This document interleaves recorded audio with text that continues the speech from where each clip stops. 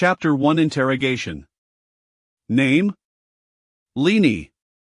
Wariout hieno horportethi case? Yes. Please describe the situation in detail. In the interrogation room, Linje sat across from officer taking notes, seemingly still shaken from the recent traumatisment just Ulfen Horprier had been dining with a few friends from the Gold Farmer group at a hotpot restaurant. During their meal, only of the older friends, Lu Hong suddenly began to write an agony right before a rise, and within mere minutes had transformed into a pool of all putrid liquid. The entire party in their private tibbuth was paralyzed with a fear and insurgent assemblancy of composure. Linje quickly called Thepolis. Furrowing his brow, Linje recounted, "Tobonest, imnotenter Leisure, we had planned this gathering a few days ago, and wo could have anticipated such an event occurring in the midst of formula. Did Lu Hong exhibit an unusual behavior prior to the gathering? Well, if I had to point out something, it would be that when old Lu arrived, he appeared somewhat evenesgether if he wanted to see a doctor, but the get it off, saying he was fine, and ever expected the halfway through the hot pot, he would suddenly choke, his face turning purple, and within just a few minutes, he would dissolve to a viscous liquid. The rest so frightened that we didn't dare to approach him." Another officer interjected, frowning. "A few minutes? How long exactly?" Linje pondered for for 3 minutes, maybe 3 or 4. Real tuten sito occurred lijog at that time. Budio can check the surveillance footage from the hot pot restaurant. Alright, we will investigate. However, according to inquiries, you and Lu Hong were the closest among the attendees? Linje nodded. "Yes, as you know, I work in Gold Farming for games, and old Louis like a mentor tome my entry into this field weighs entire to his guidance. Moreover, he's the largest investor in our expansive gold farming studio. Essentially, I'm a major shareholder. If I invested around 100,000, which makes me minor shareholder, communicative frequently and have a good relationship. FIFA Sir quickly recorded his information and thinnest. Has Lu Hong exhibit unusual states or maybe in a stranger marks recently?"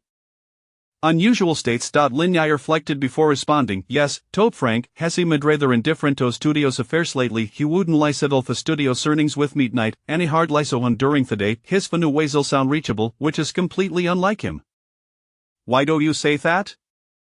"Because old Lay was from Utoftown. He unlike Amatolin has sit few years get to make a living. As far as Zeno has a mortgage in Carloan, and disonis abato enter college, had divorced his with Falago, so his family expenses are quite significant. When our studio was first established, he was the most diligent worker among us."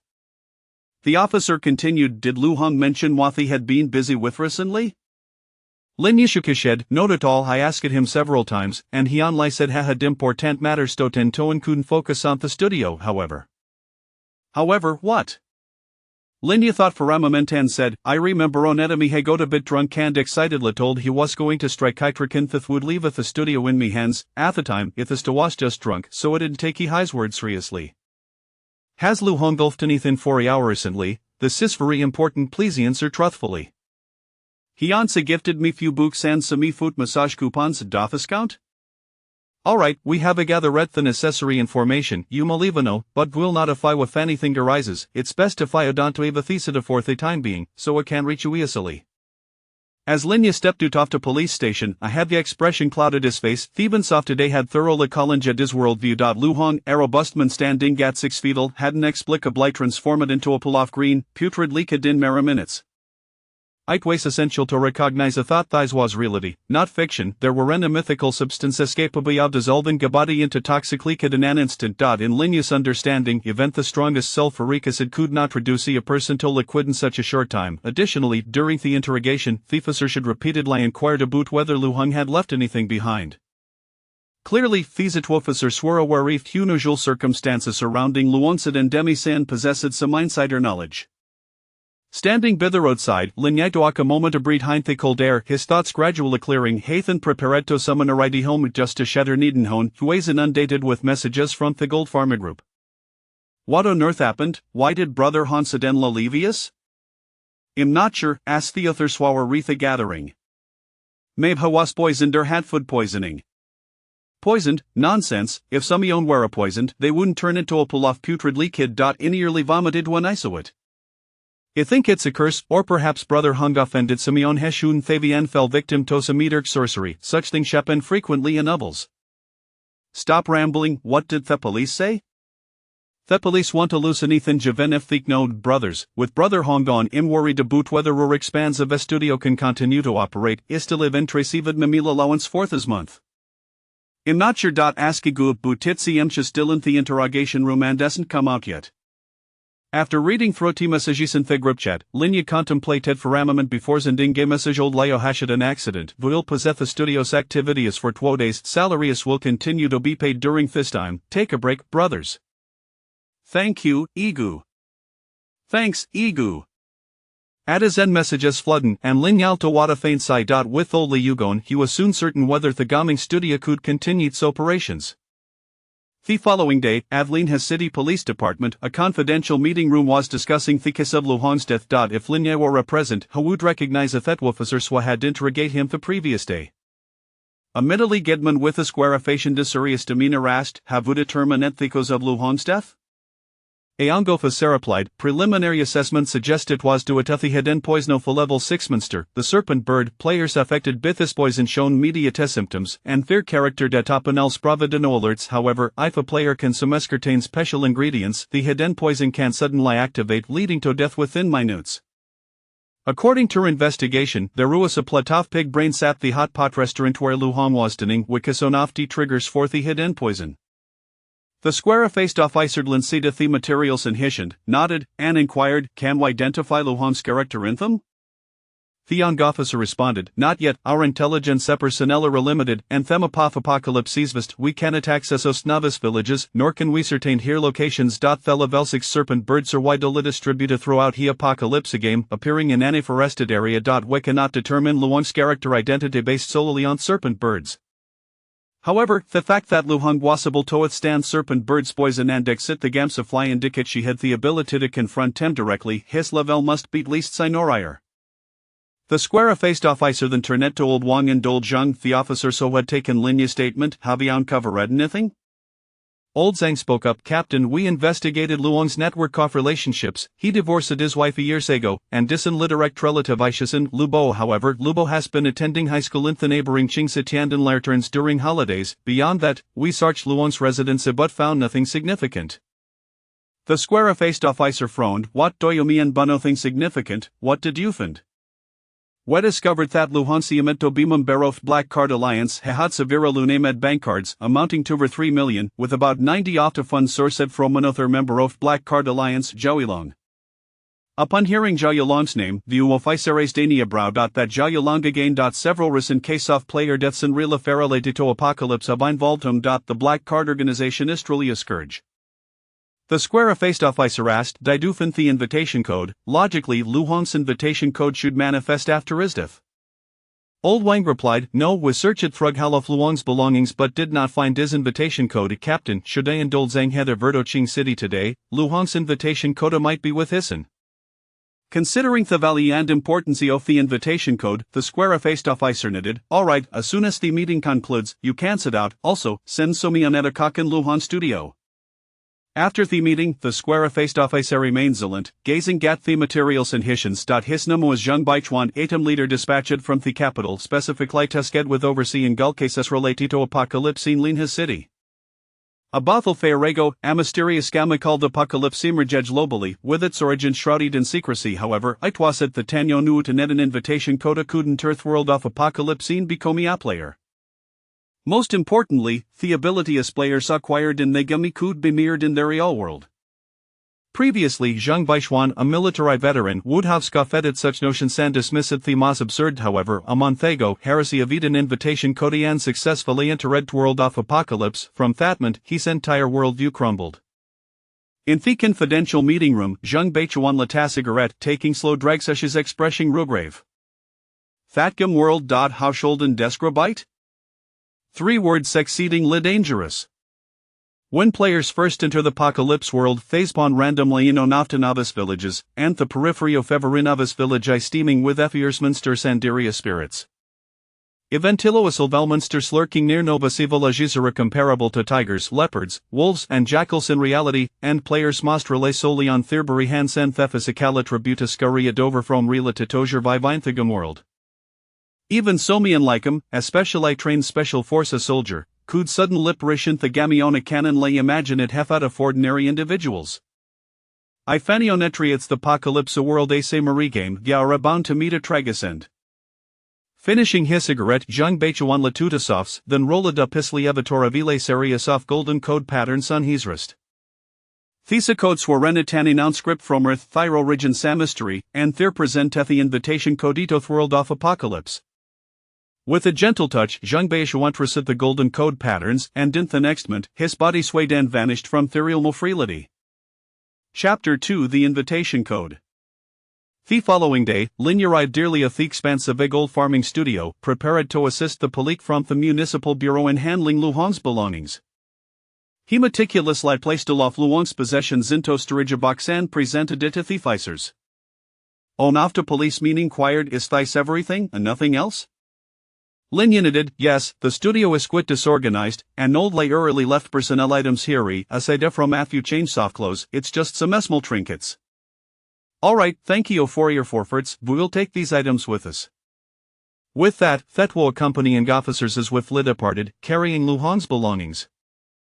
Once they were gone, Linya stood alone in the empty office, sighing heavily. Hekud still vivid lyrical old Leia's face from the previous day. The studio had secured two significant contracts yesterday, prompting Luhan to treat them to a celebratory meal, yet had never anticipated that life could sobra plice lapawe, leaving no time for goodbies. The answer reliable elder brother was nor dused tunothin morathana memory, what Tony Arth was happening in this world? After a moment of contemplation, Linyarder ned to his desk, powered on his computer, and skillfully launched severe aloft hemist popular games and automation scripts and theme market, redito in his work.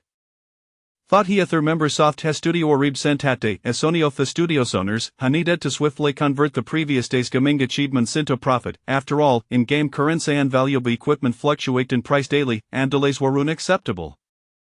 After a considerable amount of time, Linyu had increased his bank balance by several tasandayu and decided to pour himself a glass of water. At that moment, he suddenly noticed a golden envelope inexplicably appearing in his drawer. The envelope was made of high-quality material emblazoned with the bold characters Apocalypse. Apocalypse, what is this? Linya frowned in confusion, the napan the envelope had often several lines of text inside. Dear Trialist, congratulations on obtaining the qualification for the Apocalypse game. Please log in at the website 3w.tianchi. and enter the activation code IRSFAGSFUL. Apocalypse game? Linya's heart raced. For some reason, he felt that this game was extraordinary, perhaps even related to Luhan's bizarre death in reality. With a mindset of curiosity, Linya entered Thuar into his browser. The screen flickered, revealing a profound game interface, followed by a promotional video. The trailer appeared with a black background displaying the gamma title Apocalypse. The scene shifted to desolate mountain village, its buildings arranged in a haphazard yet charming manner, exuding in sea and Torah. A figure Cladina Clokandar more approached from the distance, wielding Gashimering's word. This individual, weapon in hand, slowly exited the village. Beyond the village lay an abyss of darkness, with emeraldias lurking in the shadows of trees and haunting whales echoing through the forest. It was as if this figure was destined never to return. The camera quickly transitioned, showcasing various scenes from the Gamedian truans, blood-soaked villages, mysterious altars, treacherous mountains, and vast, white glaciers. Linya sparkled with excitement. The graphics were truly breathtaking. Despite having played countless games of all kinds, Linya could not help but marvel at the exquisite visuals of this game called Apocalypse. Especially the dark, terrifying forest and the chilling cries that made the lutter lie immersed in the experience. After the trailer concluded, a prompt appeared on the browser, inviting him to enter the activation code. Linyu furrowed his brow in contemplation and without much hesitation put the activation code from the envelope. The screen flickered again, displaying a message ding, "Congratulations, player, you have activated the game. Next, you will create our game a character." The black text flashed 3 times before suddenly transforming into a swirling black hole that engulfed Linya completely. Oh no! With a startled exclamation, Linya vanished from the studio. After a considerable time, the sound of the studio's door unlocking signaled the arrival of several gold farming members. The Senioff brother Ron's death last night was a horrifying that I couldn't sleep at all, plagued by nightmares. Do you think I was poisoned? Respect the deceased. Brother Hungtree does well, let's not speculate. Exactly, we need to focus and work, I'm still be reading that. Although we gave a break, we can't afford to delay making money. On a member approached Linya's desk, surprise at Dofin dis computer still running with the gammy open. Hey, why z just computer still in, did I forget totter need off last night? No, look, water heater is still running. Ija probably kamani early and stepped out, enough chatter, let's get to work while litigami marketis favorable and dearn some extra cash. Meanwhile, Linya felt as if he had been engulfed in a dizzying sensation for 3 seconds before finding himself in an ancient wooden hall. Beneath his feet lay a simply wooden floor, and overhead were massive beams. The hall was filled with curling blue smoke, floating in there. Linyan inhaled deeply, savoring the delicate fragrance of that to cleanse his for a soul. What a surreal sensation! Linya surveyed his surroundings, realizing that his vision was obscured by the smoke could barely make out objects 3 meters away. Have it really entered the game? What can Dofka miss this? Despite his earlier suspicions about the game, he was utterly astonished. Had somehow reversed through his computer into another realm. Could this placebo world of apocalypse? And was Luan's death somehow connected to his place? As Linya pondered, a deep voice resonated in his ear. Ding, the player Rasik Tivatetha Gamazinga special invitation Cody and gain the qualification to draw idolent. Please complete a character registration within 3 minutes. Failure to do so will result in expulsion from the apocalypse world. Draw idolent? Before Linya could think further, another voice echo in his ear.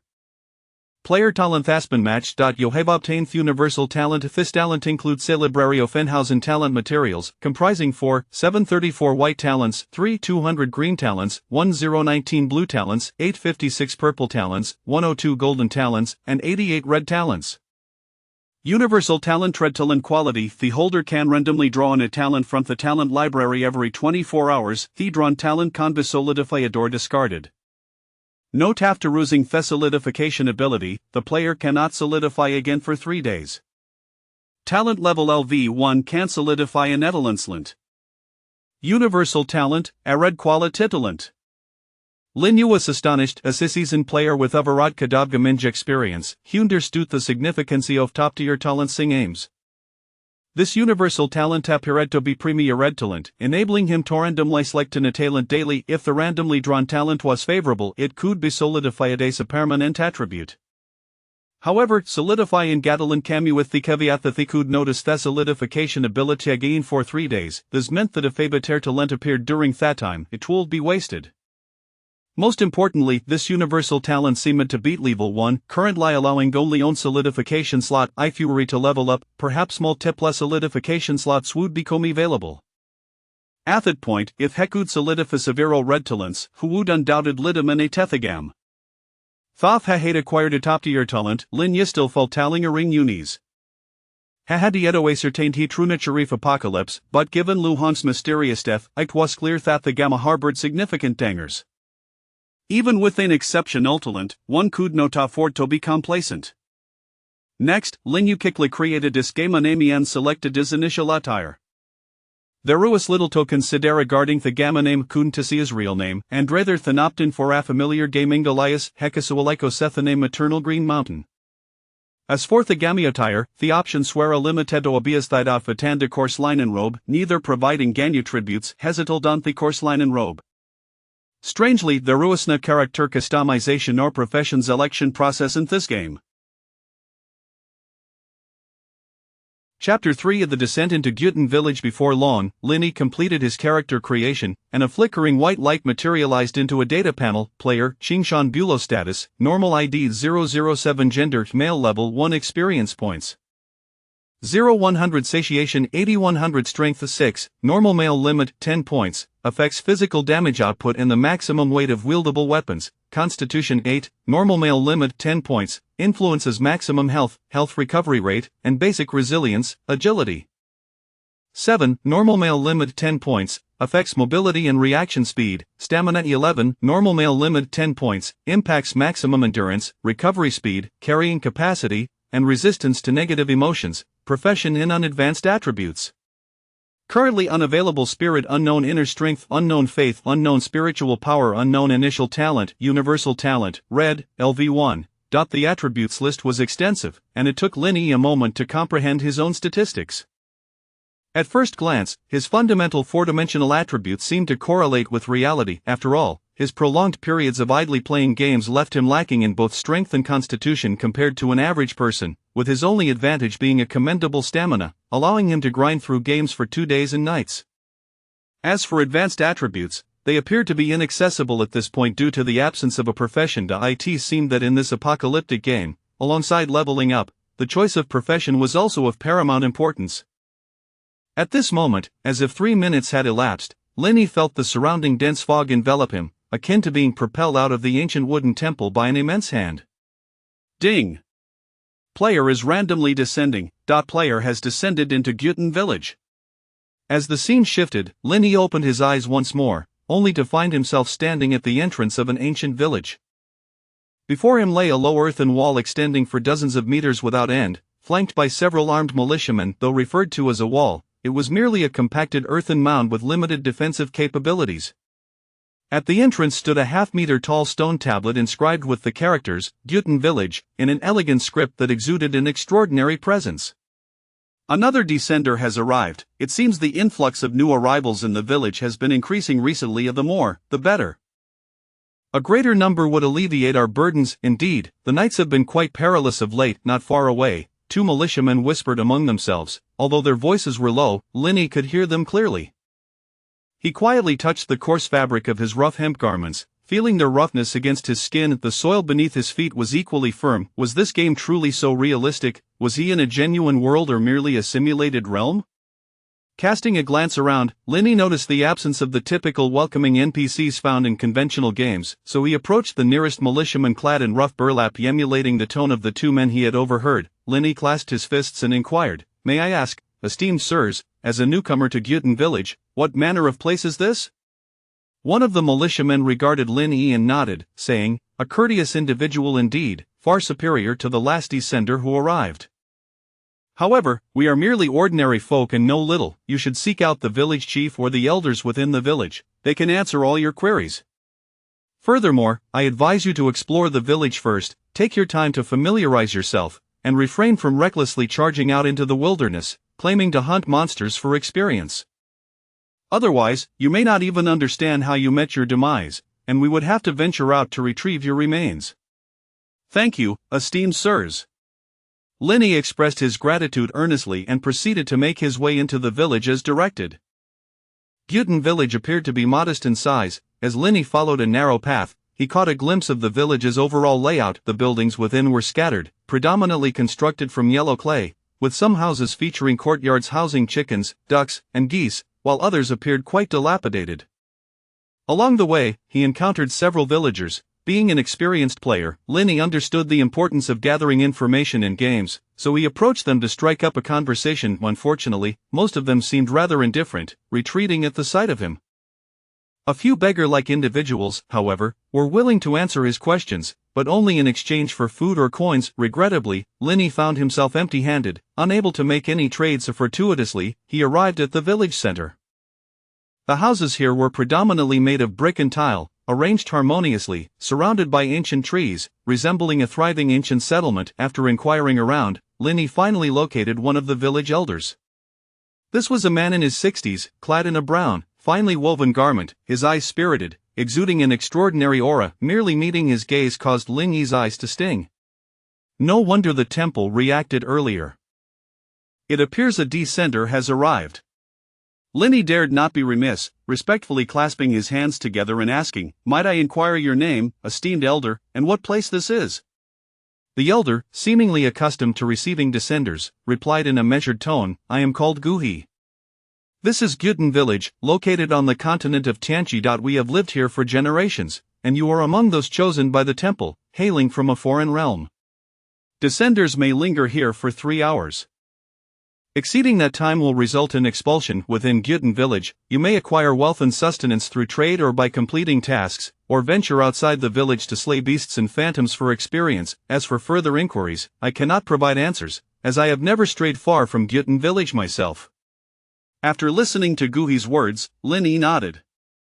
The elder was indeed quite diligent in his role, providing thorough explanations. After a moment of contemplation, he clasped his fists once more and inquired, "So it is Guhi, esteemed elder?"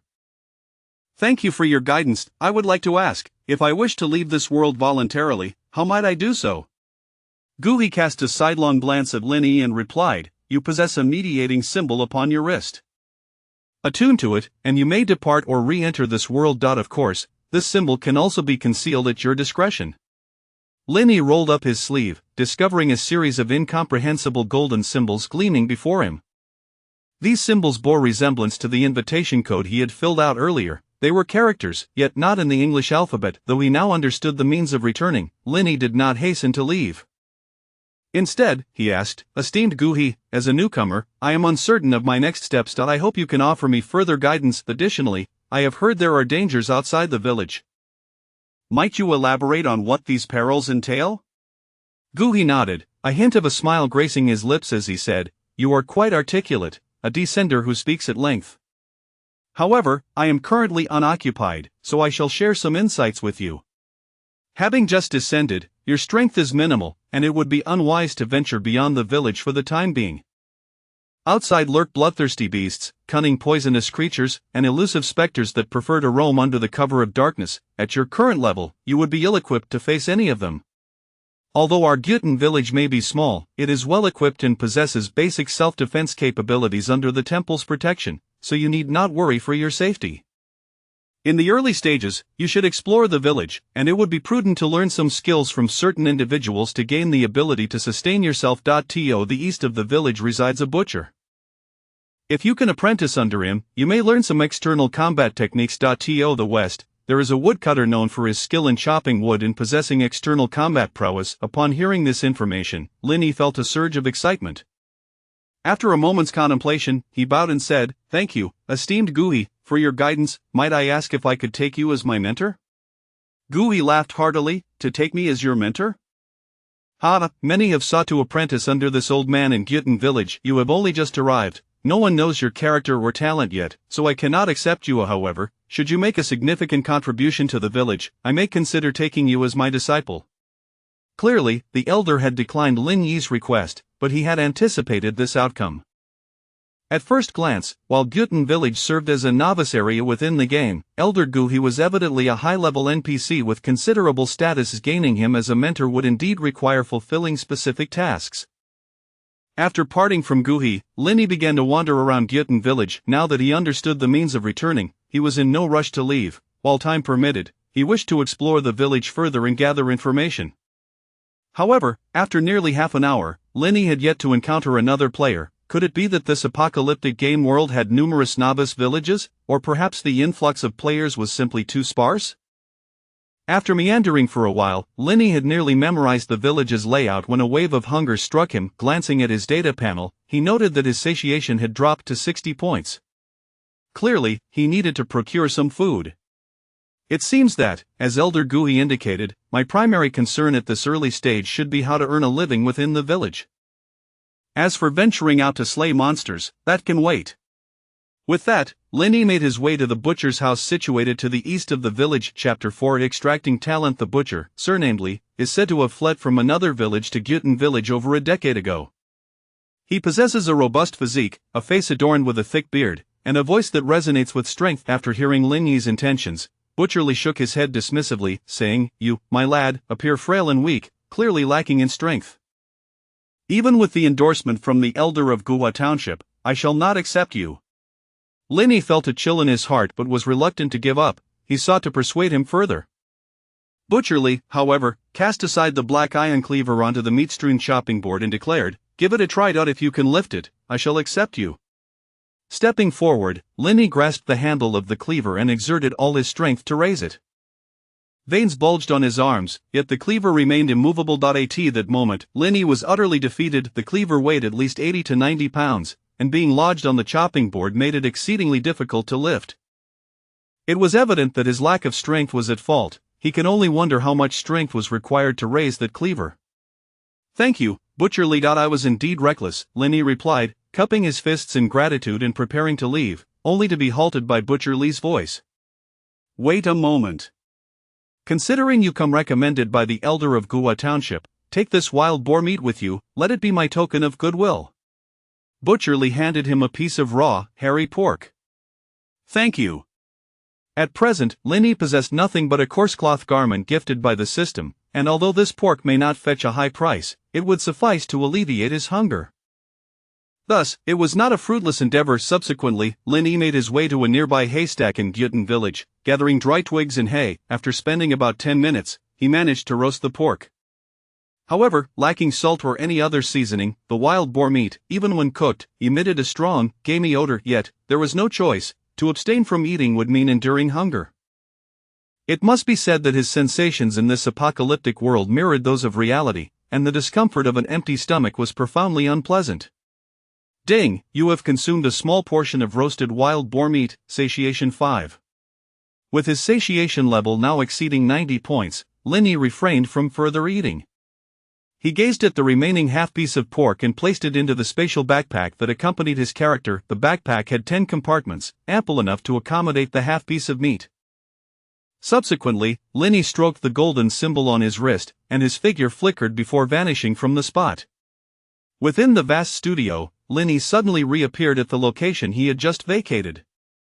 The hot water he had poured for himself earlier had long since turned cold. He glanced around, noting that no one had noticed his presence. The few team members who had come in to work overtime that morning were engrossed in their computers, completely oblivious to the addition of another person in the room. Linny took a deep breath, suppressing the complex emotions that surged within him. Had he truly returned, the game of Apocalypse was indeed a new world. Whose handiwork could this be? A deity? Or perhaps extraterrestrial beings? Opening the drawer, Linny discovered that the golden envelope was missing. Had that group of rascals come to take it? No, they wouldn't dare touch his belongings. Linny furrowed his brow in contemplation, speculating that whether it was the police who had interrogated him last night or those who had come this morning to collect Lu Hong's possessions, they were undoubtedly after that golden envelope, the activation code for the Apocalypse game. But how could the game activation code have ended up in his drawer? Was it left there by old Lu? Linny shook his head. Although he and Lu Hong shared a good relationship, Lu Hong would never divulge information about an extraordinary game that could transport someone to another realm. Furthermore, Linny was certain that there was nothing in that drawer before he left work yesterday. At that time, Lu Hong had invited them out for a meal, and Linny had been with him the entire time, leaving Lu Hong no opportunity to slip anything into his drawer. At that moment, Linny suddenly recalled that this position had once belonged to Lu Hong. However, Lu Hong had seldom come to the studio afterward, and Linny liked the spot, so he had moved here. Perhaps Lu Hong had previously placed the golden envelope here. If it were the case that a character's death in the game resulted in the reappearance of the activation code, it would explain why the golden envelope had materialized in this drawer. So that was it. While Linny was lost in thought, an employee named Wang Mao across from him groggily looked up and suddenly noticed Linny. "Ha, Brother E, when did you come back?" "Brother E is back. How did I not notice?" Observing the others in the studio, Linny took a sip of cold water and smiled, saying, "I just returned not long ago. I saw you all so engrossed that I didn't want to interrupt." "It's almost noon. What would you like to eat? I'll order takeout for you." "Thank you, Brother E." In the afternoon, Linny returned to his residence. It was a small talent apartment, modest in size, approximately 30 square meters, featuring a narrow bathroom, a kitchen, and a bedroom. Despite its smallness, the apartment was fully equipped, making it quite comfortable for one person. After tidying up the room, Linny did not rush into the Apocalypse world but instead opened his computer to begin searching for information related to Apocalypse. Of course, Linny was not foolish enough to input keywords such as Apocalypse World invitation code or invitation code envelope, as searching for such specific terms online could attract the attention of certain organizations. After an extensive search, Linny found a plethora of information related to Apocalypse Online, including references to Apocalypse Digital Company and the Ming Dynasty's Apocalypse era. However, none of these were relevant to the bizarre world he had entered that morning. Just as Linny was about to give up, he stumbled upon a post in a Baidu Tieba forum titled "Gathering Place for Thrilling Players." The poster, under the username "I Love Games," wrote, "Selling special game activation codes, cheap at 3 million RMB, those in the know will understand." Numerous replies followed, mostly ridiculing the poster for being insane, questioning how a game activation code could be worth 3 million. Linny chose not to reply. He simply read through the comments, Finding no further useful information before leaving the forum, Linny pondered, the activation code valued at 3 million might indeed be the one for the Apocalypse game he had entered today.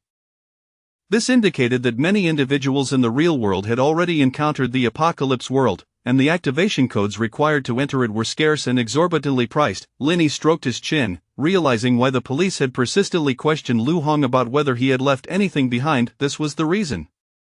In the land of Apocalypse, in the village of Gyutan, Lin Yi's figure reappeared in the game world, accompanied by a flash of light. Just like the time difference in reality, the sun in the game was positioned in the southwest, indicating it was around 1 or 2 in the afternoon. Nearby, a pile of grass still smoldered from the fire he had extinguished before going offline. The game has been online for 3 hours, equivalent to 6 hours in reality. I spent over 2 hours exploring the entirety of Gyutan village this morning, leaving me with less than 4 hours now, time that must not be squandered. Linny glanced at his data panel and analyzed. However, the tools from reality did not come with me, and my satiation level from the meal I just ate has not synced. It seems the game remains separate from reality. The two do not interconnect. But how did old Lu die in reality? Could it be unrelated to the game? Moreover, if one were to die in the game, would they still be able to resurrect?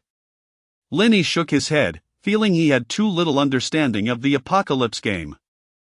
Speculating further would be futile. Nevertheless, the image of Lu Hong's death before him made Linny feel that caution within the game was paramount. After all, one only had one life. Next, Linny opened the Universal Talent feature in his character's data panel. He had spent the morning asking for directions and exploring Gyutan village, leaving no time to study his talents. Since this universal talent could only be drawn once a day, he decided to utilize it now. Draw talent. With that, the screen transitioned, and Linny's consciousness seemed to enter an independent space, where a multifaceted die shimmered with iridescent light before him. Ding! The day's talent has not yet solidified. Would you like to draw a talent? Draw. As light flashed, the multifaceted die began to spin rapidly, eventually slowing to a halt after 2 to 3 seconds. Ding! You have drawn the white talent Bizarre Skeleton. Chapter 5 of the Assault Incident, Bone Wonder. Linny hastily opened the detailed description of this talent. Bone Wonder, white talent. The possessor can increase their strength, constitution, and agility by 1 point each, and gains a 20 proficiency boost when learning external skills. Linny raised his eyebrows slightly. Although it was a white talent, it appeared quite commendable. The additional 1 point in strength, constitution, and agility did not yet reveal itself as exceptional attributes, but the enhancement to learning external skills was rather extraordinary. Thanks to the guidance of the village elder, Old He, Linny understood that external skills were the early game abilities, and if he could learn them, he would possess a measure of self-defense in Gyutan village. However, judging from the encounters earlier that morning, acquiring any skill within the village seemed no easy feat. Consequently, Linny did not rush to solidify the Bone Wonder talent. Instead, he resolved to continue exploring Gyutan village, for his knowledge of this game was exceedingly scant, and he needed to gather more information. He ventured westward along the surrounding wheat fields, making his way into the village. It was the height of afternoon, the sun blazing fiercely, and the temperature was quite high. Along the way, he could observe the villagers toiling within Gyutan village. The villagers seemed unfazed by Linny, merely casting a distant glance before resuming their agricultural labors. As Linny wandered about, he found the demographic distribution of Gyutan village to be quite intriguing. The outermost ring was occupied by farmers engaged in crop cultivation or beggars relying on alms for survival. The scattered thatched cottages were unevenly distributed. In contrast, the core area of the village was home to villagers like Butcherly, who possessed particular skills, and their living conditions were somewhat better. Overall, it was evident that this sparsely populated Gyutan village exhibited a clear class division, reminiscent of a small ancient county town. Were it not for the character data panel, Linny might have struggled to discern whether this place was an alternate world or merely a game. However, even as a game, this apocalyptic world was far from ordinary. Just then, a chilling scream erupted from a nearby thatched cottage, startling Linny. What on earth is that? Peering through the window of the cottage, Linny could barely make out a shadow moving within. He intended to approach and investigate, but upon turning around, he noticed that the villagers who had heard the scream were frantically fleeing. It's a demon, run! The demon has entered the village, alert the village elder. Demon? Linny was taken aback when suddenly, with a thunderous crash, the wooden door of the thatched cottage was burst open by the shadow, splintering into pieces. The shadow stood about 2 meters tall, with a sturdy physique, bulging muscles, sharp teeth, and blood trickling from the corners of its mouth. Its eyes glowed with a menacing green light as it greedily surveyed its surroundings. Clearly, everyone had fled, leaving only Lin Yi, who was slow to react. Oh hell, run! Lin Yi was no fool. His hair stood on end as he turned to flee. Roar! The creature known as the demon let out a deafening roar and charged at Lin Yi. He sprinted with all his might, sensing a colossal beast barreling towards him, causing the ground to tremble beneath him. After running for several dozen meters, as he felt the creature closing in, Lin Yi's heart raced. No way, I can't outrun this thing. Spotting an open grove ahead, Lin Yi pivoted and dashed towards the scattered villagers. In such a dire situation, fleeing alone would lead to certain death. Perhaps mingling with the crowd offered a glimmer of hope. However, the demon's speed was astonishing, its limbs clawing at the ground, resembling a malevolent spirit in pursuit of Lin Yi. Within mere seconds, the demon had caught up to him. In that critical moment, Lin Yi suddenly recalled the Bone Wonder talent, which he had yet to utilize. With no time to ponder, he solidified it for his survival. Instantly, a faint warmth surged through his body. With the enhancement of strength, constitution, and agility from the Bone Wonder talent, Lin Yi felt his running speed increase significantly. A swish, the demon swung its razor-sharp claws, barely grazing Lin Yi's back.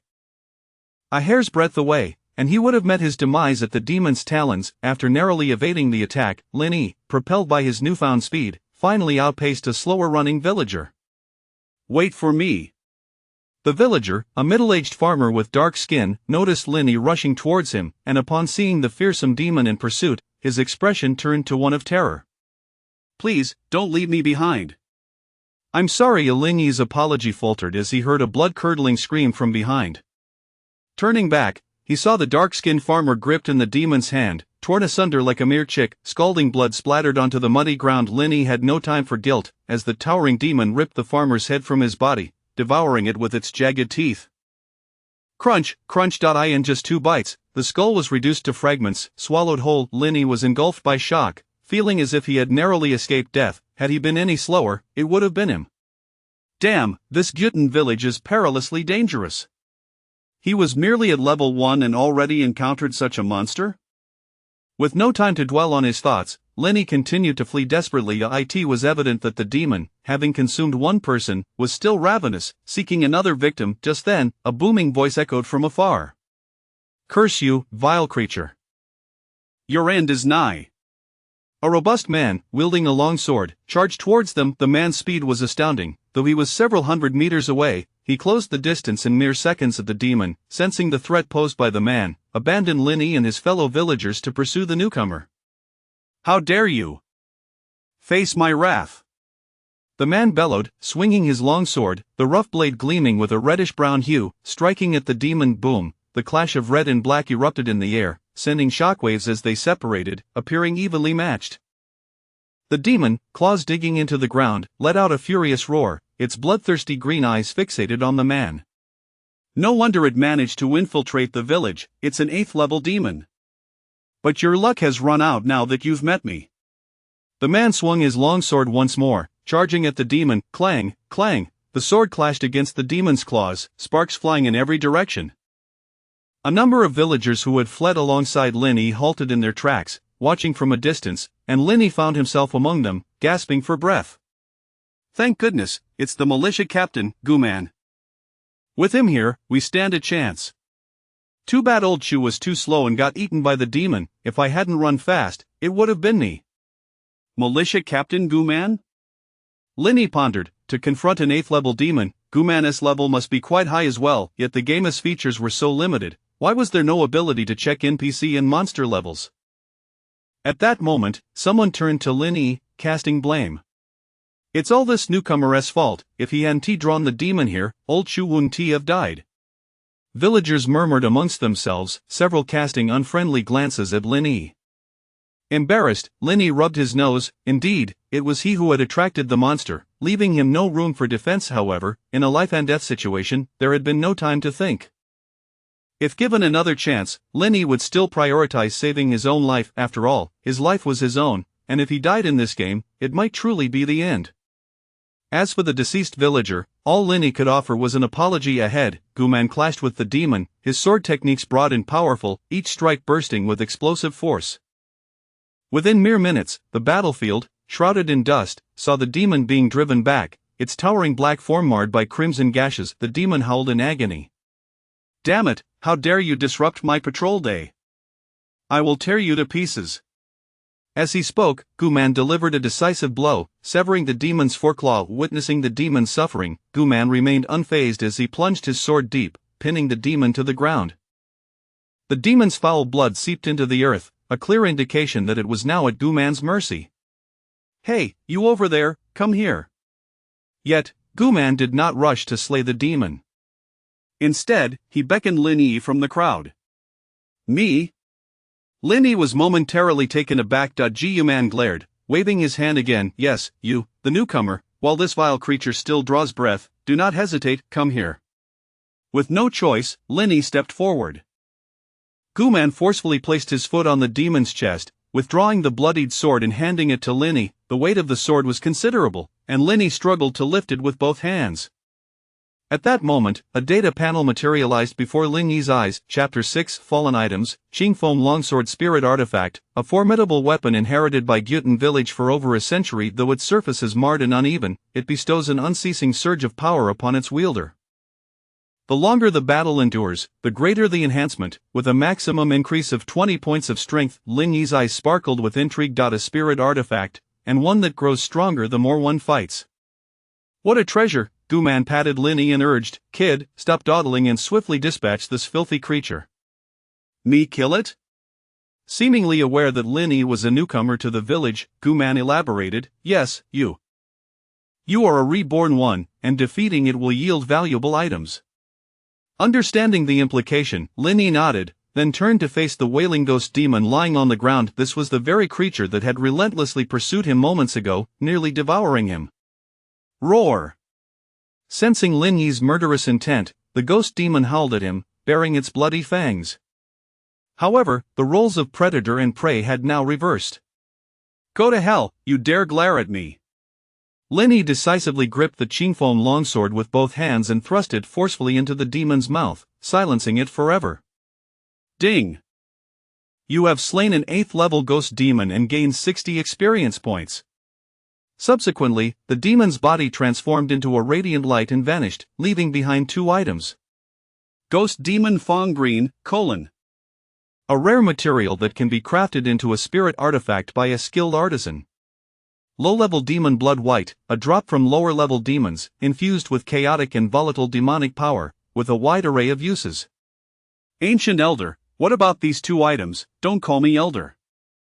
Just call me Captain. You're not bad, kid, you acted decisively just now, you have some courage. Guman stepped forward to collect the 2 items dropped by the ghost demon. Lucky you, a green quality material dropped. Although you didn't contribute much, by the rules, you deserve a share. Consider yourself fortunate, I'll give you the demon blood. With that, he nodded in satisfaction and casually tossed the low-level demon blood to Lini. Thank you, Captain Gu. Lini had no objections and promptly accepted the low-level demon blood, but it was a red, translucent crystal about the size of an egg, and upon closer inspection, it emitted a faint, foul odor. After a moment of observation, Lini placed it into his backpack. Although he was uncertain of its purpose, Guman's comment about it being a bargain suggested it was not entirely worthless. Just then, a voice echoed from a distance. "Captain, I'm here. I'm here to help, please take it easy."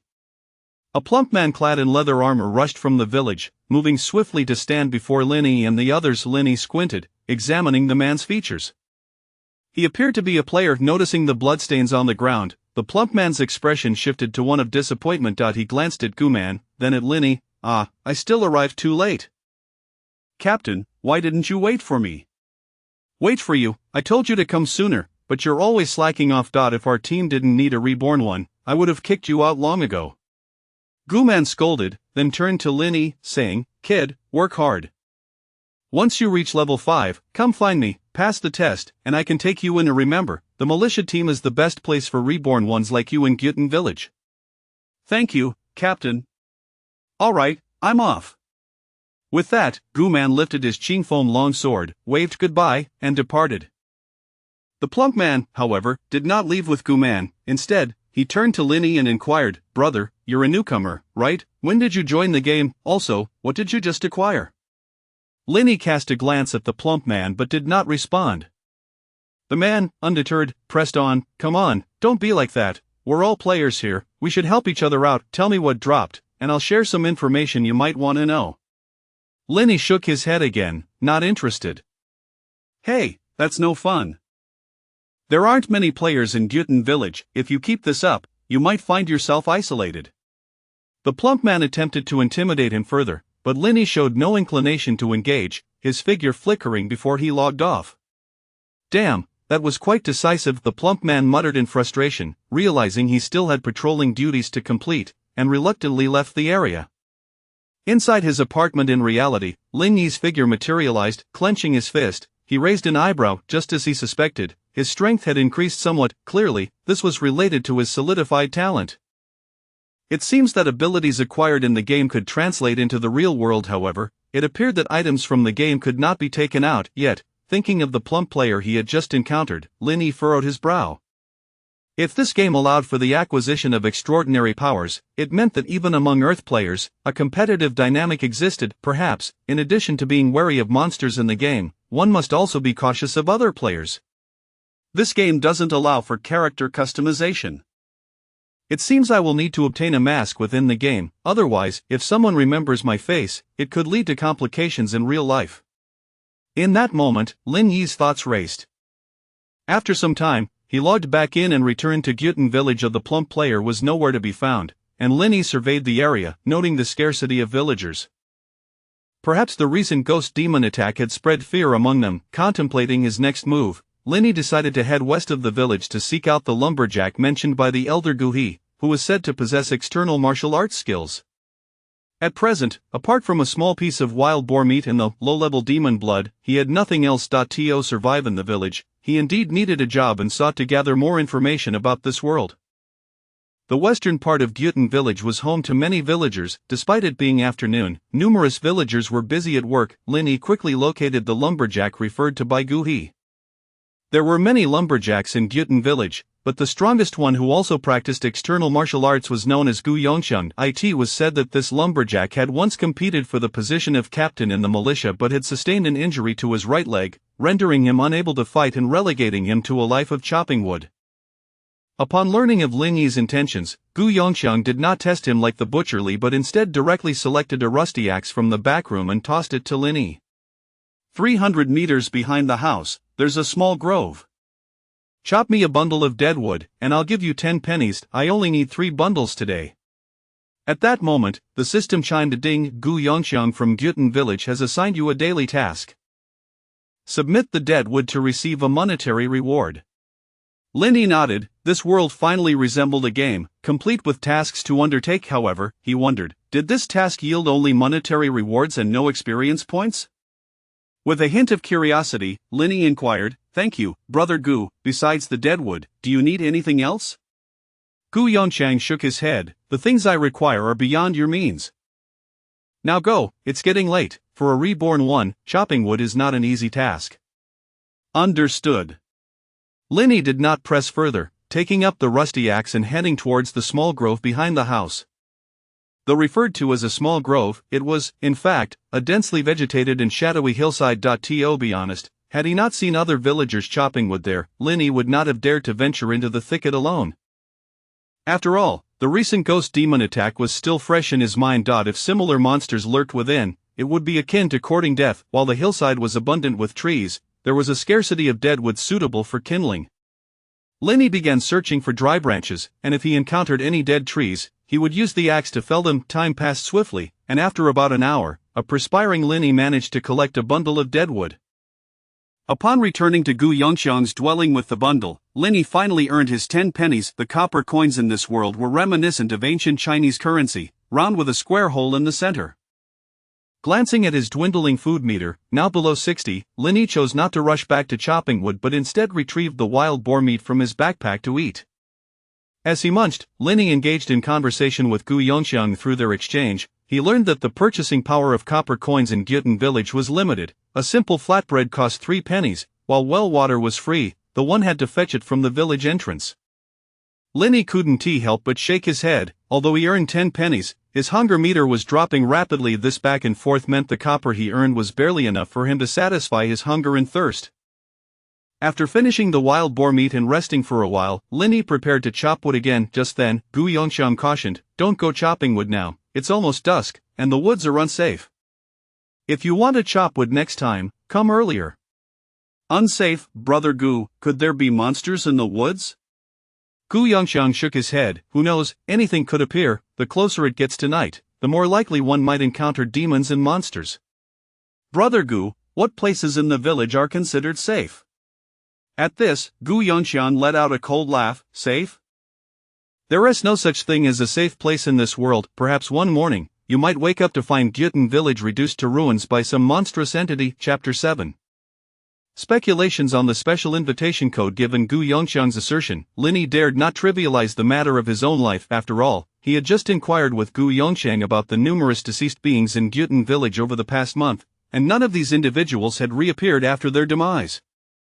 This strongly suggested that death within the game could very well translate to fatal consequences in reality. Although he was unable to gather firewood, Linny did not squander the remaining time. He ventured to a nearby shop and purchased 3 flatbreads for 9 coins, stowing them in his backpack for later use. He then set out to explore the vicinity, hoping to pick up additional quests. Before long, the 6-hour online limit for the day was reached. Having made little progress, Linny sought out a secluded and secure spot within the village to return to reality. While he had filled his stomach in the game, reality offered no such comfort. Upon his return, Linny's stomach growled incessantly, prompting him to head to the kitchen for a simple meal. As he ate, he messaged the studio staff to inquire about their earnings for the day. An employee named Zhou Hai replied, "Brothery, we had good fortune today and secured a few deals. However, why didn't you come by in the afternoon?" "I had matters to attend to, but thank you for your hard work. I'll ensure your commissions are settled by the weekend." Old Lu has encountered difficulties, and I fear I will be exceedingly busy during this period. Please keep an eye on the studio's affairs for me. After exchanging a few brief pleasantries, Linny began to reflect on his experiences within the apocalyptic game and the information he could deduce.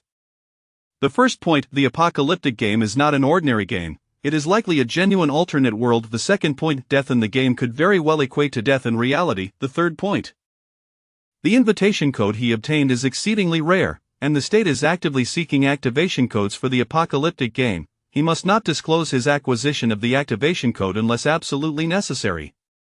The fourth point, the versatile talent he has acquired is immensely beneficial. If he wishes to survive in the apocalyptic world, he may need to leverage the advantages of this talent. The fifth point, the apocalyptic world is fraught with danger. Even within Gyutin village, unforeseen events may occur, necessitating cautious development. Until he possesses the means to protect himself, he must not be reckless. After inscribing these reflections on paper, Linny reviewed them several times before incinerating the document. That evening, Linny first visited the studio, only to receive a call from the police station midway, instructing him to retrieve Lu Hong's belongings. Upon arriving at the station, he was attended to by the same 2 officers who had taken his statement the previous day. Their demeanor was quite amiable as they returned the items taken from the studio that morning and inquired further, "Linny, why didn't you answer our call this afternoon?" Linny explained, "I apologize, Officer Wang. I wasn't feeling well this afternoon and took a nap in my dorm." Officer Wang, satisfied with the response, nodded, "Very well, you may go now." However, just as Linny exited the police station, he encountered a young man with tear-streaked eyes standing at the entrance. The young man, carrying a backpack, was none other than Lu Hong's son, Lu Bo. Upon seeing Linny, Lu Bo immediately cried out, "Brothery, my father is gone." Linny's heart sank, and he was at a loss for words of comfort, opting instead to place a reassuring hand on his shoulder. "When did you return?" Lu Bo, rubbing his reddened eyes, replied, "I took leave as soon as you called me yesterday and arrived in the early hours. I've been at the police station all day." "Don't dwell too much on your father's situation, Xiaobo. You haven't had a proper meal, have you? Come, let Brothery treat you to some food." At that moment, on the second floor of the police station, Officer Zhang Baichuan observed Linny and Lu Bo departing and inquired, "Is that the Linny who was with Lu Bo?" "Yes, Captain. Is there an issue with him? Zhang Baichuan shook his head, nothing apparent, but we have yet to locate Lu Hong's invitation code. We must keep a close watch on those closely associated with him. A younger officer, Jia Shuang, expressed his confusion. Captain, as far as I know, a new batch of activation codes is scheduled for release at the end of the month. Surely, there is no urgent need to find Lu Hong's invitation code, is there? Wouldn't it be more prudent to focus our efforts within the game? Jia Shuang, besides Zhang Baichuan, was one of the 2 members of the Tianqi team in Linhe City with an activation code. It was precisely this code that had enabled his special recruitment into the government's Tianqi team. Zhang Baichuan chuckled, lighting a cigarette as he posed a question. Young Zhao, according to our investigations, when did Lu Hong begin his foray into the apocalyptic world? Zhao Shuang replied, based on the statements we gathered, we speculate it was approximately 3 weeks ago. Zhang Baichuan continued, Lu Hong succumbed to hidden toxins after battling the bird snake. What level do you believe he was? After some contemplation, Zhao Shuang replied, if he soloed the bird snake, he must be at least level 8, if in a team, it's harder to ascertain. Let us assume he did go solo. 3 weeks equates to 21 days, and with a daily game time of 6 hours, do you think it's feasible to progress from a novice to a level 8 expert in such a brief span? Zhao Shuang suddenly grasped the implication. He had been playing for nearly a month, and despite having access to the internal resources of the Tianqi team, leveling up had been a painstakingly slow endeavor. In a month, he had barely reached level 5. Meanwhile, Lu Hong had achieved level 8 in just 3 weeks, which was decidedly irregular. Well, Captain, didn't we uncover that the Black Card Alliance had dealings with Lu Hong? Could it be that he received assistance from them, enabling such rapid advancement? Zhang Baichuan flicked the ash from his cigarette and replied, no, you misunderstand the nature of the Black Card Alliance. They will not engage in ventures that yield no profit. Furthermore, the bank cards discovered in Lu Hong's home indicate that the Black Card Alliance was sending money to him, suggesting they sought something from Lu Hong, which facilitated the financial transactions. Thus, I surmise that Lu Hong possessed an early activation code sequence number, perhaps one of the first issued after the inception of the apocalyptic game. Zhao Shuang's eyes widened in astonishment. The first batch of activation codes. That explains everything, he hastily added. Captain, during my training in the capital, I heard that the first batch of activation codes was extremely limited, and each code conferred unique abilities. Our chief instructor, Captain Miao, is a member of that first batch and seems to have recently advanced to a professional level. Zhang Baichuan nodded. Indeed, those activation codes differ from ordinary ones. Each is invaluable. Lu Bo's rapid ascension in levels is likely due to the advantages conferred by the activation code. Therefore, we must prioritize locating Lu Hong's activation code, especially since the Black Card Alliance may also be in pursuit. We must act swiftly. At that moment, Zhao Shuang voiced his concerns. However, Captain, given Lu Bo's numerous transactions with the Black Card Alliance, could it be that his activation code has already fallen into their hands? That is a possibility, but the odds are slim. Lu Hong's cause of death stemmed from his ignorance of the hidden toxins carried by the bird snake, which can transfer from the apocalyptic world to reality. Such a hasty and unexpected demise would not afford the Black Card Alliance prior knowledge. I understand now, Captain. However, our team is currently comprised of just the 2 of us, which makes the workload quite taxing. Once the next batch of activation codes is released, can we not recruit additional team members? At this, Zhang Baichuan smiled wryly. I, too, would like to enlist more personnel, but activation codes are precious resources. It is not merely a matter of application. Nonetheless, you should focus on leveling up and developing within the apocalyptic world, as new recruits will require your guidance in the future. Chapter 8. The diary left by Lu Hong on the other side. Linny had taken Lu Bo to a quaint home-style restaurant, where the 2 sat in silence, quietly consuming their meal. After dining, Lu Bo's tears began to flow once more, leaving Linny with no choice but to offer his comfort. Xiaobo, your father's death is shrouded in mystery. While you were at the police station today, did the investigating officer say anything to you? Lu Bo wiped away his tears, stammering, they didn't say much.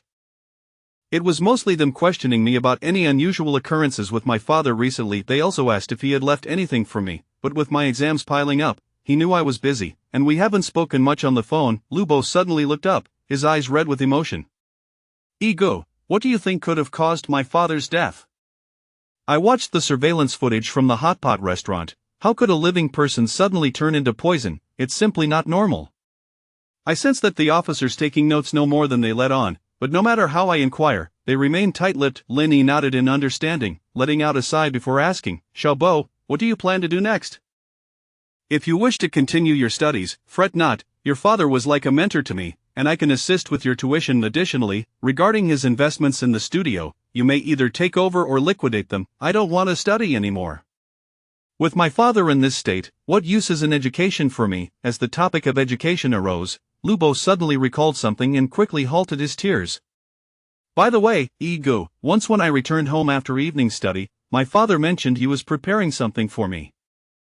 He said I didn't need to strive so hard, that the quality of my grades didn't matter, but I was too tired at the time and didn't ask for more details. Linny raised an eyebrow. Did your father truly say that? It was no wonder Linny was perplexed. He understood Lu Hong all too well. Lu Hong had worked tirelessly to provide for his son, Lu Bo. Moreover, he had invested considerable resources to send Lu Bo to a prestigious high school in the neighboring Qing city. Lu Hong placed immense value on Lu Bo's academic performance. There was an incident when Lu Bo's grades plummeted, and Lu Hong nearly beat him to a pulp. Linny had witnessed it firsthand.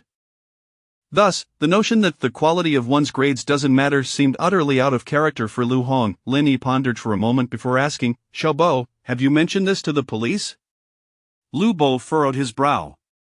No, I forgot. Ego, could you take me home? I need to search. Perhaps my father truly left something for me, something connected to his cause of death. All right, I'll take you back. After escorting Lu Bo home, Linny did not linger. However, the following morning, he received a call from Lu Bo. Ego, come quickly, I think I've found something. Early in the morning, Linny had intended to head to the studio before venturing into the world of Tian Kai, but with his plans disrupted, he hurried to Lu Bo's place instead. Upon arriving at Lu Bo's home, he was struck by the disarray. Furniture and books had been moved, bearing signs of a frantic search. Lu Bo emerged from his room, clutching a black box. Ego, I understand how my father died. Lu Bo's eyes were red, clearly having seen the contents of the box beforehand.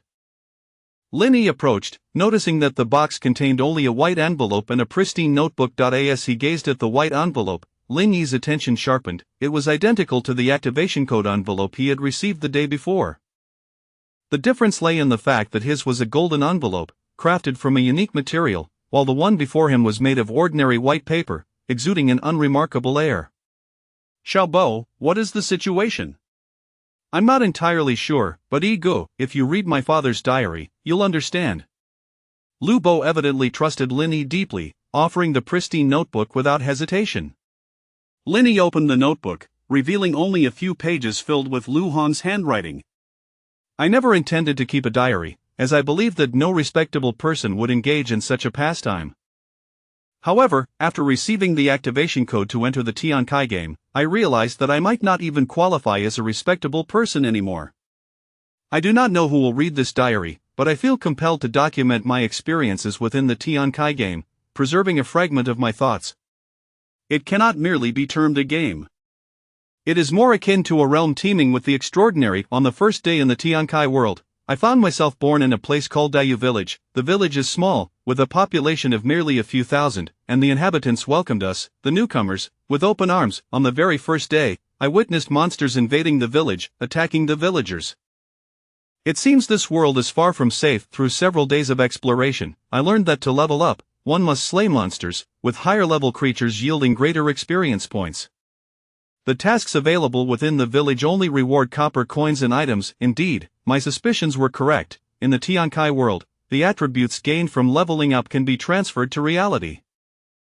Each level increases my free attribute points by 5. After reaching level 2, I can now lift weights I previously could not manage, and my sprinting ability rivals that of professional athletes. On the 5th day in the Tian Kai world, I faced a life and death crisis. I was on the brink of dying in a world where no one would recover my body. Thankfully, the militia arrived just in time to save me. I must admit, the nighttime in the Tian Kai world is perilous. I shall never venture in after dark again, for the night harbors not only monsters but also eerie spirits akin to vengeful ghosts. New players have arrived, and their temperaments are foul. Perhaps one is a wealthy second-generation heir, after a brief interaction, I decided not to engage further. Such arrogant individuals seldom survive more than 3 days in the Tiankai realm. Seeing this person reminded me of Xiaobo. Fortunately, he is quite sensible and does not burden me with worry. Speaking of which, I should prepare an invitation code for Xiaobo. Although this world is fraught with danger, it also presents unparalleled opportunities. Tragedy struck today. A level 10 beast charged into the village, claiming the lives of several villagers and 2 players, one of whom was that arrogant newcomer, Zhu Mukan, the son of a wealthy tycoon from Nanhai City. I wonder how his father will react upon learning of his son's demise. On the 12th day in the Tiankai world, today is worthy of commemoration, for I crafted a spirit weapon using the green materials bestowed by the village chief.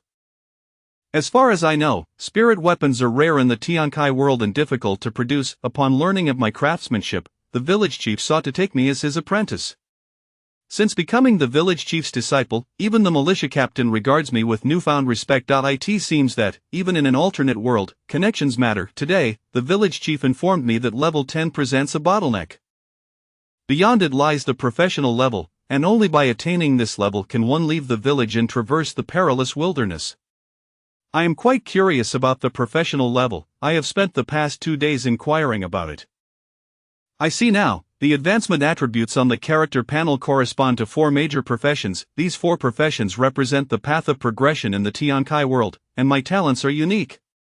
At present, it appears all 4 professions suit me. With the village chief's assistance, I joined the militia, and through accrued experience points, I quickly reached level 7. I intend to forge a 3rd spirit weapon for my personal use, yet I still require several green quality materials, one of which can only be obtained from the avian serpents outside the village. The Black Card Alliance has contacted me once more. These individuals are like an inescapable pest, employing both coercion and temptation. I have no choice but to engage in transactions with them, crafting spirit weapons for their benefit. It is my fault for not concealing my identity upon entering the game. Today, the Black Card Alliance sent an activation code as payment for the last spirit weapon I forged. I intend to keep this for Xiaobo, but perhaps Xiaoyi should also consider it, for in this world, one cannot go it alone. Assistance is essential. On the 20th day in the Tiankai world, after logging in today, I received troubling news. Last night, eerie spirits attacked the village, injuring several militia captains and village elders. It seems I cannot venture out of the village to search for avian serpents anytime soon. Chapter 9. The incident. Just as Lin Yi was engrossed in reading, he discovered that the diary abruptly ceased at this point, indicating that Lu Hong must have encountered trouble shortly after penning these words. Nevertheless, Lin Yi gleaned a wealth of information from the diary's contents, alleviating many of the doubts that had plagued his mind. It seemed that his elder brother had indeed been thinking of him, having once contemplated introducing him to the world of Apocalypse. Lin Yi felt a pang of regret. Had it not been for Lu Hong's misfortune, he might have been eligible to engage with Apocalypse by now. With this thought, Lin Yi raised his head and inquired, "Xiaobo, where did you find this diary and the envelope?" Lu Bo replied, "Ige. These items were hidden beneath the floorboards of my dad's wardrobe. He had mentioned them to me once, but I nearly forgot. Thankfully, it came back to me. My dad concealed these items well, so the police didn't discover them. But Ego, what do you think?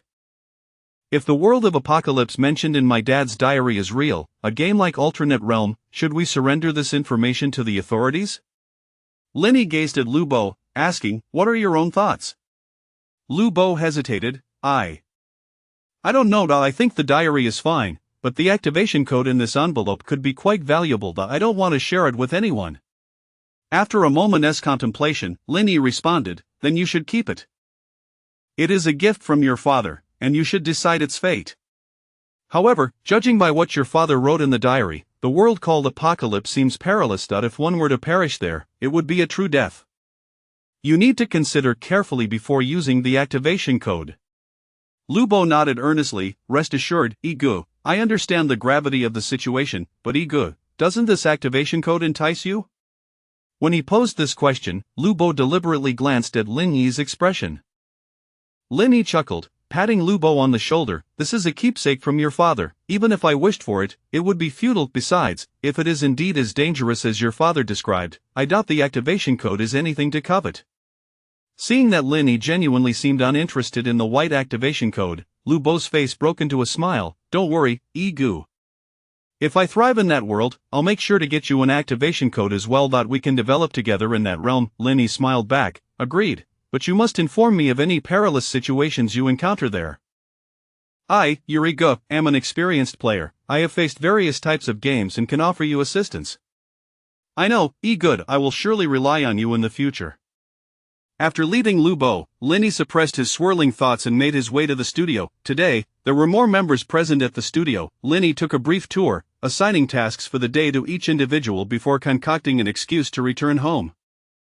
The diary left by Lu Hong proved to be immensely useful, and Linny summarized a plethora of information. Firstly, the Apocalypse game indeed features numerous novice villages, with new players born in each village at regular intervals. However, villages such as Gutanandayu appear to be quite distant from one another, making interaction impossible prior to reaching profession levels. Secondly, leveling up in the game is crucial, as each advancement yields a substantial increase in attribute points. However, it is currently impossible to level up solely by accepting tasks. Only by defeating monsters can one gain experience. Lu Hong's diary primarily documented two types of monsters. One was of the demon variety, while the other was the specter type, which preferred to roam at night. The former possesses a physical form, is bloodthirsty and brutal, and preys upon humans, while the latter is essentially ethereal and elusive, capable of killing without being seen. Linny suspected that the ghostly demon he encountered yesterday was indeed one of the demon types. Thirdly, after reaching level 10, one transitions to a profession level, yet the diary lacked descriptions about what constitutes a profession level or the available classes. This may be because Lu Hong did not wish to leave such vital information in the diary. However, since Lu Hong obtained information regarding profession levels from the village chief of their Dayu village, it implies that once one achieves a certain status within a novice village, it is relatively easy to procure relevant information from the village's higher echelons. Of course, Linny is not in a hurry for such information at present, as he is only at level 1, far from level 10. Fourthly, in reality, one should not easily disclose their identity.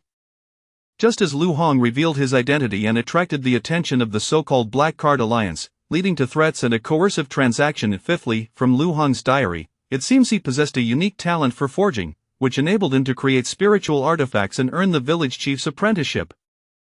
Linny mused upon his own versatile talent. If he and Lu Hong were linked by the same activation code, would Lu Hong not also share the same talent? Perhaps Lu Hong's forging talent was a rare gift randomly bestowed upon him within the broader spectrum of versatile talents, subsequently solidified. If this were indeed the case, it would imply a hierarchy among invitation codes. Lu Hong's golden invitation code might be exceptionally valuable, while the ordinary activation code left for his son Lu Bo is of lesser significance.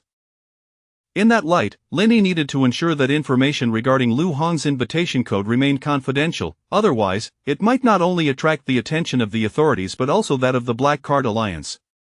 With this in mind, Linny resolved that he could not spend extended periods immersed in the world of Apocalypse in the near future. If he were to vanish from reality for too long, making him unreachable to others, he would undoubtedly arouse suspicion. Chapter 10 Deputy Captain Gu Qinghu. As for the developments in the world of the Apocalypse, Linny felt there was no need to rush. His universal talent was currently fixed as a white talent. Although this ability had saved his life yesterday, ultimately, a white talent lacks substantial room for advancement. Given enough time, Linny believed he could afford to be patient and not hastily engage in the so-called leveling up through monster hunting. As long as his forthcoming universal talent could solidify into an exceptional ability, he need not worry about his progress in the Apocalypse world. Of course, he would not squander the 6 hours he could spend there each day. He simply needed to space out his online time to avoid drawing undue attention. With this in mind, Linny did not hurriedly re-enter the Apocalypse world. Instead, he returned to his studio to oversee his employees in their gold farming activities. During the lunch break, he made up an excuse to find a moment to enter the Apocalypse world.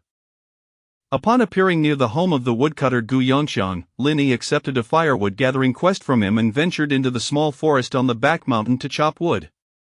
The task of logging was laborious, and even though Linny's attributes had been somewhat enhanced by his bone marvel talent, he could not endure prolonged toil. Fortunately, drawing on his experience from the previous day's wood gathering, he managed to collect a bundle of firewood in just over an hour today.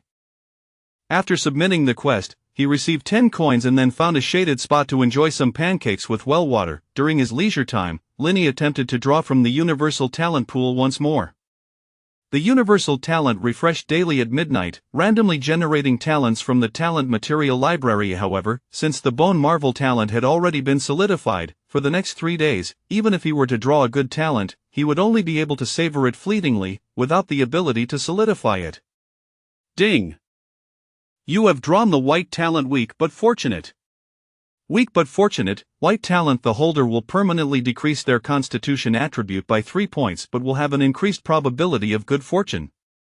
Upon seeing this talent, Linny raised an eyebrow. This white talent was indeed a peculiar half-debuff and half-buff ability that reduced attributes. It was fortunate that the talent he drew yesterday was not this weak but fortunate, or he might have met his demise at the claws of that ghoul-like demon. After completing the draw, Linny did not linger and promptly logged off. At that moment, beneath the crumbling city walls outside Gutan village, blood stained the earth and grass, and besides 2 corpses resembling azure wolves, 3 militia members lay moaning on the ground. It was evident that a fierce battle had recently taken place here. A team member examined the wounded and frowned, saying, "Captain, Gu Hai is fine. His injuries are not severe. However, Gu Yuan and Gu Qing have been gravely wounded by the heart-eater wolves. Without medical attention, they are unlikely to survive the night." The man referred to as captain was a young man in his 30s, with well-defined features and an upright stature, exuding a resolute demeanor. His name was Gu Qinghu, the deputy captain of the militia team in Gutan village, primarily responsible for the defense of the eastern and western city walls of the village. Due to the recent surge of monsters infiltrating the village, he had specifically arranged for today's external defense, intending to eliminate nearby low-level monsters. However, unexpectedly, just past noon, 2 level 9 heart-eater wolves breached the outer trap defenses and charged directly at their militia team. A level 9 heart-eater wolf was a foe he could only confront with all his might using a spiritual weapon, let alone 2 that coordinated with each other and possessed considerable intelligence. Fortunately, the militia team was not weak. Several members were formidable level 7 or 8 warriors. By leveraging his teammates' distractions, he managed to slay one of the heart-eater wolves and, in conjunction with the others, took down the remaining one. Although they achieved victory, the militia team suffered grave losses. Gu Qinghu glanced at the group, his voice deep and commanding. "Do not worry, I will take them back for treatment shortly." With the 3 esteemed elders present, their lives are not in jeopardy. A team member voiced concern, "Captain, this situation is unsustainable. The frequency of monster attacks on the village has been increasing. I have heard that not only our second team, but the first, third, and fourth teams have also suffered severe personnel losses. If this continues, we won't even have enough people to defend the walls." Upon hearing this, the other team members, still reeling from the life and death battle, chimed in. "Indeed, Captain, our second team already has the fewest members, and now with Gu Qing and Gu Yuan lost, how can we continue to fend off those creatures outside the village? Besides the daytime patrols, we also have to keep watch at night with torches." "I haven't had a decent night's sleep in half a month, Captain. Why don't we recruit some new members?" Gu Qinghu sighed slightly. "There aren't that many newcomers available to us. Besides you young men, the village is left with only some children. Moreover, without reaching level 5, joining the militia would merely be a death sentence." Gutan village was small, home to just over 3,000 inhabitants. The village's resources limited its population, and in previous years, monster attacks were infrequent. The militia team had managed to maintain a balance with the village's youth and the occasional refugees from outside. However, in the past 6 months, following the divine decree from the temple and the emergence of the born individuals, monsters and eerie spirits had visibly increased, launching attacks on the village at regular intervals. Compared to half a year ago, their militia team had lost 30% of its personnel, making the defense of the village increasingly arduous. At this moment, a team member suggested, "Captain, why don't we recruit a few born individuals? I've heard that several promising ones have recently arrived in the village. If we can nurture them." Upon hearing the suggestion to recruit born individuals, a team member immediately retorted, "Born individuals? Lao Shan, are you out of your mind? Our second team has resolutely refused to recruit born individuals. Have you forgotten that it was a born individual named Long Haixin from our team who caused chaos in the village, leading to nighttime attacks? That night, even the village elders were nearly killed because of it. After that incident, our entire second team was punished with a month of blood food. If I had that food, I would have already advanced to level 7 and awakened my constitution talent." The proposer, Gushan, glared, "Hey, Gushalu, don't be so dismissive. Born individuals can be both good and bad. Besides, they are different from us. As long as they slay monsters, they can level up quickly and be cultivated in a short time. Moreover, the monsters they kill drop high-quality materials.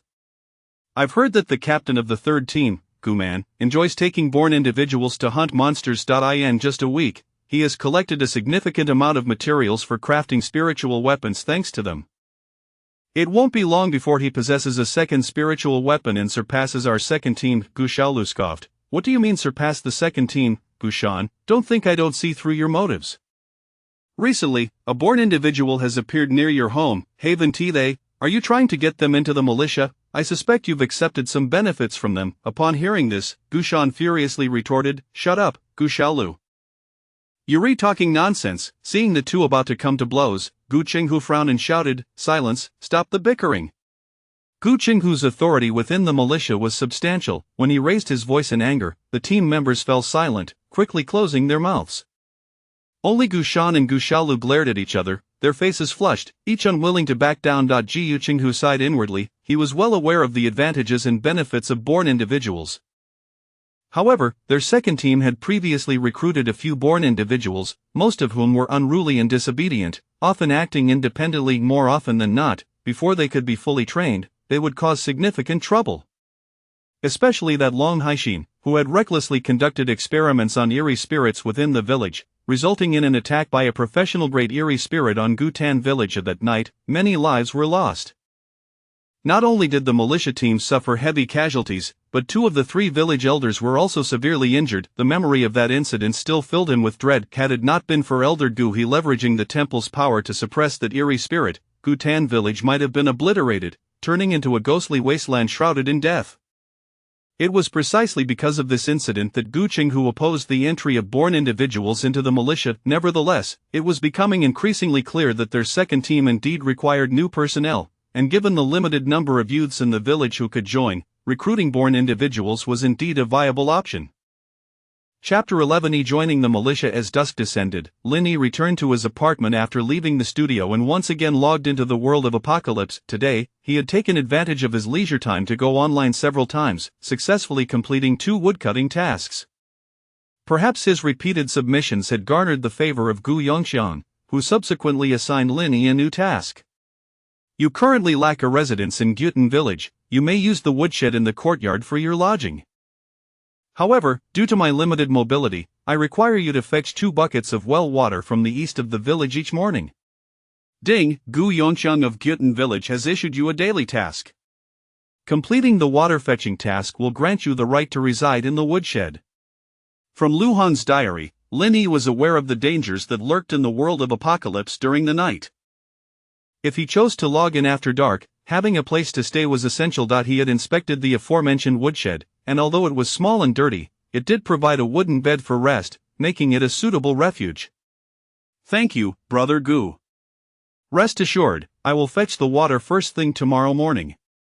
Gu Yongxiang nodded, visibly pleased with Lin Yi's attitude, and then provided him with some clean bedding and sheets. The bedding looked faded from years of use, but it was clean and emitted a mild scent of soap. Lin Yi couldn't help but nod. Brother Gu was indeed a kind-hearted individual. However, his presence beside Gu Yongxiang was not solely for exploring the world of Apocalypse, it was primarily for Gu Yongxiang's external skills. In Lin Yi's understanding, external skills in the world of Apocalypse referred to the abilities within the game. He knew that the sword techniques employed by the militia captain, Guman, against the ghostly demons were indeed external skills. When Guman engaged in combat with a ghostly demon, their strengths seemed evenly matched. However, once Guman unleashed his external skills using a spiritual weapon, the ghostly demon was quickly overwhelmed and captured in mere moments, illustrating the significant enhancement provided by external skills. Moreover, Lu Hong's diary had mentioned that external skills were rare. If one could master them, they could be utilized in reality with immense power. As night fell, Lin Yi tidied up the small woodshed bedroom. Noticing that his online time was limited, he prepared to log off. At that moment, footsteps echoed in the dark courtyard, followed by the sound of Gu Yongxiang conversing with someone. Captain Yongxiang. Don't call me captain. My leg is injured, and I am no longer your captain. Why are you here when you can't even manage your second team properly? It was evident that the visitor was Gu Qinghu, the captain of the second militia team. The conversation gradually faded as Lin Yi could no longer hear them, prompting him to shake his head and log off. Inside, the conversation continued. Brother Yongxiang, I heard that a newborn individual has come to your home? Was he recommended by the old man from Guha village again? Gu Yongxiang nodded. That old man often does such things. I have grown accustomed to it. This month marks the third one already. And what is this newborn individual like? What are his talents? Gu Yongxiang replied with surprise. What, is your militia team so short on personnel that you need to recruit a newborn? Moreover, didn't I hear that your second team was not accepting newborn individuals? Ah, brother Yongxiang, to be frank, we lost 2 members outside the city today. For the time being, they cannot patrol or work. Some members mentioned that newborn individuals have been arriving in the village recently, so I wanted to see if there were any suitable candidates. Unsuitable. He has only just arrived 2 days ago. Joining your militia team would only lead to his demise. As for whether he may become suitable in the future, I will need to observe for a while longer. On the third day in the apocalypse world, Linny logged on early, seizing the opportunity before dawn to fetch 2 buckets of well water for Gu Yongxiang. He then accepted a woodcutting task and proceeded to chop wood at the back mountain of the courtyard. During this time, Linny also drew a universal talent. However, this time, the talent was still of white quality, Fate's Lone Star, white talent. Possessing this talent means you will encounter dangerous events several times more than ordinary individuals, and the probability of those befriended suffering a tragic fate increases. However, crises come with fortuitous opportunities. You have a certain chance of receiving rewards from fate during fortunate events. Undoubtedly, this was yet another disadvantageous talent, where the negative effects outweighed the benefits. Such a talent was not something Linny would ever consider solidifying. However, judging from the continuous 3 days of drawing white quality talents, it seemed that acquiring a good talent would require both time and a stroke of luck. That day, Linny maintained his routine, continuing to work at the studio, converting the gold and equipment earned over the past few days into currency for sale, and then settling wages for the studio members. During this period, he also sent some messages to Lu Bo, but the responses were rather delayed. Linny speculated that Lu Bo had likely already used an activation code to enter the world of Apocalypse. This lad was indeed decisive. Linny could only wish him good fortune in the Apocalypse world. Thus, for 3 consecutive days, Linny spent his daytime handling studio matters, utilizing scattered moments to explore the world of Apocalypse.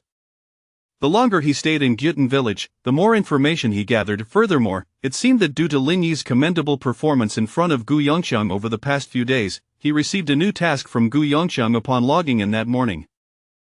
Inside, Gu Yongxiang looked at Linny and spoke. In Gyutan village, merely chopping wood cannot ensure your safety. As a newborn, you require training. I see that you have been patient in chopping wood these past few days.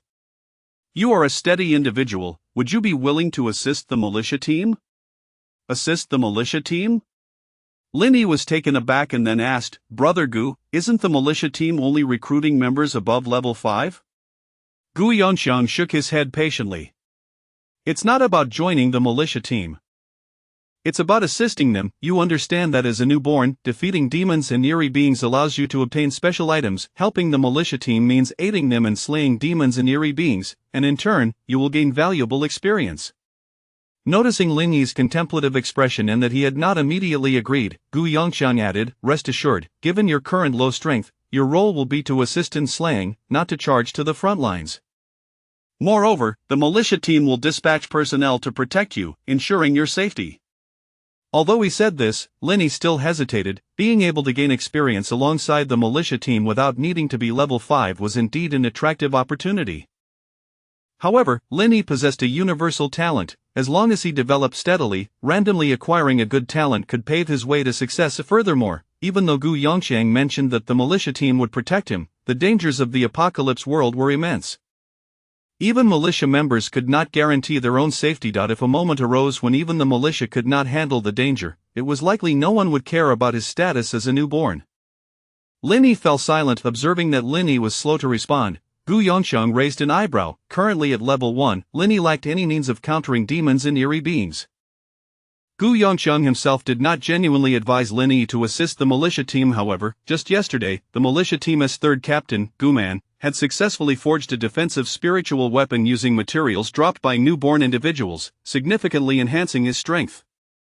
That evening, he had slain a level 10 eerie being attempting to infiltrate the village, earning the respect of the village elder. Such a feat had stirred the other militia team captains, who wished to emulate Guman's approach by bringing newborn individuals to hunt monsters for materials.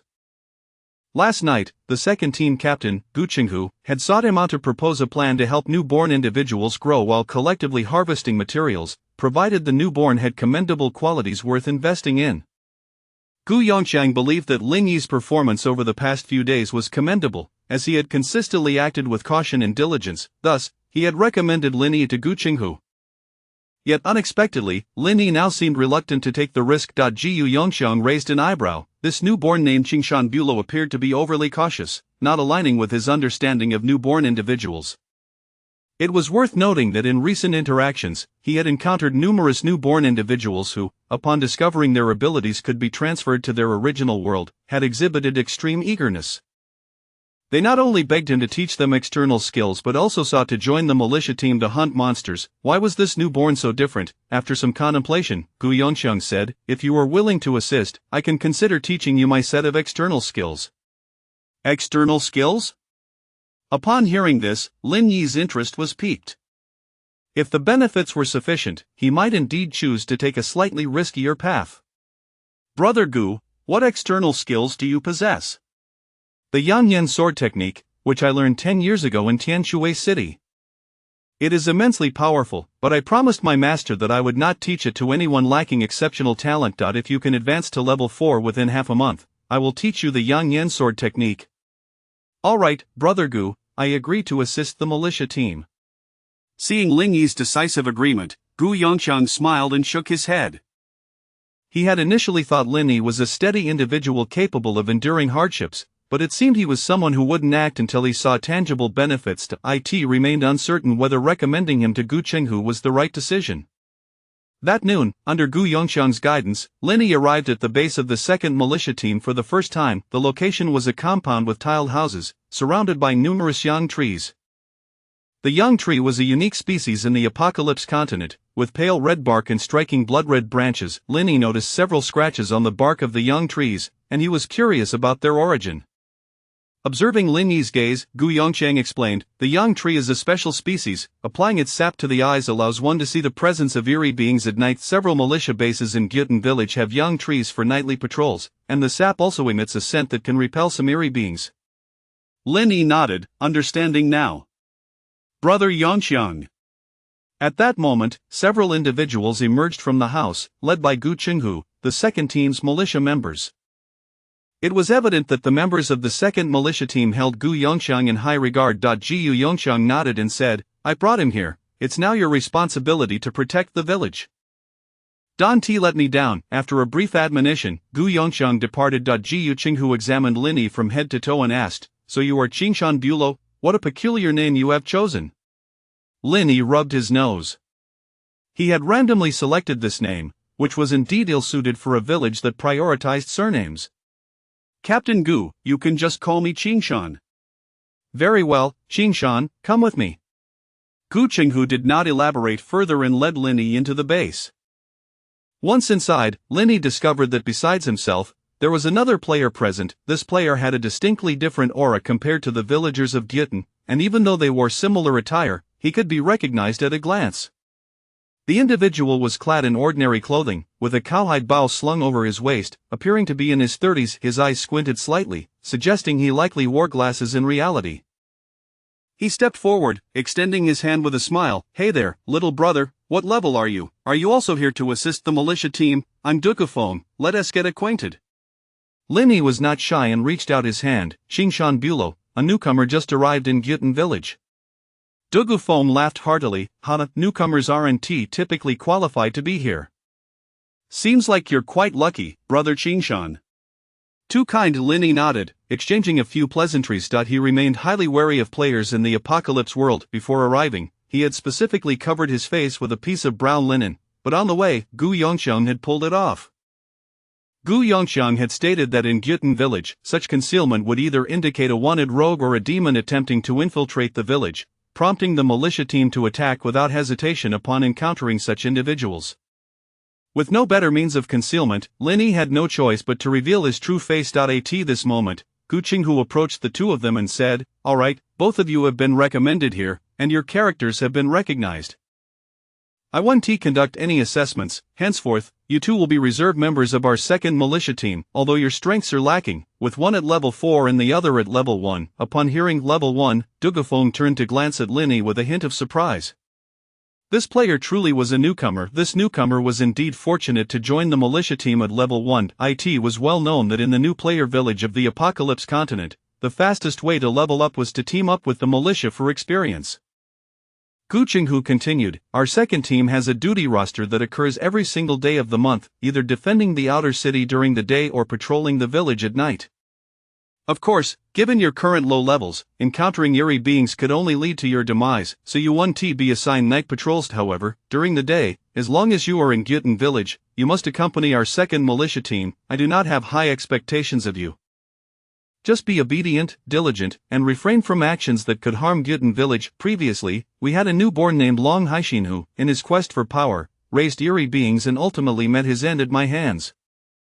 Should you two exhibit similar behavior, I assure you, you will meet a fate worse than death. After delivering his stern warning, Gu Qinghu's tone softened. Of course, I am not a bloodthirsty person.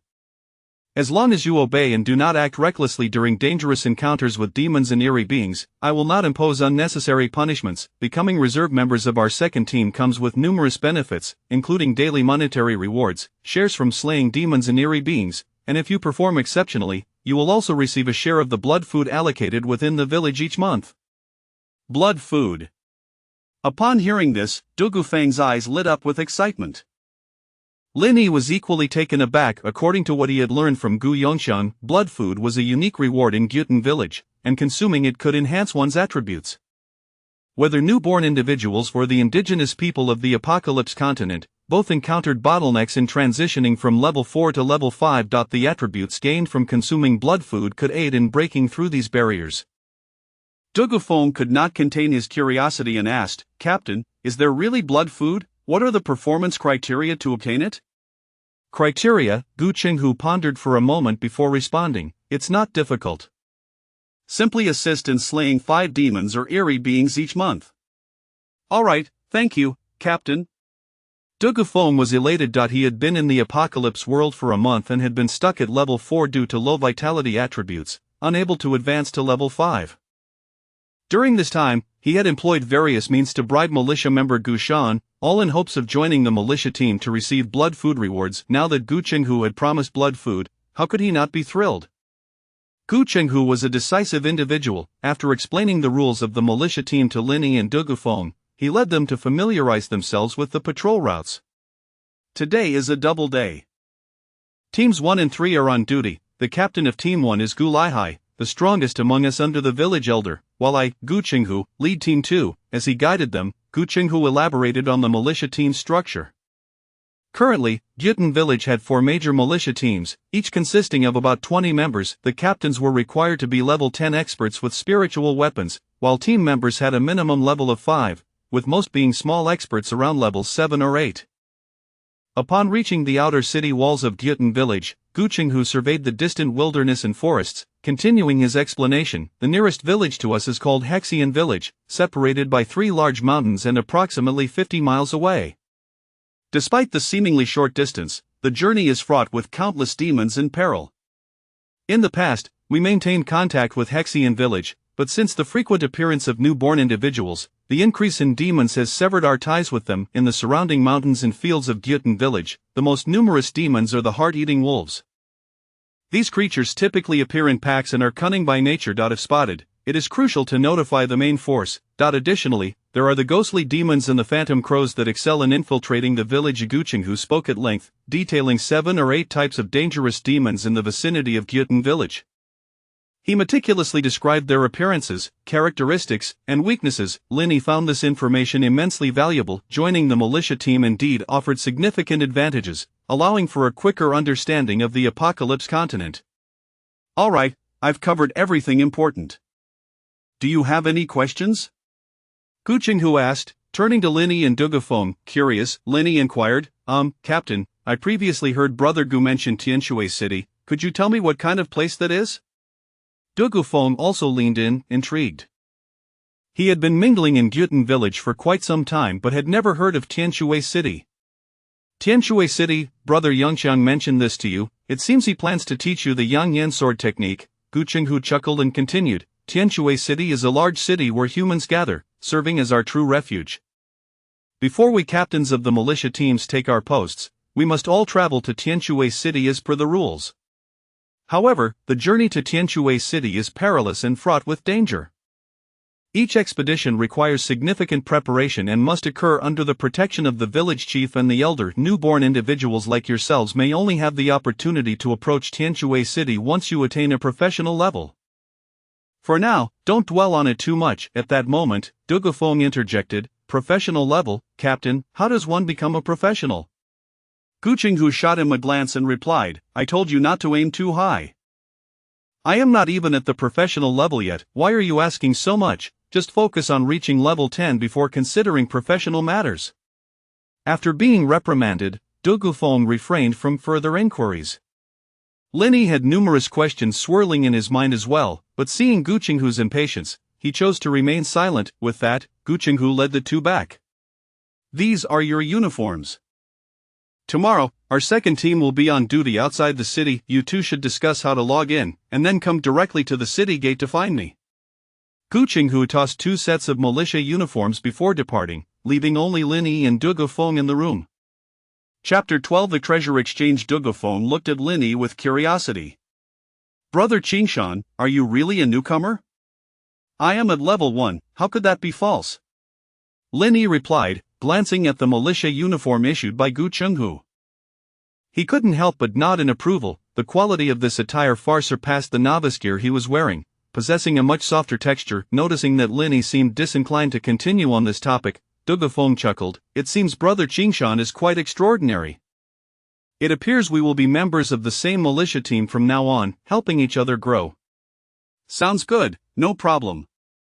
Although their acquaintance was brief, Lin Yi found Dugufeng to be rather agreeable. Maintaining a good relationship might prove beneficial in the future. After arranging the online time for the next day with Dugufeng, Lin Yi parted ways and made his way alone to a secluded willow tree by a pond in Gyutan village. Seeing that no one was around, Lin Yi took a shovel from his spatial backpack and began to dig into the muddy ground beneath the willow tree. The shovel had been borrowed from Gu Yongxiang's house before he set out that day. The reason for his presence here was fortuitous. Lin Yi had recently unlocked a new talent, one related to treasure hunting, and it was of green quality. A treasure sense. Green talent. You possess a unique ability to sense unattended treasures within a 10-mile radius. Once activated, this ability can be used again only after 3 days. To be honest, ever since he had fixed the white talent bone marvel, Lin Yi had only been able to summon white quality talents. It was only today that he had refreshed to a green talent. Considering the potential of this ability, he decided to replace bone marvel with treasure sense. This was his first time activating the treasure sense talent, and he felt an inexplicable attraction beneath the willow tree, prompting him to search in that direction. The soil beneath the willow was difficult to excavate due to the numerous roots, and Lin Yi dared not create too much noise, lest he attract unwanted attention. After digging about half a meter deep, he suddenly unearthed a wooden box. The box was adorned with intricate patterns, but it seemed to have decayed somewhat after years of being buried in the moist earth. Lin Yi did not rush to open the box. Instead, he carefully stowed it in his spatial pocket, filled in the hole, and quietly departed from the scene. Once back at his dwelling in the woodshed, Lin Yi finally opened the wooden box and retrieved its contents. Inside lay a cool, reddish, and smooth jade stone, mysterious stone growth soul artifact, crafted from the heart of a peculiar spirit doll. This soul artifact can sense nearby spirits. When placed at the user's heart, it can permanently bind to the mysterious stone. Note, this is a permanent growth soul artifact. When it absorbs sufficient spirit ashes, it can enhance its sensing range. After reading the description of the red jade stone, Lin Yi furrowed his brow slightly. A soul artifact, and a growth-type soul artifact at that. Furthermore, it seemed different from a spiritual tool. However, based on the system's description, this red jade stone was undoubtedly a valuable treasure, capable of sensing spirits.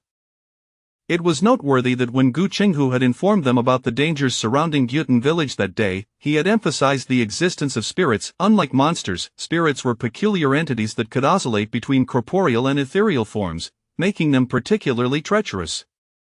The danger of spirits lay in their ability to hide and parasitize various objects, making them difficult to detect. If this soul artifact, the mysterious stone, could sense nearby spirits, then encountering them within Gyutan village would undoubtedly increase safety significantly. Nevertheless, Linny was not in a hurry to bind this mysterious stone, for this world was fraught with peril, and many aspects remained unknown. Until he comprehended precisely what a soul artifact entailed, he was reluctant to experiment recklessly with his own safety. Currently, the two most valuable items Linny possessed were the recently acquired mysterious stone and the white demon blood material previously distributed to him by Gu-man. The former required a thorough understanding of soul artifacts before usage, while the latter, upon becoming a reserve member of the militia, he had already learned how to utilize. In Gyutin village, there existed a treasure repository exclusive to the militia. This repository was overseen by Gu Yuan, one of the 3 village elders of Gyutin village. Within the treasure repository, various extraordinary items could be exchanged for contribution points, which could then be used to procure other required extraordinary items. Now that Linny was considered a semi-member of the militia, he was naturally allowed to visit the treasure repository to exchange for necessary items. Before heading there, Linny had already learned that his low-level demon blood, white, though merely a white quality material, was valuable due to the rarity of high-tier monsters that could drop it and its wide-ranging applications. Of thus, low-level demon blood, white, was worth a commendable 30 contribution points. Of course, Linny was uncertain about what he could exchange for with those 30 points. Following the address provided by Captain Guchinghu, Linny arrived at the core area of Gyutin village. The temple, inheritance site, and treasure repository of Gyutin village were all located here, making it the most strictly guarded area within the village. It was here that Linny had first encountered the elder Guhi upon his arrival in Gyutin village. The entrance to the treasure repository was guarded by 2 militia members, their expressions stern and vigilant, suggesting their levels were not to be trifled with. After learning of Linny's purpose, the 2 checked his identity and granted him passage. The second team has begun recruiting newcomers. What an unexpected turn of events! It seems the news of Brotherman forging a spiritual tool has spurred the second team's captain. It appears that newcomers may soon become quite sought after in our village. Indeed, newcomers are incredibly unique. They can obtain complete materials by slaying monsters and spirits, whereas even with specialized militia members handling demon corpses, the materials we acquire would lose much of their essence. The 2 conversed openly before Linny, seemingly indifferent to his presence. Linny rubbed his nose, then stepped into the treasure repository. The treasure repository of Gyutin village was constructed underground. Upon entering, Linny followed a dark passageway for several meters until he arrived at a brightly lit cellar. The cellar was spacious, filled with various furnishings of beds, wardrobes, wooden tables. That it appeared to be someone's living quarters. Just as Linny was pondering, an elderly man with graying hair slowly emerged from the shadows. Newcomer? What do you wish to exchange in the repository? The old man was hunched over, his face pale, suggesting he had recently sustained an injury. It was no wonder the cellar was imbued with the scent of medicinal herbs. Linny paused momentarily before inquiring, "Are you Elder Gu Yuan?" Elder Gu regarded Linny and replied, "Indeed, I am a newcomer. What is your name?" Linny promptly stated his purpose, "I am Qingshan Bulo. I wish to exchange demon blood for contribution points and subsequently acquire some useful items." Upon seeing Linny present the somewhat foul-smelling low-level demon blood, white, Elder Gu nodded slightly before retrieving a sheepskin scroll. Given the scent, this is likely blood dropped by a ghostly demon rich in essence, though the quality is somewhat lacking. It can be exchanged for 33 contribution points. The sheepskin scroll contains a catalog of items available for exchange in the repository. Please take a careful look. If you wish to exchange for something, inform me. If not, the contribution points can be recorded for future use. Linny accepted the sheepskin scroll and began to peruse it in detail. The scroll contained abundant information and a plethora of items, causing Linny to feel quite dazzled. Full-body demon skin armor, crafted from the hide of a heart-eating wolf. This armor is resilient and resistant to blades, including a helmet and body armor. This item is not a spiritual tool, valued at 100 contribution points. Spirit Fire Candle, a candle infused with divine essence. When lit, it can dispel darkness and has the power to repel spirits. This item's raw materials are unique and scarce, valued at 150 contribution points. Copper coins, currency used in the Tianshui City region, also valid in Gyutin village. 1 contribution point can be exchanged for 101 diamond sword, a sword forged from special metallic minerals. Its blade is sharp enough to slice through most monsters' hides. This item is not a spiritual tool, valued at 350 contribution points. Red heart fruit, a spiritual fruit that grows in the wild. It requires long-term infusion of demon blood to sprout and bear fruit. Consuming one can enhance strength. Newcomers can gain 1 point of strength. This fruit is rare and can only be obtained outside Gyutan village. Currently, there are 3 in stock, each requiring 300 contribution points for exchange.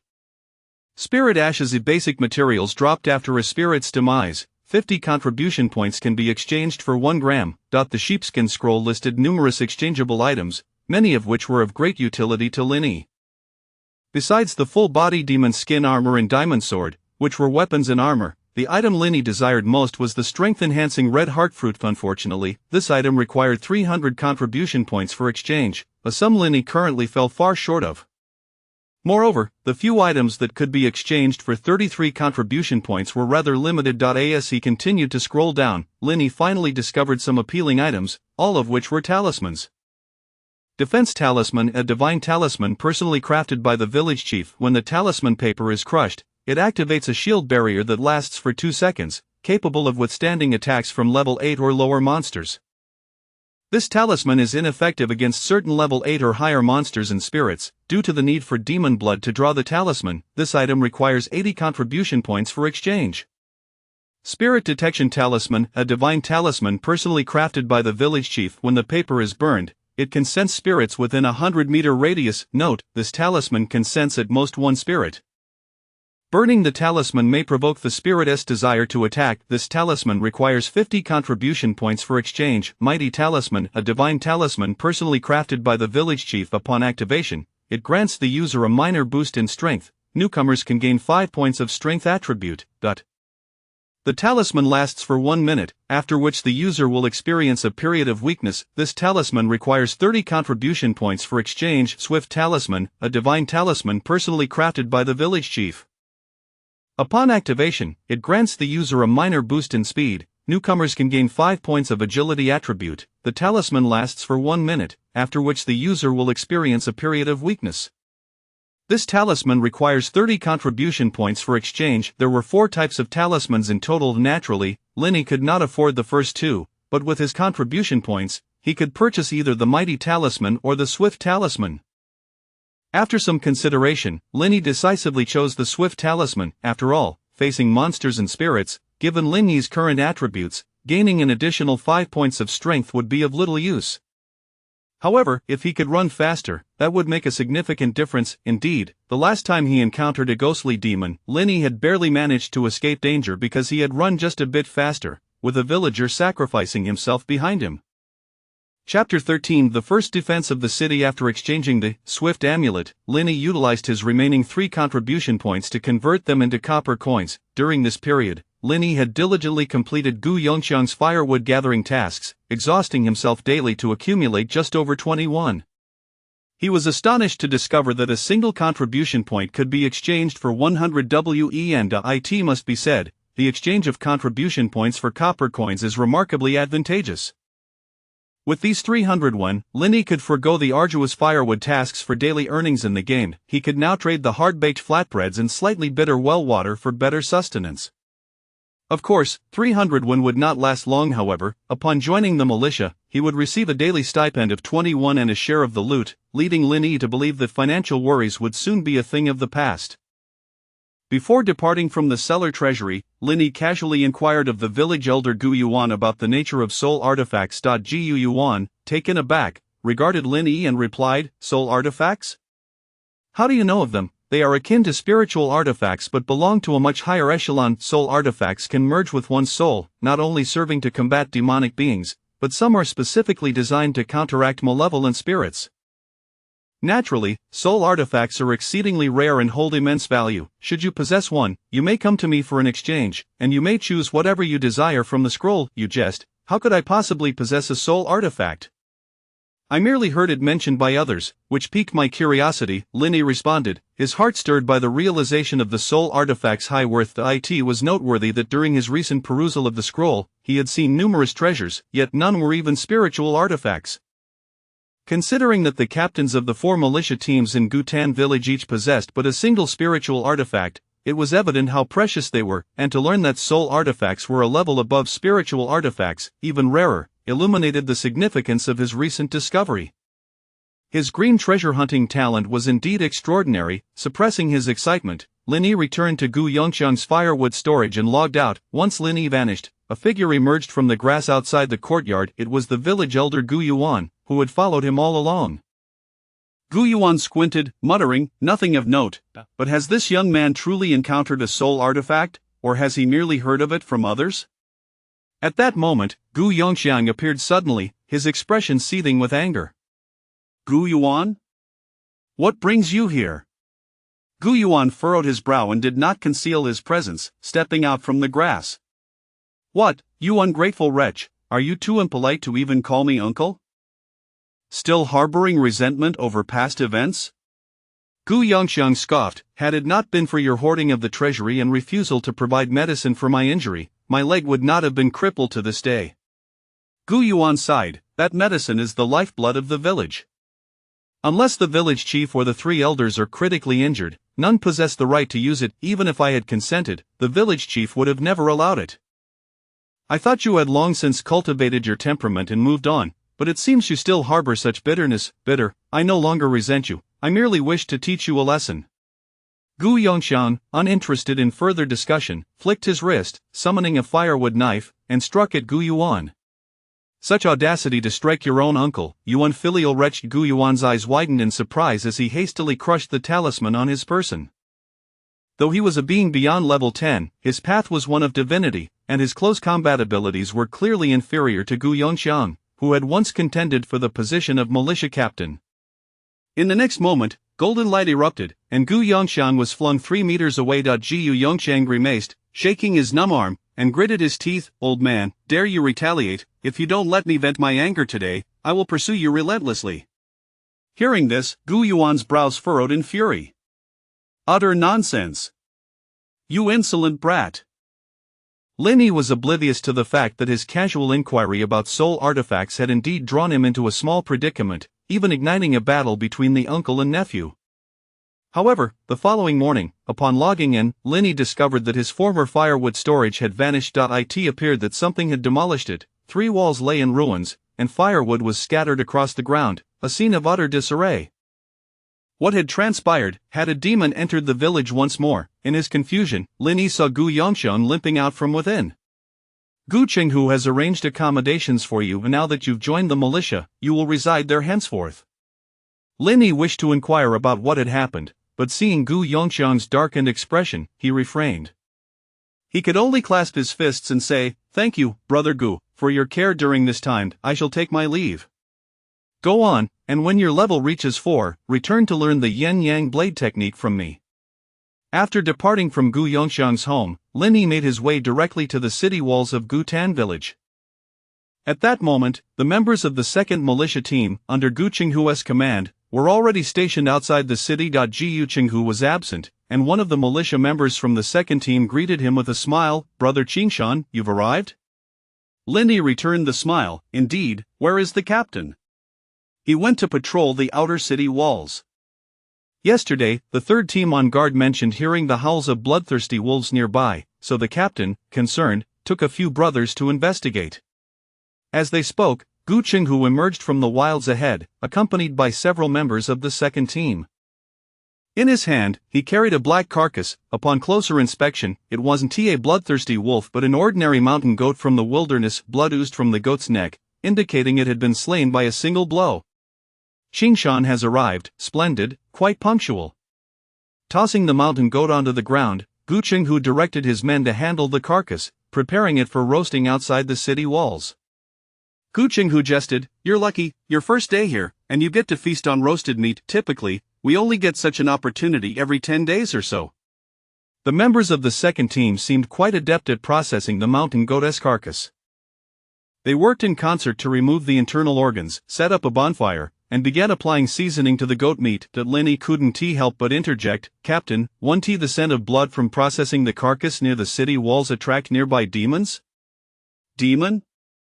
I actually hope they come. However, ordinary animals do not attract demons significantly. You must understand, demons only gain strength by consuming human flesh and blood. The flesh of ordinary animals merely fills their bellies. Moreover, the demons near Gutan village are quite cunning. A few years ago, we used the blood and flesh of ordinary animals to lure a batch of demons for slaughter, but since then, this tactic has only succeeded in attracting low-level, unintelligent demons. It has become challenging to lure the clever ones. While Gu Qinghu roasted the meat, he elucidated this to Lin Yi. Just then, a member of the team, Gu Xiaolu, suddenly pointed towards the hillside, exclaiming, "Captain, there are signs of bloodthirsty wolves." Everyone quickly turned to look, spotting several gray-furred bloodthirsty wolves, each towering around 2 meters, peering from the hillside. The wolves' eyes glowed a blood-red hue, strikingly vivid, and from a distance, they appeared somewhat chilling. Indeed, this group of beasts has come, yet they seem hesitant to approach. That is hard to say. Since these bloodthirsty wolves dare to show themselves, they are likely eyeing us. Sooner or later, they will surely launch an attack. A member of the team, Gu Shan, had already armed himself and turned to ask, "Captain, shall we take action?" Gu Qinghu continued roasting the meat. "No rush, let us wait." When dealing with wolves, one must possess greater patience than they do. Soon, the bloodthirsty wolves vanished from view on the opposite hillside. Observing this, Gu Qinghu instructed everyone to return to their respective posts, remaining vigilant of the wolves' movements. Every few hundred meters along the city walls of Gutan village, there was a small beacon tower. Should demons invade, the militia members stationed at these towers would ignite the beacons. Gu Qinghu explained to Lin Yi that bloodthirsty wolves tend to prey on the weak. If they discover human flesh, they will not rush in immediately but will seek out weaknesses in the defenses and wait for an opportune moment to strike. If all goes as expected, the bloodthirsty wolves that just revealed themselves would not be leaving. They would likely linger around Gutan village in search of an opportunity to attack.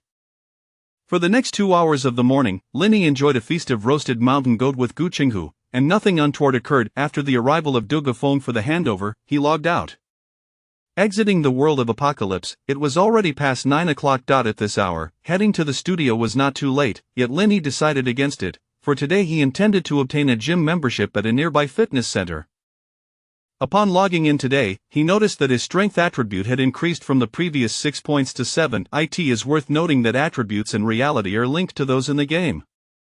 When attributes in the game are enhanced, they can likewise be reflected in reality. Lin Yi speculated that his recent extensive firewood gathering in Gutan village had provided him with ample exercise, resulting in this 1-point increase in strength.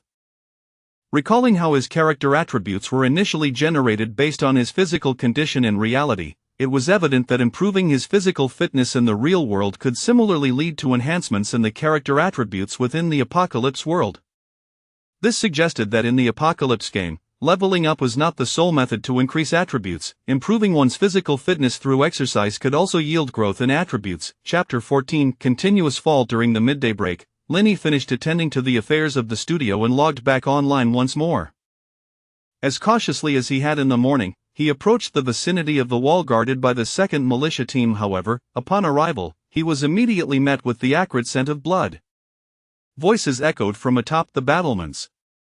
"Hey, Captain, be gentle with the package. Quit your whining. The heart-thirsty wolves are venomous. If I don't clean the poison off, don't come crying to me when things go awry." Climbing onto the wall, Lin Yi beheld the sight of Gu Xiaolu and 2 other team members, grievously wounded in the abdomen and wailing in agony, while Captain Gu Qinghu was attending to them with a green herbal concoction. Bloodstains were scattered across the ground. "Captain, what happened?" Lin Yi inquired. Ji Qinghu turned to glance at him and said, "These youngsters were ambushed by the 2 heart-thirsty wolves this morning. Luckily, I arrived in time. No lives were lost." At this moment, the bandaged Gu Xiaolu gritted his teeth and exclaimed, "Damn it, those 2 beasts were too cunning today. They saw us having lunch on the wall and stealthily crept up along the battlements." Gu Qinghu scolded, "No excuses. As seasoned veterans, you let yourselves be outsmarted by mere beasts. You're courting death. I had warned you that the heart-thirsty wolves wouldn't stray too far, yet you still made such a grave mistake. You're worse than the newcomers." The injured Gu Xiaolu and his companions dared not utter a word in response to the reprimand. Subsequently, Gu Qinghu wiped the blood from his hands and approached Lin Yi. "Qingshan, your timing is impeccable. Those 2 heart-thirsty wolves caught a whiff of blood. They might not be able to resist coming back. I intend to take action against them immediately." Lin Yi nodded. "Understood, Captain. I will follow your lead." Gu Qinghu patted Lin Yi on the shoulder, satisfied. "Ah, good, you have some courage. Rest assured, you won't have to face the heart-thirsty wolves alone. I just need you to assist me in finishing off those 2 beasts at the last moment." "Captain, you can count on me." I have experience, previously, Captain Guman. Slayed a ghostly demon, right? I've heard about that. To be honest, had you not been capable of slaying a ghostly demon at the first level, even with Brother Yongxiang's recommendation, I wouldn't have let you join our team. Guqing, who did not elaborate further and called out to several members of the second team to retrieve certain items from the village. Then, he led Linny directly beyond the city walls, venturing into the wilderness outside Gutan village. The wilderness was desolate and bleak, with the wind howling through the air. Scattered around were remnants of various animals, their bloodied carcasses littering the ground. For Linny, this was his first venture away from Gutan village, and an overwhelming sense of insecurity enveloped him, as if unseen eyes were watching him from the shadows. Noticing his discomfort, Guqing chuckled, "Don't worry, I cleared this area not long ago. There's little danger during the daytime." After walking over 500 meters, once the city walls were concealed behind a rise, Guqing finally halted. Before them lay a marshy depression, the ground sunken and cluttered with a multitude of animal carcasses, flies buzzing restlessly. The midday sun blazed overhead, and as Linny inhaled slightly, a putrid stench invaded his lungs, lingering uncomfortably. "Damn, it reeks terribly." Guqing surveyed the area, explaining, "This is an advantageous location. The terrain is sunken with mud, but if we can lure the heart-thirsty wolves here, we can ambush them from all sides and ensure they won't escape." Upon hearing this, Linny questioned, "Captain, the heart-thirsty wolves are intelligent and not easily deceived. It might not be so simple to lure them in. I plan to use something they cannot resist, though it involves a bit of risk." At that moment, Gushan returned from the village, panting and carrying a package tightly wrapped in oil paper. "Captain, I've brought it back. Old Gu Yuan instructed you to be cautious. Additionally, he gave me a talisman just in case, saying it would deduct contribution points from you." This old man, Guqing, muttered with a curse, then accepted the two items from Gushan. The talisman was entirely blood red, emitting a faint glow, clearly a valuable item, far superior to the swift talisman Linny had exchanged for yesterday. As for the contents of the oil paper, upon opening it, Linny discovered a squirming mass of flesh. Linny leaned closer, his brow furrowing. Was this blood food? To be honest, the sight was somewhat nauseating, as if it had been sliced from some living creature. Blood food was vital for humans and equally rare for demon creatures. As far as Linny knew, blood food could also be exchanged for contribution points, but it cost 2 points per gram, making it exceedingly expensive. The blood food in Guqing's possession weighed approximately 6 taels, necessitating around 600 contribution points for redemption. Undoubtedly, Guqing was investing significantly to lure the heart-thirsty wolves. Subsequently, Guqing descended into the pit to set up the bait with the blood food, while Linny was guided by Gushan and other team members to a nearby rocky outcrop. It turned out the area beneath the rocks had been hollowed out, providing adequate concealment for several individuals. Gushan handed Linny a vial of potion, saying, "Use this to mask your scent. We can't let the heart-thirsty wolves catch a whiff of anything unusual." "And what about the captain?" Linny asked. "Don't worry about him. Given the value of the blood food, he must remain below to supervise. Otherwise, if nearby animals devour it, all our efforts will be in vain." "But if the captain is below, will the heart-thirsty wolves still take the bait?" "Ah, you underestimate our captain. He possesses a breath-holding technique that renders his presence undetectable, akin to a corpse. When he covers himself in dirt, the heart-thirsty wolves won't be able to sense him." Linny posed several questions, to which Gushan provided thorough answers. Soon, the mouth of the rocky hideout was sealed, leaving only a small opening for ventilation. Time passed slowly, and before long, over half an hour elapsed. Just then, a furious voice echoed from outside. "How bold! They really came. Gushan, get out here and help." Gushan and 4 other militia team members quickly rushed out, leaving behind a 7th-level team member named Guhi to guard Linny. Outside, the sounds of a fierce battle erupted, and Linny attempted to peek out, only to be pulled back by Guhi. "Qinshan, you're only at the 1st level. If the heart-thirsty wolves set their sights on you, I won't be able to protect you. For safety's sake, let us wait for the signal before we venture out." Linny pondered this and, holding the only item that could save his life, the swift talisman, settled down at the cave entrance, patiently awaiting the unfolding events. In the low-lying marsh outside, Guqing wielded a dark, long blade that appeared to be a spiritual weapon, fiercely battling 2 heart-thirsty wolves. Both were 9th-level demons, exhibiting remarkable intelligence and coordination. Upon seeing Gu Qinghu snatch the enticing blood food from the marsh, they realized they had walked into a trap and launched a relentless assault, intent on eliminating him swiftly to reclaim the blood food that had lured them. Roar! Die! Gu Qinghu's blade struck with precision, its dark blade glowing with a fiery red light, as though it could cleave flames. Even though the two ninth-level heart-thirsty wolves attacked with full force, he could only barely keep them at bay. Captain, we're here. At that moment, Gu Shan and the others arrived, alleviating some of the pressure on Gu Qinghu. Engage one while I take down the other. The remaining two heart-thirsty wolves sensed the tide turning and let out a howl, attempting to retreat. However, Gu Qinghu had chosen a treacherous location, with sandy soil and a sunken terrain, the bottom filled with murky water. The two heart-thirsty wolves clawed desperately at the ground but slipped repeatedly, one even becoming ensnared in the muck. I've endured this foul stench to lure you here. I wouldn't let you two beasts escape so easily. Gu Qinghu sneered, intensifying his assault, targeting the vulnerable abdomen of one of the heart-thirsty wolves. In less than 2 minutes, Linny, concealed within the cave, heard Gu Qinghu's call. Qin Shan, come help. Without hesitation, Linny scrambled out of the rocky hideout, witnessing Gu Shan and others fiercely grappling with one heart-thirsty wolf trapped in the mud. Meanwhile, Gu Qinghu stood over another heart-thirsty wolf, its body sprawled in a pool of blood. Linny wasted no time, sliding down the sandy pit towards Gu Qinghu. Here's the knife. Strike at the wolf's neck. Linny nodded, accepting the bloodied long blade. At that moment, he felt the weight of the weapon. It was significantly heavier than Gu Man's Qingfeng sword. Dragon's Roar Blade Spirit Weapon, : An unparalleled weapon inherited from Gu Tan village for over 100 years, sharp beyond compare, grants 10 strength. If tempered with dragon's blood, it becomes even more resilient, and its power doubles.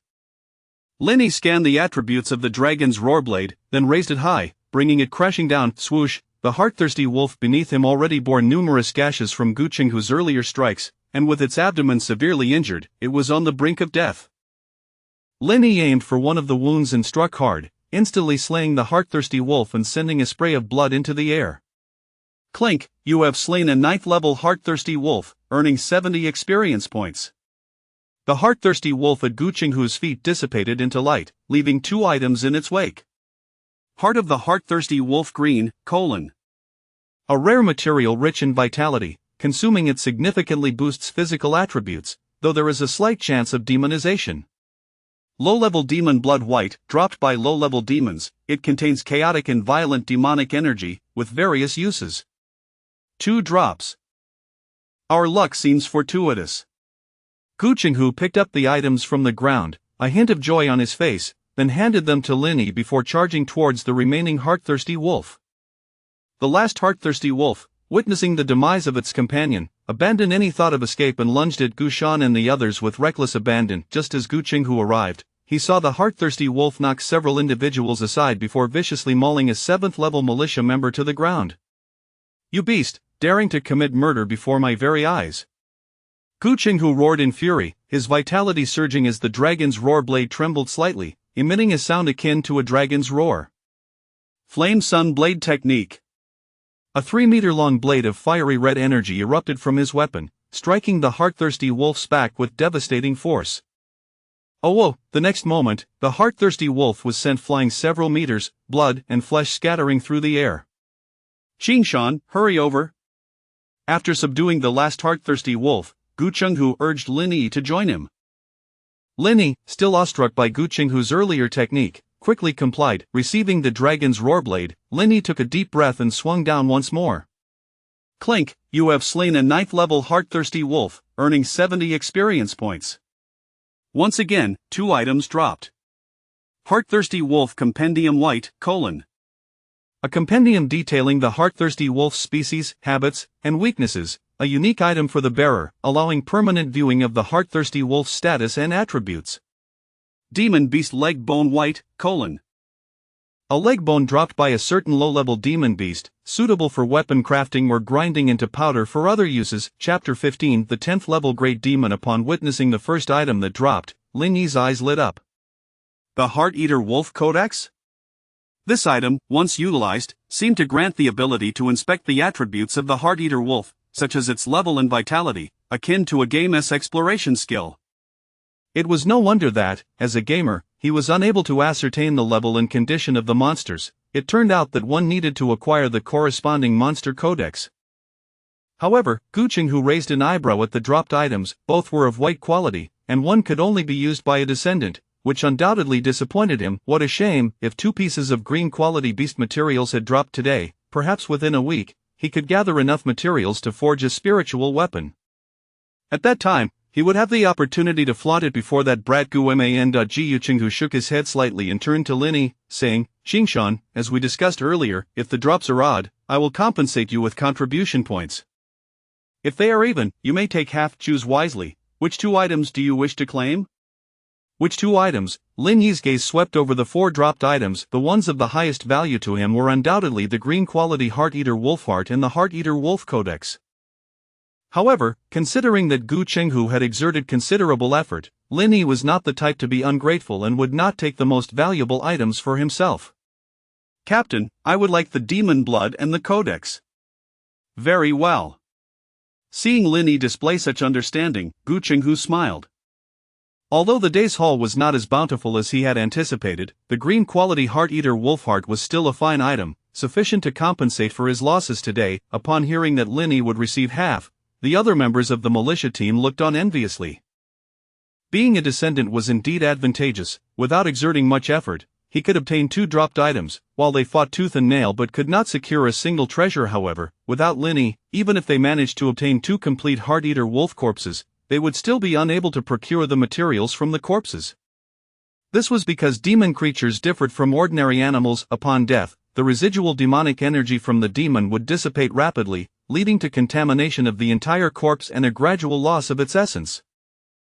Unless a master skilled in dissection of demon creatures was present on site to process the kill immediately, they might only manage to salvage 1 or 2 important organ materials from the wolf's body. It was said that in the entire Gutan village, only the village chief possessed such expertise. Without a descendant, the militia team would laboriously slay the demons, yet likely walk away with nothing. Thus, the militia members held no grudges against Lin Yi for receiving 2 dropped treasures. Rather, they harbored the thought that next time they encountered weaker demon creatures, they would pull Lin Yi along to slay them, thus enabling them to share in the spoils. Gu Qinghu carefully rewrapped the not overly damaged provisions in oil paper, and upon noticing that the injured team member had been bandaged, he waved his hand and declared, "All right, the wilderness is unsafe. Let's tidy up and hurry back to the village." Lin Yi placed the obtained demon blood into his spatial backpack and held the Heart-Eater Wolf Codex in his hands. Ding, player Qingshan Bulow has discovered the Heart-Eater Wolf Codex. Would you like to unlock it? Unlocking will grant the player the ability to query the attributes of the Heart-Eater Wolf. Unlock. Subsequently, the codex in Lin Yi's hands transformed into a beam of white light and vanished. After the codex disappeared, Lin Yi felt no change, and those around him, including Gu Qinghu, were unfazed, for descendants were different from them and favored by divine beings. However, just as Lin Yi and the others were climbing out of the deep pit, they heard something rapidly soaring towards them from the distant sky. Gu Qinghu looked up and his expression changed dramatically. "Not good, it's a Shenyang, it's likely been attracted by the scent of the blood food I just produced." Shenyang, Lin Yi's heart trembled as well. This was a level 10 great demon. Although he had never seen a Shenyang, Gu Qinghu had introduced them earlier, stating that level 10 demons were powerful entities, abundant in demonic energy, and if one appeared, even the entire militia team might not be able to defeat it. The Shenyang was a level 10 great demon that was among the most dangerous creatures outside Gutan village. Lin Yi glanced upwards and saw a dark shadow diving down from the clouds. "Run!" Without a second thought, Lin Yi instinctively took off running. Just as he intended to use the speed amulet in his hands, he felt a large hand lift him up and clasp around his waist. It was Gu He, who was beside him. Gu He was at level 7, with many of his attribute points allocated to agility and constitution, which is why Gu Qinghu had assigned him to Lin Yi's side. Gu Qinghu had previously instructed him to carry Lin Yi away in case of danger, so upon hearing that a Shenyang had appeared, he immediately took Lin Yi and dashed towards the village. Gu He was swift, and in just a few breaths, he had carried Lin Yi over 50 meters. At that moment, an extremely ear-splitting caw-caw echoed through the sky. Upon hearing this sound, the fleeing militia members felt an unbearable headache, their ears ringing, and many of them staggered and fell to the ground. Gu He was also affected by the Shenyang's cry and hurled Lin Yi roughly onto the ground ahead. Damn! Lin Yi rolled several times on the ground. Dust flew everywhere as he covered his ears and stood up. He touched his ears with his hands and found both were bleeding. It seemed his eardrums had burst out. A glance at his attribute panel revealed that his health, originally at 97 points, had plummeted to 53 points. Lin Yi's face revealed shock. The Shenyang's cry was terrifyingly powerful, capable of inflicting such damage from hundreds of meters away. If it were to cry 2 more times, his current life attributes might very well lead to his demise. Truly, a level 10 great demon. Fortunately, at this moment, Gu Qinghu noticed the dire situation of the others and let out a furious roar, brandishing the longing blade as he charged towards the Shenyang in the sky. Everyone, hurry back to the village and summon reinforcements. I can't hold it off alone for long. At Gu Qinghu's shout, the others scrambled to their feet, stumbling back towards Gutan village. Soon, Lin Yi and the others returned to the city walls. From a distance, they could see Gu Qinghu entangled with the Shenyang on a small hillside. However, the Shenyang, taking advantage of its ability to fly, was forcing Gu Qinghu to retreat continuously. Moreover, it seemed that the Shenyang was targeting the blood food in Gu Qinghu's possession, frequently attacking the package on his back. Seeing this, Gu Shan shouted to the front, "Captain, why not just toss the blood food away?" Although Gu Qinghu heard him, he did not respond. The package on his back contained not only borrowed blood food but also the heart-eater wolf heart he had just obtained. If he discarded everything, he would suffer significant losses today.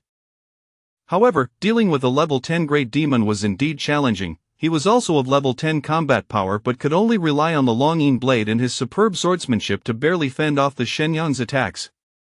As time passed, the Shenyang's assaults became increasingly fierce. It was aware that it was within human territory, and lingering too long could lead to peril. Whoosh! At that moment, the sound of an arrow slicing through the air reached Lin Yi's ears. Turning his head, he was astonished to see a tall man clad in armor beside him, his long hair flowing as he pulled back a 2-meter-long giant bow into a crescent shape. Whoosh! Another arrow flew forth, and the Shenyang, startled, attempted to evade, but a few feathers were clipped away by the arrow. Captain Lihai! The captain has arrived, our leader is saved. The crowd cheered in delight. Lin Yi realized that the man beside him was Gu Lihai, the captain of the 1st militia squad and the strongest person in Gutan village, aside from the village chief and the 3 elders. As the crowd marveled in surprise and joy, Gu Lihai had already loosed 5 arrows in quick succession. Each arrow flew as fast as lightning, striking the Shenyang hundreds of meters away. One of the arrows found its mark, and the Shenyang let out a wail, flapping its wings frantically to ascend into the sky. Gu Lihai squinted and readied another arrow, saying, "Qinghu, keep it occupied. Otherwise, the consequences will be dire. Rest assured, this beast will not escape." Having endured the Shenyang's attacks for quite some time, Gu Qinghu was seething with rage. He pulled out the blood-red divine talisman that Gu Shan had brought earlier and launched it into the sky. The blood-red talisman radiated brilliantly, shining like a small sun illuminated by the red light at close range. The Shenyang let out a pained scream, as if it were being scorched, and plummeted from the sky. This was the demon-banishing talisman, one of the most potent talismans against demons in Gutan village. Even the elder, Gu Yuan, could only produce 2 of these a month. Had Gu Lihai not come to their aid, the 2 of them, along with the demon-banishing talisman, could have slain the Shenyang, and Gu Qinghu had originally hoped to reserve this talisman for later use. In the next moment, Gu Qinghu raised the longing blade, preparing for a powerful strike. With a whoosh, the Shenyang's dark brown feathers were as tough as steel, and his blade only penetrated halfway. Just then, Gu Lihai's arrow flew in from a distance, piercing through the Shenyang's wing. "Kid, I'll take you to slay the demon." Seeing that the Shenyang was all but doomed, Gu Lihai on the city wall grabbed Lin Yi and leaped down. Damn! Lin Yi had not been prepared and was suddenly thrust onto the battlefield. At this moment, the ground was soaked with the Shenyang's blood, and several deep gashes marred its abdomen from Gu Qinghu's earlier strikes. Gu Lihai squinted and released an arrow at close range, severing the Shenyang's throat. Having suffered such grievous wounds, the once mighty Shenyang now lay like a dying dog, barely clinging to life. Gu Qinghu finally exhaled in relief, saying, "Lihai, it's fortunate you arrived in time. Otherwise, I feared I would not have made it. You possess the demon-banishing talisman. If you're hesitant to use it, who can you blame?" Heh, the talismans are borrowed, it's best to avoid using them if possible. However, today our gains are considerable. In addition to those 2 heart-eater wolves, I never anticipated we would also slay a great demon. As he spoke, Gu Qinghu handed the longing blade to Lin Yi. Qingshan, today you struck it rich. Other descendants cannot compare to your fortune, treat us to a meal another day. Thank you, both captains, I shall repay you. Looking at the Shenyang, which was barely alive on the ground, Lin Yi revealed a broad smile. Although today was fraught with danger, the outcome was favorable, and another demon had fallen. Moreover, it was a level 10 great demon that he couldn't help but wonder what treasures a level 10 great demon might yield. Lifting the longing blade high, Lin Yi plunged it into the Shenyang's neck, where the arrow had struck. Ding, you have slain a level 10 Shenyang and gained 100 experience points, 100 experience points. Goodness, the experience from this great demon surpassed that of the level 9 heart-eater wolf by a significant margin. Lin Yi glanced at his attribute panel. His experience bar had accumulated to 300 points, sufficient to elevate him to level 2 or even 3. However, Lin Yi was not yet ready to level up, for Lu Hong had mentioned in his diary that in the world of Apocalypse, defeating monsters of higher levels granted increased experience. Currently, as he accompanied the militia team, he only needed to secure the final blow to gain experience, making leveling up at this stage unwise. However, given how close he had come to being killed by the Shenyang's cry, it was evident that his vitality was far too low. If he continued to follow the militia, he would need to acquire more means to ensure his survival. While lost in thought, the deceased Shenyang transformed into 3 dropped items. Shenyang Iron Feather Green, : a rare material, the hardest feather from the wings of the great demon Shenyang, can be forged into a spiritual weapon. Intermediate Demon Blood Green, an item dropped by intermediate demons, containing volatile and chaotic demonic energy, with versatile applications. Shenin Green, : a record of the Shenyang clan's demon arts, exceedingly rare. Once learned, it can emit a sound that pierces the ears and shatters the soul. The more one masters this art, the greater the power and range of the Shenin will become. Upon achieving mastery, it can drag the target into a hallucinatory abyss. Note, if this demon art is used in front of the Shenyang clan, it may provoke their unending wrath. Upon seeing the dropped items, Lin Yi's face glowed with joy. 3 green items had dropped, and one of them was a demon art. He had never heard of demons dropping such abilities before, though he wondered if descendants could learn it. However, according to the rules, with 3 dropped items, he was entitled to at least 1. Not seeing that 3 items had dropped, Gu Qinghu also displayed a pleased expression. Not bad, we're quite fortunate. We have exactly 3 of us, how about we each take one? With that, Gu Qinghu turned to Gu Laihai. However, Gu Laihai frowned, seemingly dissatisfied with the 1-item distribution. Gu Qinghu's brows furrowed in response. Laihai, don't try to poach from me. We only have 2 descendants on our team. What will I do if you take him? Moreover, Brother Yongqiang had promised Qingshan that he would receive the yin-yang sword technique once he reached level 4. Upon hearing this, Gu Laihai looked at Lin Yi and proposed, we all contributed to defeating the Shenyang. It is reasonable for each of us to take 1 item. However, 2 of these dropped items are urgently needed by me. You're called Qingshan, right? Would you be willing to relinquish your share to me? I can offer you compensation. Compensation? Lin Yi raised an eyebrow, pondering that he desired all 3 dropped items, especially the demon art, Shenin, which appeared to hold great value. Noticing Lin Yi's gaze, Gu Laihai hesitated and asked, you wish to acquire the demon art? Lin Yi nodded, yes, Captain. What exactly is a demon art? Can we descendants utilize it? Gu Laihai replied, you can use it, but the cost is considerable. The demon arts are akin to our external techniques, except they are exclusive abilities of demons. For us humans to activate a demon art, we generally require double the vitality, and excessive use can gradually lead to demonization, ultimately resulting in a state where one is neither fully human nor demon. At your current level of 1, you likely have yet to learn any external techniques. Thus, if you forfeit your right to this distribution and join my squad, I can directly impart my external techniques to you. Hearing this, Gu Qinghu could no longer contain himself. Hey, Laihai, don't try to poach him in front of me. We only have 2 descendants in our team. What will I do if you take him? Furthermore, Brother Yongqiang had promised Qingshan that he would receive the yin-yang sword technique once he reached level 4. After hearing this, Gu Laihai looked at Lin Yi. The yin-yang sword technique is indeed commendable, but the external technique I can teach you is a green quality archery skill, surpassing the yin-yang sword technique. In terms of quality, it can compensate for your desire for the demon art, Shanine. This, seeing Linny still hesitant, Gu Laihai sweetened the deal. Additionally, I see you are in need of a weapon. I once used a bare muscle longbow. While it does not qualify as a spiritual weapon, it is still a highly valuable armament. If you agree to my terms, not only will I teach you my archery technique, but I will also gift you the bare muscle longbow. Of course, whether or not to switch militia teams is entirely up to you.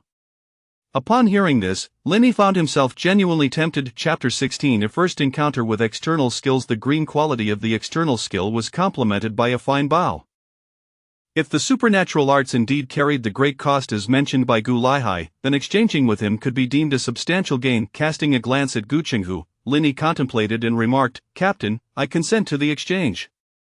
However, regarding the external skill you mentioned, imparting an external skill requires a considerable amount of time, and I lack the availability to instruct you. Nonetheless, I possess the original manuscript of the external skill, which can be directly utilized by you, the descendants." Beside him, Gu Qinghu exclaimed in astonishment, "The original manuscript of the external skill? Laihai, how could you part with the original? If Qingshan learns it, the manuscript will vanish." Gu Laihai, however, smiled and replied, "This supernatural art, Shanine, is also an original. A fair trade, indeed. Neither side incurs a loss." After reaching an agreement with Linny, Gu Laihai promptly accepted Shinyatayu Green and Shanine Green, leaving intermediate demon blood green for Gu Qinghu. Upon returning to the militia's accommodation, Linny unfurled his bedding and belongings, then retrieved the green external skill bestowed upon him by Gu Laihai. The tome exuded an air of antiquity, suggesting it had endured the passage of many years. The inscriptions upon its pages appeared to be painstakingly transcribed, stroke by stroke. Tiangxing Arrow Technique Green, a rare external skill of humanity, born from the comprehension of celestial bodies. This archery technique allows one to infuse their vitality into the arrows, thereby increasing their damage by a percentage. Upon the 7th consecutive shot, the 7th arrow detonates with the cumulative percentage damage of the preceding 6. Having perused the external archery technique, Linny hesitated little before deciding to employ it for his learning. Tiangxing Arrow Technique Green has been mastered. The original manuscript has vanished. Ding, you have acquired an external skill. The vitality value of your character has been unlocked. Player Qingshan Bulao status slightly injured number 007 gender male level 1 health points 83 experience points 300 100 satiation 78 100 strength 7 normal male 10 affects physical damage influences the maximum weight of weapons you can wield constitution 8 normal male 10 affects maximum health points rate of health recovery and baseline resilience agility 7. Normal male 10, affects movement and reaction speed, stamina 11, normal male 10, affects maximum stamina points, rate of stamina recovery, and load-bearing capacity. Vitality 8. 5. Martial skill Frowny Face Celestial Star Archery Green, LV1, 0500. Each point of vitality attached to an arrow increases its damage by 2. The 7th consecutive arrow can unleash an additional 12 damage. Initial talent Universal talent, Red, LV1 Treasure Sensitivity. Linny has been accumulating experience points without leveling up, thus, only his strength has seen a slight increase due to recent physical labor, while other attributes remain largely unchanged. Notably, Linny's study of martial skills has unlocked the vitality attribute. However, the health points are linked to the 4 primary attributes of the character, which is why Linny possesses a notably low health value of merely 8. 5 points. If one were to utilize this vitality value of 8. 5 to invoke the Celestial Star Archery technique, it would be feasible to release approximately 8 arrows. It appears that I must further enhance my vitality, for the transition from level 4 to level 5 necessitates meeting the requisite vitality standards. Subsequently, Linny retrieved the bare muscle longbow, a gift from the ancient. The bare sinew longbow is entirely black, measuring approximately 1.5 meters in length. Bare sinew longbow, crafted from the sinew of a black bear in heartwood, this weapon requires considerable strength to draw, and does not belong to the category of spiritual artifacts. Linny attempted to draw the bare sinew longbow, but could only cause the bowstring to bend slightly, unable to pull it even a third of the way. It seems that to wield this longbow, one must at least be level 4 or 5, with attribute points heavily invested in strength. For now, it is beyond my reach. After tidying up his belongings, Linny logged off after a brief exchange with Dugafong. However, upon logging in, Dugafong was envious upon learning that Linny had just assisted in slaying 3 monsters. 3 monsters? Just imagine the benefits from that. How exhilarating. Why didn't the captain lure the heart-eater wolf while I was online? Upon returning to his dwelling, Linny looked in the mirror and noticed a slight abrasion on his forehead, likely a result of being thrown by the ancient crane. As for his 2 bleeding ears, he was fortunate that earlier, when Gu Laihai had gifted him the Celestial Star Archery, he had also casually handed him a healing talisman. The healing talisman, valued at 30 contribution points, allowed for targeted healing of an injured area. Under the talisman's effect, his ears had nearly healed, though he could still feel some twinge of pain when moving them. Finding a duckbill cap from his wardrobe to cover the forehead injury, Linny donned it and made his way to the studio. In recent days, although Linny had taken time to oversee the studio's progress, his focus had shifted to the world of Apocalypse, resulting in a noticeable decline in the studio's daily earnings. He needed to oversee matters. After around 2 to 3 hours, as dusk approached, Linny had a simple meal of beef noodles at a nearby eatery before returning to the gym near his apartment. The gym where Linny was a member was surrounded by a plethora of sports facilities, spanning 3 floors of a shopping mall, including a swimming pool, an ice skating training center, and an archery range. After a brief workout, Linny proceeded downstairs to the archery range to acquire a quarterly membership. Initially, he had intended to learn sword techniques in the Apocalypse world, but now that Gu Laihai had imparted archery skills to him, he decided to focus on archery.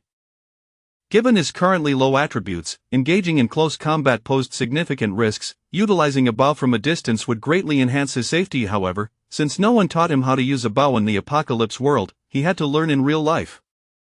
After obtaining his membership, a coach named Zhang soon approached him. The coach, a robust young man in his 40s, smiled at Linny and asked, "Brother, are you new here? Have you practiced archery before?"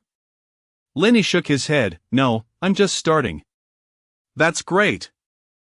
Let me first teach you some basic shooting techniques, then we can find a suitable bow for you to try to begin with." There are 2 traditional shooting methods. The Mediterranean style, also known as the 3-finger draw, which is the most instinctive method for novices, and the thumb draw method, also referred to as the traditional finger tab style, which requires specific training in various finger tabs. It must be said, the coach at this archery range was quite diligent, providing comprehensive foundational instruction. After grasping the basics of archery, Linny selected a 40-pound bow for practice. At first, he refrained from experimenting with the Celestial Star Archery he had learned in the Apocalypse world, instead focusing on honing his shooting technique and accuracy. After practicing for over an hour and becoming somewhat familiar with the bow, he began to draw and nock an arrow. Infusing it with his vitality. Whoosh, an arrow was released, its tail seemingly trailing light.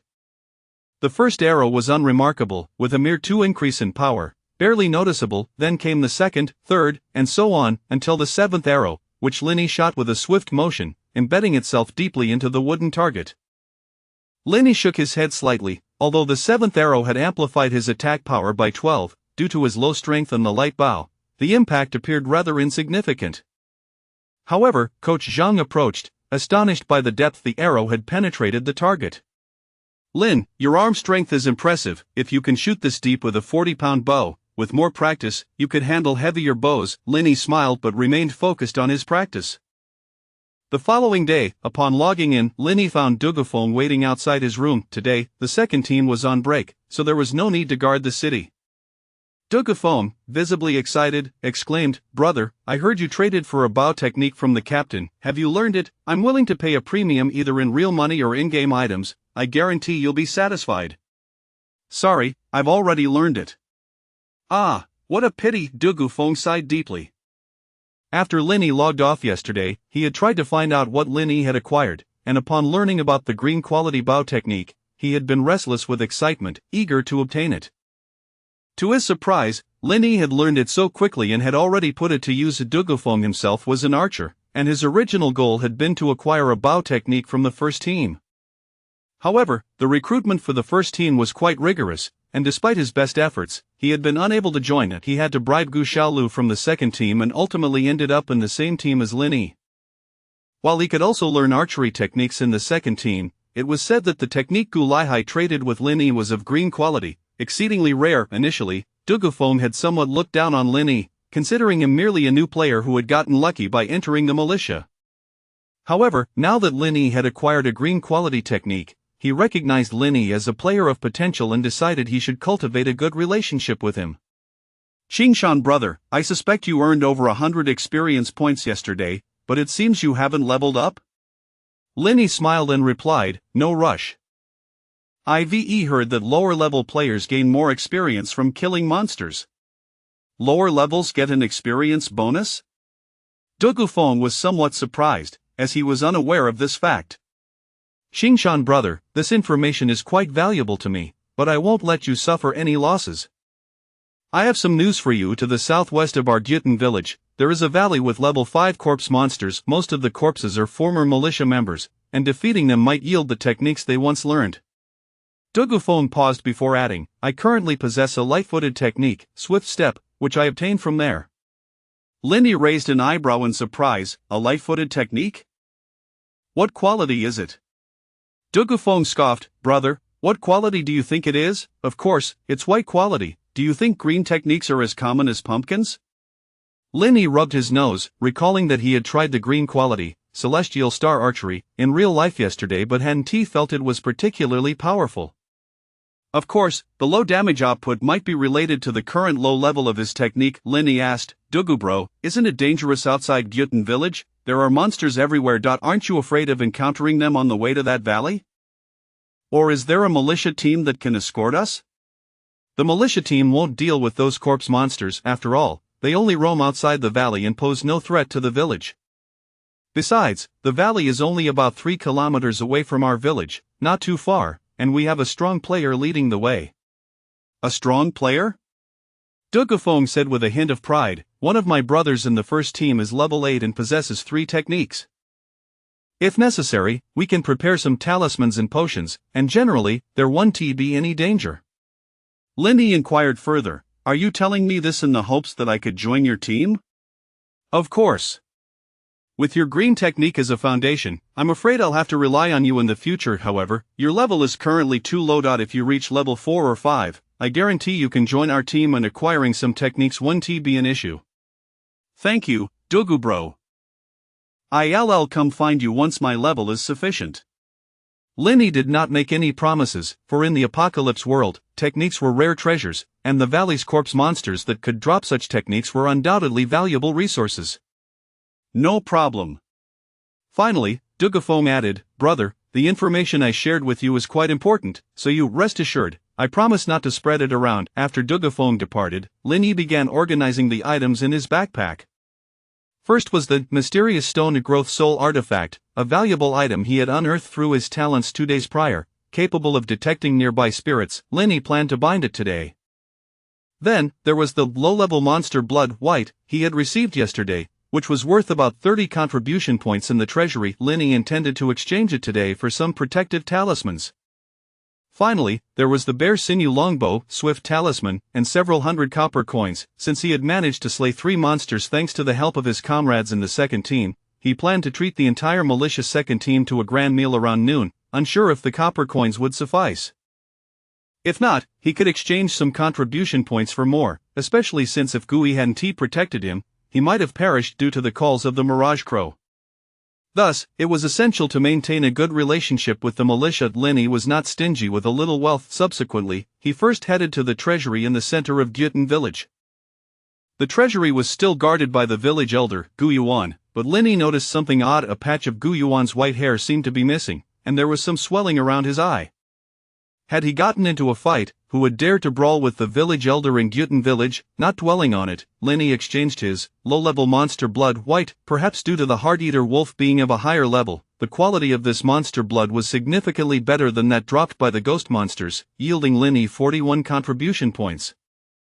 Noticing Lin's gaze lingering on his swollen eye, Gu Yuan grumpily remarked, "Kid, what do you want? Stop staring." "Elder Gu, I'd like to exchange for some copper coins. Let us start with 500 copper coins, and I'll save the remaining contribution points for later." For Lin, what he craved most was a sense of security.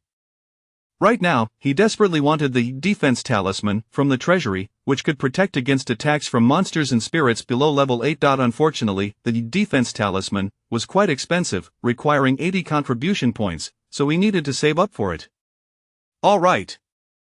This time, Gu Yuan provided not a large bag of copper coins, but rather 5 taels of silver. In Gyutan village, the ratio of silver to copper coins was not 1 to 1,000, but rather 1 to 100, thus 500 copper coins were worth 5 taels of silver. Chapter 17. The first taste of blood. Upon witnessing Lin Yi change his attire and depart, Gu Yuan suddenly recalled something and cautioned, "Young man, I neglected to mention last time that soul artifacts can be both beneficial and detrimental. Some of these artifacts possess the ability to beguile the heart. Should you encounter one, be exceedingly vigilant." Beguile the heart? Could it be that soul artifacts possess their own consciousness? Sir, you jest. How could a humble youth like myself possess such precious items? Gu Yuan, disinterested in further elaboration, waved him off. "Best that you don't have one. Just the sight of you irks me. Be gone." Lin Yi, with an expression of innocence, pondered how he had only met this elder Gu Yuan a mere 2 times, yet he was already so impatient with him. "I take my leave, then." After exiting the treasury, Lin Yi made his way directly to Gu Yongxiang's residence. He recalled that Gu Yongxiang possessed a pair of seldom-used bows, which, while ordinary and not of high quality, were within Lin Yi's current strength to drop. Now that he had acquired the external skill, Heavenly Star Archery, Lin Yi intended to utilize the game's time to enhance his proficiency. At this early hour, Gu Yongxiang was undoubtedly at home. Upon learning of Lin Yi's purpose, Gu Yongxiang did not dilly-dally and promptly tossed the dusty, dilapidated bow from the wall to Lin Yi. "I heard about yesterday's events. You performed admirably. As for this bow, it merely serves as decor in my abode. Take it and use it. Although you have learned the Heavenly Star bow technique of the sea splitting, once you reach level 4, you must find time to learn my Sunfire Blade technique. While my technique may not match the quality of the Heavenly Star bow technique, it is one of the few external skills in Gudong village capable of inflicting damage on spectral beings." The prospect of being able to cause harm to spectral beings filled Lin Yi with delight. He had never intended to abandon the study of the Sunfire Blade technique, but hearing now of its value piqued his interest even further. "Thank you, Brother Yongxiang." Gu Yongxiang nodded solemnly. "However, I do not possess the original manuscript of the Sunfire Blade technique. I will need to teach you step by step. I hope your aptitude for blade techniques is not lacking." "Rest assured, Brother Yongxiang, I promise to dedicate myself to learning." Since the emergence of the reincarnated beings in Gudong village, Gu Yongxiang had encountered a myriad of such individuals. To be frank, among all the reincarnated beings, he held Lin Yi in the highest regard. He believed that Lin Yi would greatly protect their village as he matured, hence he was willing to extend his assistance. After departing from Gu Yongxiang, Lin Yi noticed a new player carrying a bundle of firewood in the back mountain. "Hey, big brother, wait, are you also a player from Earth?" Upon seeing Lin Yi, the newcomer exhibited tremendous excitement and hurried forward.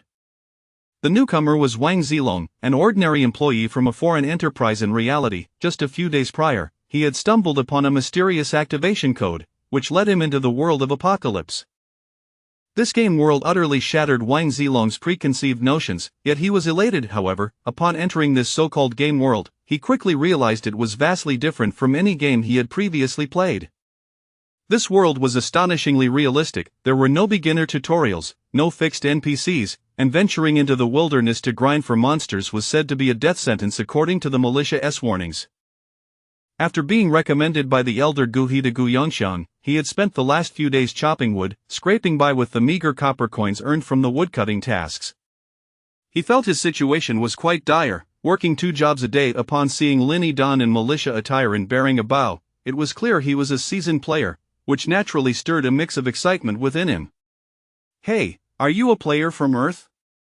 "Do not call me brother. I am an alien." Lin Yi cast a glance at him before turning away. "An alien?" Wang Zilong was taken aback, and just as he was about to respond, he saw Lin Yi vanish at the alley's end. Subsequently, Lin Yi arrived at the dormitory assigned to him within the militia. Though referred to as a dormitory, it seemed that he was the sole occupant, as the militia personnel primarily utilized it as a resting place. With today being a day off, not many members were present. Only Gu He and Gu Shan were practicing external skills in the courtyard. Within the militia, nearly all members possessed external skills, some honing their blade techniques while others practiced swordsmanship. According to Ling Yi's understanding, as long as one formally joined the militia, they could exchange a small number of contribution points to learn external skills. However, as Du Gufeng had mentioned, the quality of the external skills provided by the militia was rather low. To acquire superior external skills, one would still need to learn from the village's adept practitioners, such as Gu Laihai's unique archery technique, Heavenly Star Archery, or Gu Yongxiang's blade technique, Sunfire blade technique, which could counter spectral beings. Observing the others' training, Lin Yi chose not to interrupt but instead found a corner in the courtyard to set up a wooden target, preparing to practice with the bow he had just acquired. However, as he opened his attributes panel, Lin Yi was suddenly taken aback. He discovered that his proficiency in Heavenly Star Archery had inexplicably reached 2 points. It was worth noting that after learning Heavenly Star Archery yesterday, he had only practiced briefly in reality and had never utilized it within the Apocalypse game. Could it be that practicing external skills in reality could also enhance proficiency? Lin Yi was astounded, feeling he had stumbled upon a remarkable secret. One can indeed cultivate external skills in reality? It seems that once my 6 hours of online time in the Apocalypse world are up, I will not be idle in reality. Yesterday, Du Gufeng did not share this secret with me, but since he possesses external skills, he must have discovered this long ago. Lin Yi's thoughts raced as he settled down, nocking an arrow and beginning to practice his archery technique. However, the bow he held felt markedly different from the compound bow he had used yesterday at the archery range, and it took him some time to acclimate. After an hour, standing roughly 10 meters from the wooden target, Lin Yi was able to hit the target with nearly every shot. While he could strike the target, his accuracy fluctuated. Some arrows landed near the edges, while others found their mark in the center. Lin Yi realized that his archery talent was rather mediocre, and he wished he could draw a talent for archery from his universal talent. Unfortunately, the universal talent was too random, and it was uncertain when he might acquire an archery talent. Moreover, he had just solidified treasure sense the day before, meaning it would take at least a day or two before he could solidify a new talent. After practicing for a considerable time, Lin Yi exhausted his chi and blood value once more, and his proficiency in Heavenly Star Archery had risen to 5 points. He discerned that the limitation on his proficiency growth was not due to anything else but the depletion of his chi and blood value. Due to Lin Yi's meager vitality value of merely 8.5, after unleashing a volley of 7 arrows, his vitality would plummet to dangerously low levels. He would then have to await the gradual restoration of his vitality before he could once again employ the Heavenly Star Archery technique. The recovery of his vitality was a painstakingly slow process. Even after resting and replenishing himself with food and water, it would take approximately 10 minutes to recover a mere 1 to 2 points. During the 2 hours of practice this morning, he had managed to execute only 2 rounds of the Heavenly Star Archery technique. Lin Yi surmised that even if he were to practice the Heavenly Star Archery technique in reality, with the combined time of game and reality, he could expect to gain at most around 12 proficiency points in a single day. To elevate the Heavenly Star Archery technique to level 2, a minimum of over a month's time would be required. Over a month, that seemed excessively protracted. Subsequently, Lin Yi approached the recently resting Gu He to inquire about methods for restoring his vitality. After a moment of contemplation, Gu He replied, "Restoring vitality, the most effective approach is to augment your vitality cap. Currently, you are only at level 1, which naturally results in a low vitality value. You could either level up to enhance your attributes, thereby increasing both your vitality and its recovery speed, or consume more treasures akin to blood food, which can provide an additional boost to your vitality." Overhearing their conversation, Gu Shan, who had been practicing with his blade, interjected, "Xingshan, didn't you receive some loot yesterday? Go seek out old Guyongxiang. He specializes in concocting potions and possesses a remedy that can restore vitality." A potion for restoring vitality? Why didn't I see any in the treasury? It is said that old Guyongxiang and old Gaiwangxiang have never seen eye to eye, which is why the treasures and potions crafted by old Guyongxiang are never placed in the treasury. However, if you approach him directly for an exchange, that should not pose a problem. Very well. Lin Yi nodded. Though he was aware of the existence of potions that could restore vitality, he had no intention of trading for them, as he did not wish to squander contribution points on practicing the Heavenly Star Archery technique. It simply wasn't cost-effective. As time passed, Linny decided it was prudent to log off and check on his studio. Just then, Gu Qinghu stormed into the courtyard, grumbling. Ji Yushan approached him, asking, "Captain, what troubles you?" Gu Qinghu replied, "Did I not instruct you to borrow a portion of blood food from that old coot Gu Yuan yesterday? When I went to return the blood food today, that old coot insisted it was contaminated and demanded I purchase it outright. Damn it, when considering the demon-suppressing talisman I used yesterday, I've ended up losing quite a bit." "Forget about that old coot," Gu Qinghu dismissed, waving his hand to gather everyone in the courtyard. "I cannot consume all this blood food myself. It is to be shared among all my brothers. Each shall have a small piece." Upon hearing this, the faces of those present lit up with joy. "Thank you, Captain. The captain is generous. I often say that among our militia captains, our second team's leader is the most loyal. In the militia, while there was a monthly allocation of blood food, such treasures not only augmented vitality but also enhanced one's attributes with prolonged use. Such a treasure was desirable for anyone, and the more, the merrier. Enough flattery. I am merely rewarding you for your diligence in practicing martial arts during your rest days. Now, go forth and train earnestly to protect our village. Do not tarnish the name of Gu Qinghu." At that moment, Linny stepped forward and received a piece of blood food the size of his thumb. This blood food weighed approximately 10 grams, and if exchanged for contribution points, it would require no less than 20 points. "Consume it quickly. This was harvested yesterday and one tea lasts long." Gu Qinghu led by example, devouring his fist-sized piece of blood food in just a few bites. Linny also placed the blood food in his mouth. Apart from a somewhat metallic and earthy flavor, it bore no other peculiar taste and was quite palatable. It was said that blood food was derived from a plant known as earth meat, so named for its resemblance to pulsating flesh. After consuming the blood food, Linny discovered that his vitality had indeed increased, rising by a full 2 points. Currently, the vitality value stands at 10.5, which is quite satisfactory. The consumption of blood meat has indeed contributed significantly to this vitality. Linny contemplated that it might be prudent to first utilize the stored contribution points to exchange for blood food, as this sustenance would inevitably be consumed sooner or later. However, the poorer one's constitution, the lesser the amount of blood meat one can consume daily, necessitating time for digestion. The efficacy of blood food requires prolonged consumption to manifest. Subsequently, Linny prepared to depart. Before logging off, he informed everyone that they would gather for a meal at the only tavern in the village at midday. The group expressed their delight upon hearing this, exclaiming that Linny was truly a man of honor. As the appointed time arrived, Linny logged in early and made his way to Fufeng Tower, the sole tavern in Gyutan village located at the heart of the village. Fufeng Tower is one of the rare two-story buildings and serves as a high-end establishment within Gyutan village. It is said that the proprietor of Fufeng Tower relocated from Tianshui City, eventually settling in Gyutan village due to the disruption of trade routes. Upon his arrival, Linny noticed that the number of patrons dining at Fufeng Tower was quite sparse.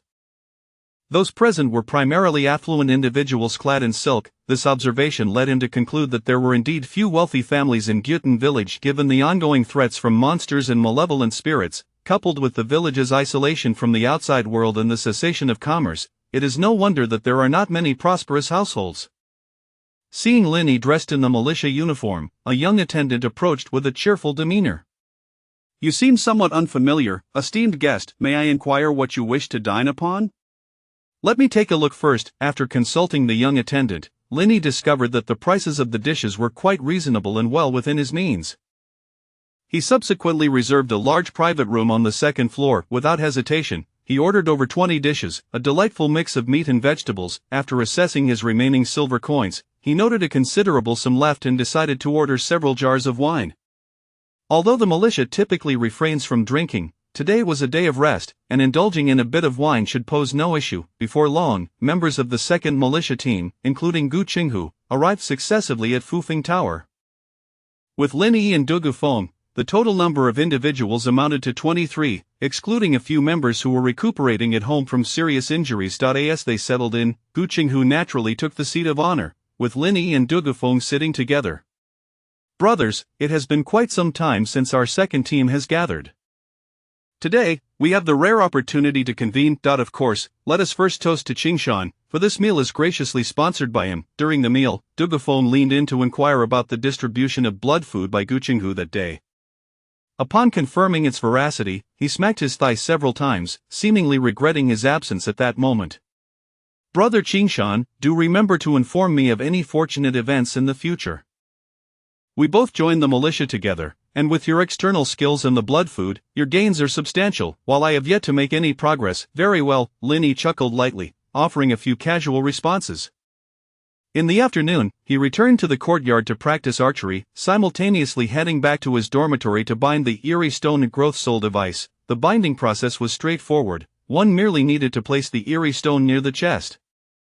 Subsequently, the stone transformed into a streak of light that shot into Lin Yi's chest. Dang, you have successfully bound the growth soul device, eerie stone, Spirit 1. Spirit 1, Lin Yi's heart leaped. Spirit is not one of the 4 fundamental attributes but a special attribute related to advanced professions.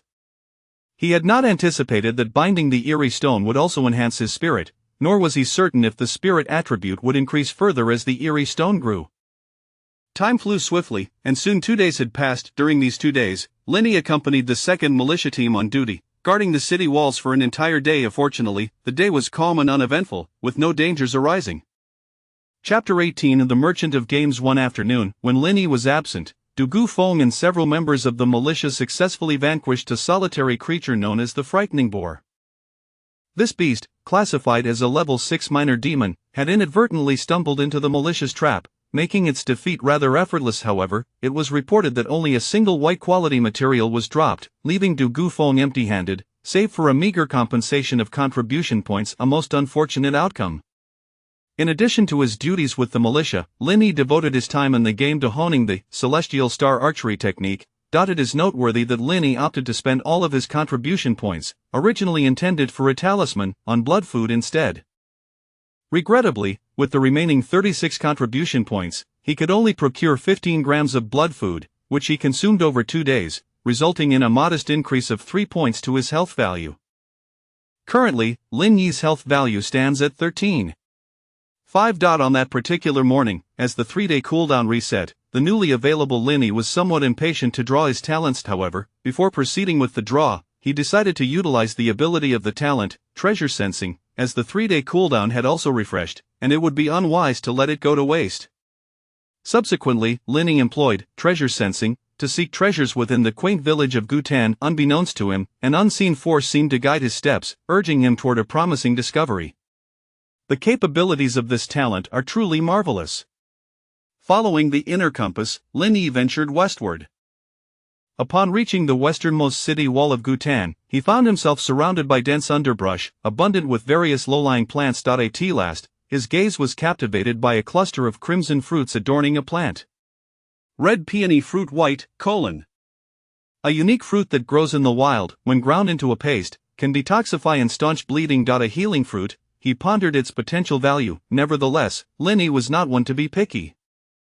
He quickly harvested 3 of the red peony fruits from the plant. Satisfied, he nodded. One could serve as a reserve while the remaining 2 could be exchanged for contribution points, as he was currently in dire need of blood to enhance his health value. Afterward, Lin Yi returned to his abode and eagerly prepared to draw his talent for the day. As the dice on the talent page rolled, a flash of blue light darted across. Ding! You have drawn the blue talent, Blood Drain. A blue talent. Lin Yi's heart raced. It was even superior to a green talent, and this was his first encounter with such an extraordinary boon. His luck today had been remarkable, first discovering 3 white-quality spiritual fruits, and now, acquiring a blue talent. Without delay, Lin Yi examined the details of Blood Drain. Blood Drain, blue talent that allows the user to obtain blood energy from slain creatures possessing blood, which is then automatically converted into health points. Note, this blue talent can be utilized up to 1,000 times. Enhancing the talent level will increase the number of times it can be used. After reading the talent description, Lin Yi was filled with exhilaration. This talent appeared to be exceptional, one that could compound attributes over time. He wondered, however, how much health could be drained in a single instance. If it yielded 1 health point each time, that would amount to 1,000 health points across all uses. Yet, today was a duty day, and Linny was required to join the militia's second squad in guarding the city, leaving him no time to test the talent's prowess. Suppressing his excitement, he made his way to the city wall, where most members of the second squad had already assembled. Jiu Chenghu waved his hand, instructing, "Go on, everyone, take your positions at your respective defense lines, and ensure no monsters slip into the village." Linny, lacking a fixed defense line, naturally followed Gu Chenghu. The day's guard duty proved rather dull, as no monsters were lurking outside the city wall, nor were any infiltrators detected within the village. After 2 long hours, it was time for Linny to change shifts, passing the responsibility to the solitary foam. However, he did not hasten to log off. Instead, he ventured to Fufeng Tower, where he purchased a live chicken and a live duck from the kitchen attendant. He was eager to test whether killing these fowl would grant him any health points. Ding! You have slain an ordinary chicken, no experience gained. Ding! Your blue talent, Blood Drain, has been activated, granting you a permanent increase of 0.8 to your health points. A live chicken grants a vitality bonus of 0.8. Linny then attempted to slay the live duck in his hands. Ding! You have slain a common duck, no experience bonus. Ding! Your blue talent, Blood Drain, has been activated, granting you a permanent increase of 0.8 points to your life force. The life value enhancement remains at 0.8. Linny raised an eyebrow in contemplation, realizing that the creatures he had slain were likely correlated with their size. The dimensions of chickens and ducks were comparable, and their vitality was similarly matched, resulting in a life essence yield of merely 0.8. After pondering for a moment, Linny concluded that it was imperative to test other living beings. He then sought out the butcher, Li, who resided to the east of the village, inquiring whether he might personally execute a pig. Slaughter a pig? And you would pay me for it? Li the butcher regarded Linny with curiosity, remarking, "I have encountered many incarnates, but you are the first to offer me compensation for killing a pig." However, upon noticing Linny adorned in the militia's attire, Li's curiosity was piqued. If his memory served him correctly, this young man had only recently arrived in Gutan village, and yet, in the span of a mere week, he had joined the militia. This lad possesses considerable aptitude. Unaware that the militia's uniform had significantly enhanced his demeanor, Linny merely listened as Li the butcher conceded, "Very well, since you are paying, you may do as you please." Subsequently, Linny was escorted to the backyard, the designated area for slaughtering pigs. Several carcasses hung from the walls, while the ground was strewn with the bloody entrails of swine. A pungent, metallic scent of blood permeated the air. Li the butcher called out to the interior, "Changsheng, come out and get to work. Fetch a live pig from the pen." At that moment, a young man emerged from within, wielding a boning knife, his outer garment stained with crimson pig's blood. "Master, did we not just slay one this morning? Why must we kill again? Is the day not sufficient?" "Spare me your chatter. When I instruct you to go, you must hasten." Under Li's insistence, the youth, named Changsheng, sighed and proceeded to fetch a pig. Before departing, he cast a glance at Linny, yet uttered not a word to Linny's gaze sharpened. Judging by his demeanor and attire, this Changsheng was indeed a player. Another player? Having arrived in the world of Tianqi for roughly a week, and counting the corpulent individual from Militia Team 3, the Solitary Wind, and the newcomer he had encountered a few days prior, this made a total of 4 players he had encountered in Gutan village. It appeared that the number of players born in this village was substantial. Before long, Changsheng returned, leading a hefty black pig, weighing approximately 300 pounds. Sensing the aura of death, the swine entered the yard, bellowing frantically. At this juncture, Li the butcher strode forward, firmly gripping the squealing beast with one hand while swiftly wielding his black iron cleaver with the other. In a flash, the massive black pig collapsed to the ground, a gaping wound rent across its throat. Linny's eyelids fluttered. It seemed Li the butcher was an adept of considerable skill. "Young man, though I am unaware of your motives for slaughtering this pig, it is nearing its last breath. Should you wish to proceed, act swiftly." "Thank you, Li the butcher." Linny, undeterred, promptly seized a convenient cleaver from the yard and struck the pig's wound thrice, ensuring the creature was completely dispatched. Ding! You have slain a common domestic pig, no experience bonus. Ding! Your blue talent, Blood Drain, has been activated, granting a permanent increase of 1.4 points to your health. A life value enhancement of 1. 4. This far exceeds the life value gained from slaying chickens and ducks. Indeed, the optimal utilization of the blood drain talent lies in vanquishing larger creatures. However, to his knowledge, the livestock population within the entirety of Gyutin village is quite limited. Not to mention the black pigs and wild goats, even when including chickens, ducks, and geese, amassing a total of 1,000 would likely prove exceedingly difficult. Brother, seeing you clad in militia attire, are you not aware that in this game, slaying pigs and ducks yields no experience? Noting Lin Yi's contemplative demeanor after he had finished off the pigs, Qin Changsheng approached, extending his hand. I am Qin Changsheng, a seasoned player. What is your name? Lin Yi stepped forward to shake his hand. I am called Qingshan Bulo. Qin Changsheng nodded. A fine name indeed. I have been in Gyutin village for about 3 to 4 months. I have encountered many skilled players who managed to join the militia, yet you seem rather unfamiliar. Indeed, I have not been in Gyutin village for long, Lin Yi replied, his curiosity piqued. 3 to 4 months? What level are you at now, brother?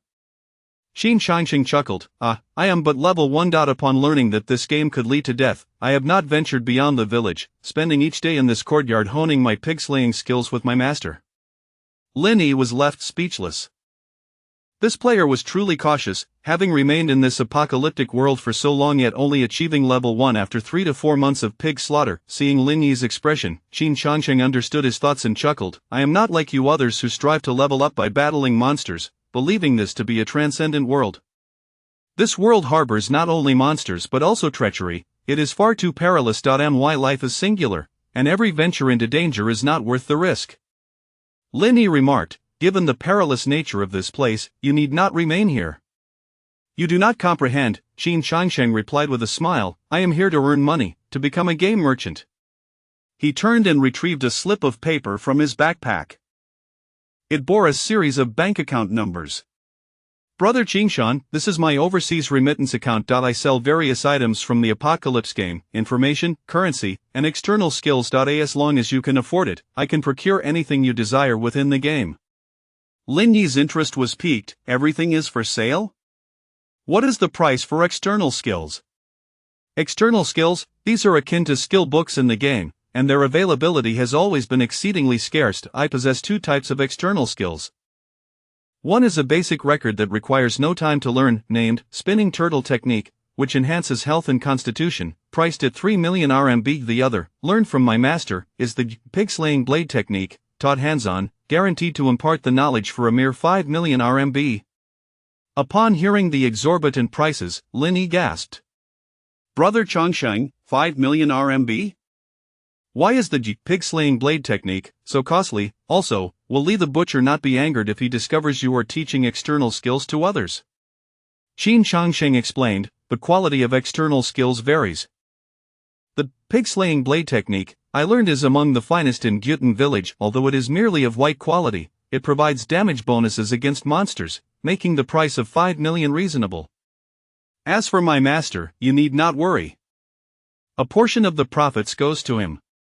Impressive, such a method exists, earning money alongside indigenous NPCs. However, it seemed that both the pig-slaying blade technique and Gu Yongxiang's flame sun blade technique were exceptional among white external skills.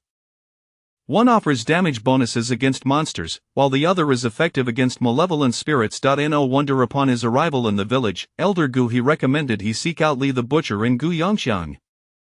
It appears they genuinely consider the welfare of newcomers. Lin Yi pondered and then inquired, Brother Changsheng, what are the prices for currency, items, and game information?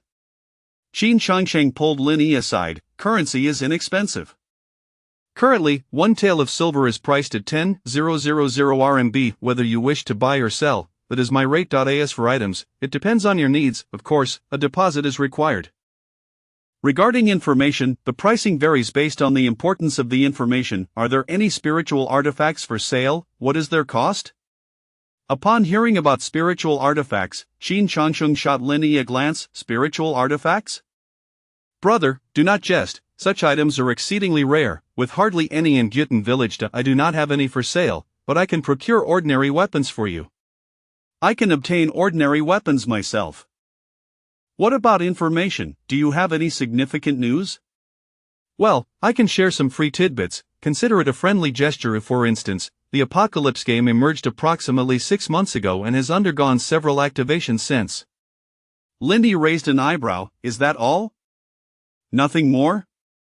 Ahem, let me add a bit more. Our nation has established specialized player teams, with relevant agencies in virtually every prefecture-level city. Therefore, it is best not to disclose your identity in the game. Otherwise, you may attract unwanted attention. Upon hearing this piece of information, Linny nodded. It appeared that those handling Lu Hong's death incident were likely from an official special agency. Linny continued, what is the downside of attracting attention? Qin Shangsheng shrugged. Naturally, there is no significant downside, but it curtails your freedom. You will be monitored, and if discovered having committed murder in the game, you will likely face incarceration. Of course, I have heard that the authorities are currently short-staffed, and if you pass the political review, there is a good chance of being recruited. After listening, Linny nodded. What about Gyutan Village? Is there any vital information? Also, what is the situation regarding professions after level 10? Qin Shangsheng, suddenly feeling helpless, responded, I say, Brother Qingshan, I am not a walking encyclopedia. How could I possibly know everything? Logically, you are part of the militia and should possess far more information than I. Linny decided against further inquiries, sensing that Qin Shangsheng's knowledge of intelligence was rather limited. He then asked directly, never mind, can you procure blood food? What is the price? Qin Shangsheng shook his head emphatically. I cannot procure that. Blood food is a regulated resource in Gyutan Village, only available for exchange by militia members. I had hoped, Brother Qingshan, that if you could acquire it, I would buy it at a high price. Linny wore a look of disappointment. Brother, you have nothing of what I seek. Ahem, it is not that I possess nothing. Rather, the items you desire are simply too advanced. Noticing Linny's intent to leave, Qin Shangsheng could not help but add, Brother, I know of a map resource outside the village that can yield original external skills.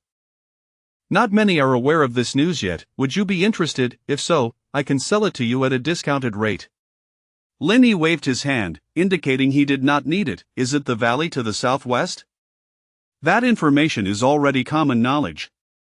He then handed over his limited silver to Li the butcher to purchase the pig-slaying fee and left without a backward glance. Although Qin Shangsheng claimed to be a game merchant, the truth was that the information and resources he possessed were exceedingly limited. Nevertheless, Linny felt quite satisfied having gleaned some information for free from this encounter. Chapter 19 Maximizing the benefits of talent. Upon departing from Butcher Li, Linny pondered how to fully optimize the potential of his talent, blood extraction. First and foremost, it was evidently impractical to slay 1,000 creatures within the world of Apocalypse. However, Linny conceived an alternative strategy to hunt large creatures in the real world. He recalled that when he first solidified the talent, Skeletal Wonder, he had managed to transfer a fraction of the augmented attributes into reality, indicating that talent abilities could indeed manifest beyond the confines of the game. If he could trigger the blood extraction talent by killing creatures in reality, he might very well reach the upper limit required for this talent within just a few days. Subsequently, Linny logged off and made his way to a nearby market, where he procured a live duck to slay. The act of killing did not evoke much sensation in him. However, he needed to verify whether his life points had increased by checking the attributes panel upon re-entering the game. Upon returning to his dormitory and accessing the world of Apocalypse, he examined his attributes panel. Player Eternal Green Mountain Status, Normal ID 007 Gender, Male Level 1 Health 101. 8 points Experience 300 Satiety 98 100 Strength 7 Normal Male Limit 10 points Influences Physical Damage dealt and the maximum weight of wieldable weapons. Constitution 8 Normal Male Limit 10 points Affects the upper limit of health regeneration speed, and fundamental resilience. Agility 7 Normal Male Limit 10 points Impacts movement and reaction speed. Stamina 11 Normal Male Limit 10 points Determines the upper limit of endurance, recovery speed, and carrying capacity. Vitality 13. 5 External Skill Frowny Face Celestial Star Archery Green, LV1, 9,500 Each point of vitality affixed to the arrow enhances its damage by 2. The 7th consecutive arrow unleashes an additional 12 damage. Initial Talent Universal Talent, Red, LV1 Blood Drain. Upon observing the attribute panel's health value, Linny's face lit up with joy. Indeed, it has increased. He recalled that before going offline, his health points stood at 101, and now they had increased by 0.8. This indicated that in reality, slaying creatures remained beneficial, mirroring the health point enhancements acquired within the apocalyptic world. That evening, Linny conducted an online search for various slaughterhouses in the vicinity of Linha City, primarily focusing on those that dealt with cattle, sheep, and pigs. The following day, Linny did not enter the apocalyptic world at his usual punctuality. Instead, he chartered a vehicle to the slaughterhouses near Linha City to conduct an on-site investigation. The sheer number of 1,000 creatures he intended to slaughter was overwhelmingly large, and it was unlikely that a typical small-scale factory could accommodate such a demand. However, most large slaughterhouses employed mechanized processes and adhered to stringent regulations. Even if he could secure a bribe, it was improbable that he would be permitted to personally carry out the slaughter. Throughout the day, Linny visited over 10 slaughterhouses, yet none proved suitable for collaboration. Fortunately, the strategy he devised the previous night was thorough, leading him to discover a rural slaughterhouse by evening, primarily engaged in the butchering of live cattle and pigs. After negotiating a favorable price, the owner of the establishment readily acquiesced to Linny's request, expressing delight at such an unprecedented order for the slaughter of 1,000 animals. For him, it was inconsequential as long as payment was assured. That night, Linny embarked on a modest endeavor, personally attempting to slaughter around 20 live cattle. Due to the significantly larger size of cattle compared to pigs, and their more abundant vitality, Linny had tested and discovered that a living cow, under the blood absorption talent, could enhance its health by a factor of 1.6. If he were to slaughter 1,000 cows, he would gain 200 more health points than if he were to kill pigs. Consequently, Linny decided to focus solely on cattle slaughtering from then on, eschewing pigs altogether. After a long day of labor, Linny found himself utterly fatigued. Instead of returning to Linha City, he opted to secure a modest inn near the slaughterhouse for the night. After ensuring that there were no hidden cameras within the inn, he promptly entered the world of Apocalypse. To be frank, this was Linny's first venture into the game at night. Aware of the lurking dangers posed by spectral creatures, he resolved not to venture outside, choosing instead to practice archery within the confines of the yard. After all, he had not had the opportunity to log in during the day, and the 6 hours allotted for gameplay must not go to waste. Having consumed some food to replenish his satiety, Linny stepped out from the militia dormitory. Upon glancing upward, he noted the inky darkness of the night, punctuated by an eerie crimson glow illuminating the expanse of the sky. It was said that this red light emanated from the temple of Gyutan village, casting a protective radiance that could dispel some of the spectral entities lurking in the shadows.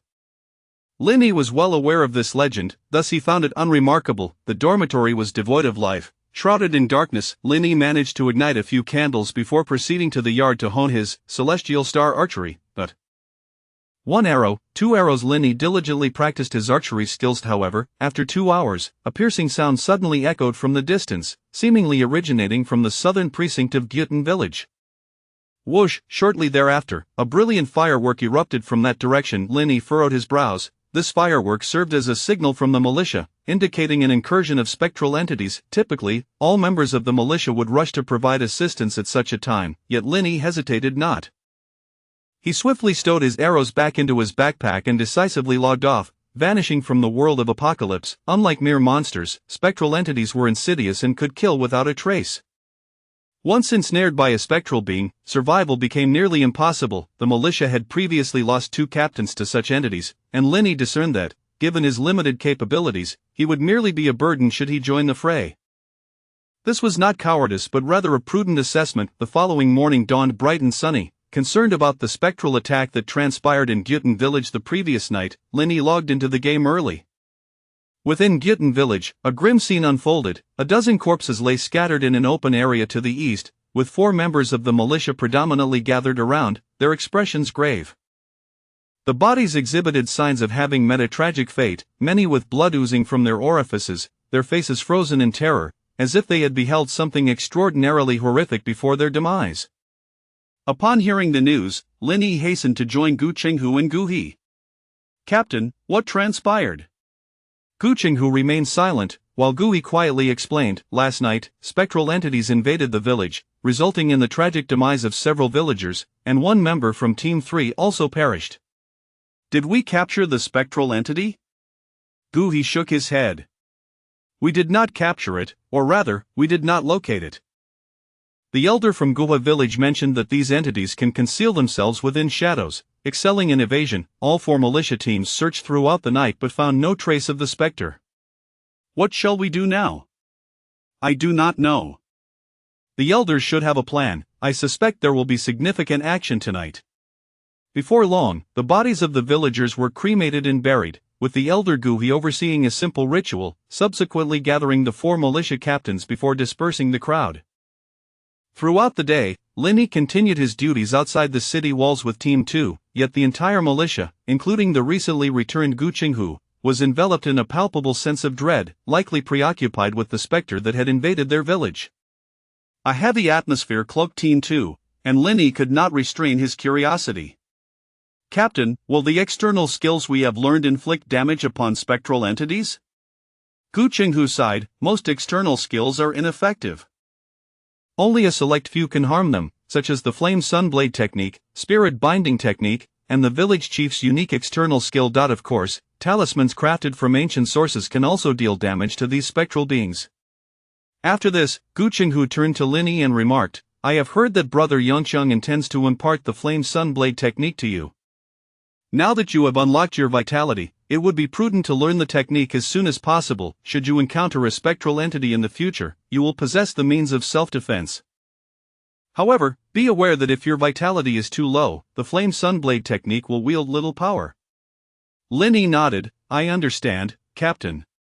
Previously, Gu Yongqiang had mentioned that the reason for withholding the Flame Sunblade technique until one reached level 4 was because its efficacy was contingent upon the vitality level. If the vitality was insufficiently low, one might struggle to even execute the technique. Nevertheless, the recent incident of spectral invasion instilled a sense of urgency within Lin Yi. At present, he was merely at level 1, with attributes akin to an ordinary person. In the face of any perilous beings or spectral entities, he possessed no means for self-preservation. This situation was untenable. He needed to utilize his experience points to level up without delay. Should he encounter an unforeseen event that led to his demise, there would be no opportunity for regret. Resolute, Linny sought an opportunity to expend his experience points for a level up. Ding! You have consumed 100 experience points. Your level has increased, granting you 5 free attribute points. Ding! You have consumed 200 experience points. Your level has increased, granting you 5 free attribute points. In a single breath, he ascended 2 levels, acquiring a total of 10 free attribute points. Currently, his foundational attributes comprised strength, constitution, agility, and endurance. Given that constitution primarily influenced health points, Linny believed that blood absorption could afford him over 1,000 health points, thus he chose not to allocate points to constitution at this juncture. Strength influenced attack power, and Linny resolved to prioritize the strength attribute. Agility, which governed reaction time and speed, was also critical for evasion in dangerous scenarios. As for endurance, Linny's endurance attribute was presently the highest at 11 points, allowing him to defer further investment in that area for now. After careful consideration, Linny allocated 7 points to strength and 3 points to agility. With his adjustments finalized, Linny's attributes and health points stood as follows: strength 14, normal male limit 10 points, affecting physical damage and the weight of weapons that can be wielded, constitution 8, normal male limit 10 points, affecting health point maximum, recovery rate, and baseline resilience, agility 10, normal male limit 10 points, affecting movement and reaction speed, endurance 11, normal male limit 10 points, affecting stamina maximum, recovery rate, and load capacity, health points 16, 6 points derived from blood food. Regarding the matter of health points, last night he slaughtered 23 domesticated cattle, resulting in a health point enhancement of 36. 8. Coupled with the additional 40 health points gained from his recent level up, he currently possesses a total of 178. 6 health points. In comparison to his previous level, Linny now boasts nearly double the health points, providing him with a significantly greater sense of security. However, following his upgrade, it is likely that the experience gained from defeating monsters will be somewhat diminished. Nonetheless, Linny remains unconcerned about these minor experience points. With the malevolent spirits infiltrating the village, the safety of Ancient Pool Village is compromised, making the acquisition of self-defense capabilities far more valuable. After exiting the apocalypse world, Lin Yi proceeded to the factory to slaughter live cattle. Perhaps due to his recent upgrade, he felt an overwhelming surge of strength coursing through his body, with his arms and abdomen exhibiting noticeable muscle definition. Moreover, he conducted a brief speed test, discovering that he had improved significantly, running 100 meters in approximately 10 seconds. Within the factory, Lin Yi continued to slaughter over 100 live cattle, pausing only at noon for a meal. He consumed a modest boxed lunch, consisting solely of rice and ingredients, lacking the appetite for meat. At that moment, he received a message from Lu Bo. "Brothery, I will be going out for a while and probably won't return for half a month. Please refrain from contacting me during this period." The message was accompanied by a smiley emoticon, a pre-arranged signal between Lu Bo and Lin Yi indicating safety and authenticity. After reading the message, Lin Yi felt no concern for Lu Bo's safety. Lu Bo had been in regular contact, often reporting his well-being. He speculated that Lu Bo had likely entered the official's radar and, according to Qin Changsheng, would most likely be recruited as an official member. Before the police station in Linhe City, a vehicle contained 3 individuals. The foremost among them was Zhao Shuang, a formal member of the Apocalypse Squad in Linhe City and subordinate to Zhang Baichuan. The other 2 were Lu Bo, who had just messaged Lin Yi, carrying a black backpack and a suitcase as if preparing to relocate. The last was a stranger named Zhou Huaiwen, appearing to be in his 40s, with an honest demeanor. As the vehicle set in motion, Lu Bo could not refrain from asking, "Brother Shuang, what kind of training will we undergo at the capital headquarters? Will we be deemed unqualified?" Zhao Shuang skillfully shifted gears and replied, "Rest assured, your evaluations pose no significant issues. Once we arrive, we will undergo relevant training, and as for the assessments, they will merely be a formality." "That's a relief," Lu Bo replied, feeling reassured. Ever since he utilized that ordinary activation code to enter the apocalypse world, he had followed Lin Yi's advice to develop discreetly while gradually exploring the realm.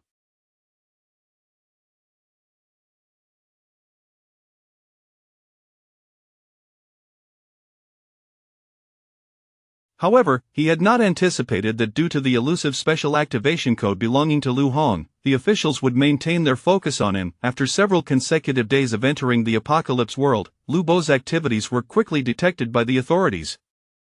Subsequently, Zhang Baichuan assigned Zhao Shuang to engage with Lu Bo and facilitate his recruitment. However, as per protocol, Lu Bo was required to attend training at the capital headquarters to uncover more secrets of the apocalypse game. Lu Bo could not help but inquire further, "Brother Shuang, once we leave, won't there be only Captain Zhang left in the team? What if a special incident occurs? No need for concern."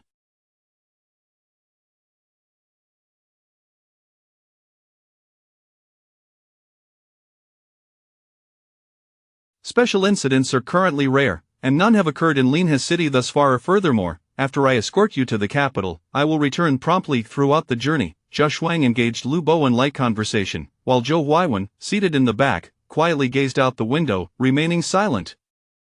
Zhao Shuang cast a glance in the rearview mirror and remarked, "Old Zhou, do not be so glum. I assure you that the headquarters possesses relevant information regarding your son's case, and we will undoubtedly find the perpetrator responsible for his death." Zhou Huaiwen slowly raised his head, his hoarse voice uttering a simple, "Good." Following this, a profound silence enveloped the vehicle.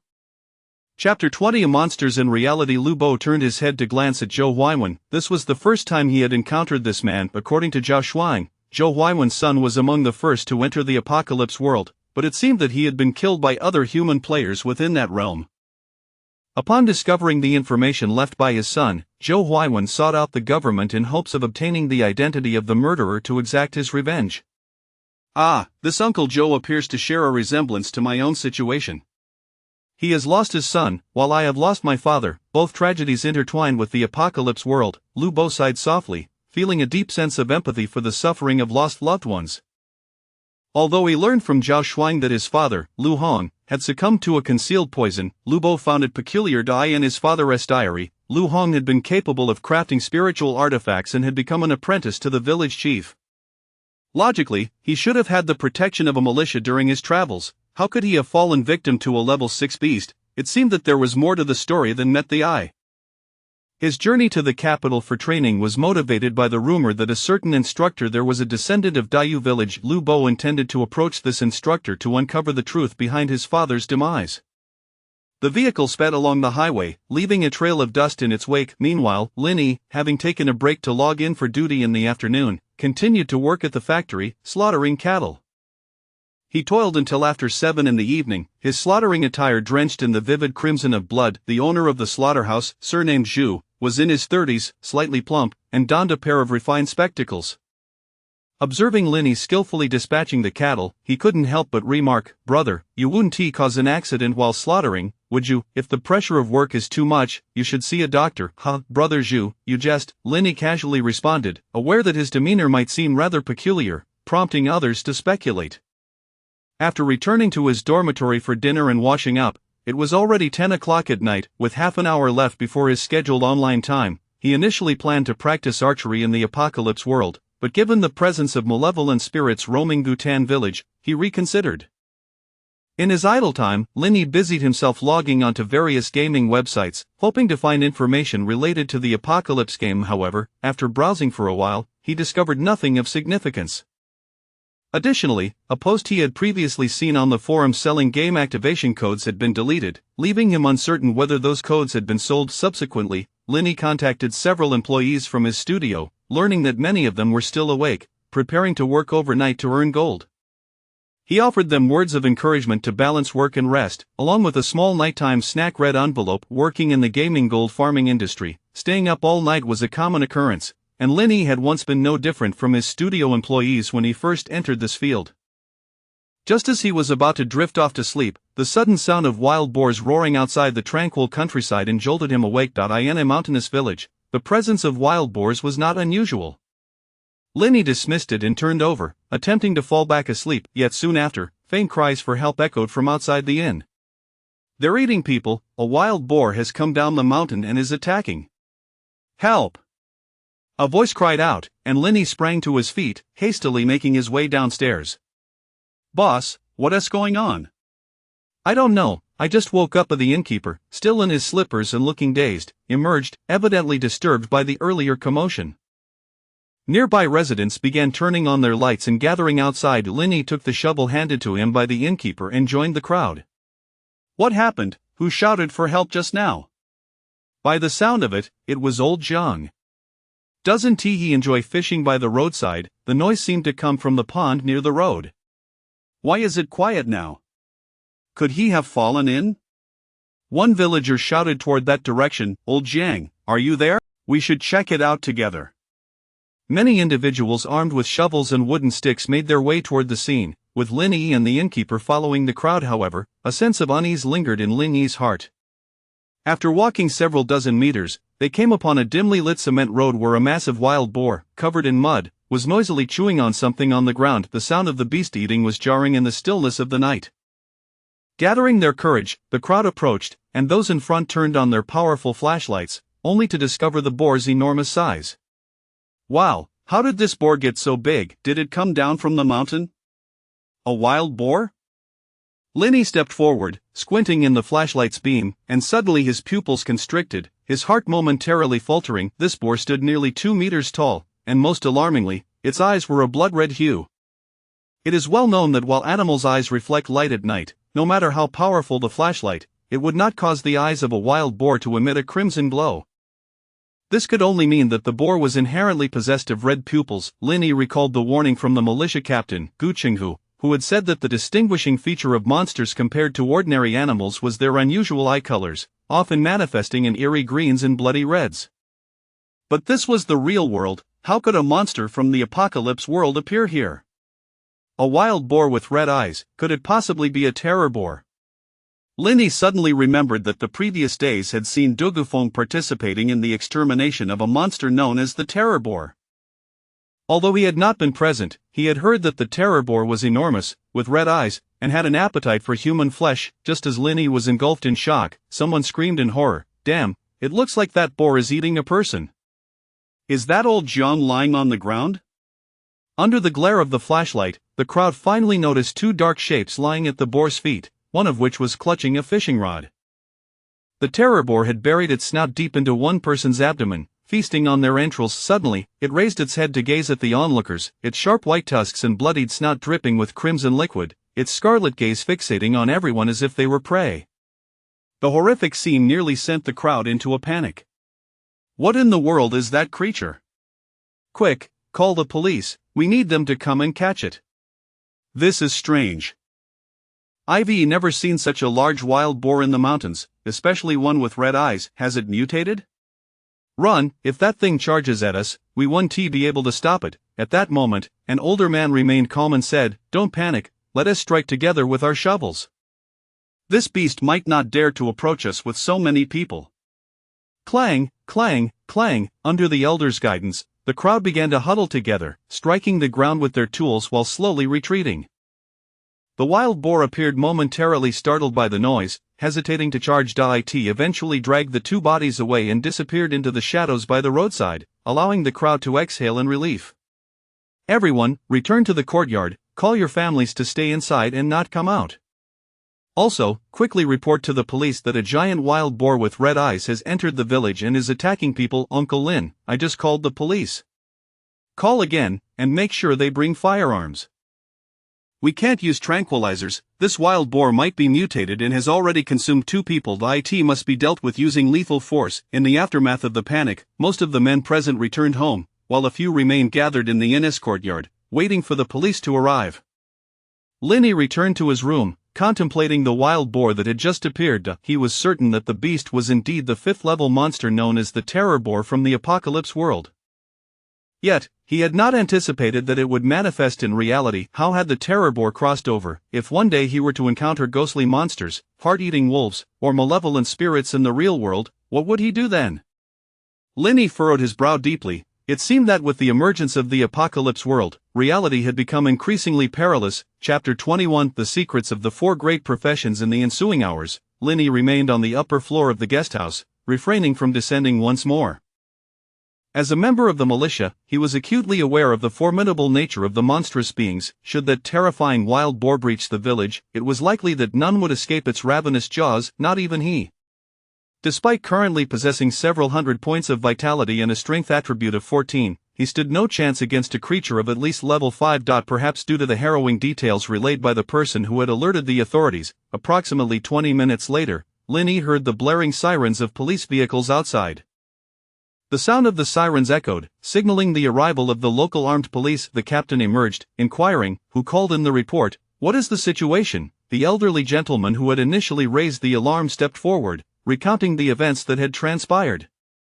A wild boar standing 2 meters tall, with blood-red eyes, attacking people on the road. The armed police furrowed their brows, struggling to believe the existence of a 2-meter-tall mutated wild boar.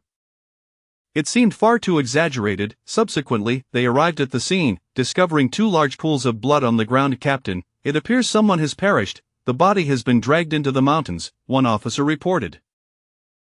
"Captain, we've found footprints of the wild boar. They are rather unusual, and it seems this boar appeared out of nowhere." Red eyes. The captain of the armed police seemed to have an epiphany, hastily halting the team's advance into the mountains and returning to the elder to inquire, "Good sir, are you certain that the wild boar had red eyes?" "Yes, indeed, we all saw it. Its eyes were blood-red and terrifying." After consulting several others, the captain's demeanor shifted dramatically, and he promptly contacted the Linha City Armed Police Headquarters. Around midnight, Zhang Baichuan at the Linha City Police Department received reports of a possible monster sighting within the city.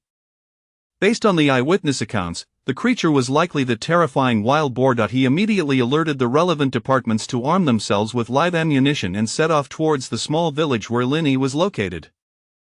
The following morning, after a night of disturbances, Linny descended to freshen up. Through inquiries, he learned that several waves of armed officers from the city had arrived during the night and had already dispersed into the mountains to search for the wild boar.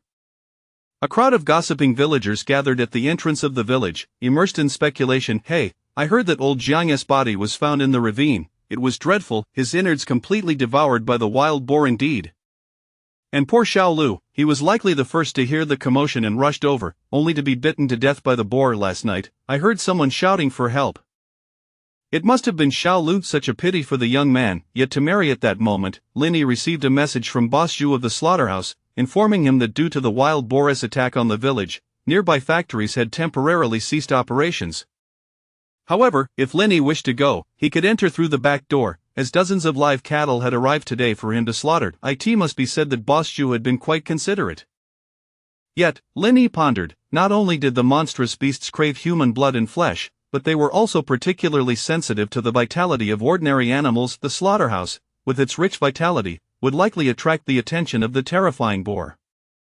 There was no need to take such risks today. He could only hope that the forces dispatched into the mountains last night would prove effective and quickly eliminate the threat. Around noon, while at the guesthouse, Lenny heard a series of gunshots echoing from the nearby mountains. Meanwhile, on a densely vegetated hillside, the massive wild boar lay lifeless in a pool of blood. The ground beneath it was riddled with bullet holes, reeking of gunpowder. It was evident that the level 5 beast had endured an intense barrage before finally succumbing. Zhang Baichuan, holding a walkie-talkie, instructed the various teams to approach in an orderly manner. Let me remind everyone once more, confirm whether the mutated wild boar is truly dead. Captain, it's confirmed dead. Excellent. At this moment, Zhang Baichuan, having labored through the night, finally exhaled in relief. During his training in the capital, he had encountered cases of beasts from the apocalypse invading reality, resulting in significant casualties. Fortunately, this wild boar had manifested in the mountains outside the city, resulting in minimal fatalities and few witnesses. Had it occurred within Linhe city, the death toll would have been catastrophic.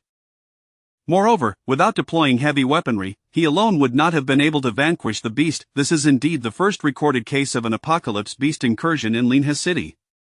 We now have sufficient grounds to report to headquarters and request additional official personnel, and the carcass of this wild boar will also prove valuable. Zhang Baichuan then approached the corpse of the wild boar and gestured for the others to transport it back. It was not until dusk that the villagers, including Linhe, received an announcement from the government stating that the mutated wild boar had been slain, allowing everyone to venture out with peace of mind. Only then did Linhe gather the courage to head to the slaughterhouse and resume his work of butchering cattle. That evening, Linhe logged into the Apocalypse World to check his attribute panel. Player Qingshan Bulo status normal ID 007 gender male level 3 health 578 experience 0. 400 saturation 67 100 strength 14 normal male limit 10 affects physical damage and weapon weight capacity constitution 8 normal male limit 10 affects health cap, recovery speed, and basic resilience, agility. 10 normal male limit 10 affects movement and reaction speed, stamina 11 normal male limit 10 affects stamina cap, recovery speed, and carrying capacity. Vitality is 16, 6 points derived from blood food, external skill. Celestial Arrow Technique Green, LV1, 14,500. Each point of vitality attached to an arrow increases its damage by 2. The 7th consecutive shot can unleash an additional 12 damage. Initial talent Universal talent, Red, LV1 blood absorption. Over the past few days, Linhe had slaughtered over 200 cattle, finally raising his health points above 500. Compared to level 1 with 97 health points, this 5-fold increase provided him with a significant sense of security. However, due to having exhausted his contribution points, he could no longer exchange for vitality, leaving his current vitality at just 16 points. The insufficiency of vitality also hindered Linhe's efficiency in practicing Celestial Arrow Technique. Although he had been diligently practicing archery in the second team's yard whenever he had time, the proficiency of Celestial Arrow Technique still progressed at a sluggish pace. Now that the wild boar had been dealt with in reality, Linhe felt an increasing urgency. He feared that one day, the monsters from the apocalypse would manifest in the real world. The only solution was to rapidly enhance his own strength to face the unknown dangers. In the dimly lit apocalypse world, the sky was overcast, with the temple-less red glow illuminating half the heavens. In the courtyard of the second militia team, Linhe was diligently shooting arrows at a wooden target when he saw Dugafeng hurriedly approach.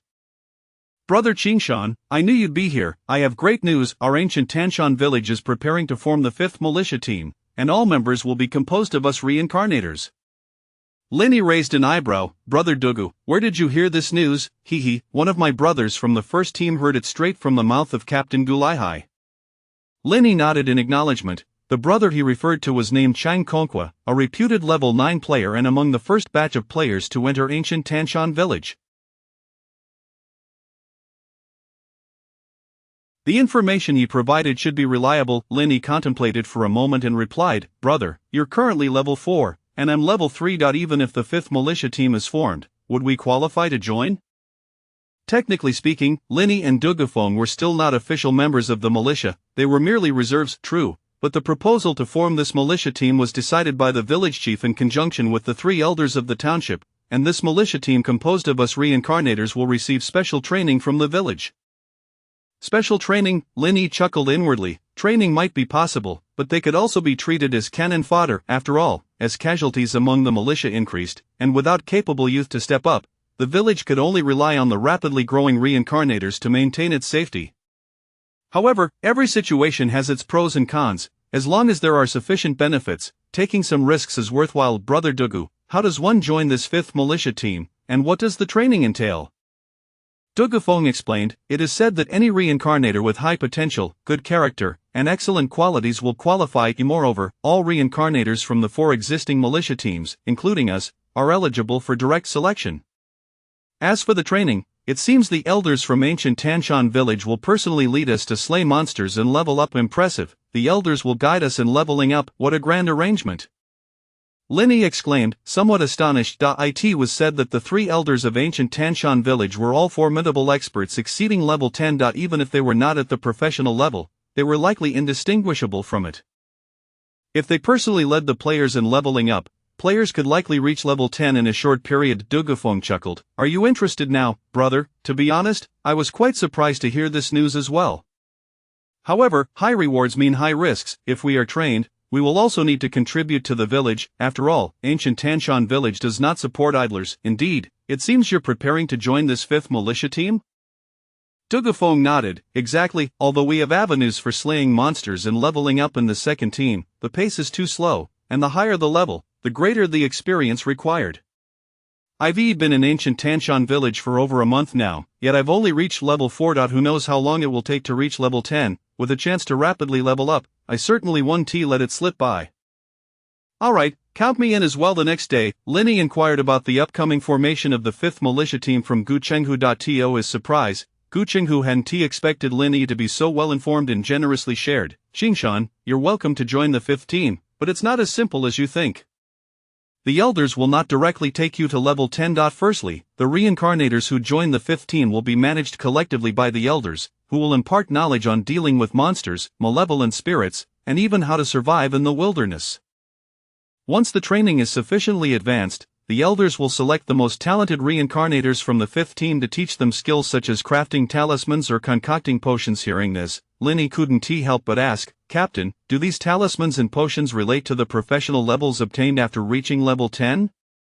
Gu Chenghu glanced at Linny and remarked, you're quite astute. Normally, I shouldn't casually divulge such secrets to reincarnators, but seeing how you've performed in our 2nd team recently, I'll share a bit. Once you reach level 10, you will encounter a bottleneck. By then, your physical attributes will have nearly reached human limits, and the next step would be to break through a certain threshold and enter the professional level. To my knowledge, there are 4 great professions in the Apocalypse continent: warrior, sorcerer, cleric, and sequence. 4 great professions. Linny suddenly recalled the 4 advanced attributes displayed on his attribute panel. Spirit, internal force, faith, and spiritual power. It seemed these 4 attributes were linked to the 4 professions. A captain, if that is the case, then the elder Gu Yuan from ancient Tanshan village, who can craft charms, must be following the faith route as a cleric, and elder Gu Yun, who can concoct potions, is likely a sorcerer. Gu Chenghu nodded. You're correct, each of the 4 great professions has its uniqueness. The power of faith can be used to create charms, while sorcery can be used to brew various potions. What about the warrior and sequence? What are their unique aspects? At this, Gu Chenghu shook his head with a rueful smile. I don't know either. Our village lacks the legacy of these 2 professions.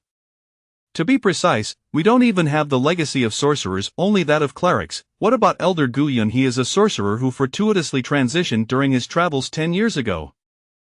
It has nothing to do with ancient Tanshan village. Linny continued to inquire, Captain, are there any hierarchies among these 4 professions? Which one is superior? I'm not sure about that either, but I once heard Brother Yongchang mention that the 4 great professions have mysterious origins, having been passed down for thousands of years in the Apocalypse continent.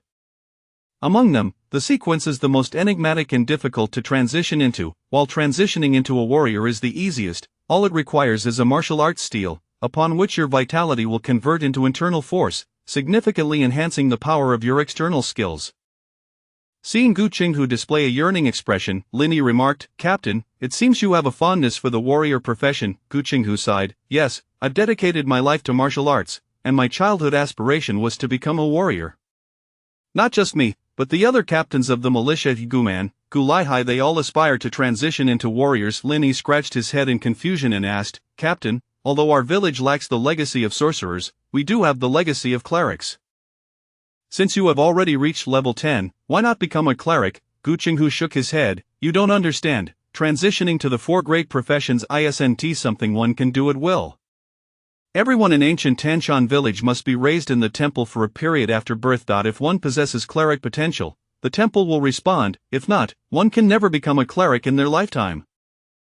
Since becoming a cleric has such requirements, then the sorcerer must have similar restrictions. However, the warrior profession has no such prerequisites. As long as one has abundant vitality and can comprehend the martial arts style, one can become a warrior. Unfortunately, the martial arts style is only located in Tianshui City, but the road to Tianshui City has been severed, leaving us without a path to advance as warriors. After hearing Gu Qinghu's words, Linny finally understood that advancing to a professional level was not an easy feat. Chapter 22 Surge in Vitality. However, in Gyutan village, the only role available is that of a priest. Thus, if Linny wishes to transition to another profession, he will likely need to devise additional strategies. Seemingly distracted, Gu Qinghu furrowed his brow and remarked, Alright, aren't you supposed to inquire about the 5th militia team? How did we end up discussing professional ranks? If you truly wish to join the 5th militia team, the most pressing concern is whether you can accept the contract required for enlistment, Linny replied, taken aback. A contract? Captain, do we really need to sign a contract to enter the 5th team? Of course, once training is completed, all newly initiated members of the 5th team will venture out under the guidance of the village elders to hunt the scattered monsters in the wilderness, enabling them to level up swiftly, Gu Qinghu explained. However, this endeavor will deplete the resources that Gyutan village has accumulated over the years to combat monsters and phantoms.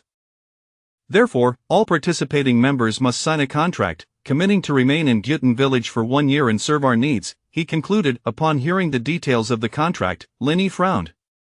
A commitment of 1 year in Gyutan village was clearly beyond his expectations. Captain, is it truly necessary to sign a contract? Gu Qinghu patiently elucidated, Indeed, Qingshan, you newcomers must slay monsters and phantoms to level up quickly. While Gyutan village is protected by the temple, and although monsters occasionally invade, they are few and far between. To elevate you newcomers to level 10, it is essential to search for a substantial number of monsters in the wilderness, and the consumption of resources involved is not trivial. Given this, I shall refrain from joining the 5th team. Linny shook his head, having reconsidered after hearing Gu Qinghu's explanation. Although the 5th militia team appeared appealing, the terms of the contract were unacceptable to him. With his versatile talent, Linny believed he could reach level 10 in a relatively short time, thus, signing a 6-month contract seemed unfavorable for him. Gu Qinghu patted Linny's shoulder and smiled, Alright, I too think the 5th team may not suit you. Joining them would entail real risks, venturing into danger, unlike our 2nd team, where we merely guard the city gates and dispatch the occasional stray monster. Gyutan village operated with remarkable efficiency, swiftly conducting selections for the establishment of the 5th militia team. The following day, nearly all newcomers in the village received a notification, Ding, Gyutan village is forming the 5th militia team. All newcomers may register, and successful candidates will join the 5th militia team. Although Linny had been in Gyutan village for a week or two, he was still unaware of how many newcomers resided there. This time, all who registered for the 5th militia team gathered at the eastern playground of the village, providing him an opportunity to gain insight. At noon, under the scorching sun, the spacious playground was sparsely populated, with only about a dozen individuals present. Most of them had short hair, clearly indicating their status as players. Some wielded weapons such as swords and bows, while others were empty-handed, still clad in the novice-provided beast skin attire, seemingly new arrivals in Gyutan village. At that moment, a figure approached from the crowd and inquired, Brother Qingshan, with such favorable conditions in the 5th militia team, why haven't you joined? This individual was none other than Qin Shangsheng, the apprentice of the butcher, Li. Didn't you also refrain from joining? Linny retorted. Qin Shangsheng shrugged, I can't, my level is too low. I lack specialties or talents. Even if I registered, I wouldn't last until the end. Unlike you, brother, as a reserve member of the militia team, once you reach level 5, you'll surely be a core member. Linny chuckled, observing him, have you done your homework on me? Hey, how could I not? I am a game merchant. There aren't many players in Gyutan village, and I know most of the high-ranking ones. A casual inquiry reveals much, Qin Shangsheng flattered. However, during my time in the village, I haven't encountered anyone capable of joining the militia team at level 1. Brother Qingshan, you are bound to become a formidable expert. Thank you. By the way, do you know many players in our village? Lin Yi asked. To say I know them all would be an exaggeration.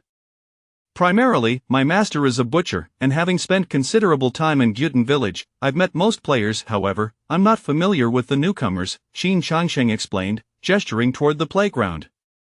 For instance, I haven't seen the players at the back of the playground. They likely recent arrivals. Curious, Lin Yi inquired, so, how many players are there in Gyutan village? Qin Shangsheng replied, including those here, perhaps fewer than 50. Some, like me, are afraid of monsters and phantoms, logging in only occasionally to experience life, remaining at level 1. Others are lone wolves who rarely interact with other players. Additionally, there are a few high-ranking players in the militia team or those who haven't joined, totaling around 5 or 6, all above level 8. Do you know how many villages similar to Gyutan village exist in the Apocalypse continent? Lin Yi asked. Who knows? As far as I know, even the officials are unclear. While Lin Yi and Qin Shangsheng were engaged in casual conversation, Gui appeared, uttering a few words before leading the dozen or so newcomers away.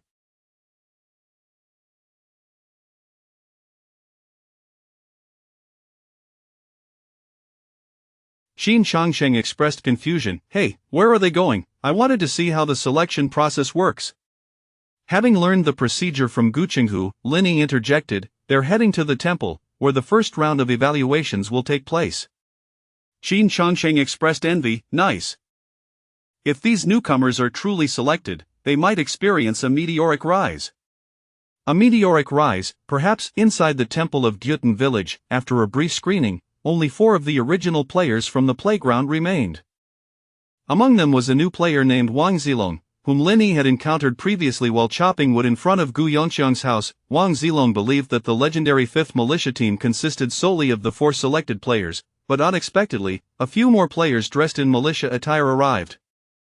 These players were already members of the militia team and thus did not require screening to join the 5th militia team. Having been in Gyutan village for several days, Wang Zilong knew that only players above level 5 could join the militia team, and he couldn't help but display a look of envy.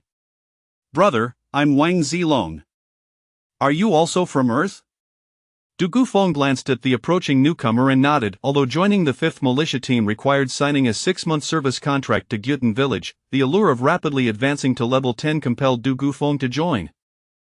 In addition to Du Gufeng, another player named Zhu Chang, a level 5 member of the first team, and a level 5 plump player named Chen Duoduo from the third team also joined the 5th militia team. Outside the temple hall, Gui surveyed the crowd and solemnly addressed them. Welcome, newcomers, to the 5th militia team. The 5th militia team has been specifically established for you. Here, you will experience rapid growth. Meanwhile, Lin Yi approached the treasury of Gyutan village, carrying 3 shahong fruits. In urgent need of sustenance to enhance his vitality, he considered trading the valuable fruits for contribution points to acquire blood food. However, he was uncertain about the worth of the shahong fruits. After all, they were of white quality and not mere ordinary fruits. They should possess some value. Today, the militia guarding the treasury was the 1st militia team, with Gu Laihai stationed at the entrance. Lin Yi was somewhat familiar with this captain, so he explained his purpose. Gu Laihai remarked, healing shahong fruits, show them to me. Lin Yi produced the shahong fruits he had harvested a few days earlier. Having been stored in his spatial backpack, they remained remarkably fresh. Indeed, these are shahong fruits. Excellent, Gu Laihai nodded in satisfaction before looking at Lin Yi. Qingshan, you are fortunate to have found such spiritual fruits in the village. Thus, you needn't exchange them in the treasury. If you require blood food, I have some here. Lin Yi hesitated. Captain, this don't worry, I won Chichu. 1 fruit equals 2 taels of blood food. Give me all 3. If you were to exchange them in the treasury, you might not even get 1 tael of blood food for all 3, Gu Laihai assured. Goodness, 1 fruit for 2 taels of blood food. Those 3 fruits would yield 6 taels, or 300 grams of blood food. Lin Yi had initially considered keeping 1 as a reserve, but it was more sensible to trade them all for blood food. Captain, I'll trade with you, Lin Yi agreed. Great, Gulai replied joyfully, quickly turning to enter the treasury and retrieving a fist-sized, fresh, wriggling piece of blood food to hand over to Lin. In the future, if you acquire materials from monsters or rare treasures, you may come to me for exchanges. I assure you, what you receive will be more advantageous than what Gu Yuan offers you. That old fellow has a penchant for swindling newcomers out of their treasures. There's this aspect too? Lin understood. Goodness, he had already exchanged items in the treasury twice, meaning he had likely been swindled by Gu Yuan on both occasions. Gulai, you rascal, stop fabricating tales about me. Gu Yuan, emerging from the treasury, overheard Gulai and instantly wore a face as dark as coal. Despite being one of the village elders in Gyutan village, it seemed few respected him, with everyone casually referring to him as that old fellow behind his back. Elder, you must have misheard. Gulai, caught red-handed, showed no signs of embarrassment and produced a wooden box from somewhere, placing Lin's 3 shahong fruits inside. After receiving the blood food, Lin prepared to leave but was called back by Gu Yuan.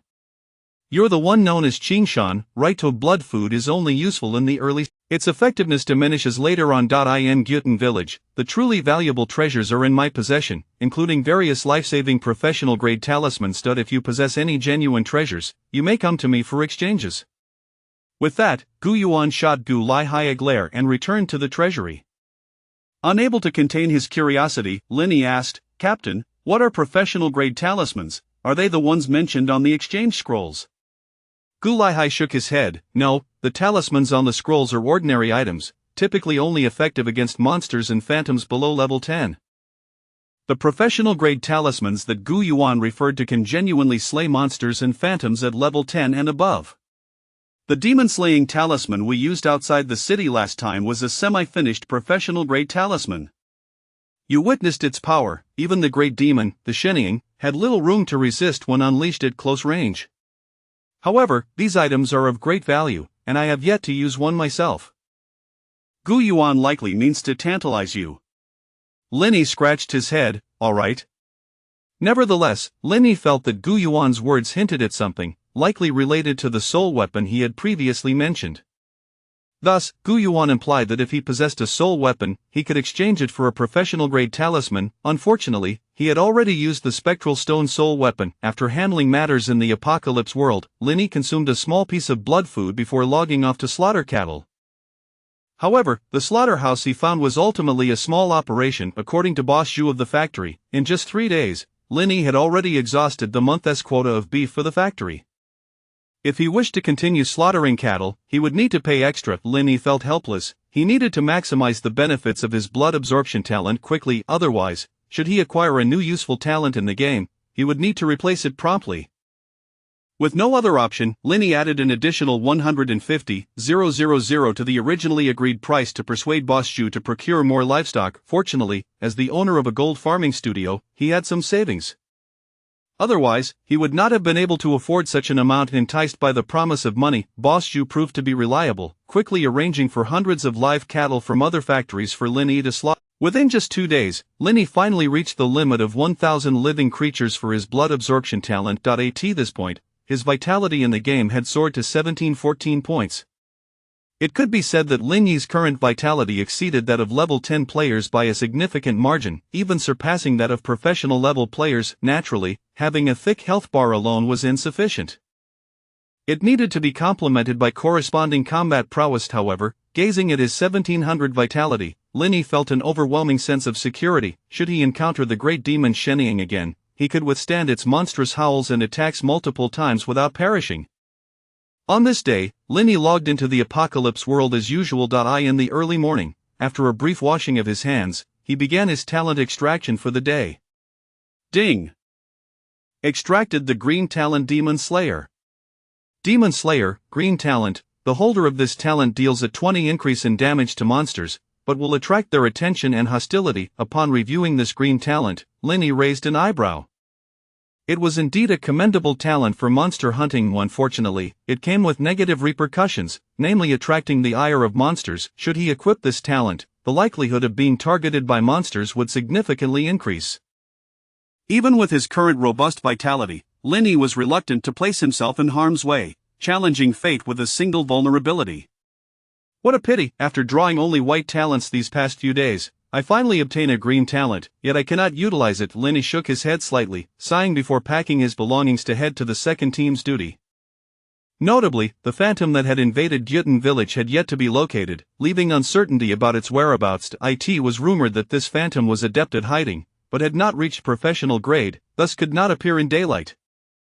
Hence, patrolling Gyutin village during the day posed minimal danger. Linny's task today was not to guard the city but to accompany Gu Qinghu and others in monitoring several core buildings within Gyutin village. Chapter 23 of the Anomaly within the Fufeng Tower. It was a sweltering afternoon, with the sun hanging high in the sky, the air so hot it felt as if it could scorch a person alive. Strangely enough, since arriving in Gyutin village, Linny had never witnessed a single drop of rain. Each day was marked by clear blue skies. Outside the temple, in the shade beneath a tree, Gu Qinghu and Linny, along with their companions, were feeling unbearably hot. Xingshan, do you have any water left? Bring me some, Gu Qinghu requested. Being equipped with a spatial backpack, Linny was often burdened with carrying miscellaneous items for Gu Qinghu. None left, Captain. Not we've drunk it all. I'll go fetch some. Head to Fufeng Tower. They can provide well water for our militia, and it would be best to get some ice to cool off as well. Understood. The Fufeng Tower was not far from their location. Linny broke off a thick branch to shield himself from the blazing sun, jogging toward the establishment. At this hour, Fufeng Tower was devoid of any diners. Linny approached a waiter and explained his purpose. Please have a seat and I'll fetch the water right away. Perhaps due to the unique architecture of Fufeng Tower, Linny felt an immediate rush of coolness upon entering, with gentle breezes wafting in through the windows. Just as he contemplated finding a chair to rest, he suddenly felt his heart racing violently. Was this the warning of the anomaly stone? Could it be that an anomaly lurked within Fufeng Tower? The malevolent spirit that had wreaked havoc in Gyutin village had been hiding here all along. Linny's heart raced at the realization. This was the first time he had sensed such a disturbance from the anomaly stone. Despite the refreshing breeze on his face, he felt cold sweat bead on his forehead. Suppressing his shock, Linny collected the water and a small amount of ice from the waiter before hastily making his way back to Gu Qinghu. Seeing Linny rush in a frenzy, Gu Qinghu raised an eyebrow. Captain, I sense something amiss at Fufeng Tower. There was a bone-chilling cold. Didn't you mention that if an anomaly were to appear, the surrounding temperature might drop, which is why Fufeng Tower should be free of them? Before Gu Qinghu could respond, his fellow militia members, including Gu Shan, burst into laughter. Xingshan, you're overreacting. Fufeng Tower was deliberately built in a prime location, known for being warm in winter and cool in summer. Plus, there is an ice cellar below. When it opens, the cold air naturally escapes. How could an anomaly possibly hide there? Indeed, Xingshan, the temple has a restraining effect on anomalies, so there shouldn't be any lurking in this vicinity. Linny glanced at Gu Qinghu. Captain? Understanding that Linny was not one to make a fuss unnecessarily, Gu Qinghu inquired, Xingshan, please elaborate. However, Linny hesitated to speak plainly, as he had only sensed the presence of the anomaly through his soul artifact. But if an anomaly was indeed hiding within Fufeng Tower, who knew when it might strike? If he did not articulate his concerns, the entire Gyutin village could be plunged into peril. After a moment's thought, Linny leaned closer to Gu Qinghu and whispered, Captain, there truly is an anomaly. I can sense its presence up close. Initially, when I entered Fufeng Tower, I felt nothing unusual, but approaching the southwest window on the first floor, I sensed something was off. Gu Qinghu's eyes widened in surprise. Is that so? Indeed. I have no reason to deceive you. Although Gu Qinghu was astonished that Linny could sense the anomaly, he knew that those born with special abilities could indeed possess such talents. Well done, my boy. You've given me quite a surprise. Gu Qinghu clapped Linny on the shoulder and then instructed Gu Shan and the others to disperse and alert others. While I believe what you've said, we need to verify whether the anomaly truly resides in Fufeng Tower. We'll need the divine talismans crafted by old Gu Yuan to confirm this. Let us head to the treasury. Gu Qinghu then led Linny to the treasury where Gu Yuan was located. Inside, Gu Qinghu refrained from revealing Linny's ability to sense anomalies, instead claiming he might have located the anomaly's hiding place and required the divine talismans for confirmation. Disturbed from his afternoon rest, Gu Yuan did not dare delay and quickly retrieved over 10 anomaly detection talismans, each worth 50 contribution points. However, after some consideration, he also produced a red talisman, which appeared to be an upgraded version of the anomaly detection talisman. Previously, Guhi and I used quite a few anomaly detection talismans to seek out the hidden anomalies within the village, but we found no trace. Perhaps the quality of the talismans was insufficient to detect the well-hidden anomalies. Take this semi-divine talisman instead. It was evident that the upgraded anomaly detection talisman was on par with the demon restraining talisman, and Gu Yuan looked somewhat pained as he presented it. After exiting the treasury, Gu Qinghu chuckled, "This old fellow is usually so stingy, I didn't expect him to part with something so valuable for an important matter." Lin Yi followed Gu Qinghu to the exterior of Fufeng Tower. Upon arrival, he observed that a squad of militia led by Gu Laihai and several members from Gu Man's squad had gathered there, including their second squad. Nearly 30 militia members were present. Lin Yi also spotted a level 9 player named Chang Kongqua, dressed in militia attire, equipped with a bow and a long knife. His demeanor was cold and formidable. As a fellow militia member, Chang Kongqua nodded in acknowledgement toward Lin Yi. Gu Qinghu scanned the area and inquired, "Where is old Guhi?" "He went to the temple and will be here shortly." Unable to restrain himself, Gu Man interjected, "Qinghu, how can you be so sure there is an anomaly within Fufeng Tower?" Gu Qinghu intended to keep Lin Yi's abilities under wraps, diverting the conversation. "I have my methods. I just acquired a batch of anomaly detection talismans from the old fellow. Let us split them up and surround Fufeng Tower to prevent the anomaly from escaping." Perhaps due to the commotion caused by the gathering of the militia, several brave villagers from Gyutan village approached from a distance to observe. Lin Yi, having received Gu Qinghu's instructions to stay clear during the impending battle, mingled among the crowd of villagers. After all, with so many people around, he would have a better chance of escaping if the anomaly broke through the militia's defenses. However, Lin Yi's militia attire made him conspicuously noticeable, and many villagers, upon seeing him approach, instinctively distanced themselves, as if he were a source of danger. Embarrassed, Lin Yi rubbed his nose and returned to the militia ranks. Gu Qinghu chuckled at Lin Yi's actions before approaching him with an anomaly defense talisman worth 80 contribution points. "Here, take this, remember to protect yourself during the battle." With the knowledge that Lin Yi could sense anomalies, Gu Qinghu naturally regarded him with heightened importance. In confronting anomalies, besides using the talismans crafted by Gu Yuan, certain unique external techniques could also inflict damage. However, very few within the militia had the opportunity to learn such precious techniques, with only a handful of individuals possessing the skill. Subsequently, Gu Laihai, Gu Qinghu, and the others divided the militia into two teams. Those capable of inflicting damage on anomalies took positions in the front line, preparing to assault the anomalies, while the remaining members stood guard on the. Lin Yi, possessing only the Tianqing archery technique, which was ineffective against anomalies, naturally took a position at the rear. Meanwhile, the waiter, chef, and manager within Fufeng Tower had been escorted outside and checked with the talismans, confirming that they bore no signs of anomaly infestation. If an anomaly truly resided within Fufeng Tower, it could only be concealed within the very structure itself. Shortly thereafter, the militia commenced their planned attack. 4 members stepped forward, encircling the corners of Fufeng Tower, each activating a standard anomaly detection talisman. The talismans quickly ignited, emitting tendrils of blue smoke that twisted in the air, lingering for several moments before dissipating. Gu Man observed this spectacle, licking his lips with excitement. "Interesting, there really is something here?" It was known that the use of anomaly detection talismans would typically conjure blue smoke to trace nearby anomalies. If no anomalies were present, the smoke would dissipate quickly. If there were, the smoke would naturally follow the anomaly. However, the current situation was peculiar, with the smoke seemingly aimlessly swirling before vanishing into thin air. Gu Qinghu, wielding the upgraded anomaly detection talisman, unleashed it, allowing the talisman to transform into a massive cloud of blue smoke that spiraled in the air before diving into Fufeng Tower. "Indeed, it's inside. I'll lead a team in to investigate. You all hold the perimeter." Gu Qinghu felt a surge of excitement. If no anomaly were present in Fufeng Tower, he would surely lose face today. Thankfully, after all the commotion, they had finally uncovered the hidden anomaly within the village. With that, Gu Qinghu led a few individuals deeper into Fufeng Tower, pursuing the anomaly until they halted before the ice cellar in the basement. Although the ice cellar was locked, a chilling aura still emanated from within.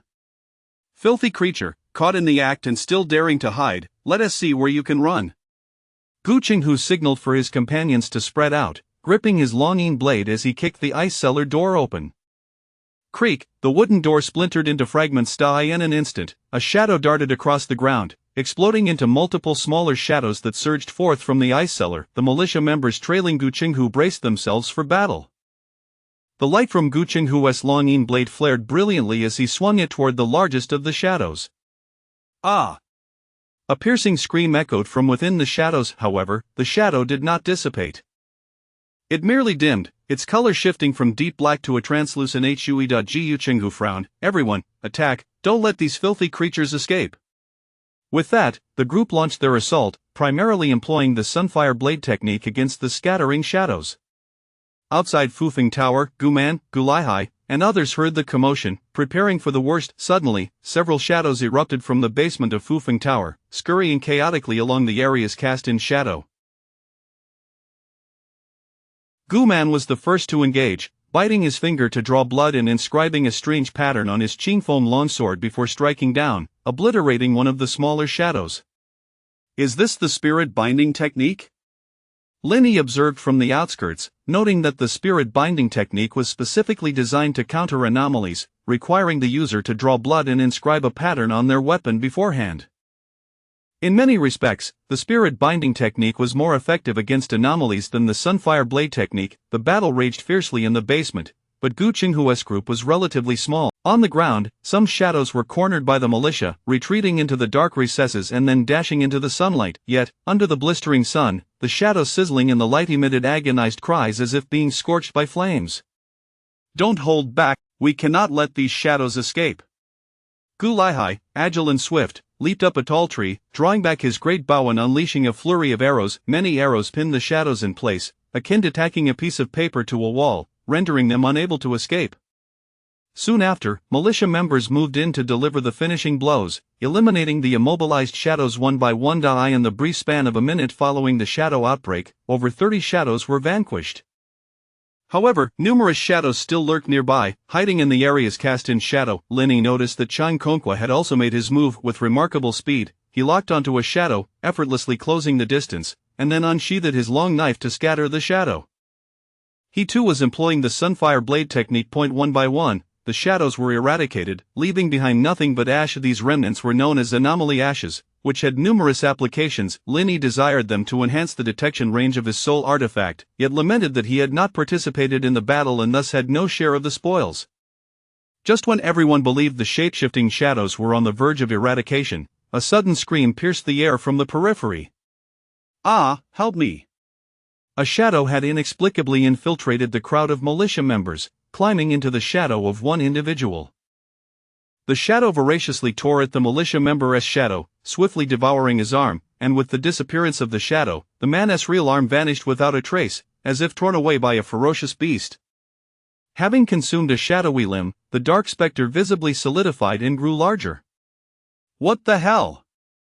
Linny was taken aback by the sight. Was this the bizarre ability of the anomaly? No wonder the villagers of Gyutan occasionally dared to hunt monsters but shunned anomalies.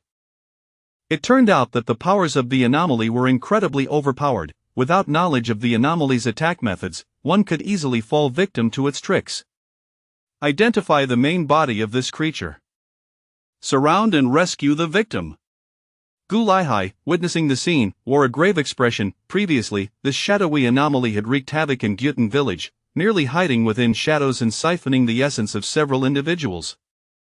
Now, this shadowy entity not only consumed life essence but also had the ability to devour shadows to restore itself, a rare and formidable trait among anomalies. If this anomaly were to escape, capturing it again would prove exceedingly difficult. Gulaihai's demeanor turned resolute as he pulled back his bowstring, loosing a volley of arrows. The shadowy entity, sensing the impending danger, hastily fled from the militia member's shadow and darted away into the distance. Though it sizzled under the sunlight, it seemed capable of enduring the scorching damage. This is bad, we cannot let it escape. Where do you think you're going? At that moment, a divine talisman shot in from afar, transforming into a bolt of lightning. Crack, the blue lightning illuminated the clear sky and struck the shadowy entity with precision, leaving nothing but a dark crater in its wake, the fleeing shadowy anomaly seemingly obliterated without a trace. Chapter 24 of the encrypted forum on the dark web. Divine Talisman, Old Guha has arrived. Wonderful, with the Thunder Divine Talisman, the spectral spirit shall surely be obliterated. After all, even a professional-grade spectral spirit cannot withstand the might of thunder. The crowd erupted in joy. Linny turned his gaze, observing Old Guha approaching slowly from a distance, his expression grave. To be honest, this was the first time Linny had witnessed Old Guha take action. Typically, this elderly man wore a harmonious visage, always smiling at everyone. He never anticipated that he could be so formidable at a crucial moment. Once the main body of the spectral spirit was eradicated, the remaining scattered shadows lost their significance and were swiftly dispatched by the others. At that moment, the shadows in the icy cellar were also vanquished, and Guqing, who led the group outside, upon learning of Old Guha's decisive action in eliminating the spectral spirit's main body, a look of delight crossed his face.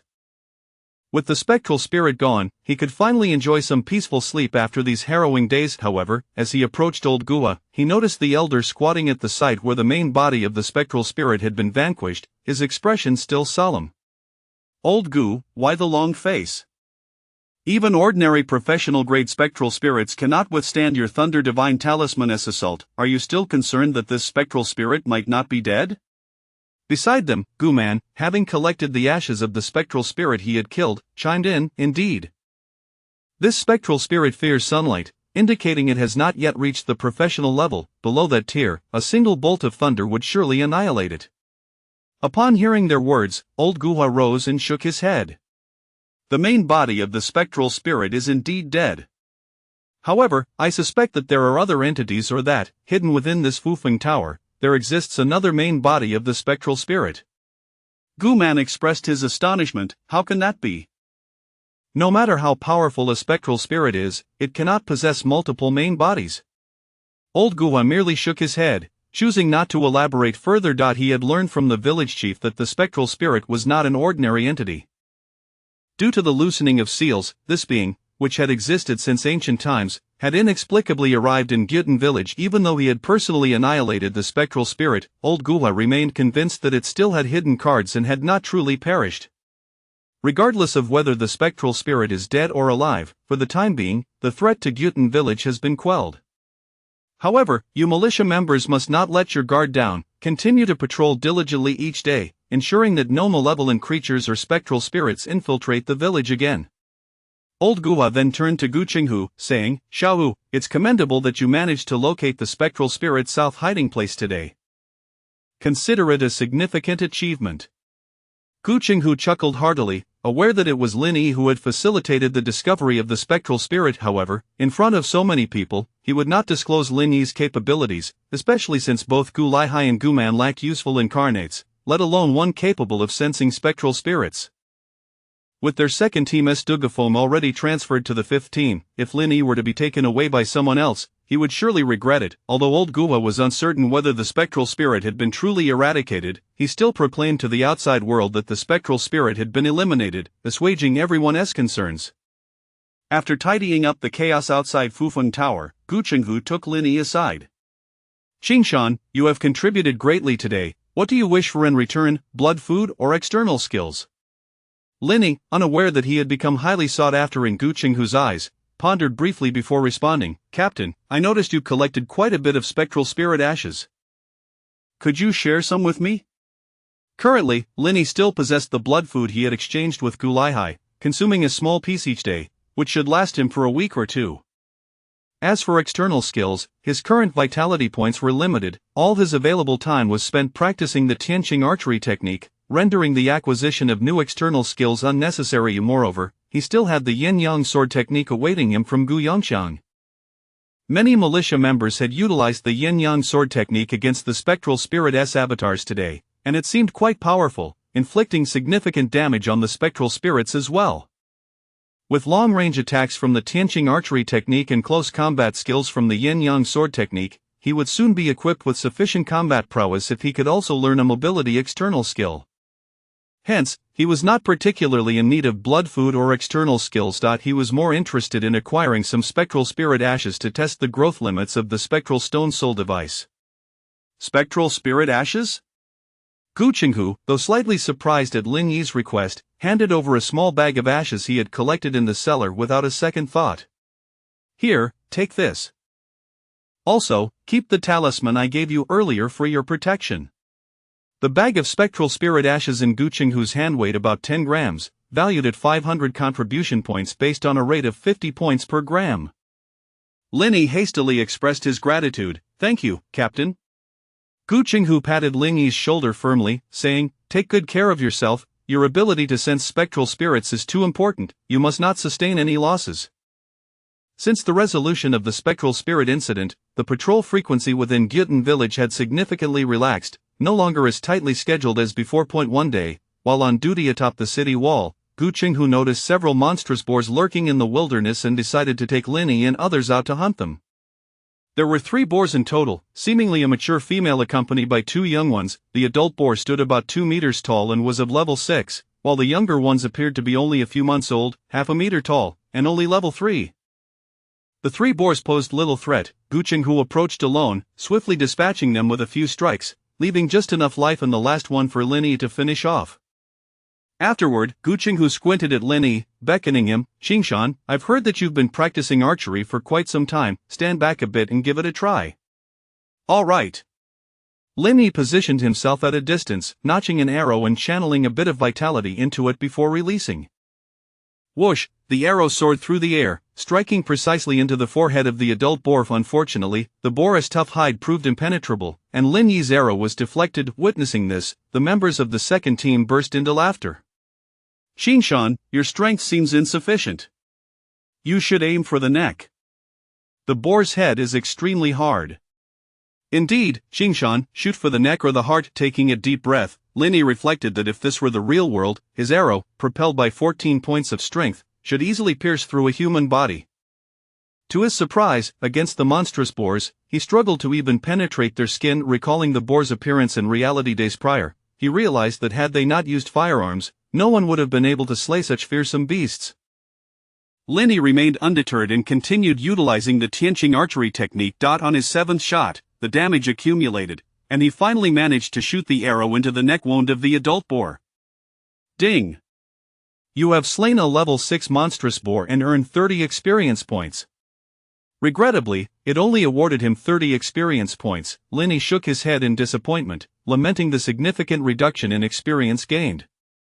He then employed the same method to kill the 2 younger boars. Ding, you have slain a level 3 monstrous boar and earned 10 experience points. Ding, you have slain a level 3 monstrous boar and earned 10 experience points. The 3 boars, comprising 1 adult and 2 young ones, dropped a total of 4 items due to their relatively low levels. Monstrous Boar Compendium White, : A compendium detailing the species, habits, and weaknesses of the monstrous boar, a unique item for incarnates that allows permanent viewing of the boar's status, vitality, and other attributes. Monstrous Boar Meat White, : Flesh infused with demonic energy, suitable for those with robust physiques. Consuming it can enhance certain attributes, but excessive intake may lead to demonization. Both of these items were dropped by the level 6 adult boar, while the 2 young boars yielded 1 low-level demonic blood, white, each. Though only 4 items of white quality were obtained, both Lin Yi and Gu Qinghu expressed satisfaction with the haul. Upon learning that the monstrous boar meat was beneficial to Gu Qinghu, Lin Yi opted for the monstrous boar compendium and 1 low-level demonic blood. Now, he possessed the compendiums for both the monstrous boar and the heart-eating wolf, finally gaining the ability to discern the attributes and statuses of these 2 types of demonic creatures. In the subsequent days, while on duty atop the city wall, Lin Yi was consistently accompanied by Gu Qinghu as they sought out solitary demonic creatures to slay in the wilderness below the wall. Lin Yi sensed that Gu Qinghu seemed eager to elevate his level. On one occasion, when Lin Yi inquired about this, Gu Qinghu replied, I've heard that the incarnates from the 5th team have begun venturing out to hunt demons. You, however, have chosen to forego the opportunity to directly level up to 10 and remain with us in the second team. As your captain, I cannot let you miss out. I will ensure you reach level 10. Naturally, Lin Yi did not believe this, suspecting that Gu Qinghu's eagerness to assist him was likely tied to his ability to sense spectral spirits. However, Linny chose not to confront this notion. After all, it would be foolish to pass up a favorable opportunity. Being able to tag along with a powerful expert to hunt demons was incredibly advantageous. For 3 or 4 consecutive days, even when not on duty for the second team, Gu Qinghu would take Linny along to hunt demons. Unfortunately, Gyutan village was under the protection of the temple, rendering it a forbidden zone for most demonic creatures. Only a few solitary beings would wander nearby. For several days, Gu Qinghu and Linny encountered no high-level demonic creatures, only 3 level 5 monstrous boars and 1 level 7 heart-eating wolf.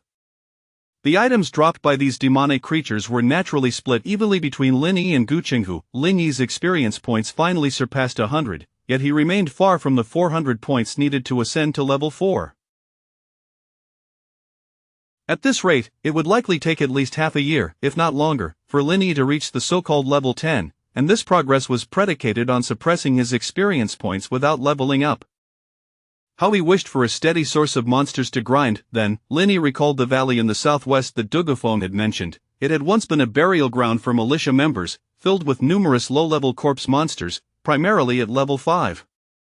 The key was that these corpse monsters had a chance to drop external skills learned during their lifetimes. If Gu Qinghu could take him to that valley to grind monsters, it would be the perfect opportunity. However, considering it was a burial site, it was likely that the remains interred there belonged to the ancestors of the villagers. Linny felt a bit hesitant to broach the topic. Yet, Linny ultimately had a thick skin, and during one patrol day, he brought up the valley with Gu Qinghu. Gu Qinghu was quite familiar with the valley. It turned out that this valley was called Gufeng Valley, a resting place for the militia warriors of Gyutan village throughout the ages. However, due to the presence of a spectral spirit that caused the corpses to undergo mutations, the village no longer buried militia members there. Gu Qinghu appeared contemplative. Are you interested in leveling up in Gufeng Valley? It is not entirely out of the question. Linny had merely intended to inquire, but to his surprise, Gu Qinghu genuinely agreed. He immediately inquired with delight, "Captain, really?" Gu Qinghu nodded. "Yes, you must have heard about this from the 5th team. They are currently leveling up in Gufeng Valley." Leveling up in Gufeng Valley. Linny shook his head. "Captain, I wasn't aware of that. I just felt that my leveling speed was too slow." "Alright, while the 5th team S incarnates can go, I can take you there too. However, Qingshan, if you reach level 10, I'll need your assistance with something." During this period, Gu Qinghu had been tirelessly helping him level up, clearly with ulterior motives. Linny was not surprised and promptly replied, "What do you need, Captain?" Gu Qinghu stated directly, "I've been stuck at level 10 for several years, and in order to advance as a martial artist, I must travel to Tianshui City to seek the martial Dao Stone Tablet. The distance from Gyutan village to Tianshui City is considerable, and along the way, there are both demonic creatures and spectral spirits. Demonic creatures are tangible and easier to defend against, but spectral spirits employ varied and unpredictable attack methods, making them difficult to guard against. I need you to join us when the time comes and accompany us to Tianshui City."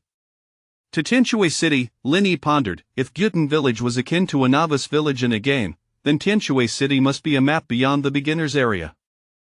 Once he reached level 10, even if Gu Qinghu did not mention it, Linny would seek a way to go to Tianshui City, with Gu Qinghu assisting him in leveling up, and his role merely being to accompany him to Tianshui City. Linny was more than willing to agree. "Captain, will there be many people with us?"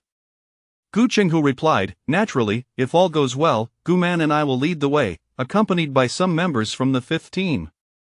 Linny asked, "So, training the 5th team is also to prepare for the journey to Tianshui City?"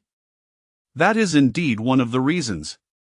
Gu Qinghu nodded, then added, "Alright, while Gufeng Valley poses little risk for me, it remains highly treacherous for you. Rest well today. Tomorrow morning, I will take you to Gufeng Valley to level up." "Understood, Captain." Upon returning from the world of the apocalypse, dusk had nearly fallen. Linny glanced at the evening glow in the west, a vibrant red hue, and checked the weather forecast on his phone, which indicated that Linha City would experience an 8th-grade typhoon accompanied by heavy rain within the week.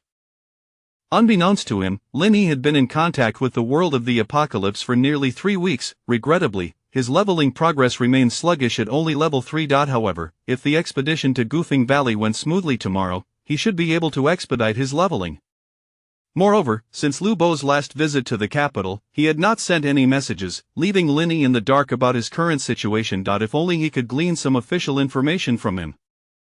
Standing by the apartment window, Linny became lost in thought while gazing at the sunset. At that moment, a sound of dragging luggage echoed from the adjacent room, accompanied by the voice of a girl on the phone. "Mom, don't worry, I just arrived at the apartment, and the room is quite spacious, and the rent isn't expensive." Linny found it strange. It seemed that the adjacent room had been vacant until now. Had a newcomer moved in, it made sense, as the talent apartment he resided in offered affordable rent, attracting a fresh batch of university graduates every year during the graduation or job hunting season. Linny thought little of it and was about to return to his room when he noticed the girl next door carrying a bunch of clothes to the balcony to hang them up. This girl stood quite tall, around 1.7 meters, and her fitted blue jeans accentuated the contours of her legs, showcasing a slender and well-proportioned figure. Her upper body was clad in a simple yet a quick glance at her face revealed a fair complexion and high attractiveness, suggesting she had just graduated from university. With a hint of youthful navette, not bad, she was a beautiful girl.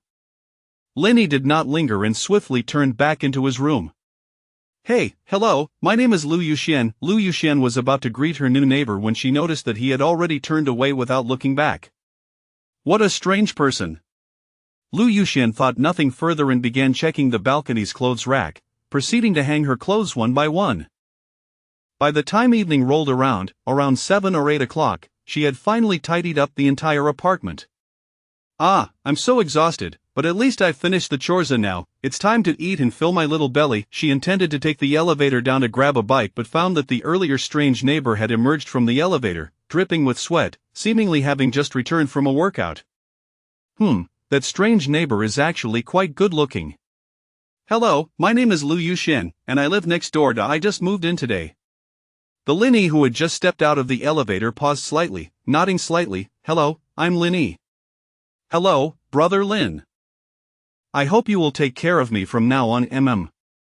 Lin Yi's first impression was that this girl, Lu Yuxian, was quite outgoing, talkative, and brimming with youthful energy. However, his mind was preoccupied with the world of the apocalypse, so he had little interest in romantic pursuits. After all, dating would consume too much time and energy. Returning to his dormitory, Linny quickly washed up, then turned on his computer, accessing it. Ever since his exposure to the world of the apocalypse, he had not ceased his search for relevant information online, and just yesterday, he finally made a significant discovery. The foreign gaming forum before him was a relatively new site, with most posts discussing games on Steam, but Linny discerned that these posts were merely a fade. Within this small site, numerous deeply hidden encrypted game threads discussed matters entirely related to the world of the apocalypse. As for the encryption password, it was the English translation of terms from the world of the apocalypse. Upon entering the hidden encrypted thread page, Linny discovered a conspicuously bold, blood-red post, "Tokyo distortion," with approximately hundreds dead, yet the government continues to conceal the information. The comments beneath this post were numerous, already reaching into the hundreds. Another case of a spectral spirit invading reality has arisen. I recall the last incident occurred in North America, resulting in the deaths of a dozen individuals. To the poster above, this situation is different. Word has it that this time the spectral spirit is of professional grade, and even the local government is powerless to resolve it. The matter remains unresolved to this day. I'm in Tokyo, and I've seen it from a distance. That place has become a dead zone. Anyone who enters does not return, and the government has sealed off the area. I can't shake the feeling that the apocalypse is upon us. The emergence of the apocalypse game is a premonition. Developing the game as soon as possible. I'd like to take this opportunity to advertise, offering high prices for resources from the apocalypse world, trading in BT coins, safe and secure. Feel free to PM. Fortunately, I'm in China. It's a beautiful country and currently quite safe. I'm in France, just finished participating in the Olympics, and I'm safe too. Within the encrypted site, this post garnered the most views, with comments varying widely, many of which were trivial chatter. The commentators appeared to come from all over the country, yet Linny sensed that the majority were likely Chinese. Aside from the most popular thread, Tokyo distortion, Linny began sifting through older threads, gradually uncovering some vital information. Some speculated that whether it was a spectral spirit or a demonic creature invading reality, it might be due to players dying in the game, causing a temporary opening between the real world and the world of the. Linny contemplated, if this were true, then the appearance of the monstrous boars in the villages outside Linha city indicated that a player must have died in the game that day, inadvertently bringing the boars into reality. With this thought in mind, Linny messaged Boss Shu at the slaughterhouse, inquiring whether there had been any other fatalities in the small village. Boss Shu promptly replied, stating that a young man had gone missing in the village. This young man had parents working away from home and preferred to stay indoors playing games. It was only after the boar incident that the police discovered his absence during a population census in the village. Linny sighed, confirming his suspicions. This meant that the monster invasions from the world of the apocalypse could indeed be traced back to specific events. He also recalled the activation code that the young man had dropped upon death, but according to the official timeline, that code had likely been confiscated long ago. After browsing the encrypted site for some time without finding any further valuable threads, Linny shut down his computer and prepared to rest. After all, he needed to conserve his energy for the monster grinding expedition in Goofing Valley tomorrow. At that moment, he heard water running from the adjacent dormitory, presumably Lu Yuxin taking a shower. The apartment had poor sound insulation, and the water continued for over half an hour. Afterward, Linny gradually drifted into a deep sleep. Chapter 25 of the Purple Talent. On the following morning, just after finishing his breakfast and before logging into the game Apocalypse, Linny noticed the sky outside was filled with flashes of lightning and the rumble of thunder, shrouded in thick, ominous clouds. Soon after, a torrential downpour ensued. Standing by the window, Linny observed Lu Yuqin, the beautiful girl he had seen the previous day, anxiously gathering her clothes. The rain was heavy, and it seemed likely that everything she had hung out to dry was completely soaked. However, Linny was not inclined to concern himself with her predicament. Seeing that the time was drawing near, he gently brushed his wrist where the activation code lay, and with a flicker, vanished from his room. After more than half an hour, a knock resounded at his door. It was Lu Yuqian, who intended to borrow an umbrella before venturing outside, yet, after knocking for quite some time, there was no response from within. How strange, is no one home? But I didn't hear Lin Gu opening the door and stepping out in stark contrast to the tempestuous weather in reality. The world of Apocalypse remained blissfully sunny. In the east, a radiant sun slowly ascended, casting a gentle glow. Inside the dormitory of Team 2, Linny stuffed all the prepared items into his spatial backpack. Although the backpack was not particularly large, it could accommodate a modest supply of provisions. This was his first departure from Gutan village, and Linny had naturally made ample preparations, bringing enough food and water for 3 to 4 days, along with a substantial quantity of arrows. Considering the need for close combat, he had also borrowed an ordinary long knife from Guhi. Although weapons could be exchanged for contribution points in the treasury, Linny had refrained from visiting ever since discovering that Gu Yuan was prone to exploiting the contribution points of the newly born. In the future, should he require blood food or charms, he would have Gu Qinghu assist him with the exchanges. Such a minor favor should not be refused by his captain. Realizing that the time was almost upon him, Linny prepared to rendezvous with Gu Qinghu at the southern gate of the village. However, before doing so, he needed to draw a talent. Ever since he had drawn the blood drain talent last time, he had not solidified a new one. During this interval, he had drawn a green talent called Aquatic Proficiency, which allowed him to breathe underwater for half an hour and increased his speed by 100 in water. To be frank, this talent was quite useful. However, he had yet to encounter any major rivers or lakes near Gutan village, rendering the talent utterly useless for him, and thus he did not choose to solidify it. Today, as he prepared to draw a talent, Linny washed his hands as usual. On the versatile talent page, as the talent dice emitted a luminous glow, a sudden purple light filled Linny's vision. Holy smokes, a purple talent! Linny was instantly filled with exuberance. White, green, blue, purple, this was indeed a purple talent of a higher quality than blood drain. As the light gradually faded, Linny finally discerned the rare talent he had drawn. Natural Blade Master, : a scarce purple talent. Possessing this talent grants you a keen perception and learning ability regarding swordsmanship. You are a born blade wielder. With a knife in hand, it becomes an extension of your own body, easily maneuvered at will. You will master any sword technique you practice in a remarkably short time, achieving an extraordinary level of proficiency. Upon reading the description of this talent, Linny could only exclaim in astonishment, incredible! Fortunately, he had not solidified aquatic proficiency the day before, or else, even if he had drawn the Without hesitation, Linny solidified the natural blade master talent in his talent slot. After solidifying the talent, Linny casually retrieved the ordinary long knife from his backpack. The long knife was approximately half a meter in length, with an antique blade that bore a few rust spots. Though the weapon was ordinary, as soon as Linny grasped it, he felt an instant difference. The knife seemed to possess a life of its own. He then recalled the knife dancing videos he had watched before and began to recall and learn frame by frame.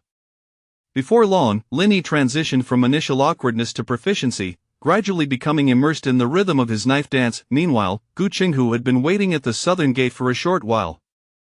When he noticed Linny's continued absence, he decided to visit the dormitory of Team 2. Upon pushing open the door, he beheld a young man clad in militia attire, deftly wielding a long knife in the center of the training ground. His fluid and powerful movements traced silver arcs in the moonlight, akin to the most splendid shooting stars in the night sky, brimming with vitality and rhythm. How could this kid's swordsmanship be so skilled? Gu Qinghu marveled, yet he refrained from interrupting Lin Yi, who was lost in his own world. Lin Yi's posture was agile, as if he and the knife had melded into one. Each swing appeared so natural, so effortless. As his swordsmanship deepened, Lin Yi gradually adjusted his breathing, synchronizing it with the rhythm of his movements. Eventually, he gently sheathed the knife, and the entire training ground seemed to fall silent in response. Excellent swordsmanship, though it lacks substance and lethality, Gu Qinghu praised, stepping forward. Captain? Lin Yi was taken aback, finally emerging from his reverie. He realized he had likely missed the rendezvous time. Apologies, Captain. I became so engrossed in practicing that I lost track of time. No worries, however, Qingshan, with such remarkable swordsmanship, why do you persist in carrying around that broken bow and arrow? Lin Yi scratched his head, wishing it were otherwise. Had he drawn this purple talent earlier, he might have begun practicing with a sword long ago. From the scene he had just practiced, it seemed that under the influence of natural blade master, he could swiftly master any sword technique. Gu Qinghu inquired, well then, the skies are clear now, shall we proceed to the ancient tomb valley? Yet Lin Yi was not in a hurry. After a moment's thought, he replied, Captain, may I first visit brother Qingshan? The yin-yang sword technique is quite different from the sword movements you just performed. It is difficult to learn and refine even if you possess a talent for swordsmanship. Mastering it today may prove impossible. Let me give it a try, Captain. If I can't learn it today, I'll set it aside and focus on leveling up instead. For reasons unknown, Lin Yi felt an unshakable confidence in his swordsmanship talent. It seemed to him that no sword technique could stymie him.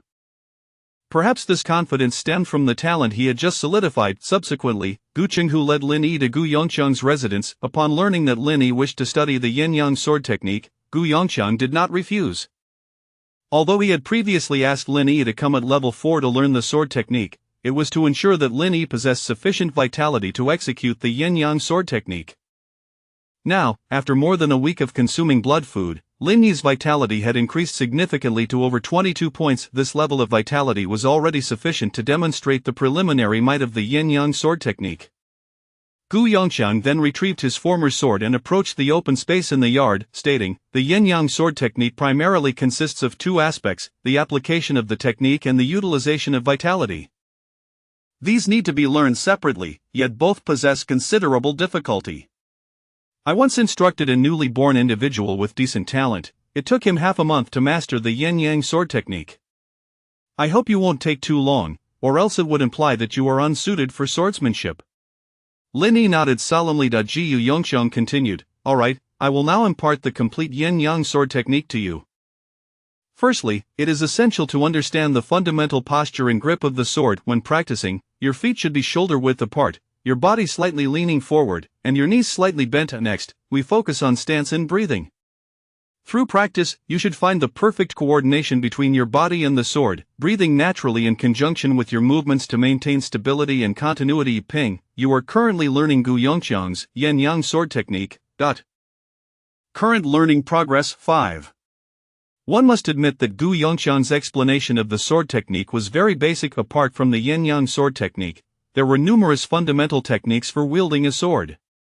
Although Lin Yi possessed the natural blade mastered talent, his breathing and grip relied on innate ability, inevitably resulting in minor flaws. Presently, the techniques Gu Yongqiang was explaining proved immensely beneficial, allowing him to rectify the deficiencies in his knowledge. Lin Yi felt as if he were a sponge, Fervently absorbing knowledge following this, Gu Yongxiang began to demonstrate the sword technique. Lin Yi watched intently. A few minutes later, Gu Yongxiang, panting heavily, declared, "Alright, just now I performed a segment of the yin-yang sword technique. Now you exhibit a section using the techniques I taught you." "Sure thing." Lin Yi tightened his grip on the sword, tracing the trajectory of the blade through the air as he practiced each movement. The entire sword technique flowed seamlessly, the blade's force appearing elusive yet impactful. Suddenly, Gu Yongxiang's eyes widened in astonishment. This beside him, Gu Qinghu, who had been observing silently, also gaped in disbelief. Earlier, he had seen Lin Yi practicing in the dormitory. Although his swordsmanship was remarkably skilled, he had assumed Lin Yi had been training for a long time, and now, he was witnessing Lin Yi learn the yin-yang sword technique from scratch. And after Gu Yongxiang's single demonstration, Lin Yi was able to flawlessly replicate the technique, with certain moves seemingly refined to an even higher standard than Gu Yongxiang's. A genius. An unparalleled talent in swordsmanship. Once Lin Yi finished demonstrating, Gu Yongxiang exclaimed excitedly, "Bravo, Qingshan, I never imagined you possessed such an exceptional talent for swordsmanship. Now, let me explain the subsequent sections of the yin-yang sword technique. Pay close attention." As the morning sunlight continued to shift, time gradually slipped away. In the courtyard, Lin Yi diligently studied the yin-yang sword technique. Within a mere 2 hours, his progress had reached an astonishing 90. This learning pace thoroughly astonished both Gu Yongxiang and Gu Chenghu. Gu Yongxiang had no doubt that if he demonstrated the technique even faster, Lin Yi's learning speed would further accelerate. He had encountered numerous newly born individuals, and without a doubt, Lin Yi was the fastest learner of swordsmanship he had ever seen. Even in the annals of Gutan village's history, no one had ever mastered the yin-yang sword technique so swiftly.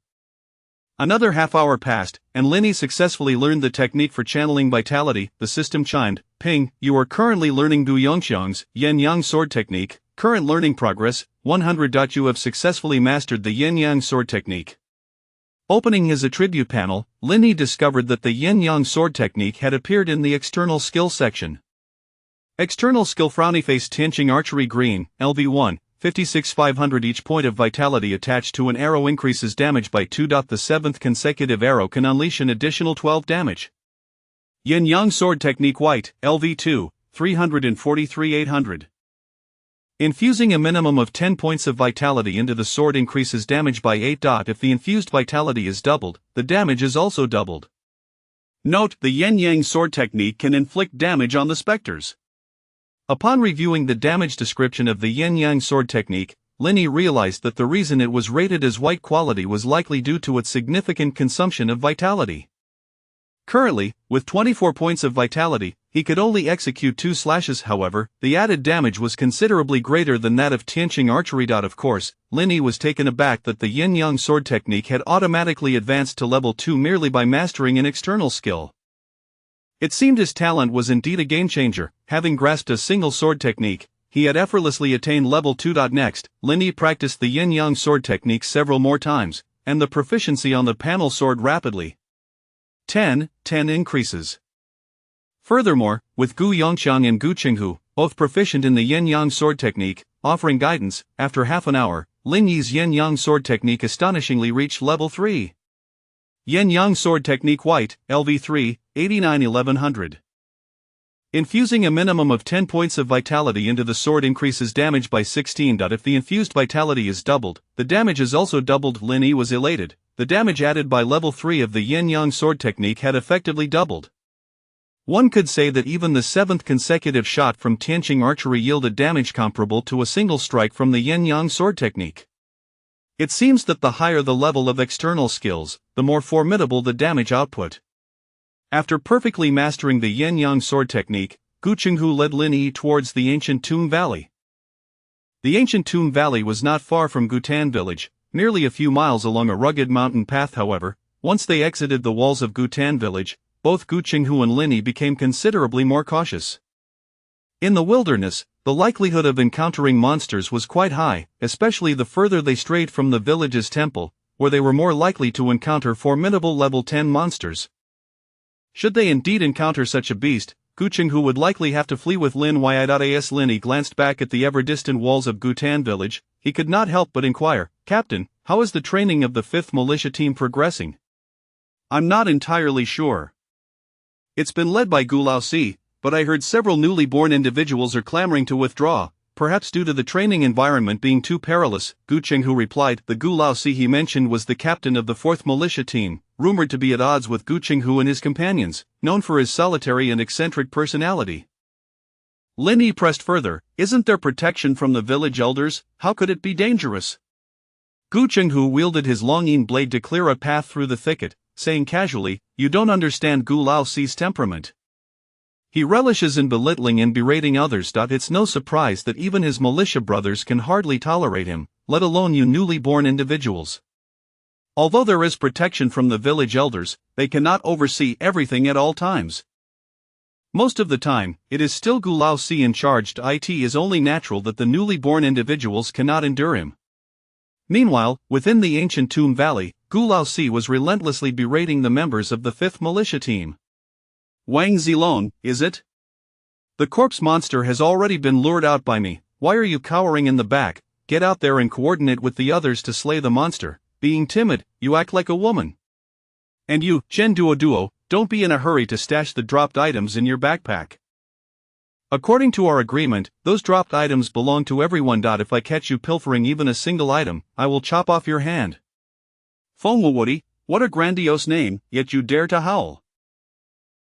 It's merely a scratch. If I lure all the corpse monsters from the valley, I guarantee I will leave you behind and flee with the others. Blast it all, you are nothing but a rabble. I cannot fathom why the village elders would choose to nurture a bunch of newly born individuals like you. I say they should select those who are capable and bold. Throughout the entire morning, Gu Laosi was in a tirade, and while the members of the 4th militia team had grown accustomed to his rants, the newly born individuals in the 5th militia team could hardly tolerate it. They had come to play the game and enhance their abilities, not to be subjected to scorn. Chapter 26 The Bet on an External Skill Book. The newcomer, Feng Wuwudi, stepped forward, filled with indignation, and exclaimed, Old Four, if you continue to berate us, I swear I will withdraw from the militia. Withdraw? To hell with that, Old Four retorted, his expression menacing. Once you sign the contract, you become a part of Gyutan village. If you dare to leave, I'll hunt you down every time I see you, until I've killed you.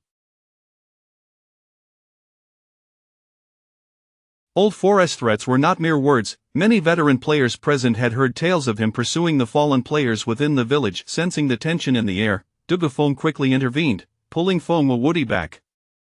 Enough, this is no ordinary game. Not if the NPC truly intends to hunt us, there is nowhere to report it. Once you level up, you can seek revenge. Then regaining his composure, Feng Wuwudi replied, his face flushed, then I shall let him be.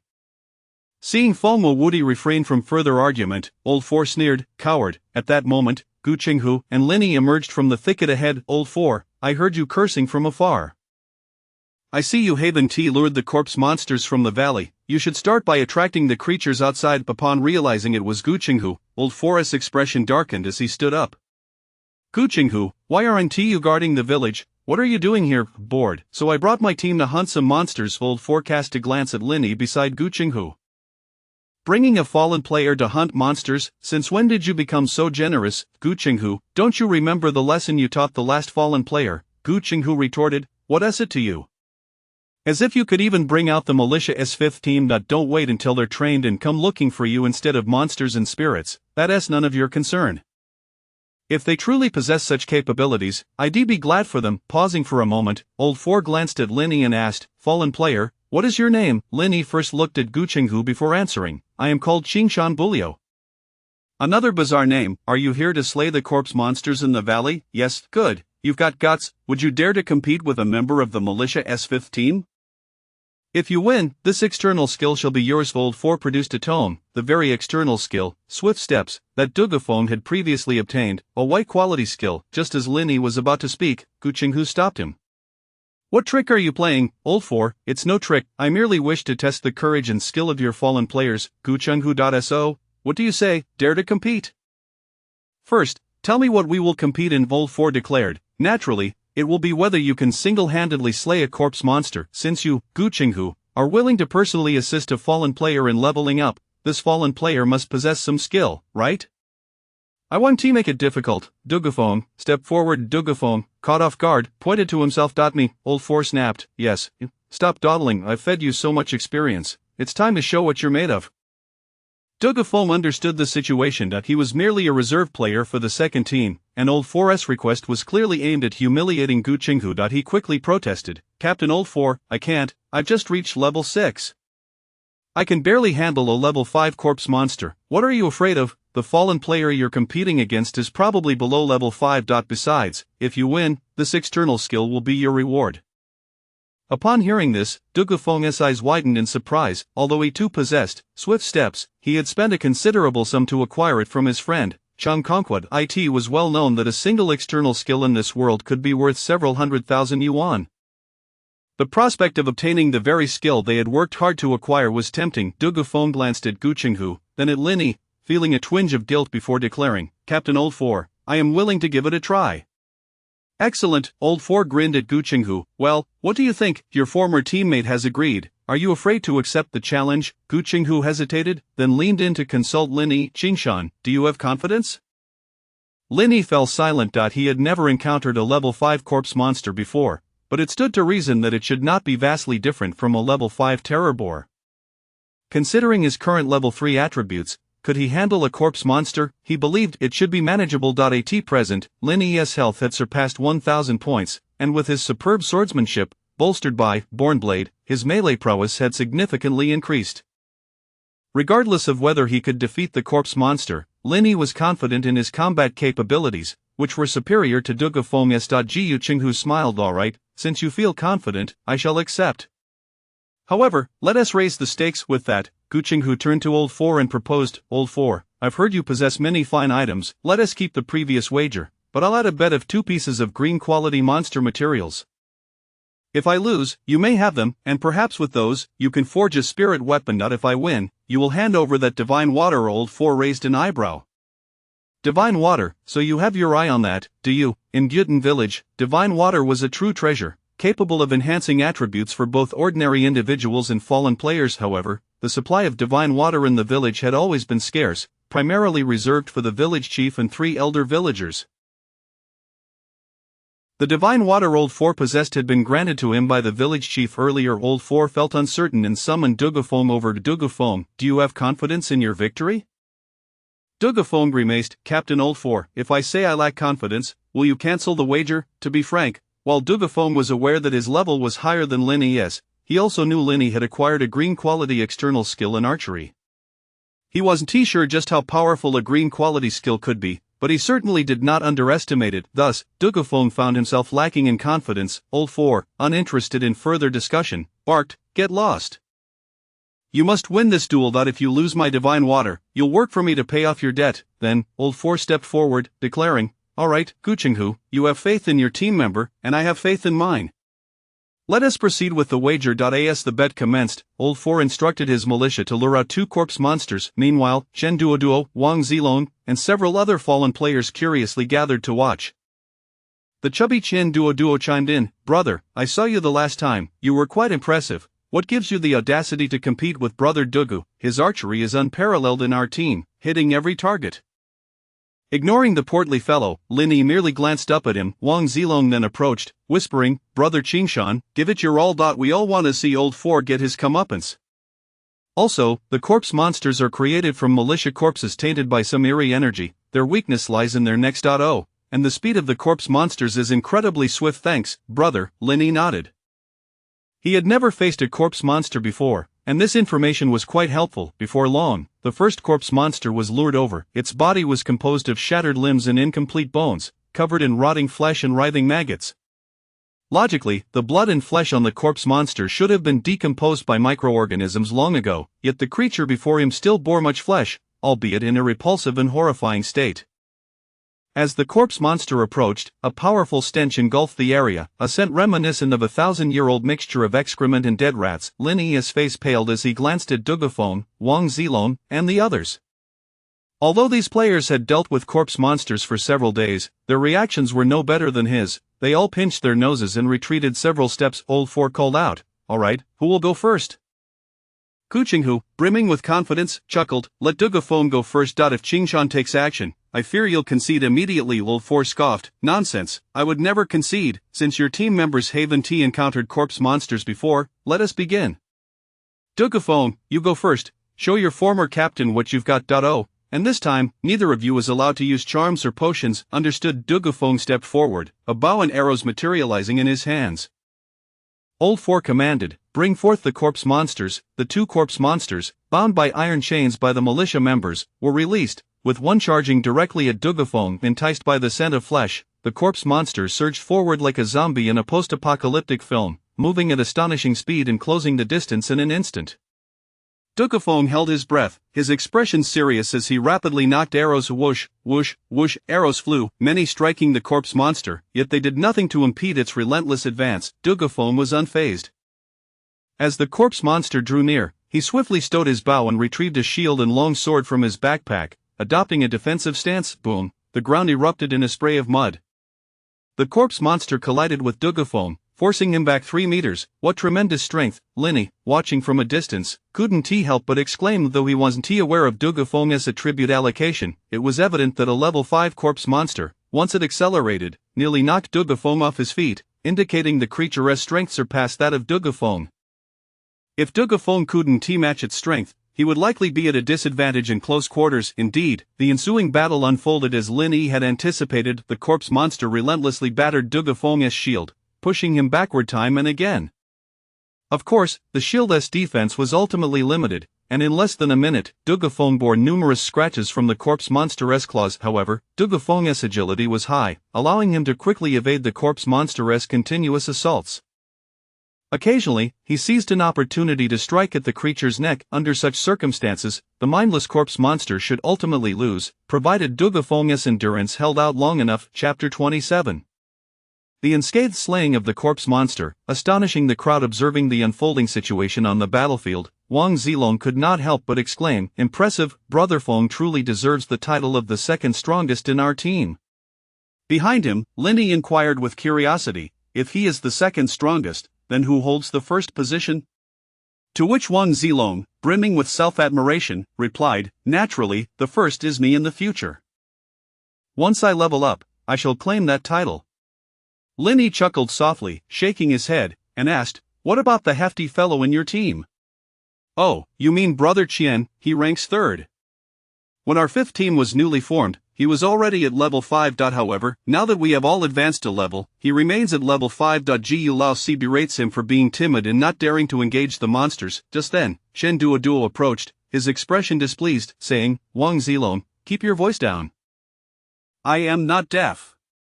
Wang Zilong quickly apologized, "My apologies, Brother Qian. I'll be more mindful next time." Shen Duoduo chose not to dwell on Wang Zilong's words but shot a glare at Linny. "And you, refrain from calling me the hefty one, it's disrespectful." "I am Qian Duoduo." "Understood, hefty one," Linny replied. Meanwhile, as time passed, Du Guofeng, entangled in combat with the corpse monster, appeared to be somewhat fatigued. As the monster lunged once more with its razor-sharp claws, Du Guofeng suddenly emitted a green light from his feet, twisting his body at an incredible angle and reappearing behind the creature. "Die!" Seizing the opportunity, Du Guofeng struck the back of the monster's neck with 3 swift slashes, finally severing its head cleanly. The members of Team 5 erupted in cheers. "We won, amazing, Du Guofeng. Brother Feng, you're incredible, managing to slay the corpse monster one-on-one." Witnessing this, Gu Lao Si wore an expression of smug satisfaction as he approached Gu Qinghu, saying, "What do you think? Your team member has transformed under my guidance, hasn't he?" "Indeed, he possesses considerable skill," Gu Qinghu nodded, adding, "However, this merely indicates that my team member had great potential from the start, so you've benefited from it." "Enough of this verbal sparring. Let that fellow named Xingshan take the stage. I'm curious to see what he is capable of." At this moment, Gu Qinghu approached Linny and asked, "Do you need a shield?" It must be said that the combination of a shield and a long sword is indeed an excellent combat strategy. With a shield in hand, Linny, who was at a disadvantage in attributes, would have greater room to maneuver. "No need for that, Captain. A single sword suffices for me." Linny was not being arrogant. There was something extraordinary about wielding a sword, as if the area within reach of the longsword defined both his offensive and defensive capabilities. Moreover, his health points were substantial. Even if the corpse monster clawed at him a few times, it wouldn't pose a significant threat. He had observed the monster's attack patterns earlier, which primarily relied on lunging and clawing. As long as he executed his sword techniques well, the corpse monster would be unable to inflict any harm upon. Seeing Lin Yi's confidence, Gu Qinghu said nothing further. He too had faith in Lin Yi, knowing that the yin-yang sword technique he had recently learned was particularly effective against the corpse monsters. Given that the monsters were born of some malevolent spirit, the yin-yang sword technique would inflict additional damage upon them. Since you don't want a shield, then stop hesitating and step onto the battlefield, commanded Gu Laozi. With that, another bound corpse monster charged forward. Among the onlookers, Wang Zilong handed Du Guofeng a vial of healing potion, curiously asking, "Brother Feng, you and Brother Qingshan were in the same team before. What weapon does he usually use?" "He uses a bow and arrow. He should be capable of wearing down the corpse monster from a distance, just like me." Before Du Guofeng could finish, he realized that Lin Yi had not drawn a bow but was instead charging straight at the corpse monster with a simple longsword in hand. His eyes widened in astonishment, and the pain from his own wounds seemed to dissipate in that moment. Damn, is Brother Qingshan really that reckless? At this point, on the battlefield, Lin Yi proactively confronted the oncoming corpse monster. As the foul wind from its claws approached, Lin Yi remained unfazed, holding the sword with the back facing up to block the monster's assault. Clang! A tremendous force surged along the blade, momentarily halting Lin Yi's movement, making him feel slightly strained. In the next instant, the blade in Lin Yi's hand gleamed as it sliced through the monster's arms and struck its relatively softer neck. This blow severed a significant chunk of rotten flesh but did not harm the vertebrae. Wow, it's tougher than I imagined. After landing the hit, Lin Yi quickly retreated, using the blade to parry the monster's claw attacks. Clang, clang, yet, the creature's successive strikes were all thwarted by Lin Yi's skillful swordsmanship. Not only were the spectators astounded by Lin Yi's adept technique, but even the corpse monster roared in fury as it charged at him. Nevertheless, Lin Yi's rapid and precise swordplay thwarted the monster's attempts to strike with its claws time and again. Gu Laozi displayed a look of admiration, exclaiming, "This lad wields his sword with remarkable proficiency. Incredible, Brother Qingshan." Du Guofeng marveled at the scene, feeling a sense of impending defeat. On the battlefield, Lin Yi effortlessly handled the incessantly lunging corpse monster with nothing but a long sword. However, he soon realized that despite his skill, his physical attributes paled in comparison to Du Guofeng's, making it difficult to sever the monster's neck in a short time. In light of this, he decided to test the power of the yin-yang sword technique. Glancing at his attribute panel, he noticed that his proficiency in the technique had increased by over 100 points. Remarkably, it seemed that even his breathing contributed to this growth. Unless he encountered a more formidable talent in the future, he had no intention of relinquishing his natural blade user, purple talent. Swish! With this strike, Lin Yi poured all his strength into the blow, infusing it with 10 points of health, and swung toward the corpse monster's head. The simple longsword emanated a faint golden glow, and with a crack, the monster's head appeared to be cleaved at an angle, particularly where the blade met its decaying flesh, which began to sizzle. Under the assault of the yin-yang sword technique, the monster's movements became somewhat stiff, its reaction slowed. Gu Laozi was once again taken aback, exclaiming, "The yin-yang sword technique." He glared at Gu Qinghu, "You clever one, had I known this lad had already mastered the yin-yang sword technique, I would never have wagered with you. You were the one who proposed the bet. Can you still blame me, Gu Laozi? Don't back out now." "Humph, this kid is at such a low level. I doubt he can deliver more than a few strikes. One blow won't be enough to kill the corpse monster." Gu Qinghu was well aware that Lin Yi had been consuming blood food daily, thus significantly increasing his health points. One strike may not suffice, but two will surely do the trick. No sooner had he spoken than Lin Yi, gathering his strength, unleashed a second strike. This blow contained all the health points he had accumulated, and its power surpassed that of the previous strike. Crack! A crisp sound resonated as the corpse monster before Lin Yi collapsed instantly, its head soaring through the air. Ding! You have slain a level 5 corpse monster, gaining 25 experience points. Subsequently, the remains of the corpse monster dissipated, transforming into a loot item that appeared on the ground. Lin Yi stepped forward to collect it, discovering it to be a rather worthless drop. Corpse oil, white, : The essence of the oil from the corpse monster, useful for igniting candles. Its scent can repel certain scent-sensitive monstrosities. This piece of corpse oil was the size of a fist, milky white, and even held in his hand, Lin Yi could feel a foul stench emanating from it. Though the item was revolting, he nonetheless tossed it into his backpack. In the world of apocalypse, even the most insignificant loot holds value. Seeing Linny return unscathed, Gu Qinghu marveled, "Well done, lad. You truly have not disappointed me." Before the wager, he had speculated that Lin Yi, with his skillful swordsmanship and the corpse monster's fear of the yin-yang sword technique, had a 70 to 80% chance of winning. However, he hadn't anticipated that Lin Yi would achieve victory so effortlessly, seemingly without sustaining a scratch. Of the Lin Yi before him was undeniably a rare talent for combat, one that had not been seen in Gutan village for centuries. Provided he received proper training, Lin Yi reaching level 10 was an absolute certainty. At that moment, Gu Laosi also shifted his perspective regarding Lin Yi, approaching him and saying, "Qingshan, right? Join our militia team 4. I'll offer you the position of vice captain. Once I retire, you'll be the captain." Lin Yi shook his head. "Sorry, I'm part of team 2 and currently have no intention of switching teams." Gu Chenghu quickly interjected, "Qingshan, don't mind this fellow. Gu Laosi rarely speaks the truth. Even if you join team 4, you'd merely be working for him." Lin Yi looked at him and replied, "Rest assured, Captain, both the brothers of team 2 and yourself have been very supportive of me. I will remain in team 2 unless they no longer want me." This heartfelt declaration moved Gu Qinghu, who beamed with joy, promptly thumping his chest in assurance, "Only death will part you from team 2. You are forever one of us." Observing the two of them engaging in such camaraderie, Gu Laosi felt a twinge of annoyance and muttered, "Boring," before tossing the swift step technique to Lin Yi. Gu Qinghu raised an eyebrow. "Gu Laosi, what about my divine water? You think I can carry that around? We'll discuss it when we return to the village. I won't forget it." Following this, Gu Laosi ceased his interaction with Lin Yi and Gu Qinghu, directly addressing Du Guofeng. "Du Guofeng, you've lost, so all the stakes from today's wager fall upon you." "Captain Laosi, this..."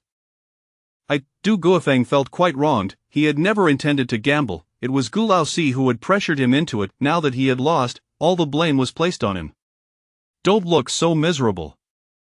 As long as you listen to me and level up earnestly, repaying my debts in the future will be a breeze." After finishing with Du Guofeng, Gu Laosi turned to address the gathered members, "And you lot of inexperienced rookies, put in some effort. If I find any of you slacking off, I'll toss you into the corpse pit myself." The onlookers could tell that Gu Laosi was not particularly concerned about the divine water or the wager. He merely sought to temper the members of Team 5 through this method. However, the newcomers felt no gratitude toward Gu Laosi, as his foul mouth not only insulted them but also frequently berated their families. Many in Team 5 harbored a resolve, thinking, "Once I reach level 10, I'll show you." Gu Laosi was well aware of their sentiments but paid them no mind. The village chief had entrusted him with leading this group of newcomers to act as a hard taskmaster and a whetstone. Without a firm approach, how could these newcomers grow significantly in such a short time? Chapter 28 The rapid advancement of the fiery sunblade technique. The ancient Grave Valley spans a considerable area. Apart from the small plain before entering the valley, there lies a vast expanse within. Gu Qinghu had no intention of remaining with the ancient quartet. After the gamble concluded, he directly led Lin Yi deeper into the ancient Grave Valley. "Qingshan, I initially planned to lure out the corpse monsters, injure them, and leave the killing to you. However, given your earlier performance, you seem quite adept at handling them already." So Lin Yi understood the implications of Gu Qinghu's words but quickly interjected, "Captain, I exhausted my vitality by using the fiery sunblade technique twice in succession to deal with the corpse monsters. If you expect me to take them down now, we may find ourselves unable to slay even a handful within the day. You brought me here to level up, and efficiency is key. I believe we should proceed according to your earlier plan." Gu Qinghu nodded, acknowledging the wisdom in his words, and chose not to elaborate further. As they traversed the path, the duo encountered no corpse monsters, and living creatures were also a rarity. They continued their cautious exploration. Suddenly, Lin Yi observed a small squirrel foraging ahead, only to be abruptly seized by a claw emerging from the earth, followed closely by a corpse monster that clawed its way out, tearing the squirrel apart and devouring it whole. Lin Yi comprehended the situation. It was no wonder the valley was lush with vegetation yet sparse in wildlife. The corpse monsters were undoubtedly the apex predators of this realm. Gu Qinghu remarked, "This place was once inhabited by malevolent spirits, which deterred nearby creatures from venturing here. Over time, it has become the domain of corpse monsters. Although I can handle corpse monsters with relative ease, should 5 or more appear, I suggest we make a swift retreat. Do you understand? Understood, Captain. Good, as long as you remember. With that, Gu Qinghu brandished his longing blade and dashed forward like a fleeting shadow. The corpse monster that had just consumed the squirrel had yet to savor its meal when Gu Qinghu severed its torso in a single strike, leaving the two halves writhing on the ground. It should still have a breath left. Let us finish it off. Linny, without hesitation, stepped forward and delivered several swift slashes. If he could slay a living corpse monster, dispatching one that was already severed was child's play. Moments later, he successfully dispatched the creature, earning himself 25 experience points. However, the only loot dropped was corpse oil. Captain, is this corpse oil of any value? How much blood food can it be exchanged for? Linny pondered aloud, considering that if they continued hunting corpse monsters in the valley, he might accumulate quite a stash of it. Gu Qinghu replied, corpse oil is a necessary ingredient for crafting spirit fire candles. We will require a significant quantity when we travel to Tianshui City, so keep it for now, it will prove invaluable later. Understood, I shall collect it all. Linny nodded and continued to follow Gu Qinghu in search of more corpse monsters. According to Gu Qinghu, they were still on the periphery of the ancient Grave Valley, where the encountered corpse monsters were mostly solitary and only at level 5. However, in the core region of the valley, the corpse monsters often appeared in groups, with varying levels, and it was even possible to encounter level 10 corpse monsters, known as corpse kings, who were akin to militia captains in their former lives, possessing considerable intelligence and cunning.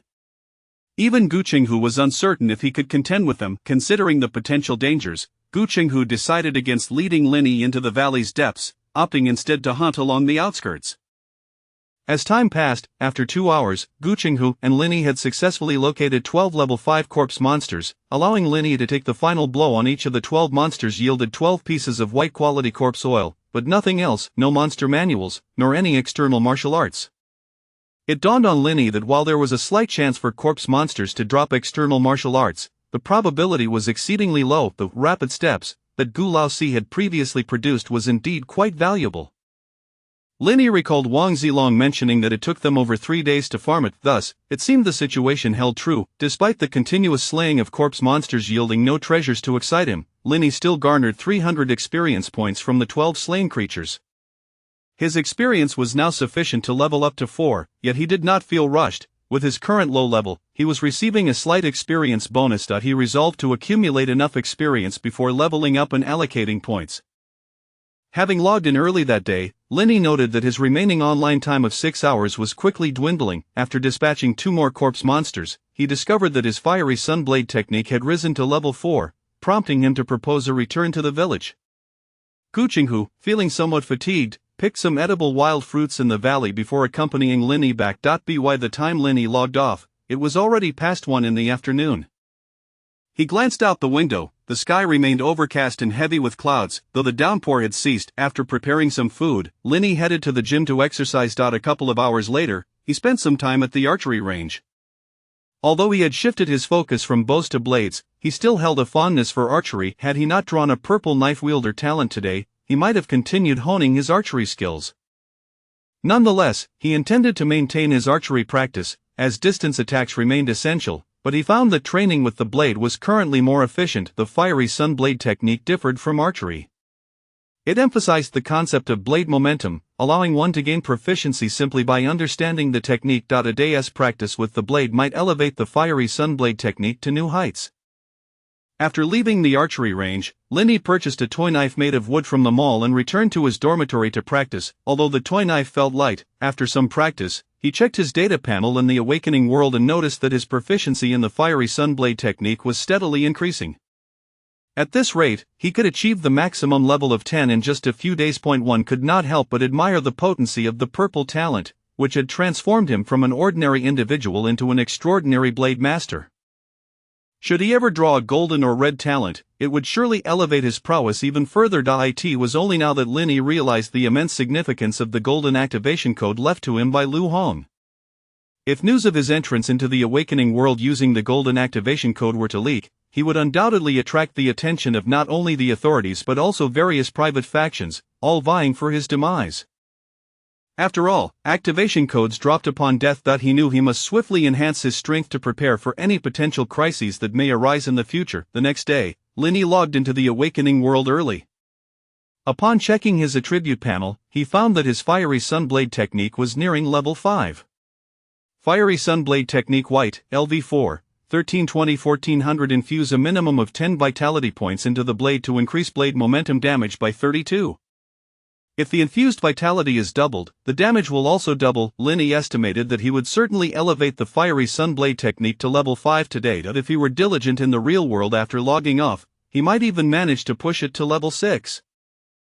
Furthermore, he had ordered a Longquan metal knife online yesterday, which he anticipated would arrive today. Practicing with a real blade should expedite his proficiency gain. Today marked the malicious duty day for the second squad, so Guqinghu could not take Linny out to hunt corpse monsters but instead sought solitary beasts near the city walls. Regrettably, until Linny's online time ended, they had encountered no creatures. Linny was genuinely curious about how to extend his stay in the awakening world, as 6 hours a day felt woefully inadequate. Yet neither the foreign forums he frequented nor the players in Gutan village had any insights on how to increase online duration. There were whispers on foreign forums suggesting that once one reached a professional level, there would be no restrictions on their stay in the awakening world. However, Linny remained uncertain of the veracity of this claim, as the forums were rife with dubious information regarding the awakening world, filled with a cacophony of voices from various nations. As the day approached its end, Guqinghu found Linny and said, "For the next week or so, I want to be on duty. Prepare more supplies in your backpack. We'll head to the ancient Grave Valley and 1T return for a week." Linny was taken aback. "Not returning?" "Captain, you wouldn't be doing this solely for me," Guqinghu replied. "It has some relation to you, but not entirely. The village has expressed dissatisfaction with the training methods of the 5th Militia Squad, and they intend for me to oversee it. I will rotate with Gu Laosi to train the members of the 5th Squad." "I see." Linny understood, but he couldn't shake the feeling that Guqinghu had reported him today. Otherwise, there would be no reason for the village to dispatch Guqinghu, given the limited level 10 combat power available. Casting a glance at his online duration, Linny noted that he had just over 20 minutes left until 6 hours were up. Not wanting to waste any time, he hurriedly procured a supply of food and water to fill his backpack before following Guqinghu to the ancient Grave Valley. Upon arriving at the plains outside the ancient Grave Valley, he found no members of the 5th Squad. Only Gu Laosi was present, overseeing the team as they set up camp. As night fell, the wilderness became exceedingly perilous, necessitating vigilance against nighttime beasts and wandering malevolent spirits. Gu Laosi first ordered the digging of a trench, setting up traps and alarms, and then had the team apply the sap of sun trees as a precaution against the malevolent spirits. When Gu Laosi spotted Guqinghu and Linny approaching with their packs, he furrowed his brow and inquired, "What brings you two here?" "The village head was concerned you might struggle alone, so he sent me to assist and alleviate some of the pressure." "You re-reporting me again? Damn it, you've always been like this since childhood." Guqinghu nonchalantly cleaned his ears, unperturbed, and retorted, "Stop cursing. I honestly didn't want to come. I primarily brought Qingshan here to level up. As for the 5th Squad's recruits, if you wish to give them to me, so be it. If not, then so be it." As if struck by a thought, Guqinghu added, "By the way, I brought the divine water you left at home. It's now mine anyway." Seeing Guqinghu's shamelessness, Gu Laosi had lost the will to curse further and simply scoffed, "There's no place for you here. No need for your hospitality. I brought my own tent."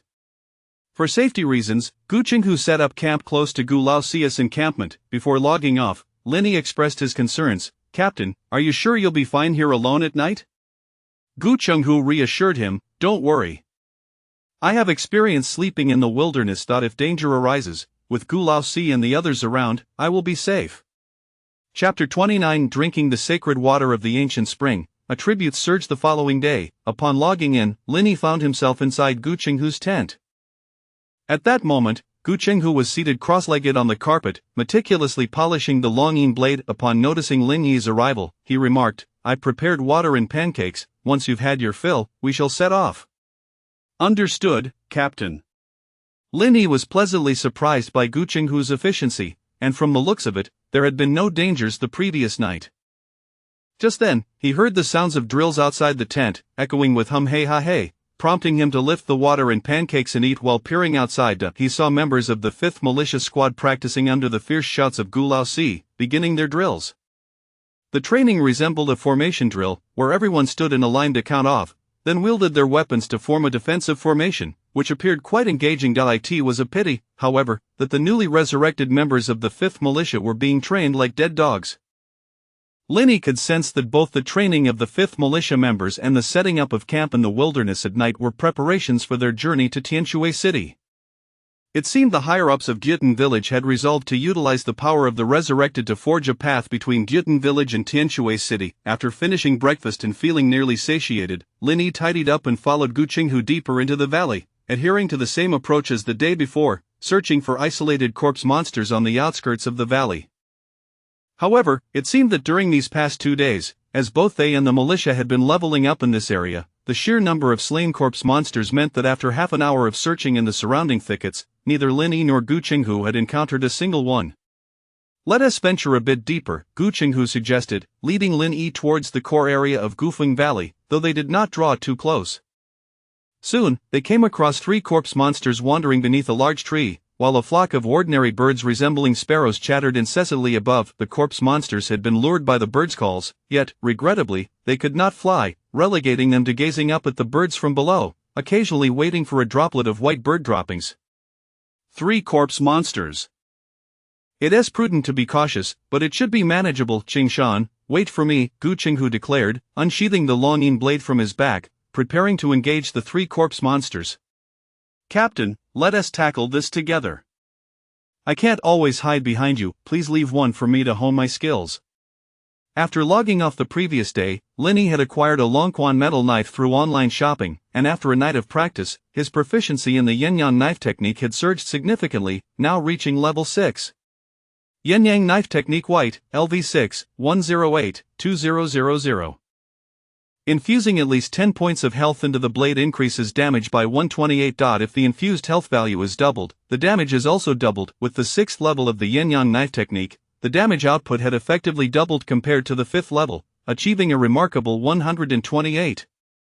Now, Linny could finally inflict double damage with his strikes, and the Yin-Yang chi contained in the blade was particularly effective against corpse monsters. Seeing Linny eager to try, Gu Qinghu nodded, very well.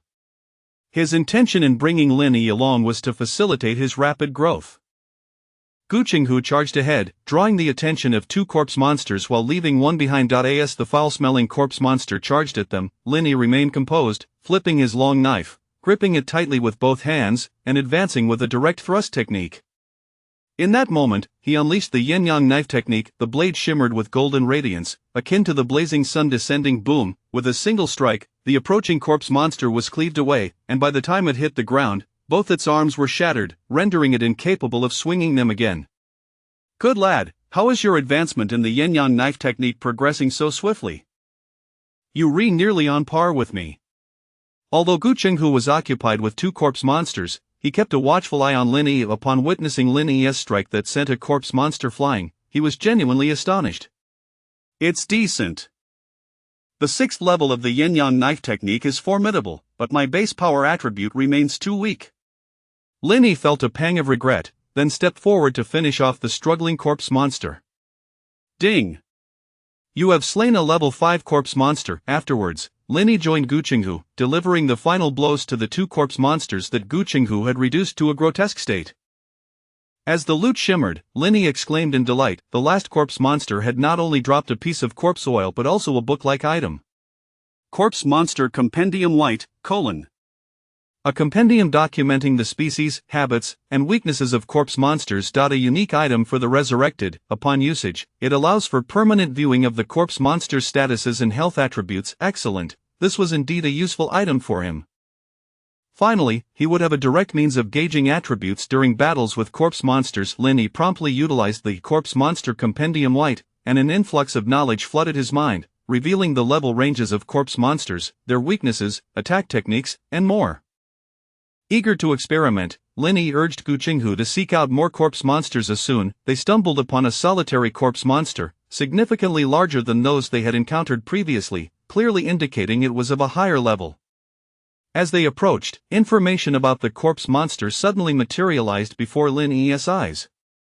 Mutated corpse monster of Goofing Valley White, health 260 status, hungry level 7 skill 18 staff techniques description. This is an agile corpse monster with acute perception of its surroundings. As Lin Yi and Gu Qinghu drew nearer, the level 7 corpse monster evidently noticed the two, roaring before charging at them.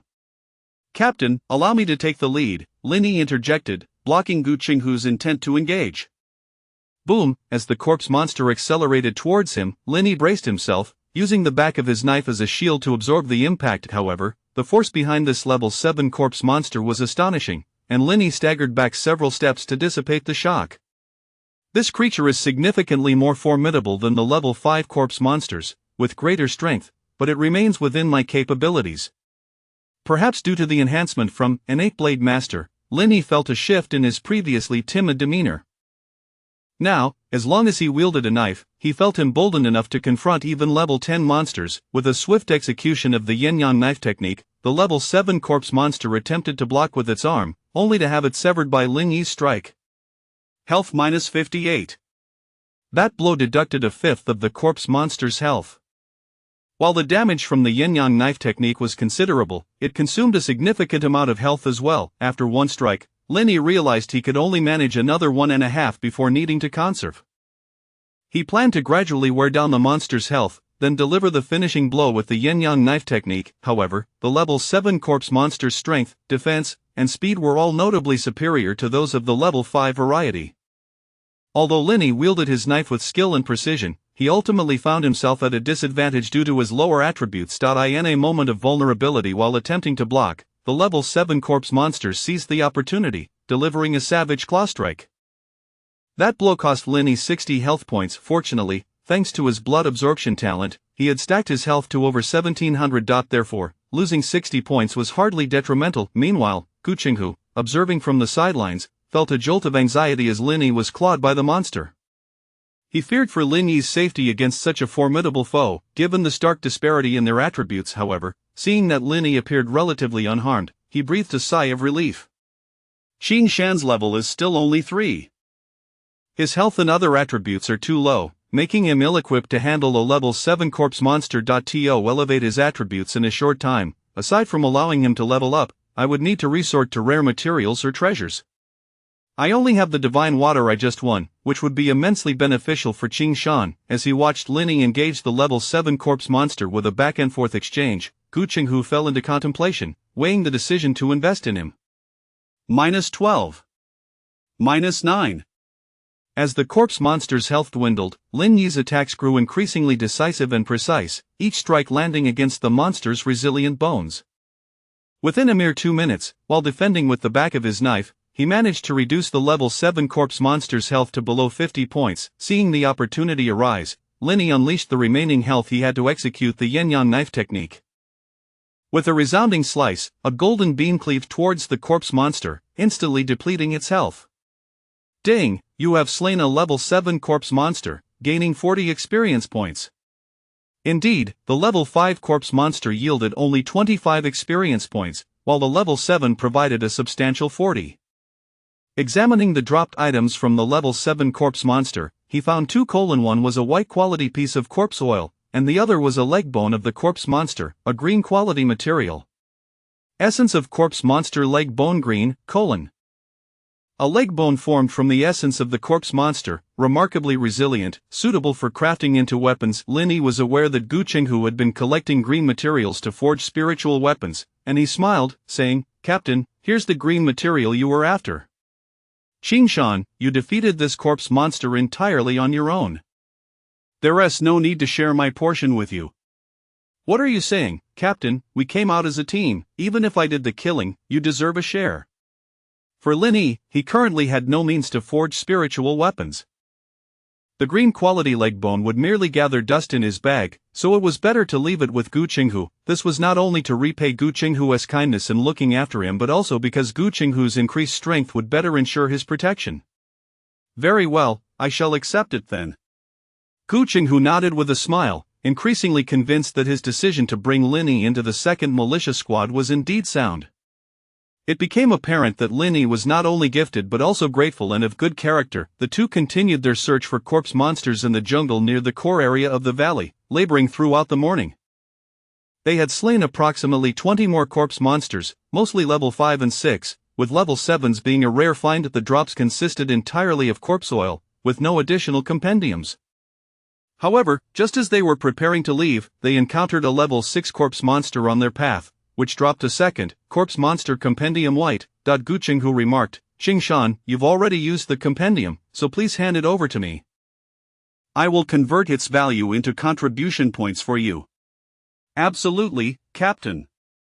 Linny agreed readily. Gu Qinghu likely intended to utilize the corpse monster compendium for the 5th militia squad, as the drop rate for such compendiums was quite low, and there were still members among the resurrected who had yet to receive one. It must be noted that after using the compendium, one would be able to more accurately view a monster's health and status, as well as see the damage dealt with each strike, akin to gaming mechanics, which provided a significant advantage to the resurrected. Upon returning to the tent outside the valley, Linny shed his clothes, now reeking of the foul blood of corpse monsters, and changed into a fresh outfit. With little time left for his session today, Linny was preparing to log off and return to reality when he noticed Gu Qinghu rummaging through his pack, eventually producing a small white porcelain vial. Wait a moment, Qingshan. Your attributes are still too low. This should be of use to you. What is this? Linny took the vial and was immediately taken aback. Holy water of the ancient spring blue, Water from Gyutan village that has accumulated over the years, nurtured by the temple, possessing the ability to cleanse the body and awaken potential. When consumed by the resurrected, it can enhance their attribute points. Captain, is this for me? Linny could hardly believe it. This was a blue-quality treasure, the likes of which he had never seen before. Gu Qinghu chuckled. Consider it an investment in you. Once you become a professional level master, you must repay me with something even better. Linny scratched his head. Don't be hasty in declining. I must say, I have you to thank for obtaining this divine water. After some thought, I realized this is merely a luxury for me. Consuming it would only grant me a few extra steps on the path to level 10. However, for you, it is different. You are in dire need of attribute points, and drinking this will alleviate some of my pressure as well. Having spent some time together, Gu Qinghu knew Linny was not ungrateful.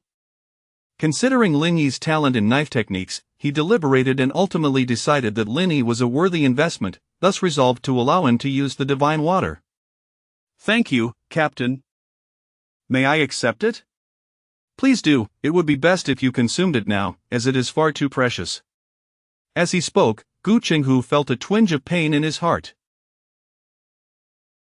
He had scarcely drunk divine water in his lifetime, and if he were to consume this vial and forge a set of spiritual armor, he might even rival the formidable Captain Gulaihai. Drink it quickly, Don Teelinger, or I might change my mind. Okay. Linny, not daring to hesitate, hurriedly opened the small porcelain vial and took a sip. The holy water of the ancient spring was incredibly sweet, and Linny felt a warm current flowing through his limbs as it settled in his stomach. Ding! You have consumed the holy water of the ancient spring, strength attribute 3. Wow, an increase of 3 points in strength. Linny took another sip. Ding, you have consumed the holy water of the ancient spring. Constitution attribute 3. Constitution increased by 3 points. Were these attribute gains random? Observing the diminishing quantity of holy water in the vial, Linny swiftly finished it in one gulp. Ding, you have consumed the holy water of the ancient spring. Strength attribute 4. Indeed, it was random, as this time the attribute boost was allocated to strength. Excellent. Linny felt that his most pressing needs were for strength and agility. Remarkably, the small vial of holy water had granted him a total of 10 attribute points, effectively elevating him by 2 levels. The efficacy of this holy water was astonishing. Now, Linny's attribute panel read as follows: a player, Qingshan Bulao status, excited and active, ID 007, gender, male, level 3, health 1744, experience 1165, 400 satiety 77, 100 strength 21, normal male, limit is 10, influencing physical damage and the maximum weight of wieldable weapons. Constitution 11, normal male, limit is 10, affecting maximum health recovery speed, and basic resilience, agility. 10, normal male, limit is 10, affecting movement and reaction speed. Stamina 11, normal male, limit is 10, affecting stamina limit, recovery speed, and carrying capacity. Vitality 32, 12 points derived from blood food, external skills. Tianqing Archery Green, LV1, 57,500. Every 1 point of health attached to an arrow increases damage by 2. The 7th consecutive arrow can unleash an additional 12 damage. Yin Yang Knife Technique White, LV6, 490, 2000. Infusing at least 10 points of health into the blade increases damage by 128. If the infused health value is doubled, the damage is also doubled. Initial Talent Universal Talent, Red, LV1, Innate Blade Master Chapter 30. Awakening of the 7th level physical talent after consuming the holy water, which augmented his strength by 7 points and his constitution by 3, Linny observed a significant increase in both his life and vitality points. While the enhancement in life points was not particularly pronounced, given that Linny currently possessed over 1,700 life points, the rise in vitality was quite remarkable. It surged by 8 points, reaching a total of 32. It appeared that strength and constitution were pivotal in influencing the increase in vitality points. At present, in terms of his 4 primary attributes, Linny was not far behind a 5th level player.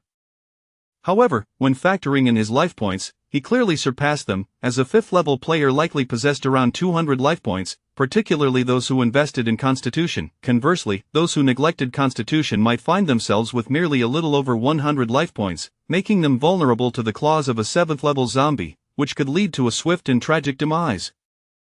One cannot help but marvel at the extraordinary efficacy of the holy water. If he were to acquire a few more vials, could Linny, at his 3rd level, possibly attain attributes akin to those of a 10th level player? He promptly inquired, "Captain, is this holy water, no, divine water, exchangeable for contribution points?" Seeing the expression on Linny's face, Gu Qinghu understood that Linny had reaped substantial benefits from the divine water. He shook his head and replied, "Divine water is an exceedingly scarce resource in Gyutan village. Not only you, but even I cannot procure it unless you achieve a significant contribution to the village, which may grant you the possibility of receiving divine water as a reward." What constitutes a significant contribution? Linny pressed. Only acts like saving the village would qualify, but at this moment, you should not hold your breath. Upon hearing this, Linny shook his head in resignation. Given his current circumstances, he saw little chance of obtaining more Gyutan holy water. Nevertheless, he was genuinely touched by Gu Qinghu's willingness to present him with such a rare blue resource. "Captain, thank you. I will certainly repay you in the future." Gu Qinghu smiled and nodded, "Just don't let me down."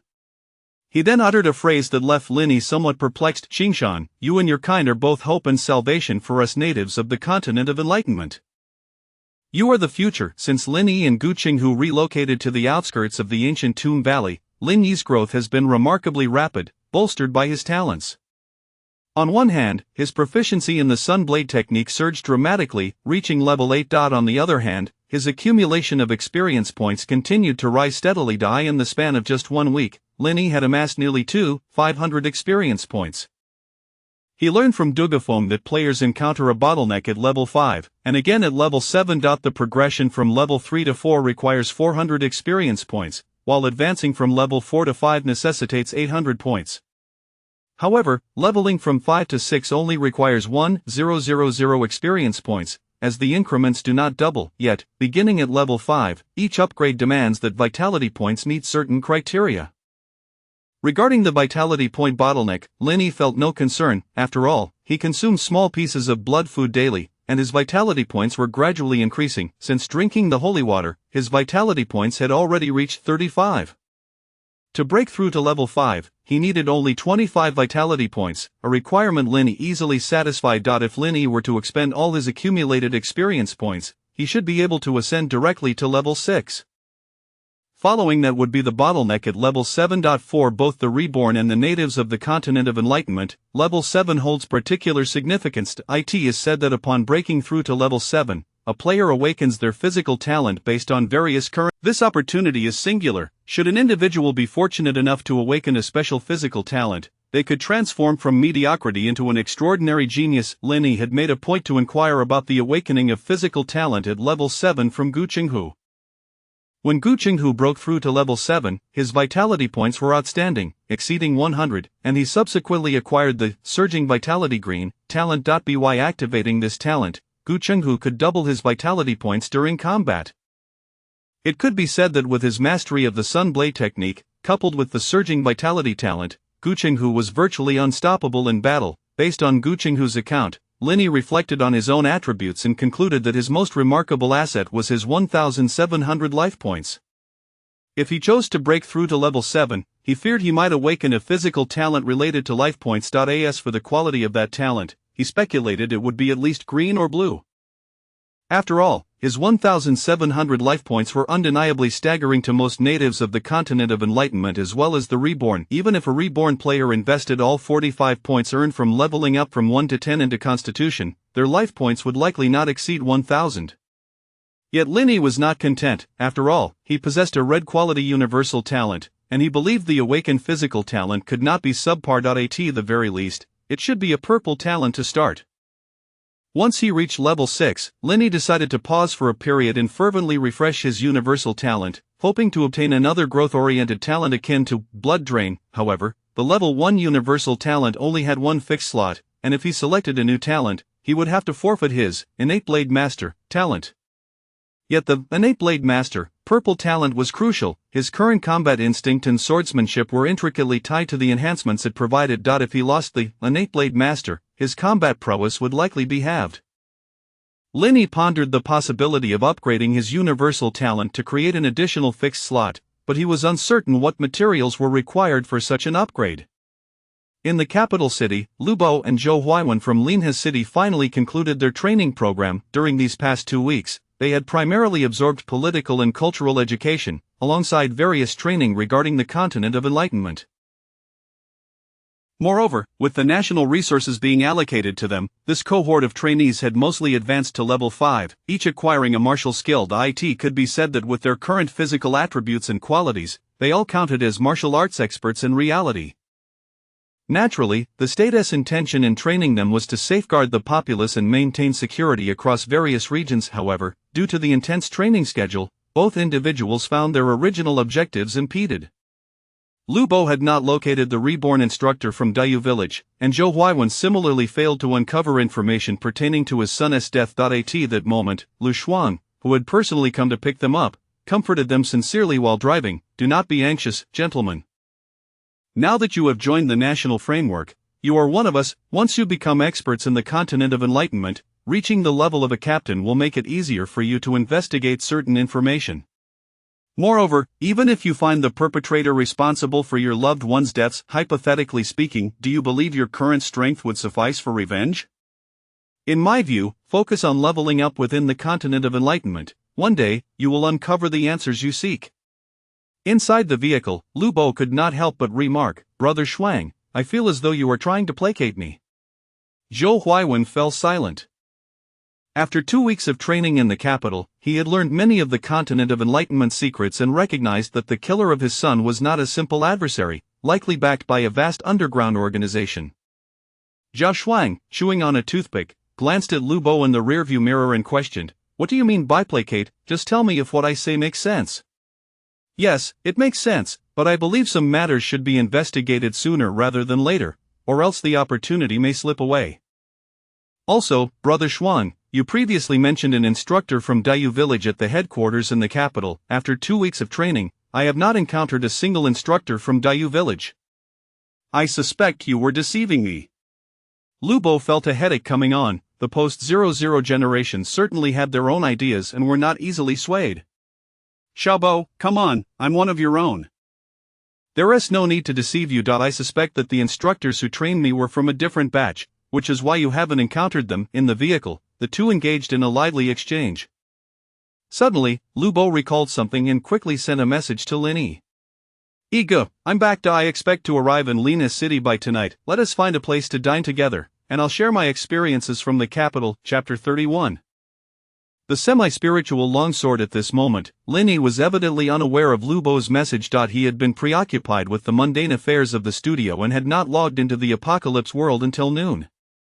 After spending a considerable portion of the day hunting the undead creatures around the outskirts of the ancient Tomb Valley, he and Guqinghu decided to return to the camp outside the valley as dusk began to fall. After a week of construction, the camp had seen a significant increase in the number of tents, most of which were erected by members of the 5th team led by Dugafeng. They even took the liberty of setting up a tent for Linny, conveniently positioned next to Guqinghu's tent. At that moment, Gu Laosi had just lured out a level 9 undead creature from the valley to provide a practice opportunity for the members of the 5th team. This creature was of enormous size, clearly having undergone some form of mutation, standing at an imposing 2 meters tall, and its charge caused the ground to tremble beneath it. Among the 5th team members, only Dugafong had reached level 6, the others were predominantly at levels 4 and 5, making it exceedingly difficult for them to contend with such a formidable foe. As the undead creature charged, their carefully arranged defensive formation quickly fell apart, scattering the members in all directions. Wang Zilong was particularly vocal, crying out in fear as he fled from the creature. Fortunately, Dugafong took on the brunt of the challenge, using his agility to draw the level 9 undead creature's attention, buying precious time for the others. Gu Laosi, with a furrowed brow, shouted from a distance, "Maintain formation! Maintain formation! How many times must I reiterate, when encountering monsters of such overwhelming strength in the wilderness, only through unity and cooperation can we hope to survive?" However, the oppressive presence of the level 9 undead creature was too daunting. Its power and speed far exceeded that of ordinary beings. After a frantic half-minute of evasion, Dugafong made a misstep and was knocked to the ground by the creature's powerful claws, leaving Qian Duoduo, Wang Zilong, and the others too intimidated to approach. Unable to bear the sight any longer, Gu Laosi commanded, "Alu, Xiaoba, you two, bind the undead creature with chains. We shall attempt this again tomorrow." 2 level 9 members of the 4th team swiftly stepped forward, skillfully using chains to restrain the creature. Guqinghu, observing from the sidelines, frowned and remarked, "Old 4, this method is ineffective. The level disparity between the undead creature and the members of the 5th team is too great. One miscalculation could lead to casualties." Gu Laosi sighed, aware of the gap in levels, yet his intention was to foster teamwork among the players. He had not anticipated their performance would be so disappointing. After a week of rigorous training, their defensive formation crumbled under pressure. The moment danger arose, the players scattered like startled rabbits. Lin Yi, having observed the entire ordeal, felt a sense of empathy. Gu Laosi's approach was indeed sound, but he had misjudged the players' courage. In this extraordinary game of apocalypse, life was singular and precious. Who would risk it all for training? Players traditionally adhered to the principle of seizing opportunities for gain while avoiding perilous situations. Guqinghu, recognizing the players' tendencies, suggested, "Perhaps it would be wise to first cultivate their individual combat skills. Your current method is not a viable solution." "Very well, I shall continue for another 2 days. If progress remains stagnant, I will adopt your approach," Gu Laosi conceded, shaking his head. He then cast a glance at Lin Yi, expressing envy. "You are fortunate, Guqinghu, to have promising talent presented to you. If only you could send Qingshan my way, I would request a vial of divine water from the village chief in return." Guqinghu quickly interjected, "Old 4, do not covet my talent. We are still brothers." Having camped outside the valley with Gu Laosi, he had shared several drinks, and their relationship had noticeably improved. However, it was partly his fault. In a drunken state, he had boasted to Gu Laosi about Lin Yi's unique swordsmanship and exceptional talent, which only heightened Gu Laosi's interest in Lin Yi. "Enough of that, look at you being so miserly." Gu Laosi dismissed the conversation, shouting a command for the 5th team to disperse before retreating to his tent to rest. Dugafong, having sustained some injuries from the undead creature's claws, approached Lin Yi after applying healing salve to his wounds. "Brother Qingshan, the weapon has been sold. Here is what you requested." Dugafong retrieved a shimmering silver longsword from his backpack. The blade was long and robust, exuding a unique luster, while the hilt was intricately crafted from fine ivory, adorned with elaborate engravings. Clearly, this was a weapon of commendable quality. Lin Yi hefted the shimmering longsword and found its weight to be just right. The blade felt cohesive and was composed of exceptionally sturdy material. Although this longsword did not qualify as a true spiritual weapon, it was nonetheless a semi-spiritual sword that would enhance his attributes slightly, surpassing even the weapons he had encountered in the treasury that were valued at several hundred contribution points. "Thank you, my brother. I appreciate your efforts," Lin Yi expressed gratefully. "It's a minor task. I made a small profit from this trip, just don't mind it." Dugafong chuckled. It turned out that 3 days prior, Lin Yi had presented a book titled Swift Step Technique to Dugafong, requesting assistance in exchanging it for a suitable weapon. Despite being merely an ordinary external skill, Swift Step Technique was rare in its ability to facilitate brief, rapid movement. Coincidentally, Dugafeng knew several high-level players from Gutan village besides the notable Changkong, and he managed to trade the swift step technique for this semi-spiritual shimmering longsword. To those high-level players, it was a favorable exchange. However, Linny felt he had not lost out either. The swift step technique was something he had acquired later on, originally won through gambling, and he had already learned it. Moreover, throughout the week, he and Gu Chenghu had collected numerous undead creature illustrations and blocks of undead oil, which he had exchanged for an equivalent amount of contribution points. With these points, he acquired a substantial supply of blood food and exchanged for a complete set of defensive armor. Equipped with this armor, Linny felt he was still in need of a reliable weapon. While a complete spiritual weapon was beyond his reach at present, he could still aspire to obtain a semi-spiritual blade. As he had recently been too busy to return to the village, he handed over the acquired swift step technique to Dugafeng for the trade, resulting in the shimmering longsword now in his possession. Linny was thoroughly satisfied with this semi-spiritual weapon and the defensive armor. He believed he could contend with the previously formidable level 9 undead creature. If Dugafeng were to discover that Linny had confidence in defeating the creature that had posed such a challenge to the entire 5th team, he would likely feel utterly embarrassed. Currently, Linny's character panel displayed the following data: player, Qingshan Bulow status, fatigued ID 007, gendered male, level 3, health points, 1744 experience points, 27-2400 satiety, 89-100 strength, 21-3, normal male, limit is 10 points, affecting physical damage and the maximum weight of wieldable weapons. Constitution 11, normal male, limit is 10 points, affecting health points limit, health recovery speed, and base resilience. Agility 10, normal male, limit is 10 points, affecting movement and reaction speed. Stamina 11, normal male, limit is 10 points, affecting stamina limit, stamina recovery speed, and carrying capacity. Vitality 35, 15 points derived from blood food. External skills: frowny face, tanching archery technique, green, LV1, 102 500. Each point of vitality attached to an arrow increases its damage by 2. The 7th consecutive arrow can unleash an additional 12 damage. Flame Sun Sword Technique, white, LV8, 51 2600.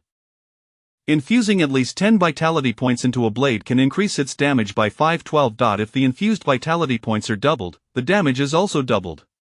Swift Step Technique, white, LV1, 22 300.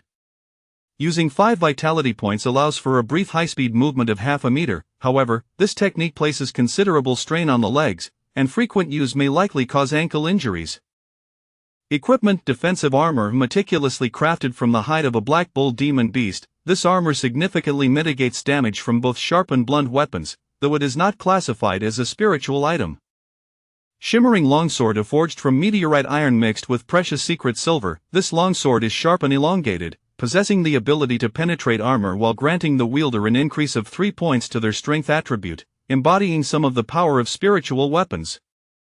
Initial talent: universal talent, red, LV1, naturally gifted swordsman. Chapter 32 official information revealed by Lu Bo. Having donned a brand new set of equipment, Linny felt an overwhelming urge to venture into the valley and practice his skills against a corpse monster. Presently, Linny's most formidable attack was undoubtedly the LV8 Flame Sun Sword technique, which possessed a remarkable 5-fold increase in power at this level. The golden sword energy he unleashed could extend up to 2 meters in length. According to Gu Chenghu, Lin Yi's mastery of the Flame Sun sword technique had far surpassed that of the inhabitants of Gutan village, to the extent that even Gu Chenghu himself could not compare. Should Lin Yi wield the Silver Blossom longsword against a level 7 corpse monster he had encountered a week prior, he could likely dispatch it with a single strike. An 8th level corpse monster might require 2 strikes, but with his current health value of 35 points, he was more than capable of delivering 2 blows. As for a 9th level corpse monster, it would likely necessitate a gradual reduction of health, enduring minor injuries before he could wield the Flame Sun sword technique to vanquish it. It could be said that Lin Yi's combat prowess had undergone a transformation compared to just a week or 2 ago. He could now contend with 9th level corpse monsters and eliminate 8th level ones. The reason for this remarkable growth was solely due to the addition of the purple, innate swordsman, talent to Lin Yi's repertoire. The significance of high-quality talents was self-evident. However, it appeared that the LV8 Flame Sun sword technique had also encountered a bottleneck. Linny realized that despite possessing the innate swordsman talent, his proficiency in the technique had begun to increase at a sluggish pace after reaching level 8. It seemed that even the innate swordsman talent had its limits. Upon logging out from the world of Apocalypse, Linny checked his phone and discovered a message from Lu Bo regarding a gathering. Noticing that night had fallen, he quickly replied to Lu Bo and hailed a cab. An hour later, the two found themselves indulging in a sumptuous feast at an upscale barbecue restaurant. Good, did you know, on the very first day, the instructor took us to the military camp, where he not only immersed us in medicinal wine to enhance our physiques but also imparted combat techniques and firearms training. Moreover, upon learning of my arrival at Yulong Village in the Apocalypse world, the headquarters specifically sought out a high-level player from Yulong Village to guide my development. In short, I've been busy from dawn till dusk, with only 4 hours of sleep each day. Linny inquired. Xiaobo, does this mean you've reaped numerous rewards during this period? Lu Bo finished his beer, let out a series of hearty belches, and replied drunkenly, not just a lot, Egu. I tell you, I'm practically a little superhero in the real world now. I reckon I could take down a tiger with just 3 punches. Linny chuckled, intrigued to learn about Lu Bo's specific experiences during his training in the capital. Typically, such training details are strictly confidential and not to be casually disclosed. However, Lu Bo was unconcerned. To him, since his father's passing, Linny had become his closest elder brother, akin to family. He recalled the times when his father would chastise him for poor exam results, and it was always Linny who intervened, often treating him to late-night skewers. At those moments, he felt that Ego was the best person in the world. The confidentiality agreement was merely a formality, holding little sway over him. Since Ego had asked, there was no reason for him to withhold anything. There are about 30 of us in our batch, all new players selected from across the nation. The instructor mentioned that we are already members of the 5th cohort, meaning the government has conducted for such training sessions prior. By the way, I heard from Zhao Shuang, who escorted me to the capital, that our Captain Zhang from Linhe City is a veteran from the 2nd cohort. Currently, the government has identified approximately 150 novice villages, some in close proximity and others quite distant. In any case, the Yulong village I am in is far from my father's Du village. After summarizing his experiences in the capital, Lu Bo couldn't help but ask, by the way, Gu, have you managed to obtain an activation code?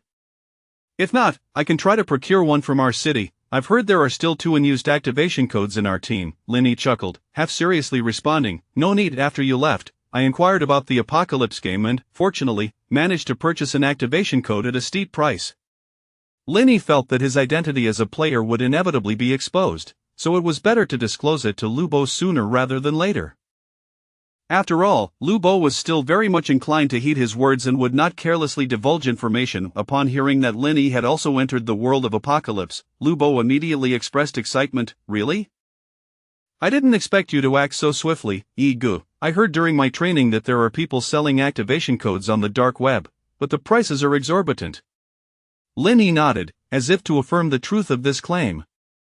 The price is indeed. I had to part with a significant sum to acquire the activation code. Initially, I feared that the seller might be a fraud, but fortunately, the activation code turned out to be genuine.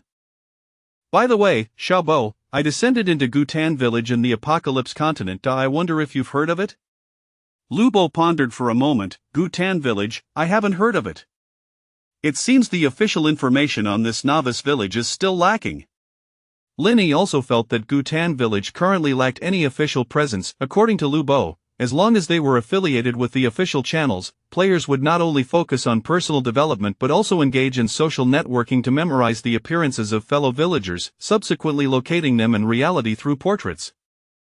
By employing such methods to identify and recruit players, the authorities could swiftly amass a substantial number of Apocalypse players, establishing an extraordinary organization that could effectively cover the nation. However, the absence of official personnel in Gutan village did not preclude their future arrival, and as the officials ramped up their activities, Linny estimated that the number of recruited players would only increase. After chatting for a while, Lu Bo curiously asked, Ego, what level are you at now?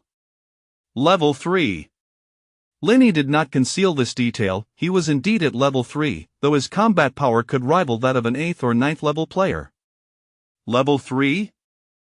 That's quite fast. I only reached level 5 after enduring such hardships during my training in the capital. You truly are a veteran player, Ego. By the way, I have a document from our instructor that he distributed during training.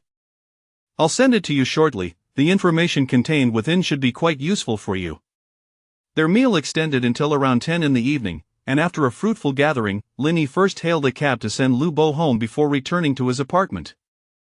After a brief wash-up, Linny opened the encrypted document Lu Bo had sent him on his computer. The file contained a wealth of information, including all the monsters currently discovered by the authorities, with details about the creatures outside Gutan village, such as the frightening boar, heart-eating wolf, and shimmering crow. The document listed nearly 200 different types of monsters, ranging from the lowest level to level 10. Unfortunately, while it included descriptions of various monster types, it lacked any information related to the enigmatic spirits. Additionally, the latter half of the document provided detailed strategies for how descendants could level up, allocate points, and enhance their combat power. Based on our current research data, every time a descendant levels up, they will receive 5 attribute points. Notably, there are bottlenecks at levels 5 and 7. Level 5 presents a health value bottleneck, while level 7 is associated with the awakening of physical talents. Comparatively, the bottleneck at level 7 is of greater significance, requiring players to accumulate attribute points to acquire gaming physical talents. According to existing research, as long as one surpasses level 7, they are guaranteed to receive at least a white physical talent. Here, we provide the data from Captain Hufeng of Shangnan City for reference. According to Captain Hufeng, due to a unique opportunity and specific point allocation method, he surpassed 50 points in agility at level 7, thus acquiring a green physical talent related to speed. From our findings, it appears that any player whose 4 primary attributes exceed 50 points should be able to obtain a physical talent of green quality or above. Therefore, when it comes to point allocation strategies, focusing on a single attribute is not necessarily a poor approach. Next, we analyze the impact of the 4 primary attributes on a character. In addition to the information provided by the system, we have discovered through extensive data that allocating points to Constitution increases health. Essentially, every point in Constitution corresponds to 10 points of health.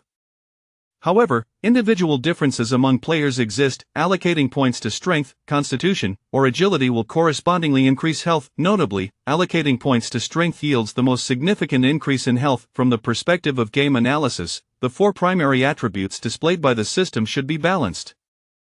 Some players believe that endurance is not worth investing in, but our research has revealed that endurance not only increases stamina and recovery but also proves advantageous in extreme environments, such as high temperatures or cold conditions, granting players resistance to harsh climates. Furthermore, when encountering certain enigmatic spirits, endurance enhances one's ability to resist negative emotions. Upon reading this, Linny couldn't help but marvel at the government's capability in gathering information. Previously, he had thought that the endurance attribute was of little importance. However, after reviewing this document, his perspective had clearly shifted. Continuing further, the document discussed external skills. However, increasing proficiency in external skills is exceedingly challenging. The good news is that practicing external skills in the real world can also contribute to proficiency. Currently, we recommend that players specialize in a single external skill, as this can significantly enhance combat power in a short period. Learning too many external skills may divert one's focus. In summary, a player's current combat power comprises level attributes, equipment, external skills, and combat awareness. While level attributes can be improved through leveling up, players should also seek to obtain rare materials within the Apocalypse world to boost attributes, especially before reaching level 7, as accumulating a substantial amount of rare materials will enable players to acquire superior physical talents at that level. Equipment and external skills have been previously discussed, so we shall refrain from elaborating further. Lastly, regarding combat awareness, we advise players to engage in frequent combat encounters in either the Apocalypse or the real world. Only through continuous fighting can one hone their combat awareness. Having thoroughly reviewed the information Lu Bo sent, Linny felt a lingering sense of curiosity and a wealth of knowledge gained. The richness of the document indicated the depth of the authorities' research into the Apocalypse world. Regrettably, this document contained no information regarding professional levels beyond level 10, suggesting that such information was deemed highly confidential by the officials. It remained uncertain whether Lu Bo was privy to any knowledge regarding professional levels. He resolved to inquire about it at the next opportunity. Furthermore, Linny recognized that his most pressing task was to comprehend how to elevate his talent level and secure an additional talent fixation slot. Just today, he had drawn an impressive blue talent. Earth Spirit, a rare blue talent. As a child of the Earth, you will possess the ability to listen to the Earth's voice and receive its protection. As long as you stand upon the Earth, you will be able to sense the emotions of plants within a kilometer radius, allowing them to serve as your eyes and ears, subject to your command. Moreover, standing on the Earth will grant you a permanent increase of 20 points in both strength and constitution attributes. Undoubtedly, should he be able to equip this talent, Lin Yi's attributes would soar significantly, rivaling those of a level 9 player, and he would no longer have to fear ambushes by monsters in the wild. For as long as there were plants within a kilometer, any creature approaching him would be detected. Regrettably, despite the might of the Earth Spirit talent, Lin Yi could not forsake the innate swordsman talent to fixate this new ability. After all, when comparing a blue talent to a purple one, a discerning individual would know which to choose. It could only be said that the innate swordsman talent was currently more suited to him. Chapter 33 The Anomalous Camp. After finishing the materials and taking a refreshing hot shower, Lin Yi realized he felt somewhat alert. With more than 20 minutes left until his scheduled online time, he decided to practice the yin-yang sword technique in the apocalypse world. It was already late at night, around 11 p.m., and he estimated that Gu Qinghu and Gu Laosi, along with the others in the camp, should have already retired for the night. However, as soon as Lin Yi appeared inside his tent, he sensed something was amiss. Peering out from the tent, he was met with an unsettling sight. The camp was shrouded in an impenetrable darkness. Normally, to defend against the beasts and malevolent spirits lurking in the wilderness, the camp would have its fires lit and watchmen stationed each night. Why was there not a single sound tonight? When he had arrived earlier, it had not been like this. Moreover, he sensed a peculiar chill both inside and outside the tent, an icy and penetrating coldness. Could it be that malevolent spirits had invaded the camp?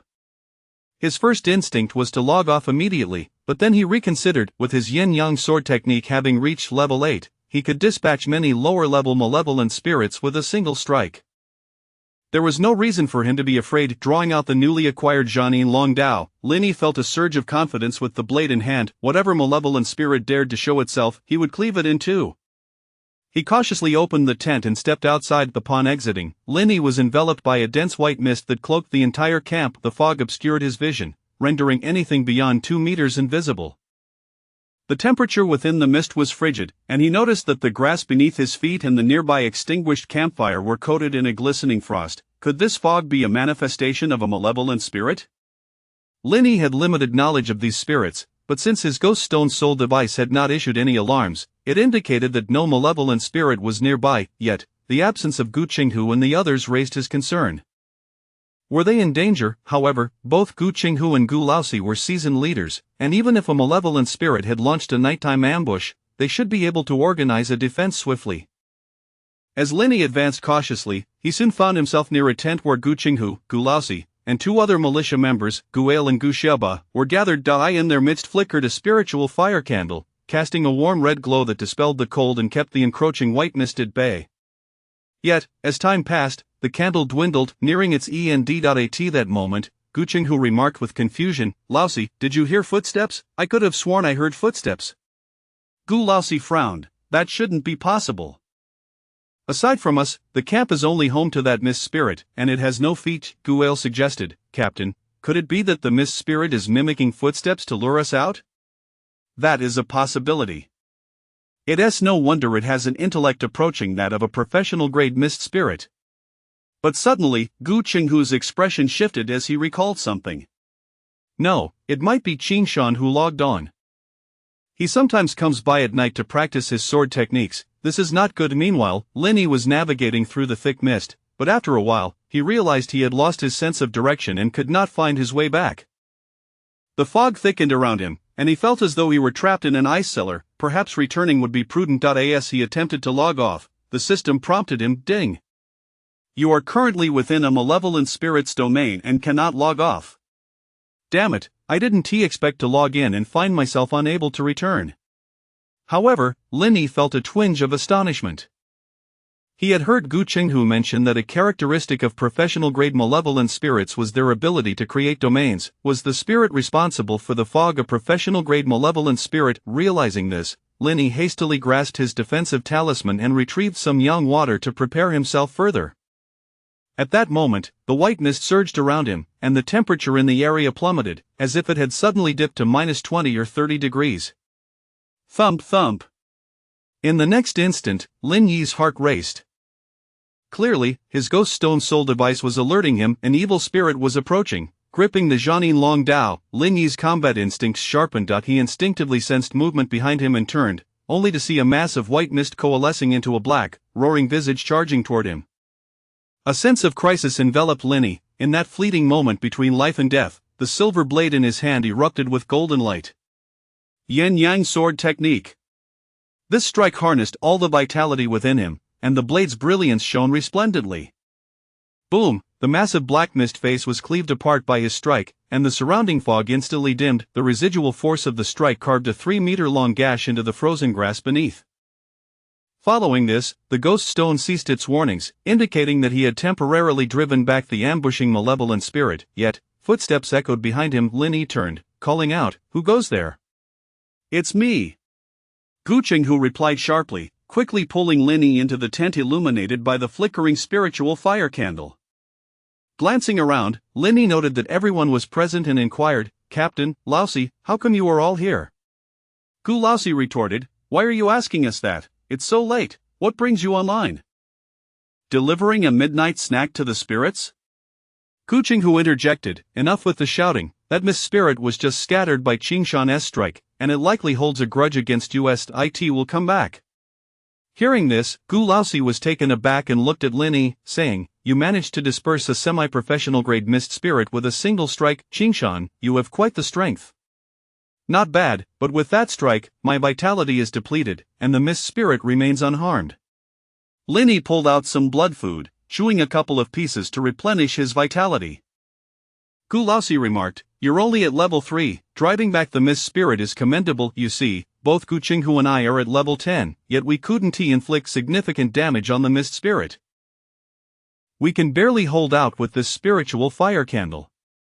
Lin Yi understood the candle's purpose. It could dispel darkness and was effective against malevolent spirits. As long as the spiritual fire candle burned, they were temporarily safe within the tent. "Captain, have you notified the village elders? Being trapped like this is not a solution." Lin Yi sensed the temperature inside the tent beginning to drop, and he observed that the candle was burning faster. Clearly, the mist spirit had realized they were hiding here and was manipulating the surrounding fog to deplete the candle's energy. Gu Qinghu shook his head. "There is no way to notify them. This mist spirit is nearing professional grade, and the fog it emits creates a domain that isolates our space. If we set off fireworks within this fog, the village won't see a thing." "What then? Wait until dawn? Can the mist spirit leave?" Generally speaking, malevolent spirits below professional grade were quite fearful of the Sun. Gu Qinghu replied, "That won't do. Our spiritual fire candles are limited, and they won't last until then. Besides, I fear that if the 5th team of newcomers log on at dawn and the mist spirit hasn't left, they could be in grave danger." Lin Yi pondered this and agreed. Had it not been for his ability to sense malevolent spirits and his level 8 yin-yang sword technique, he might have already met a grim fate at the hands of the mist spirit. The 5th team of players were likely weaker than he was, and if they logged on before dawn, they would likely meet with disaster. Gu Laosi contemplated for a moment before resolutely declaring, "Originally, I intended to wait until the candle. Now that you're here and your yin-yang sword technique counters the malevolent spirit effectively, I believe we can attempt to eliminate this mist spirit." Gu Qinghu concurred. Indeed, this mist spirit was likely drawn to the energy we emitted. Since it is lingering nearby, it may attack the village eventually. If we can resolve this threat tonight, it would be for the best. However, Qingshan, can you take action? Both men turned their gaze to Lin Yi. Lin Yi checked his attribute panel, nodded, and said, "My vitality has mostly recovered. I can fight. However, I don't have much time left online today. If we are to act, it should be swift. Otherwise, I might be forcibly logged off without warning." Chapter 34. A fortunate turn of events, the transformation of the Wraithstone. You truly are not one to shy away from trouble. You possess considerable courage, Old Four said, his face lighting up with delight. He then retrieved several crimson talismans from the chest behind him. These are talismans designed to bind the Wraith Fog. There aren't many, just enough for each of us to have one. Since the Wraith Fog dares to attack us, I shall ensure it does not escape today. Old 4 declared fiercely. Binding spirit talisman, : This talisman exerts a restraining effect on wraiths and can also render the ethereal wraith visible, judging by its quality and hue. This binding spirit talisman appears to be of semi-professional grade. Linny initially believed the talismans to be crafted by the venerable elder of Guyuan village, only to hear Gu Qinghu interject, "Well done, Old 4, finally willing to produce something of value. If you have any more impressive talismans, do not hesitate to reveal them." "I have none left." The crafting of semi-professional talismans is quite laborious, and the raw materials are difficult to procure. "These are all I possess," Old 4 replied, revealing that the talisman in Linyi's hand was indeed made by him. "Captain Old 4, you are capable of crafting talismans?" Linyi asked, astonished. Old 4 relished the surprise in Linyi's expression and, with a hint of pride, responded, "What, did your captain not inform you? I am to be the next village chief of Gyutan village, with unparalleled talent. Few can rival me. The reason your captain looked down upon me was out of jealousy. As for my ability to craft talismans, it is a simple task for me. If you ever wish to join Team 4, I shall send you a talisman from time to time." Gu Qinghu quickly interrupted, "Do not listen to this fellow's boasting. The village chief has many years ahead of him, it will not be his turn for some time. As for his talent in talisman crafting, it was merely a stroke of luck, a gift from the womb." Despite Gu Qinghu's nonchalant tone, Linyi could sense a hint of bitterness in his voice. After all, Gu Qinghu and Guman had to venture out in search of Tianshui City, facing life and death crises to advance as warriors, while Old 4 merely needed to remain in Gyutan village, leveraging the temple to attain professional-level talisman crafting. Among their younger generation, only Old 4 possessed the talent for talisman crafting. Once the village chief passed, Old 4 would naturally ascend to that position. It must be said that those with talent are often favored from birth.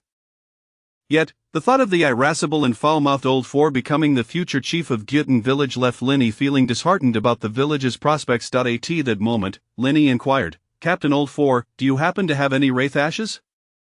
I would like to request some in advance."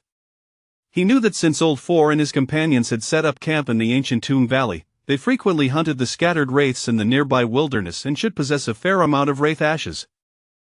Wraiths are third-tier wraith entities, categorized as the lowest level of wraiths, often appearing in swarms. These wraiths lack a physical form and possess low aggression. One can easily locate and eliminate. Old 4 appeared puzzled. "I do have some, but what do you need them for?" The uses of wraith ashes are varied. They are not only one of the materials for crafting spirit fire candles but also serve as raw materials for certain talismans designed to deal with wraiths. Indeed, Old 4 possessed a considerable amount of wraith ashes, but they were strategic resources for Gyutan village, destined for significant future use. "I possess a unique talent. By absorbing sufficient wraith ashes, I can sense the presence of nearby wraiths. Therefore, I would like to request some in advance to better deal with the wraith fog," Linyi explained. "A talent for sensing wraiths?" Old 4 glanced at Gu Qinghu, who nodded in affirmation. Indeed, Qingshan possesses such an ability. Just recently, he uncovered the shadow wraith at Fufeng Tower using this talent. "Kid, I did not expect you to possess not only the talent for combat with a blade but also the ability to sense wraiths." "Very well, wait and see." With Gu Qinghu as a witness, Old 4 seemed convinced. He opened his treasure chest again and took out a brown cloth bag. Upon opening it, he revealed approximately half a pound of wraith ashes. Goodness, to think that 1 gram of wraith ashes requires 50 contribution points for exchange. This nearly 300 grams of wraith ashes could be worth over 10,000 contribution points. Had Old 4 disturbed the lair of the wraiths? Linyi nearly drooled at the sight.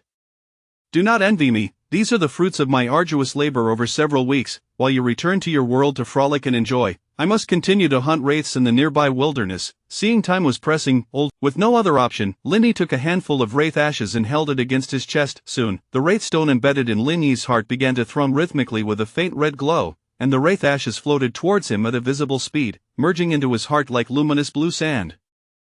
At this sight, Gu Qinghu remained unfazed, but Old 4's expression shifted. He recalled an ancient tome he had seen within the village that mentioned a type of soul artifact. This soul artifact, a legacy of Gyutan village, was said to have been passed down from ancient times, capable of growing stronger by harnessing the power of wraiths.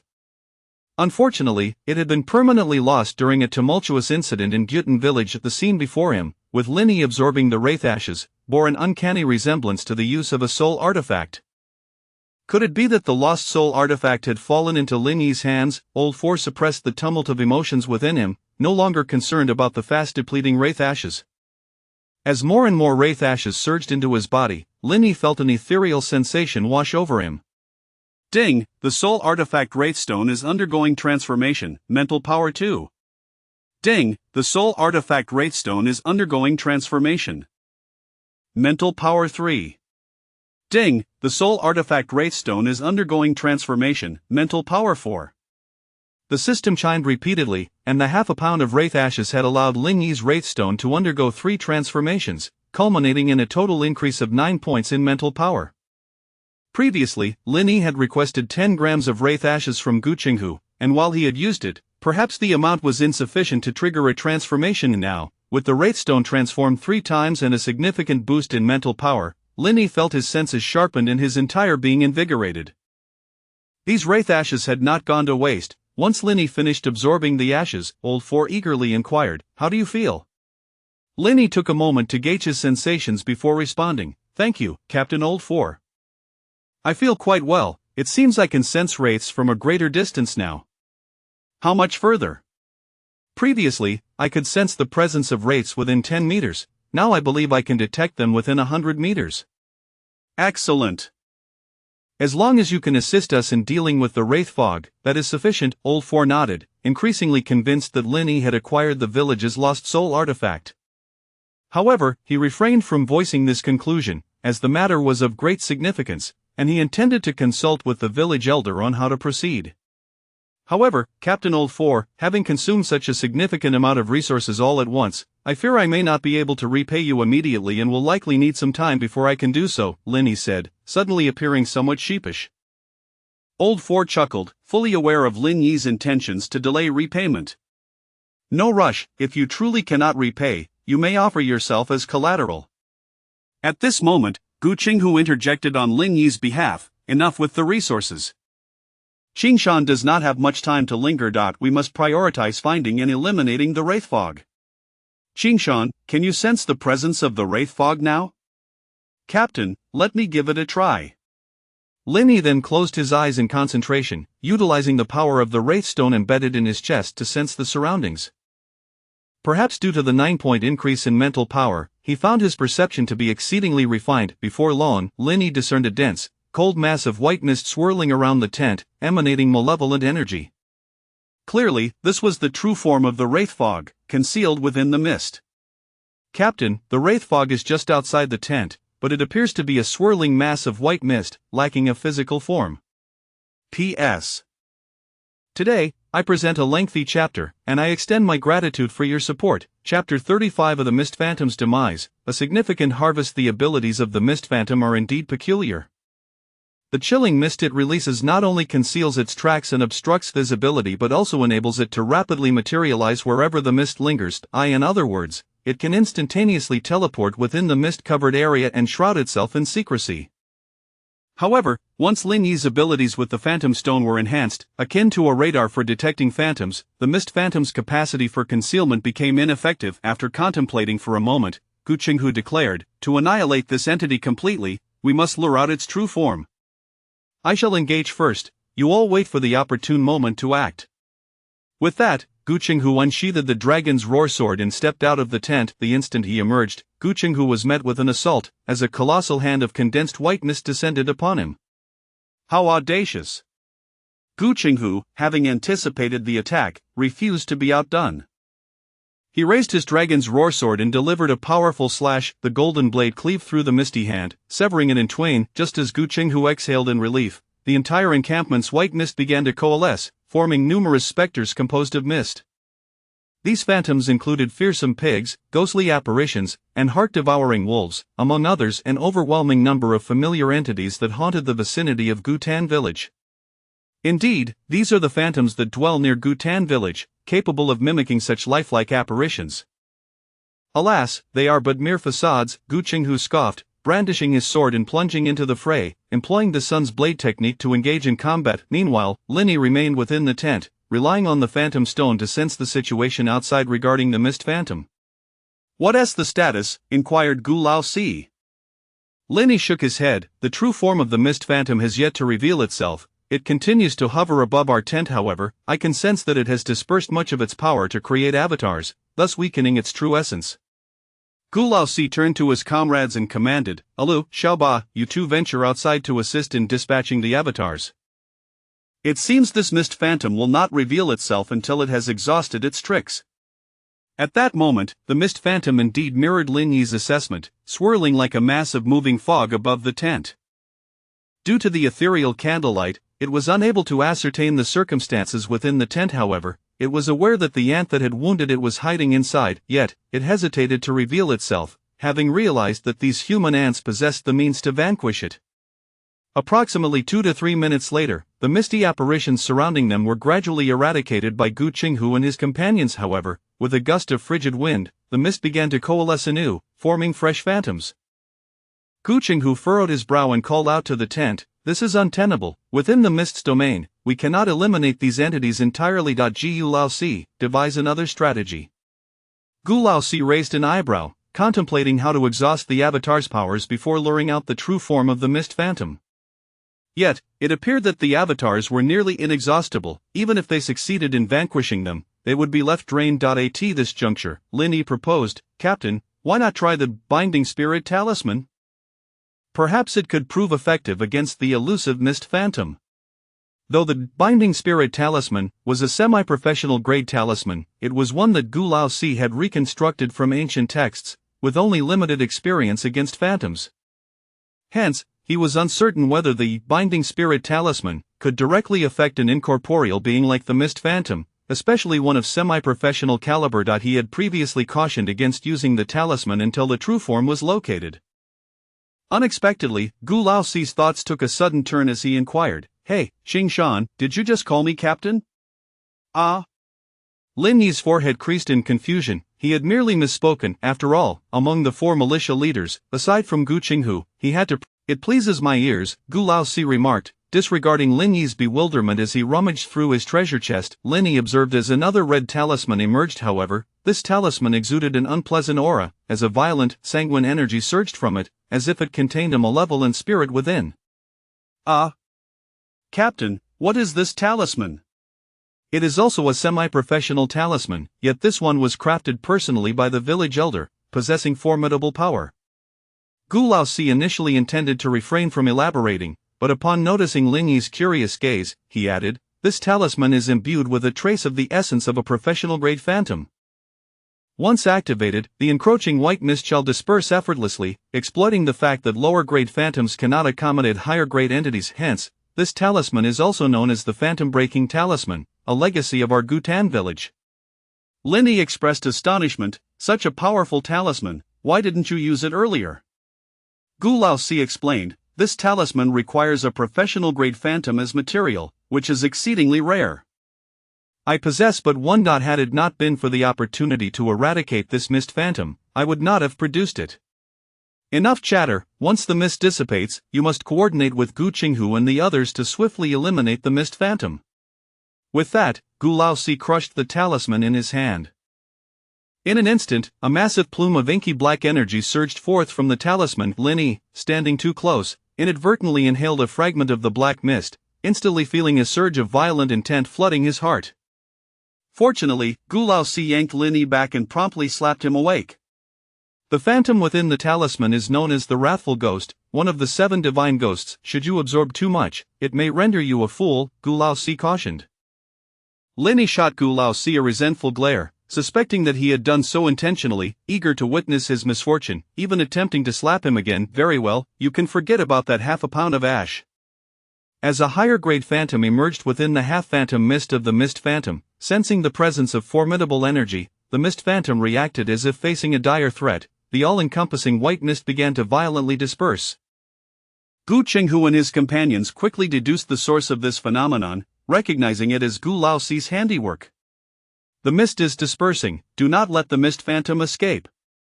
At that moment, Lin Yi, wielding the silver blossom long knife, stepped out of the tent, having noticed the mist phantom attempting to flee. "Captain, the mist phantom is just 10 meters ahead within the mist. It seeks to escape." "Understood." Gu Chenghu responded and swiftly advanced, his dragon's roar sword radiating golden flames as he struck downwards. It was visibly evident that Gu Chenghu's fiery blade had inflicted significant damage upon the Mist Phantom. You've kept us at bay for so long, do you still think to flee? Gu Chenghu hurled the Binding Spirit Talisman, which transformed into a beam of white light, ensnaring the Mist Phantom in place. Guo Lu and Gu Xiaoba seized the opportunity to deliver finishing blows. In a matter of seconds, the once house-sized Mist Phantom was reduced to mere wisps, its volume diminished by a third. The surrounding white mist had vanished entirely, and under the night sky, the Mist Phantom's form was now conspicuously visible. Lin Yi no longer required reminders of its whereabouts. Of the Mist Phantom, sensing its impending doom, struggled fiercely against its bindings. As the energy of the first, Binding Spirit Talisman, waned, Guola cast the second talisman. Jiu Chenghu and his comrades charged forth to attack once more. Lin Yi joined in, delivering a couple of strikes. Now that the Mist Phantom was akin to fish on a chopping block, he was determined to seize the final opportunity to slay it, maximizing his gains. After deploying the third, Binding Spirit Talisman, the ensnared Mist Phantom had shrunk to the size of a basketball, its aura feeble and seemingly devoid of any means to retaliate. Gu Chenghu sheathed his sword and declared, "Xingshan, it's your turn." Understood, Captain. Lin Yi gathered his strength, channeling the remaining 30 points of vitality into the sun's blade technique. The strike radiated like the vast sun, illuminating a radius of 4 to 5 meters. With a piercing wail, the Mist Phantom dissolved into white mist, vanishing completely. Ding, you have slain the semi-professional Mist Phantom and earned 150 experience points. Upon the Phantom's disappearance, a multitude of spectral ashes erupted forth, alongside 2 gleaming items. One stone shimmered with white light, while the other glowed with black light. Deathstone White contains a vast amount of death energy. Contact with living beings may lead to ailments at best, or death at worst. This item serves as a significant boon for phantoms.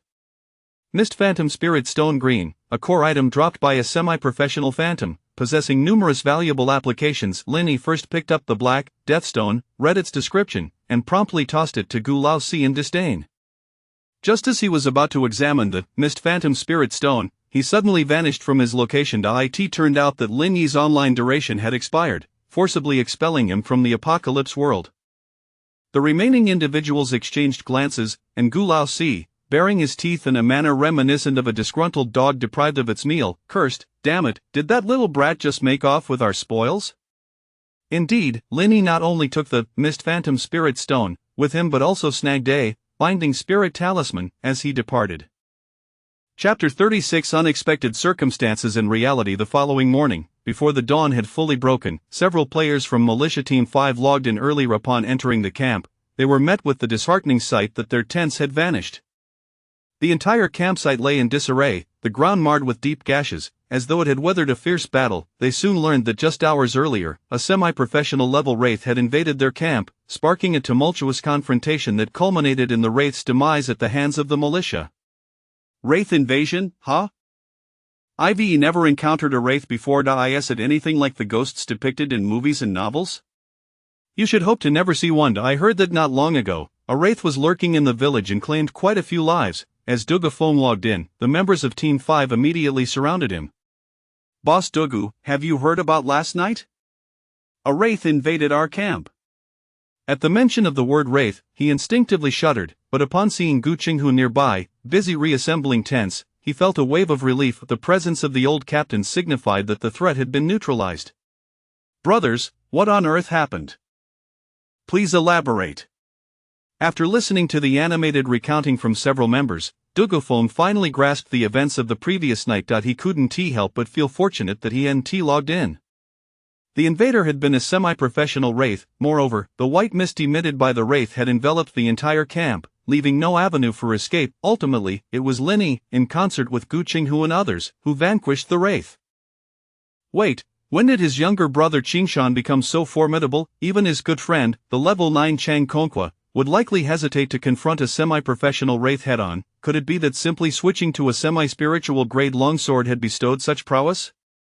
If memory served, Lin Yi had been diligently suppressing his experience points and was still merely a level 3 player. The chasm between level 3 and semi-professional was staggering. Indeed, to be frank, Dugafong's impression of Linny had been that of a player capable of effortlessly dispatching level 5 corpse monsters, which had equated to level 5 combat strength. But even with the substantial progress Linny had made over the past week, it seemed implausible that he could contend with a semi-professional Wraith. If he were to discover that the Apocalypse game had not been shut down, he might even begin to suspect that Linny was cheating. Dugafong found himself perplexed, utterly at a loss. As time passed, the members of Militia Team 5 gathered, and Gu Laosi commenced their training exercises. At that moment, Gu Qinghu awaited Linyi's arrival, but noticing that Gu Laosi had already led the militia deeper into the valley to hunt corpse monsters while Linyi remained offline, he grew increasingly restless. Strange, Qingshan is rarely tardy. Could he be held up by something? Just as Gu Qinghu had surmised, Linyi had indeed encountered an unexpected situation in reality. After rising early, he intended to log in promptly to examine the missed Wraithstone he had acquired the previous day. However, while enjoying steamed buns at a breakfast shop beneath his apartment, he suddenly sensed a significant elevation in his mental acuity, leading him to detect someone watching him from a distance. For several minutes, he felt the gaze of the hidden individual linger upon him. Linyi was certain he was being tailed. Could it be an official? Had Lu Bo disclosed his status as an Apocalypse player to the authorities?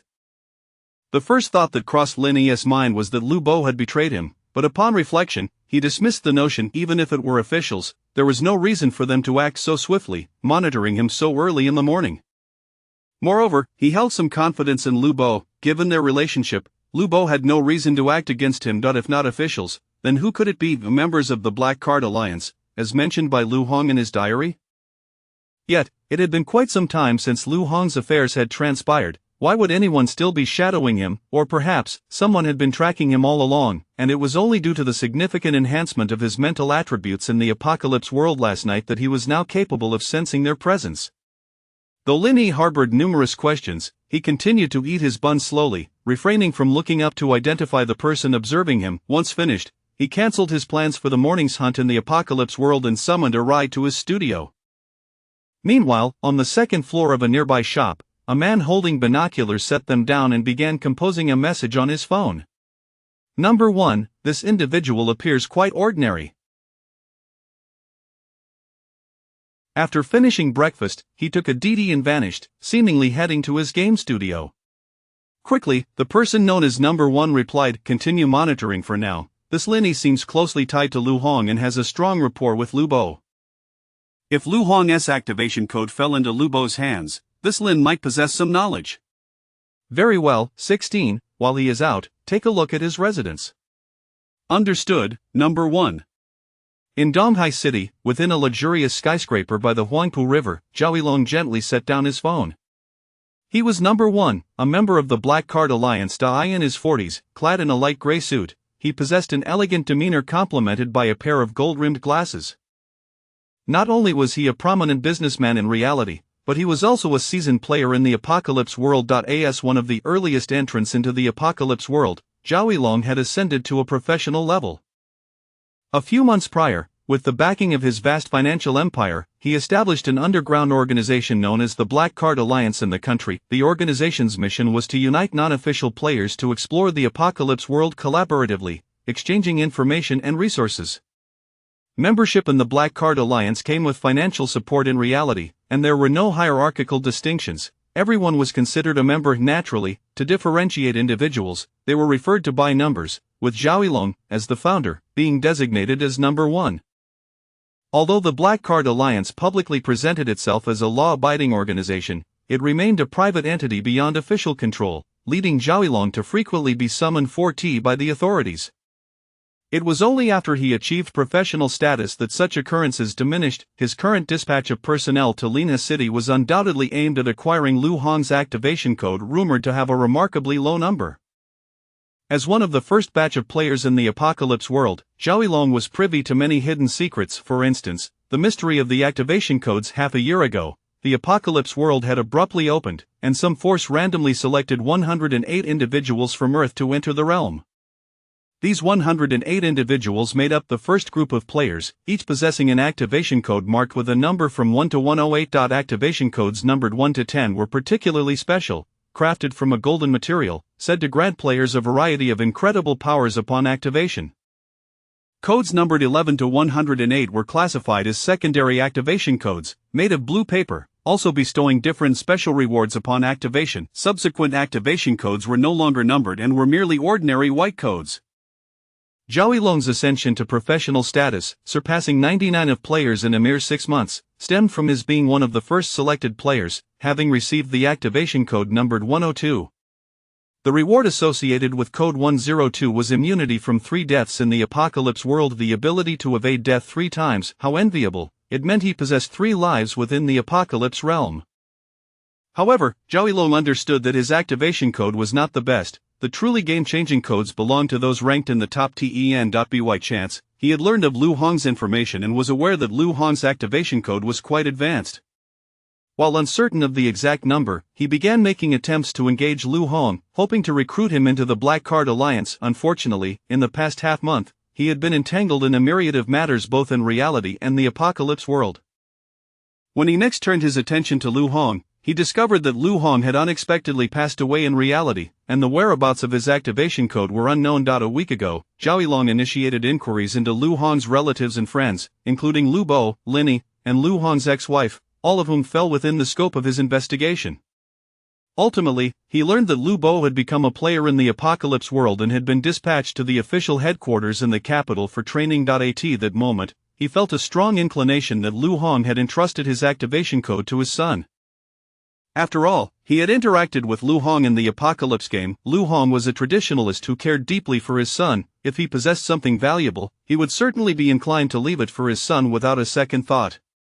Upon learning that Lu Bo would soon return to Linha after completing his training, he hastily dispatched personnel to the city to engage Lu Bo, culminating in the events of today. Within the skyscraper, standing before a panoramic glass window with a view of the river, Zhao Yilong retrieved a photograph of Lu Hong from his drawer. This image depicted Lu Bo, clad in training attire, smiling while standing outside Tiananmen. Clearly, Zhao Yilong wielded considerable influence, having acquired an internal photograph of the training personnel.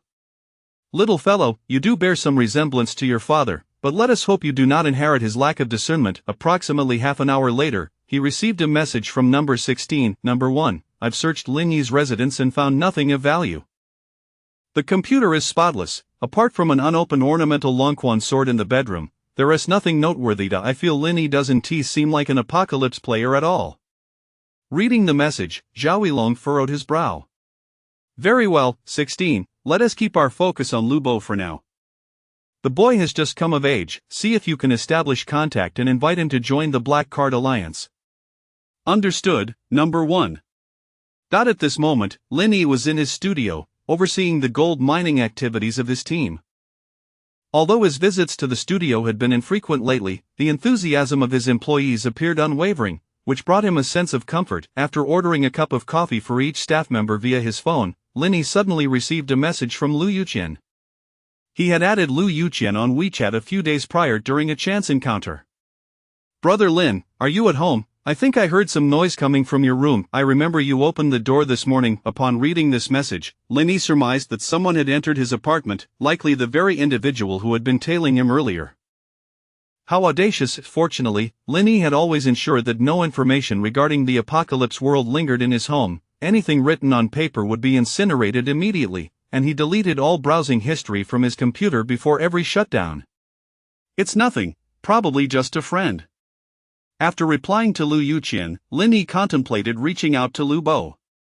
At present, he was uncertain who had set their sights on him, but he deemed it prudent to leverage the official resources to address the situation. At that moment, Lu Bo was attending a meeting at the Linha City Police Department, where Captain Zhang Baichuan was briefing them on police protocols and emergency measures for special incidents.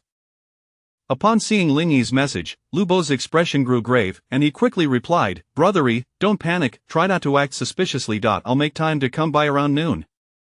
"Alright, do you need to? I should be able to handle this."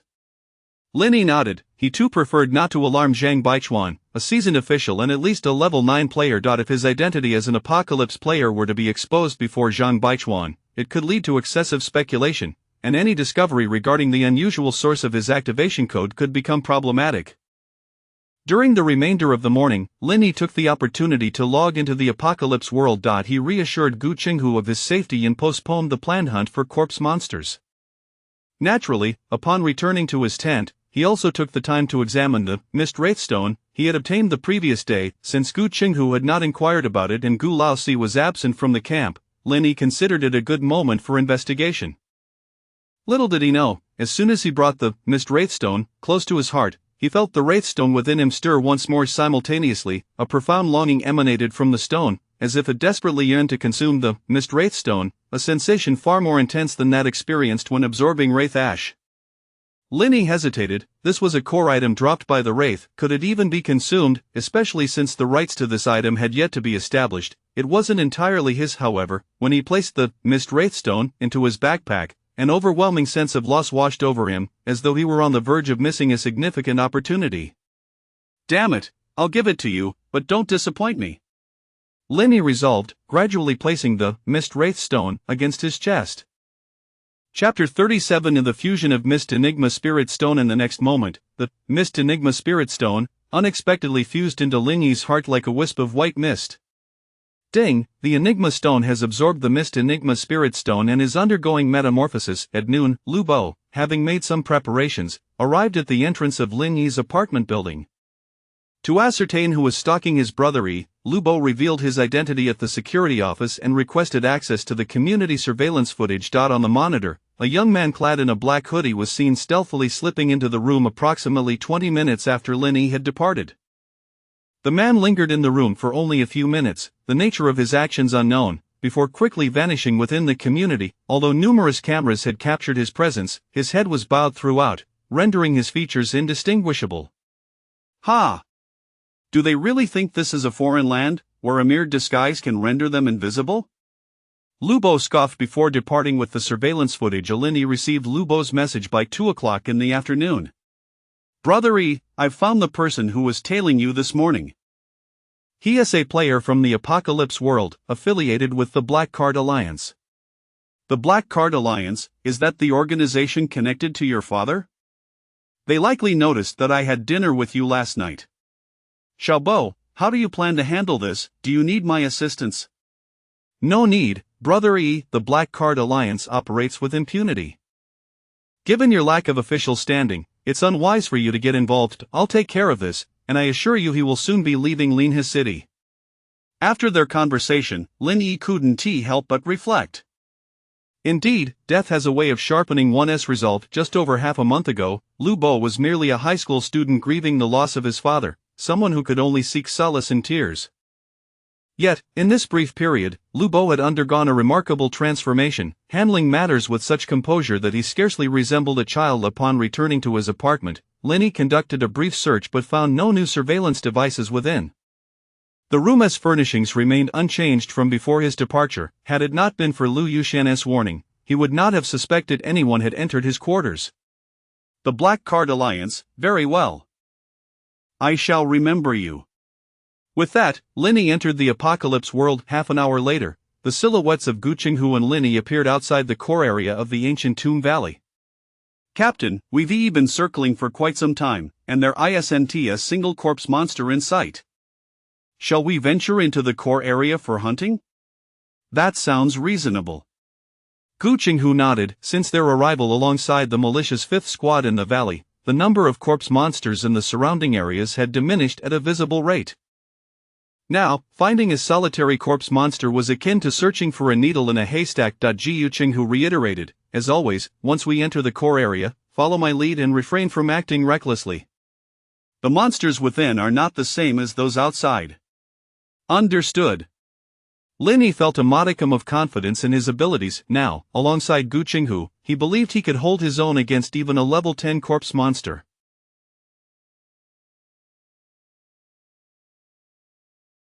Moreover, after fusing the Mist Enigma Spirit Stone, he had acquired a new capability and was eager to test it within the valley. In contrast to the outer regions, the core area of the ancient Tomb Valley was enveloped in denser vegetation.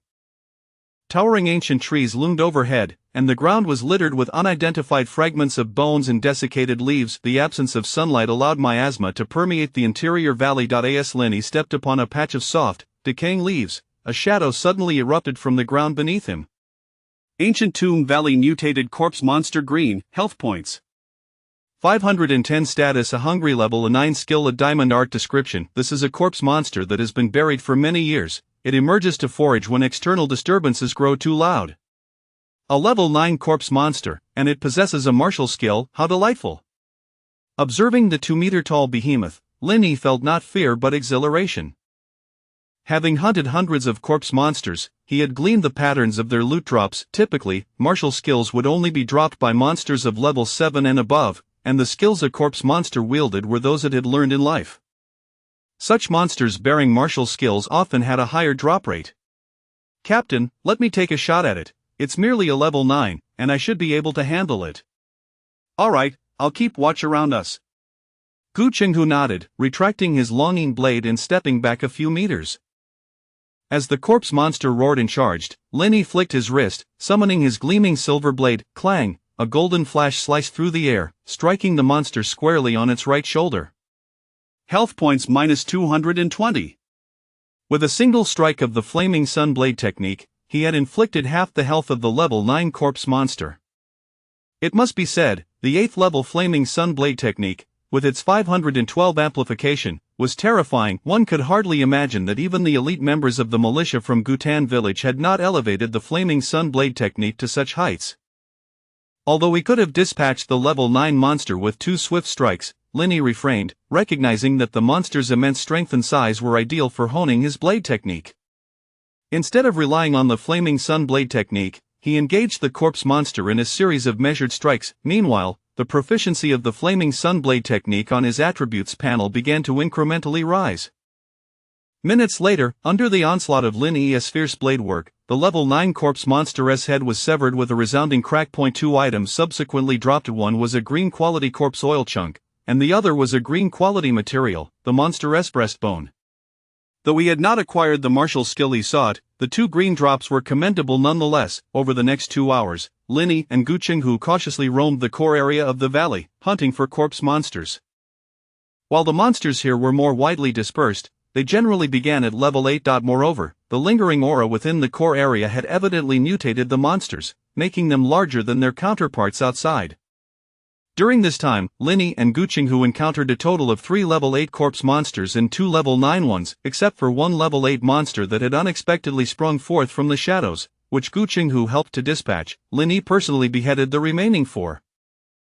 Throughout this endeavor, Linny not only amassed a substantial amount of experience but also saw the proficiency of the flaming sun blade technique rise by several points. The sole disappointment was the absence of any martial skill books.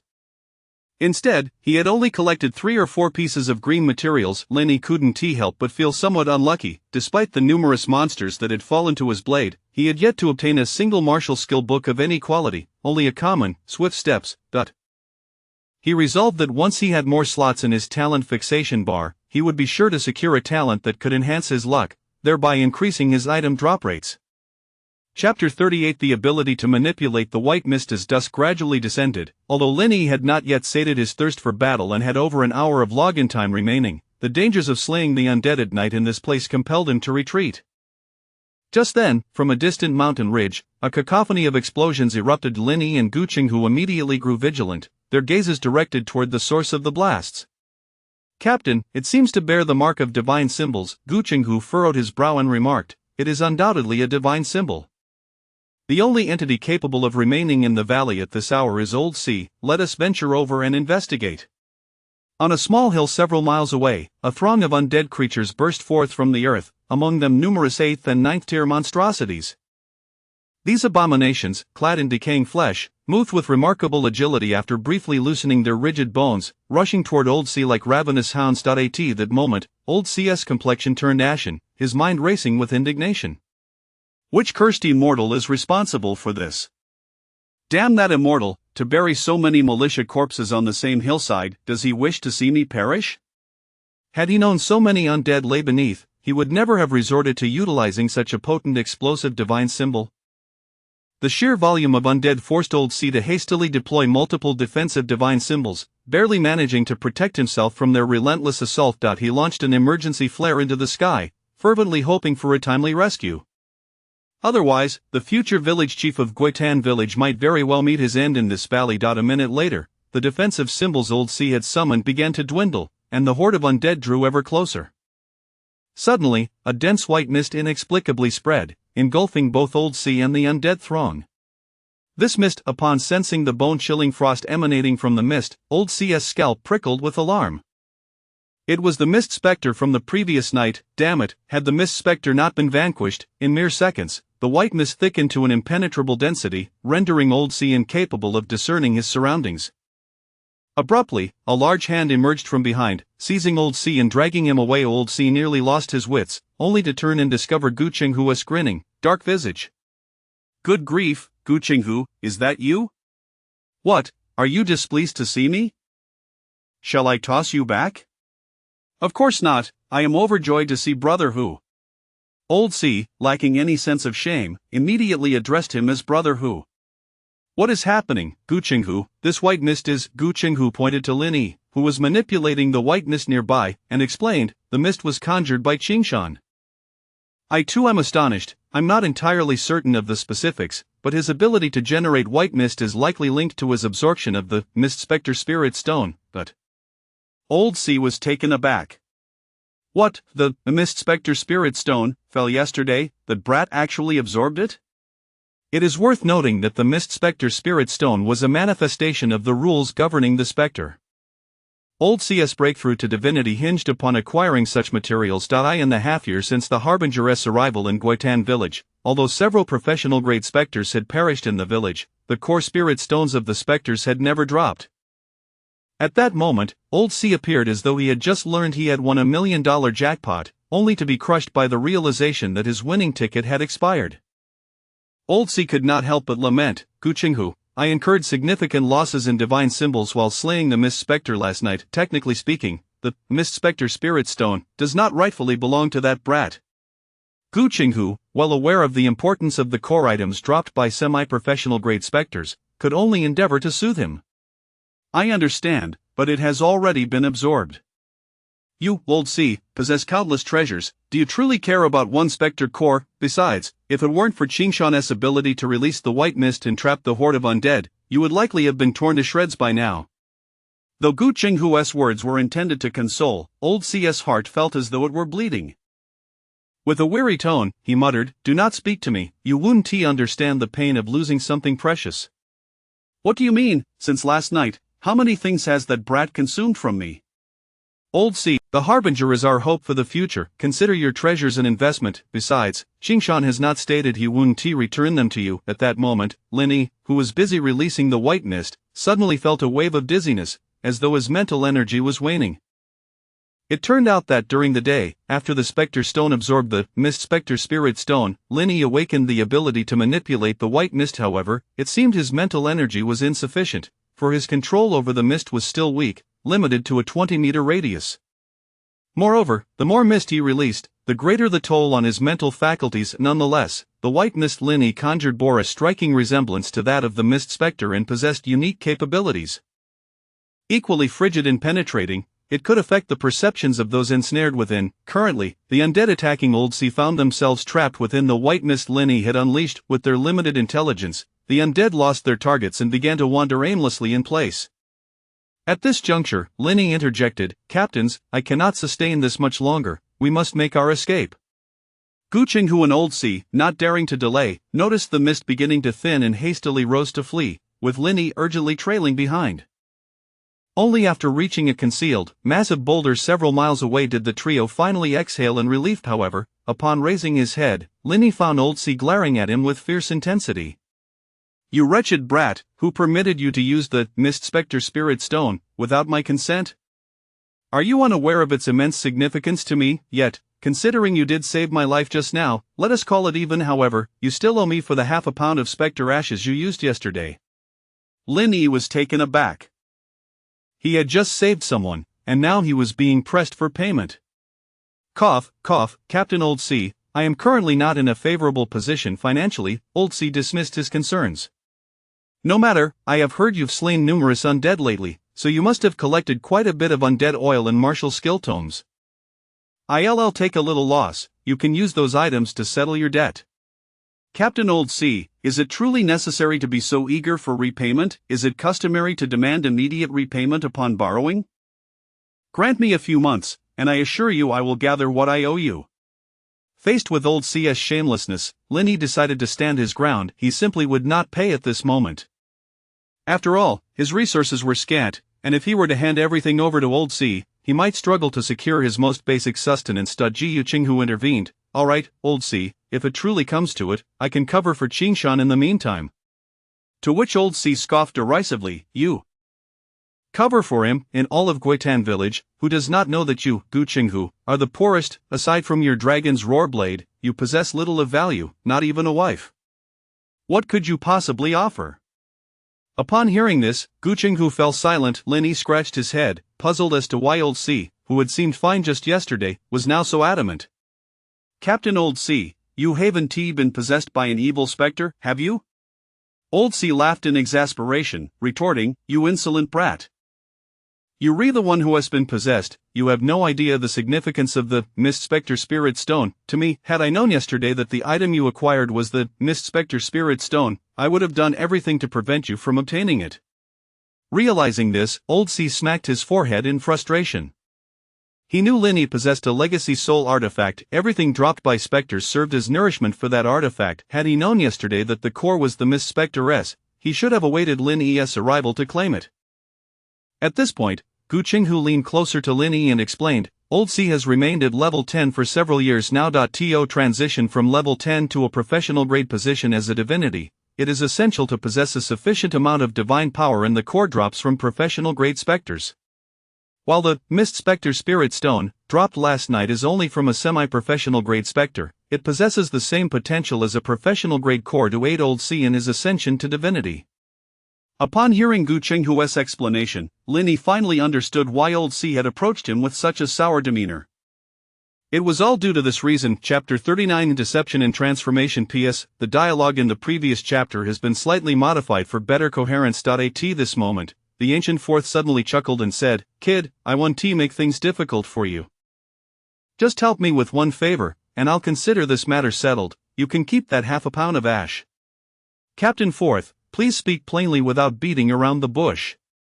Linny instantly grasped the situation. The ancient fourth was indeed quite cunning. His earlier pressure for repayment was likely a pretext for this request. After all, the ancient fourth was well aware that the Misty Spirit Stone was gone, and further squabbling over it would be futile. The ancient fourth narrowed his eyes and remarked, This favor carries some risk for you, so don't rush to agree. Please tell me, what is it that you require? I need you to log in after midnight tonight using your unique ability to guide me into the core area of the ancient Tomb Valley. There lies a cave. However, before the ancient fourth could finish his sentence, Gu Qinghu's expression shifted dramatically. Fourth, have you lost your mind? That place has long been a forbidden zone. If you wish to die, go alone, do not drag others into your demise. Ignoring Gu Qinghu, the ancient fourth fixed his gaze on Linny and said, Kid, will you go or not? Rest assured, even if I perish there, you will remain unharmed. Linny furrowed his brow and replied, Captain Fourth, first enlighten me about the cave and the core area and your purpose for going there. As long as you can ensure it's not excessively dangerous, I am willing to accompany you. Very well, there is no harm in sharing this with you. After all, it pertains to the dark history of our village. The ancient fourth began, then nodded and asked, Young Qingshan, are you aware of the origins of the ancient Tomb Valley? Linny glanced at Gu Qinghu and replied, I heard the captain say that this valley was originally the burial ground for the village's militia heroes, but later it was occupied by a spirit, which possesses the ability to resurrect corpses. The spirit lingered in the valley for so long that the corpses became tainted by its essence, eventually transforming into what we now call the ancient Tomb Valley. After Linny finished speaking, the ancient fourth scoffed, You are not entirely incorrect, but true history is often embellished. I will tell you plainly, the transformation of the ancient Tomb Valley into its current state is entirely the result of the sins committed by our ancestors. Finding a clean stone, the ancient fourth sat down and continued, approximately 300 years ago, a civil strife erupted in Gutan village. One faction controlled the village's most vital resources, while the other was comprised of lower-class spirit manipulators deemed heretical. The engulfing flames of war devastated the historically rich Gutan village, resulting in the deaths of thousands of villagers during that turmoil. In the end, the faction represented by the spirits expelled all the manipulators. Unable to contain himself, Linny interjected, "Spirit manipulators? Are they individuals capable of controlling spirits?" The ancient fourth continued, "Indeed, the continent of Tianqi is not solely home to the four professions you are familiar with. There exist numerous unrecognized professions, such as the spirit manipulator and the transformation master. These two professions rely on spirits and monsters, respectively, to achieve breakthroughs. Among them, the spirit manipulator is a powerful profession that centers around one spirit, allowing the host body to accommodate multiple spirits for growth.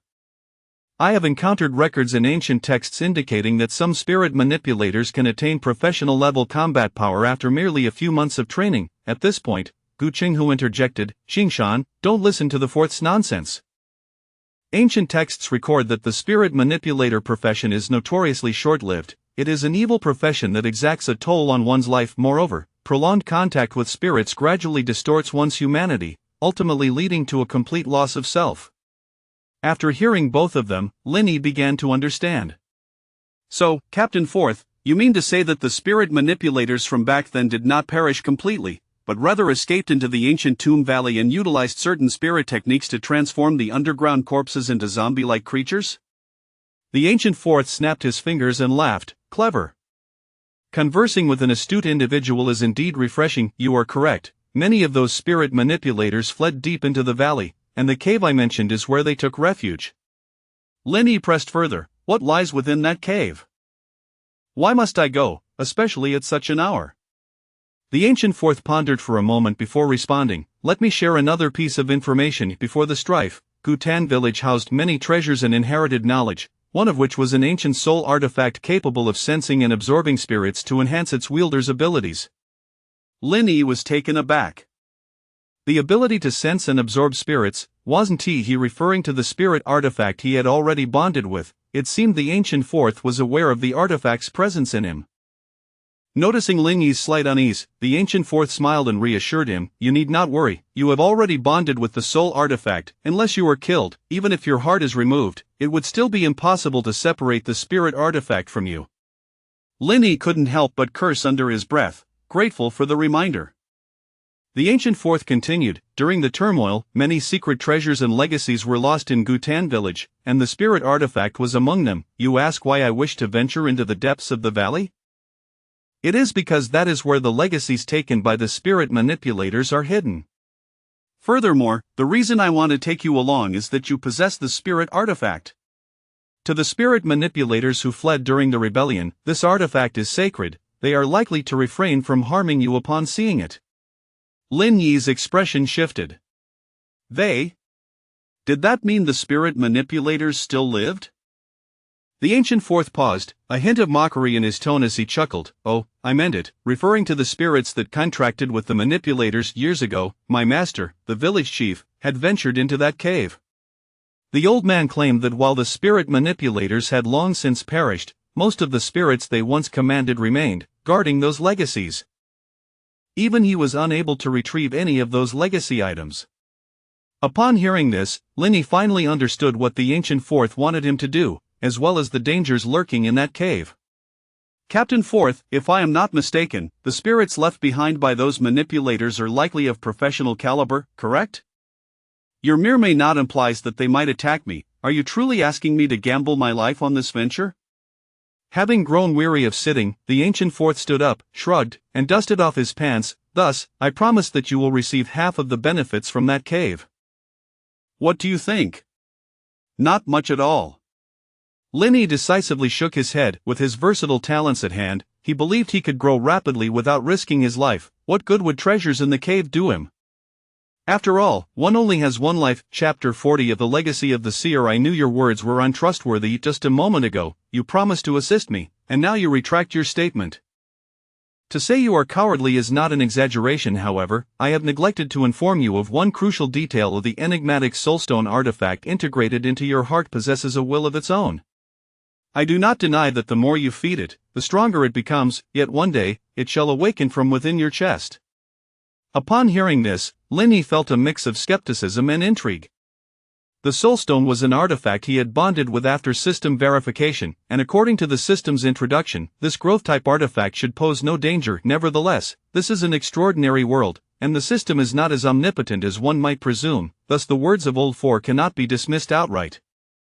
Even so, Linny was unwilling to be led by Old Four's manipulation. This seemed to be a ploy to entice him into the depths of the valley. Perhaps Old Four's next statement would be, "The solution to your artifact's flaws lies within the cave. All you need to do is accompany me." Noticing Linny's prolonged silence, Old Four remarked, "Kid, resolving the issue with the soulstone is not particularly difficult.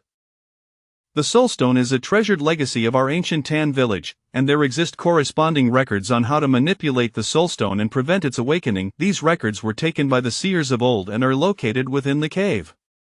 Linny chuckled softly. Indeed, Old Four's rhetoric mirrored his own thoughts precisely, leaving no room for doubt. It was evident that Old Four was likely attempting to deceive him. "Captain Old Four, if you are going to fabricate a reason for me to go, at least make it somewhat plausible. I have quite a busy schedule today and plan to log off shortly. As for the half-pound of ashes I owe you from yesterday, if you are in urgent need, I shall sell my possessions tomorrow to repay you. The sky is darkening rapidly, let us return for now." With that, Linny disregarded Old Four and made his way back toward the camp. "You insufferable brat, what do you mean by fabricated reasons?"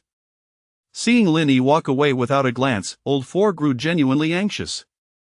At that moment, Gu Qinghu, who had been listening attentively, interjected, "Old Four, Qing Shan is right, your words indeed sound improvised, even I found them dubious." Old Four was momentarily at a loss for words, but as Linny's figure began to fade from sight, he hurriedly followed Gu Qinghu. As they dashed along, Old Four turned to Gu Qinghu and said, "Gu Qinghu, you are that kid's captain, you should persuade him. It has nearly been 300 years since that turmoil, and you know that 300 years is a critical limit. If we delay any longer, we might truly lose the chance to reclaim those legacies." Gu Qinghu shook his head. "I cannot persuade him. If you know Qing Shan well, you would understand he is not one to take risks. Even if those malevolent spirits are sealed within the cave, it is still too perilous for both of you unless what?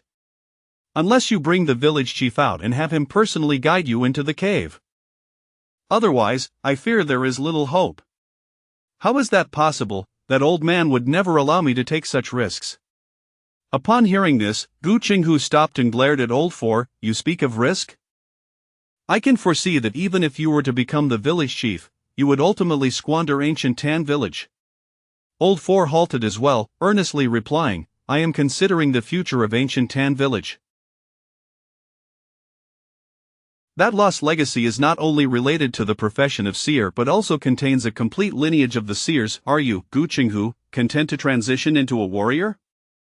The four major professions are indeed distinct. I have no aspirations for the seer. The warrior profession can cleave mountains, part seas, and traverse the heavens. That has been my dream since childhood." Old Four could not restrain himself from cursing. "Damn it, I have no desire to argue with your thick-headedness.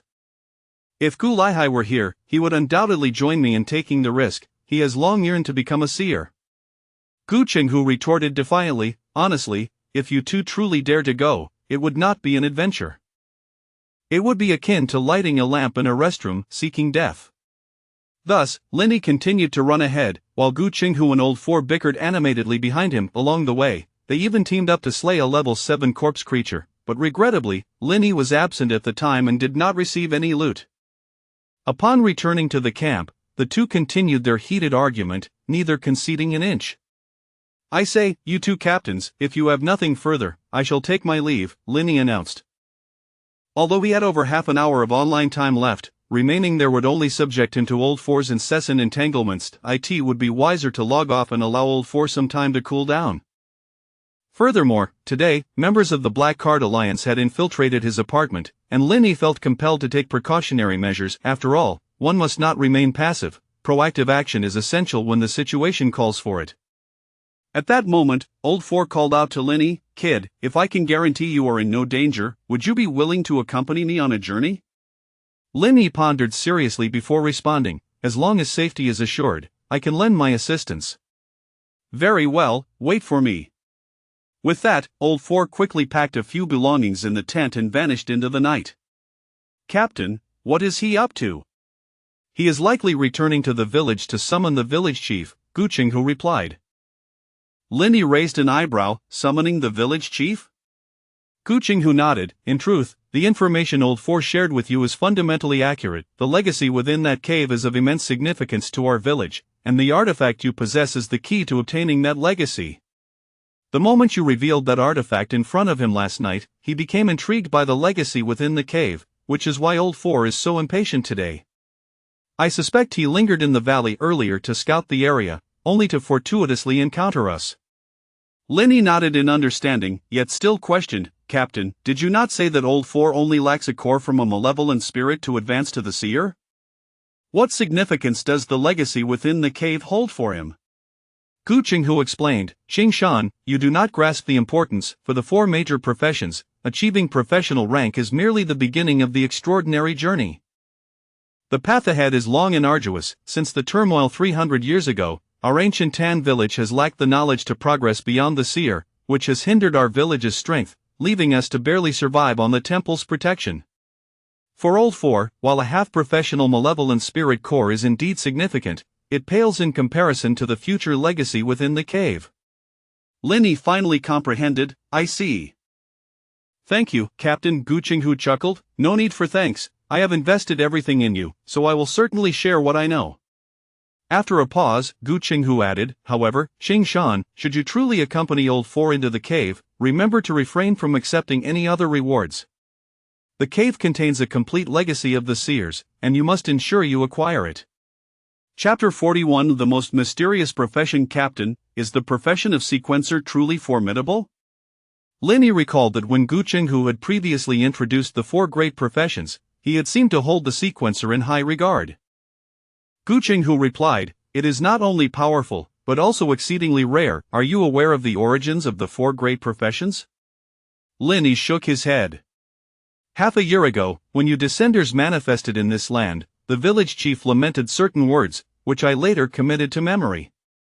He expressed, in this ancient land, there have been 4 instances of descenders appearing, which subsequently led to the emergence of the 4 great professions. Upon hearing this, Linny felt a jolt of realization. No wonder the people of Gutan village were not unfamiliar with them. It turned out that descenders had existed long before it yet. What connection did the descenders have with the 4 great professions? Did the appearance of each descender correspond to the creation of a new profession on the continent? Gu Qinghu, oblivious to Linny's bewilderment, continued to elucidate his understanding of the 4 great professions.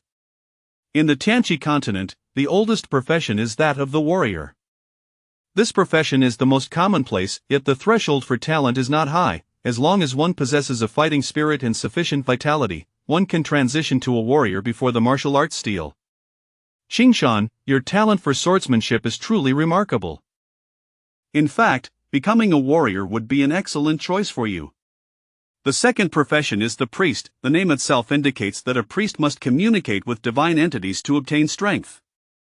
Across the Tianqi continent, villages and cities with the lineage of the priest profession are exceedingly scarce, and our Gutan village is among them. As for the deity we venerate in our village, I shan't reveal it to you, but if you are astute, you might discover something. Pausing for a moment, Gu Qinghu then spoke of the wizard profession.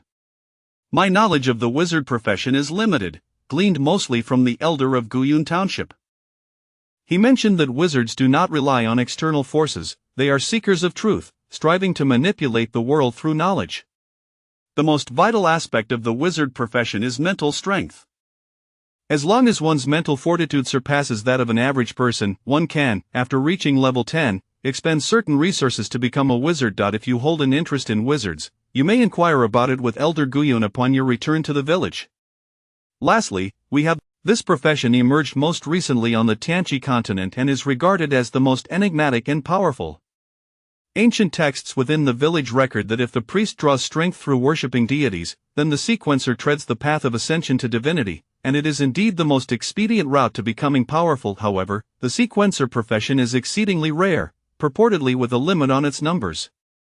Hence, should you encounter the inheritance of a sequencer, do not let this opportunity slip by. Linny nodded. Thank you, Captain, I understand.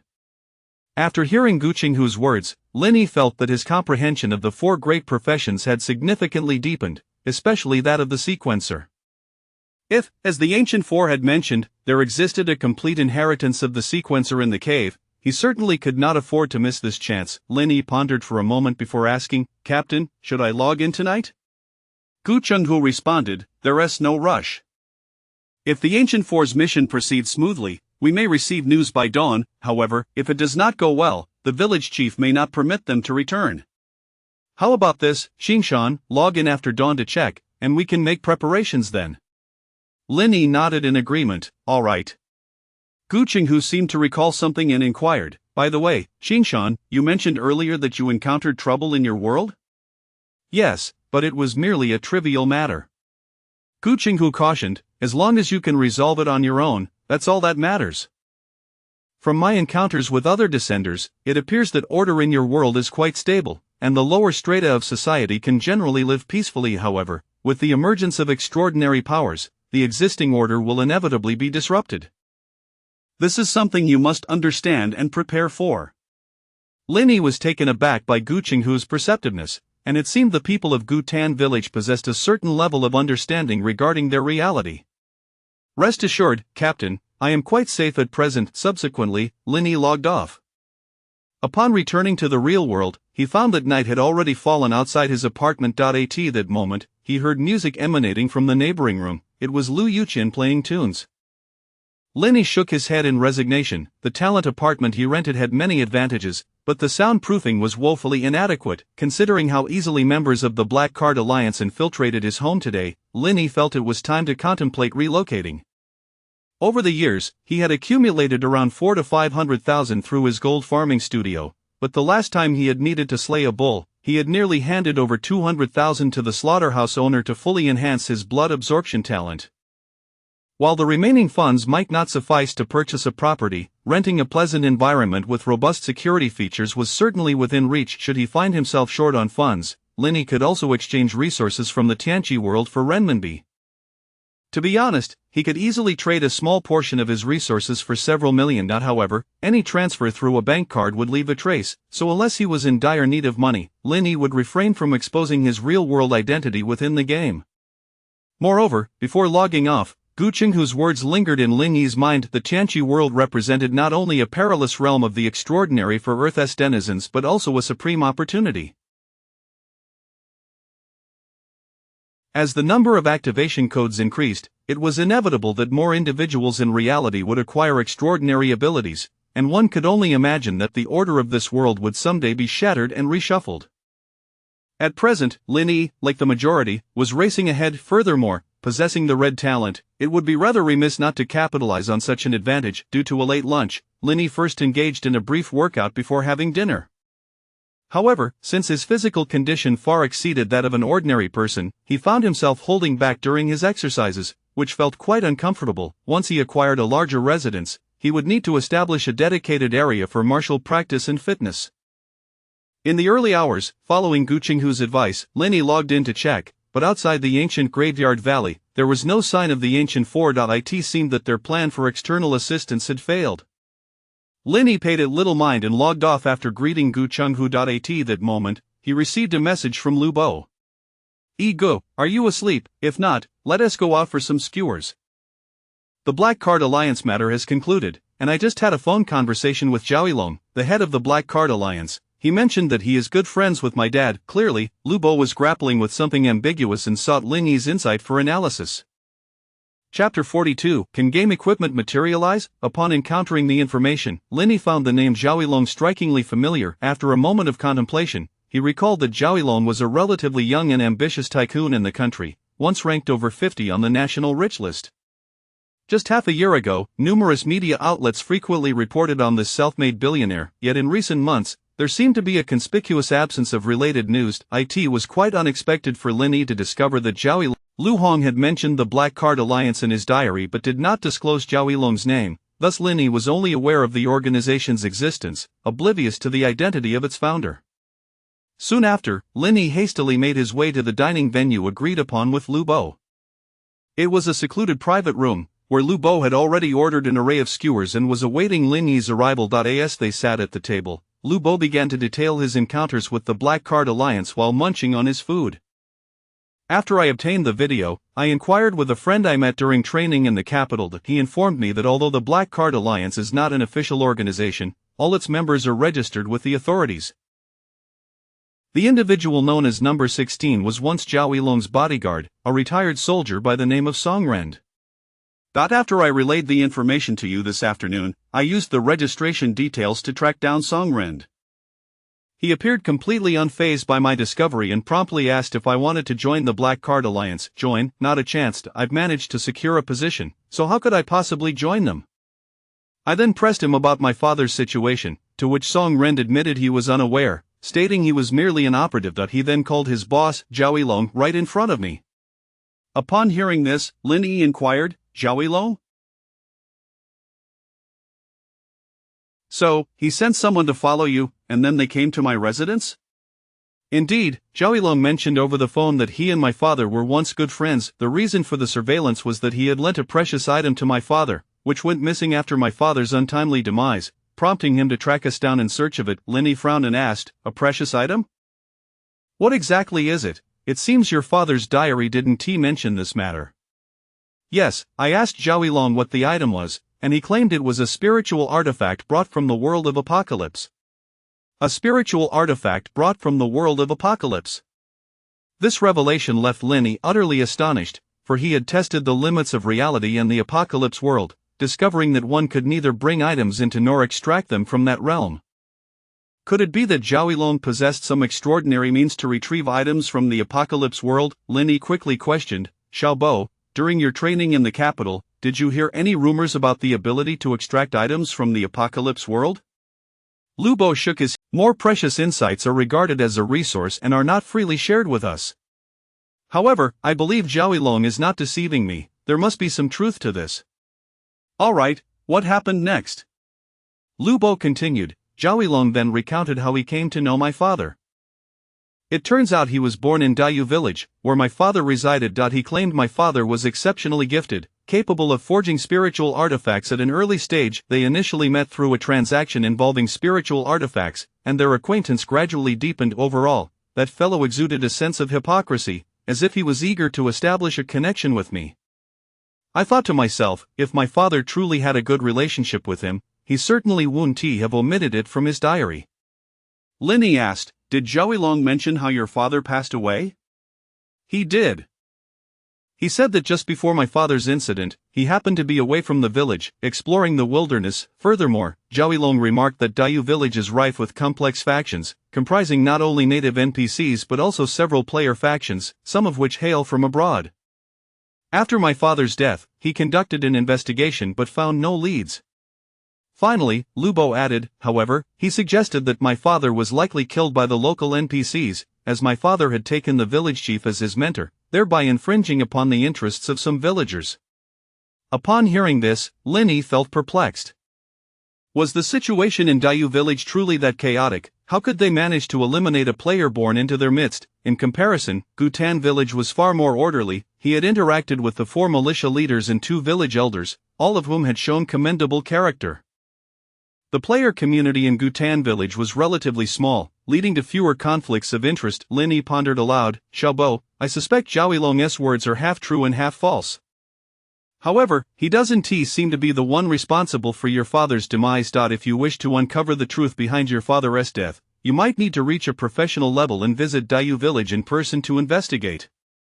Lu Bo sighed, Ego, to be frank, I am currently relying on the official bigwigs from our village, gaining experience alongside them in the militia, yet even so, the accumulation of experience is painfully slow. If I aim to elevate to a professional level, it will likely take at least half a year. By then, everything may have changed. Lin Yi was acutely aware of how arduous it was for ordinary individuals to level up in the Apocalypse world, given that most militia teams in various villages required a minimum level of 5 to recruit members. However, it was a struggle for most players to progress even from level 1 to level 2, let alone to independently reach level 5. Thus, the optimal path for advancement in the Apocalypse world was to join an organization, allowing seasoned players to guide newcomers to develop their skills. It was undeniable that both he and Lu Bo were fortunate. One had been chosen by the officials and secured a stable position, while he himself had encountered Gu Yongxiang, which led to his recommendation to the second militia team. Reflecting on this, Linny mentioned to Lu Bo the existence of the corpse monsters outside Gu Tan village, noting that these creatures were comparatively easier to handle than monsters of the same level, allowing him to reach level 3 within a week. Upon hearing this, Lu Bo expressed his envy. Corpse monsters, Ego, your Gu Tan village is truly a treasure trove. Not only did you join the militia at level 1, but you also have the corpse monsters providing experience. Unlike us, who must venture into the wilderness to hunt monsters, honestly, I feel a sense of dread every day I log into the apocalypse world. Linny nodded. Indeed, our captain is quite amiable and takes good care of me. He even shared some insights about the professional level. Lu Bo was immediately intrigued. Insights about the professional level? Ego, please enlighten me. I am still quite unclear about what a professional level entails. Currently, the players who could attain a professional level were primarily among the first or second batch of individuals born into the apocalypse world. For most factions, information related to the professional level was highly coveted and not freely disclosed. Lu Bo only knew that there were 4 professions at the professional level, one of which was a warrior, while he remained entirely ignorant of the other 3. In response to Lu Bo's curiosity, Linny smiled and shared the majority of the information he had regarding the professional level. He intentionally aimed to pass on some valuable insights to Lu Bo, for the lad had shown him complete openness, and it was only fitting that he reciprocate in kind. Chapter 43. Re-entering the fray. Upon hearing Lin Yi's introduction to the 4 primary professions, Lu Bo was visibly exhilarated. Brothery, if I can change my profession, I absolutely want to become a wizard. I've adored magic since childhood. Surely the wizard profession allows for the casting of spells, right? Linny was uncertain whether the wizard profession in the continent of Revelation resembled the wizards he had encountered in films and television, but since Gu Qinghu mentioned that wizards sought knowledge and studied truth to gain power, it was reasonable to assume that they could indeed cast spells. Very well, if I come across any information related to the wizard profession, I will inform you, he replied. The two continued their conversation for a while, until the clock struck 2 in the morning, at which point they each returned home. The following morning, Linny logged in early. At the campsite, the ancient figure of Gu Laosi had yet to return. Considering the new players of the Militia Team 5, Gu Qinghu decided to lead them and Linny deeper into the valley to hunt for corpse monsters. Linny had no objections, and neither did the others, as Gu Qinghu was far more approachable than Gu Laosi, who was known for his harsh demeanor. Moreover, since they had heard that Linny could confront the wraiths face to face, they were eager to witness his prowess. Surely, when hunting alongside them, Linny would showcase his skills. In the valley, close to the core area, the underbrush was dense. Gu Qinghu forged ahead, while Linny and the others followed closely behind. Here, the corpse monsters mostly lay buried beneath the soil, yet they were exceedingly sensitive to the slightest movements on the surface, prompting the group to tread cautiously. At that moment, Wang Zilong was leading them to an ideal hunting spot, purportedly discovered by Gu Laosi just the previous day. As he pointed towards their destination, he remarked, "Captain Chenghu, it was here that Captain Laosi led us to hunt corpse monsters yesterday. The surroundings are surrounded by tall rocks, with one exit at the front and another at the back. The front exit is spacious, allowing us to lure the corpse monsters in, while the back valley features a newly carved small cave, providing an escape route should we fail to handle the monsters." Upon Linny and Gu Qinghu's arrival at this rocky stronghold, they found it indeed matched Wang Zilong's description. It resembled a small valley, wide at the front and narrow at the back, a veritable treasure trove for leveling up and hunting monsters. Gu Qinghu nodded in approval. Indeed, it is impressive that Gu Laosi managed to find such a location. He has shown great thoughtfulness. He understood that there was a distinct difference between guiding a single player and leading a group. With Lin Yi's formidable combat power, he felt no pressure in their current endeavor. However, Gu Laosi's situation was different. The members of the Militia Team 5 he led were mostly novice players, with the exception of Duga Feng and a handful of others. The majority lacked real combat experience. Furthermore, as the number of corpse monsters in the valley dwindled, Gu Laosi had specifically sought this location near the core area, evidently to train them while ensuring their safety. It must be said that Gu Laosi had indeed invested considerable effort into the members of Militia Team 5. Given the limited online time of players, once they arrived at this hunting camp, Dugafeng began organizing the team, assigning tasks. Initially, they dug numerous traps at the entrance, then selected a few agile members to scout the surrounding terrain for traces of the corpse monsters. After a flurry of activity, they aimed to lure a low-level corpse monster to test their coordination. The Militia Team 5 consisted of 9 members, 4 of whom focused on strength and constitution. Armed with short blades and shields, they were tasked with drawing the corpse monsters, while Dugafong and the others utilized bows to attack from a distance. Gu Chenghu and Lin Yi refrained from intervening, watching their operations closely. Soon, the first level 7 corpse monster was lured over by the agile Chen Duoduodai in the foreground. Chen Duod was plump yet nimble form darted back and forth, skillfully maneuvering around several large rocks at the entrance to keep the monster at bay. Hurry and support me. I can't hold on much longer. This thing is chasing me like a rabid dog. As Chen Duoduo struggled, Dugafong quickly readied his bow to provide assistance. The corpse monster, aggroed by Dugafong, roared and charged, only to fall into the traps they had previously set. Approximately 5 minutes later, the level 7 corpse monster succumbed to the group's onslaught. Phew, I'm exhausted. Chen Duoduo exclaimed, eagerly advancing to collect the loot, only to be met with disappointment as he grumbled, "What a shame, it only dropped a piece of white-quality corpse oil. This is such trash." Lin Yi and Gu Chenghu exchanged knowing glances, nodding slightly. Although it had taken Dugafeng's team over 20 minutes to slay a single corpse monster, their victory was achieved safely and with minimal risk. It was undeniable that after a period of training, Gu Laosi had successfully molded this group of new players. While their abilities varied, they had developed a preliminary sense of coordination and teamwork. Even without supervision, they could likely hunt corpse monsters within this perilous valley. Gu Chenghu was thoroughly impressed, generously praising them. "Excellent, it seems Gu Laosi's efforts with you all have not been in vain. You truly embody the essence of a militia team now." Following this, Dugafong and the others commenced the next round of monster luring, while Lin Yi exchanged a few hushed words with Gu Chenghu before vanishing into the small valley. Wang Zilong, observing Lin Yi's departing figure, inquired with confusion, "Captain of the second team, isn't Brother Qingshan joining us? Why did he leave?" Gu Chenghu chuckled, "Given his current strength, he is more than capable of hunting corpse monsters alone. There is no need for him to share experience points with you all." Upon hearing this, the members of Militia Team 5 exchanged glances, some believing, while others remained skeptical. Meanwhile, Lin Yi had begun his search for the corpse monsters in the core area.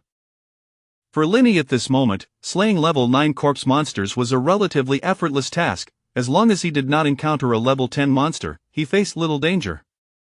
Naturally, should danger arise, Lin Yi could unleash the white mist to escape. Gu Chenghu's confidence in allowing Lin Yi to hunt alone stemmed from his knowledge of Lin Yi's white mist ability acquired from the wraiths. The white mist ability was remarkably potent, capable of enveloping a 20-meter radius in mere seconds. Whether dealing with corpse monsters or other creatures, this mist served as an excellent support mechanism. Roar! At that moment, a level 8 its decayed eyes slightly shifted as it spotted a moving target. Charging forth with reckless abandon, Lin Yi drew the Silver Blossom longsword from his backpack and rushed towards the level 8 corpse monster. This time, Lin Yi did not employ the Sunfire Blade technique. Instead, he engaged the monster using basic swordplay, focusing on honing his proficiency. After a fierce struggle, Lin Yi, panting heavily, cleaved the level 8 corpse monster in two. However, due to his choice not to utilize the Sunfire Blade technique, he bore several claw marks from the monster, rendering his protective armor tattered and in disrepair. Lin Yi shook his head slightly, lamenting, "What a pity. Even with the 3-point strength attribute boost from the Silver Blossom longsword, my current strength still pales in comparison to that of the level 8 corpse monster. Had it not been for my swordplay techniques, I would have been unable to withstand its attacks, and this armor is woeful. Not only does it fail to enhance my attributes, but it cannot even withstand the claws of the corpse monster. Upon returning to the village, I must procure a piece of equipment that offers full body protection.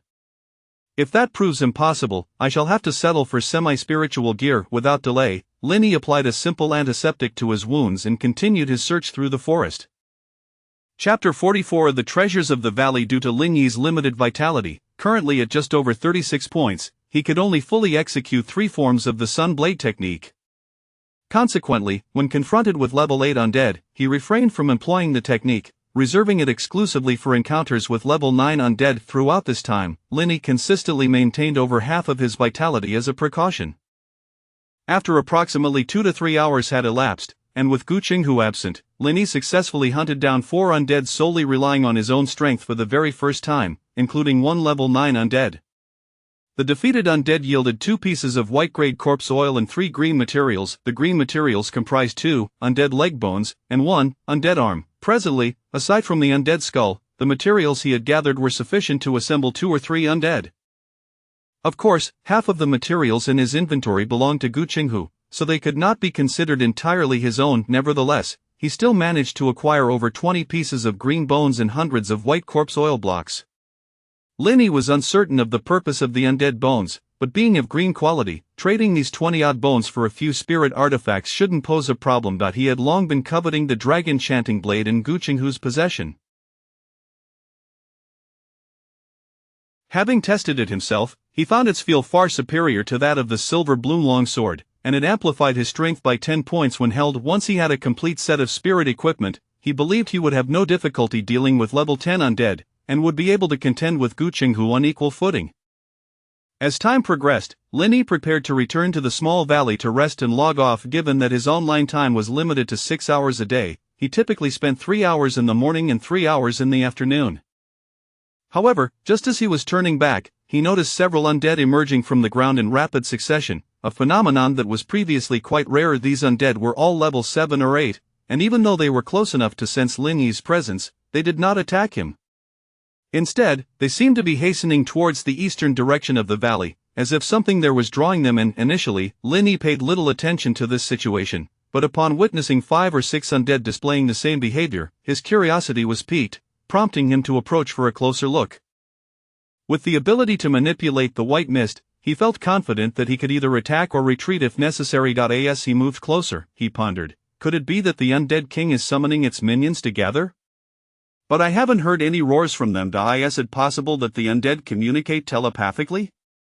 At that moment, Linny caught a whiff of a putrid odor wafting through the woods, distinctly different from the foul stench emitted by the undead. It resembled the scent of decaying wood. Suddenly, he halted in his tracks. Before him, on a small hillside, a throng of undead, approximately 300, was gathered. Judging by their size, most of these undead were level 7 or above, with a fair number being level 8 and 9. However, he had yet to spot the undead king among them. Nevertheless, the sight of over 300 grotesque undead was enough to terrify any ordinary person. Linny noticed, at the center of the undead horde, a solitary tree that was exceptionally conspicuous, standing at around 10 meters tall. Its leaves were a brownish green, densely packed, and among the foliage were numerous milky white fruits resembling tiny dolls. Moreover, the foul odor emanating from the forest seemed to be a byproduct of these milky white fruits. Could it be that the rare treasures of heaven and earth have matured? Linny suddenly recalled what Gu Qinghu had mentioned. He had said that many rare treasures existed in the wilderness, and their maturation would attract nearby supernatural creatures. For instance, the red peony fruit Linny had discovered in the village was a type of such treasure. Of course, the red peony fruit was the most common variety, possessing little allure for living beings. Otherwise, it would not have been left for Linny to harvest, but rather consumed by the village's cats and dogs. However, the milky white fruits that had drawn in the surrounding undead must possess a quality far superior. They were likely of blue quality or higher. Linny felt a surge of excitement. Even if these fruits held no value for him, they could be exchanged for tremendous resources. Now, with the ability to control the white mist, he believed he had a chance to take a risk and attempt to seize them. However, he knew he must not act hastily. He needed to wait until the milky white fruits were nearly ripe before making his move. Meanwhile, within the small valley, Dugufeng and the others were exhausted and panting heavily. After several rounds of attracting and slaying monsters, even with their enhanced physical conditions, they were beginning to feel the strain. Fortunately, their efforts had yielded satisfactory results. In addition to each gaining 70 or 80 points of experience, they had also collected a significant amount of white corpse oil blocks. However, the green materials they obtained had to be uniformly submitted to the Elder Sea, who would then exchange them for suitable growth resources from the village's treasury, ensuring they would not suffer any losses in the process. Yet, with Linny still absent, Dugufeng and the others felt a pang of regret. Eager to witness Linny's prowess, they could not fathom how he dared to delve so deeply into the valley alone. Could it be that he truly possessed combat capabilities nearing level 10?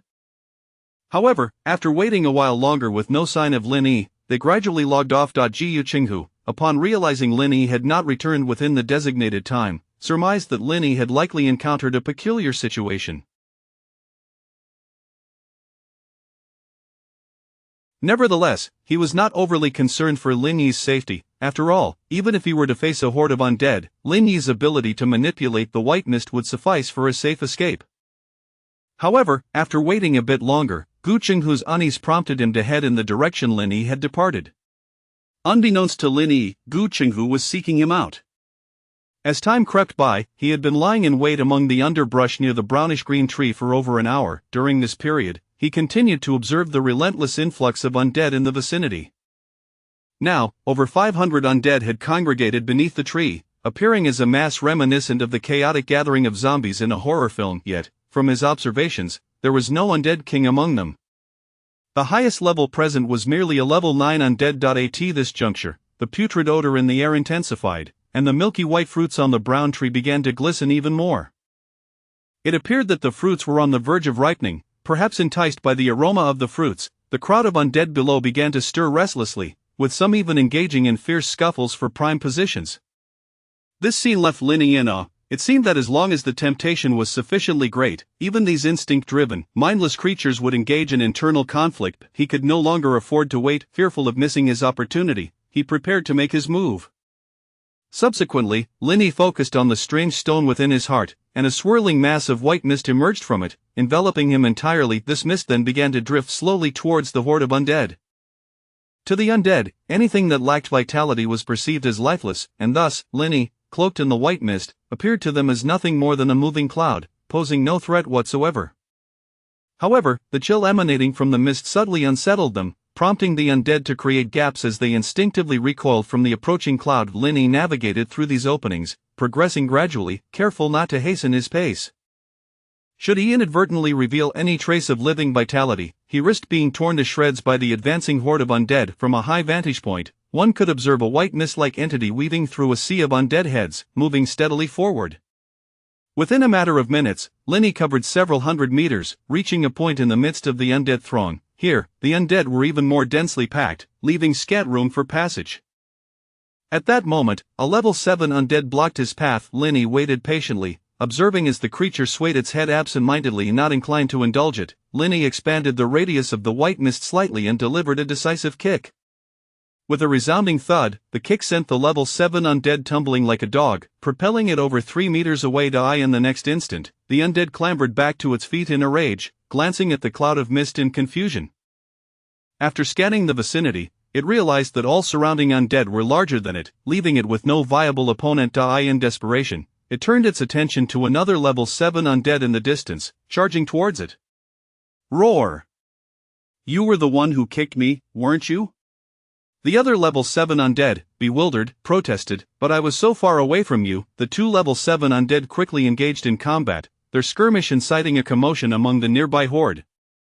Seizing this opportunity, Lin Yi pressed forward with fervor. After all, the ability to manipulate the white mist was draining his mental energy, and he needed to collect the milky white fruits within a limited time frame.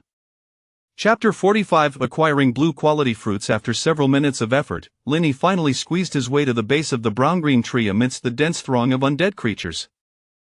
The zombies surrounding him stood closely together, their vacant eyes fixated on the milky white fruits hanging from the tree as if anticipating them to fall and strike their heads. However, the overwhelming stench of decay was nearly unbearable for Lin Yi. Even with a makeshift covering over his nose, he felt a suffocating dizziness threatening to consume him. I can't delay any longer. If I don't act soon, I might succumb to this noxious air before my mental energy is depleted. In the next instant, Lin Yi expanded the coverage of his white mist. The fog billowed forth, enveloping a 20-meter radius around him, including the entire brown-green fruit tree. The surrounding zombies appeared momentarily bewildered, as if the precious fruits had been swallowed by the clouds above. Meanwhile, those undead creatures that found themselves trapped within the mist alongside Lin Yi and the tree began to shriek, agitated and restless, some already resorting to biting and clawing at one another due to the limited visibility. As Lin Yi increased the range of the white mist, he felt a sudden throb in his head, as if it might burst. He dared not waste another moment and swiftly climbed the ancient tree, beginning to harvest the milky white fruits. Upon securing the first fruit, the system finally emitted a notification. Rotting wood fruit blue, this rare fruit thrives in environments steeped in dark energy, taking hundreds of years to mature.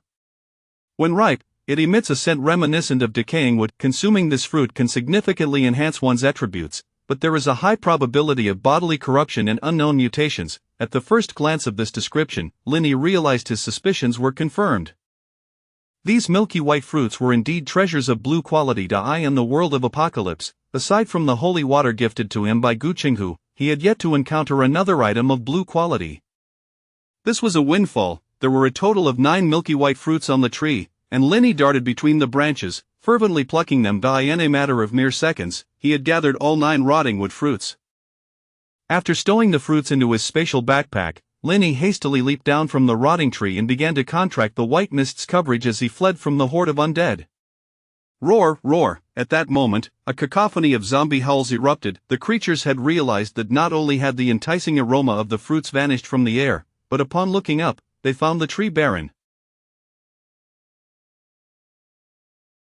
It was no wonder they were furious. However, despite their anger, the zombies were incapable of deducing that a fruit thief was hidden within the mist. As Linny sprinted madly through the fog, he could feel his mental energy waning rapidly. The mist enveloping him began to dim. Faster, faster, clear the way! After kicking aside one of the obstructing zombies, Linny felt his strength waning. He decisively chose to upgrade himself. This time, he ascended 2 levels in one go, allocating all 10 attribute points to agility. Previously, his agility attribute stood at 10 points, the limit for an average human. After the enhancement, Linny's agility doubled, allowing him to weave through the horde with newfound ease. Approximately half a minute later, Linny finally burst forth from the mass of zombies, the white mist surrounding him now nearly translucent, yet, he could no longer afford to release even a wisp of fog.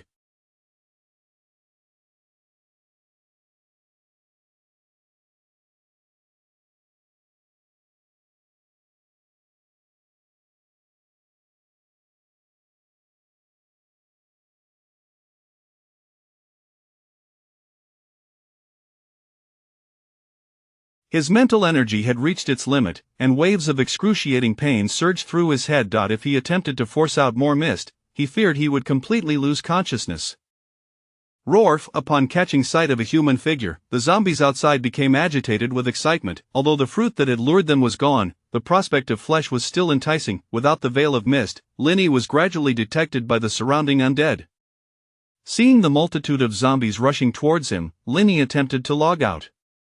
Ding! Numerous dangerous creatures detected in your vicinity, unable to log out. Damn, this abysmal logout mechanism! Linny's expression changed drastically as he hastily shoved some of the heavier defensive armor into his backpack, now clad only in the system-provided boots and underwear as he sprinted away. The only thing on his mind was to run, to reach a safe location and log out. With the boost of 20 agility points, Linny's speed surged like a gust of wind, covering 100 meters in mere seconds. However, hot on his heels was a relentless pack of zombies. Judging by the numbers, there were over 300 of them. Among the horde were numerous level 8 and 9 zombies, which were significantly faster than Linny, who possessed only 20 agility points.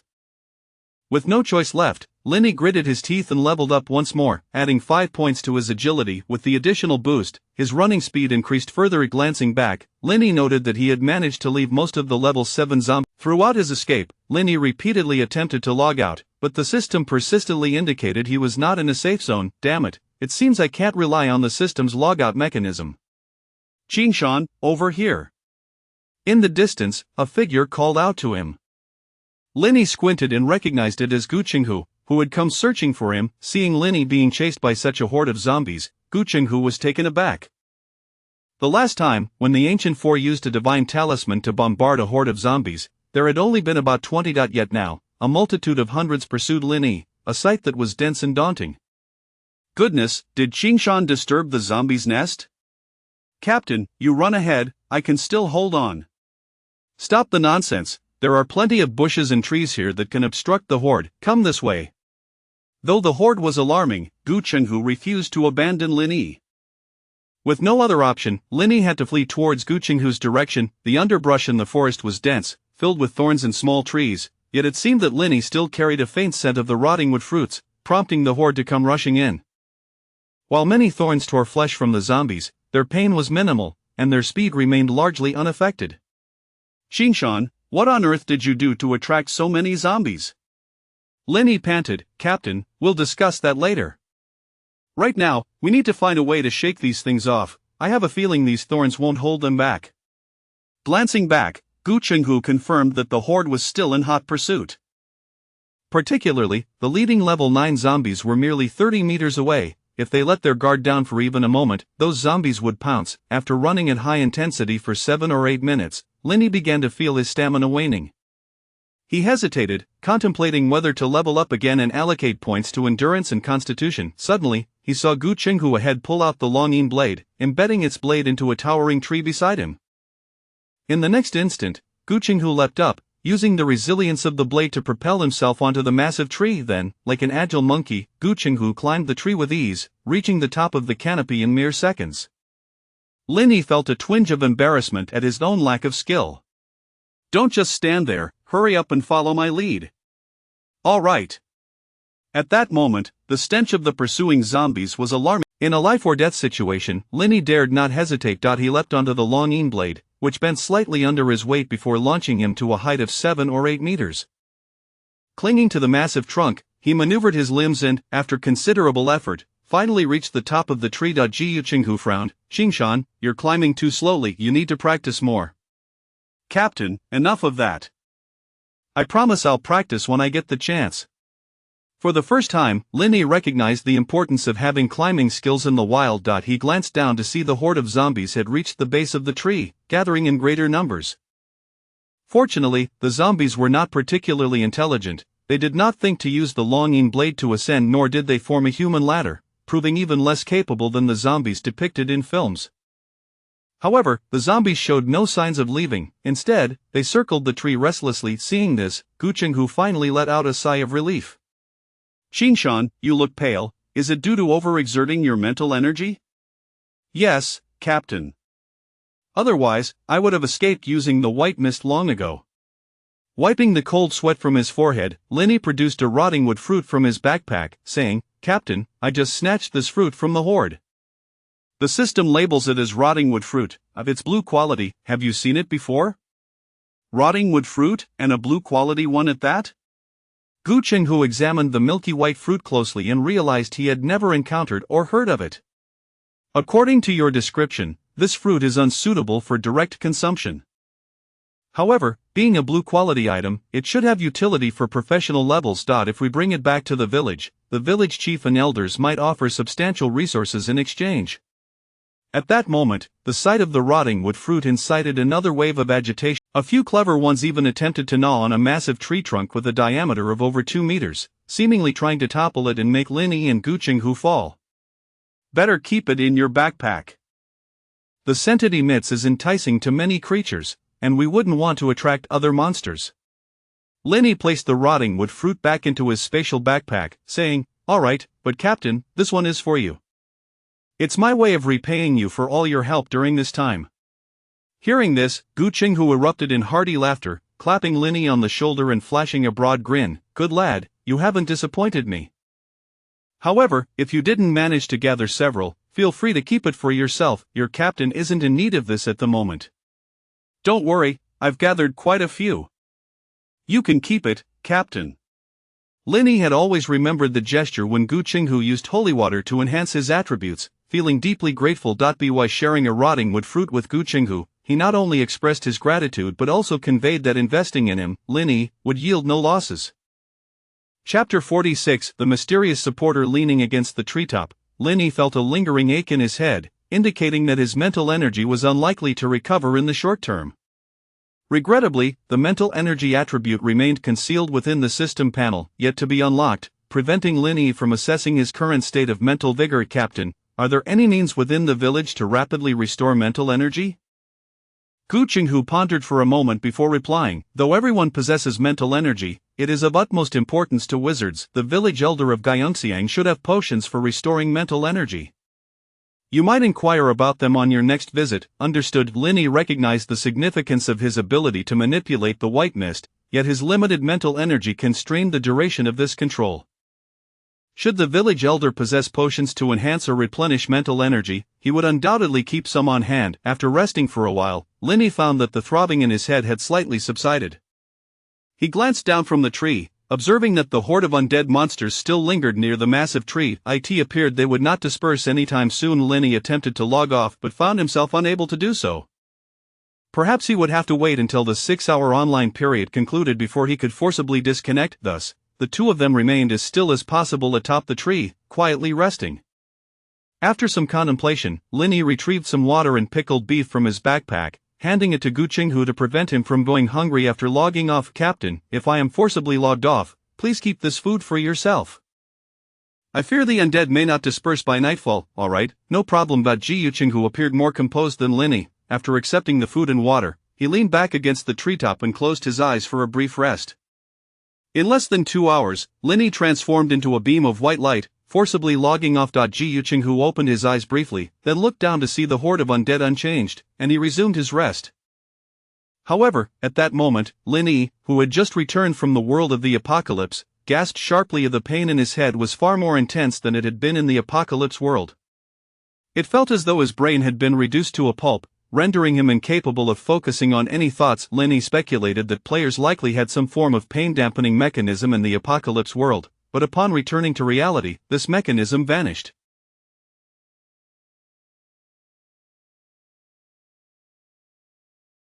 It seemed crucial not to carry injuries back to reality, lest they worsen. Having suffered damage to his mental energy, Linny could do nothing in reality. He collapsed onto his bed, falling into a deep sleep. He remained in this slumber until after 10 o'clock that evening. Upon awakening, he glanced outside the balcony to find it shrouded in darkness, and his stomach grumbled vehemently. He realized he had been awakened by hunger, having only eaten a small meal that morning, which explained his current state. The pain in his head had diminished considerably. Linny checked his phone, discovering several messages from Lu Bo, who was venting about his mundane experiences at the police station. In light of the frequent monster invasions from the apocalypse world, Zhang Baichuan had received orders from above to establish emergency response teams in each administrative district of Linhe City.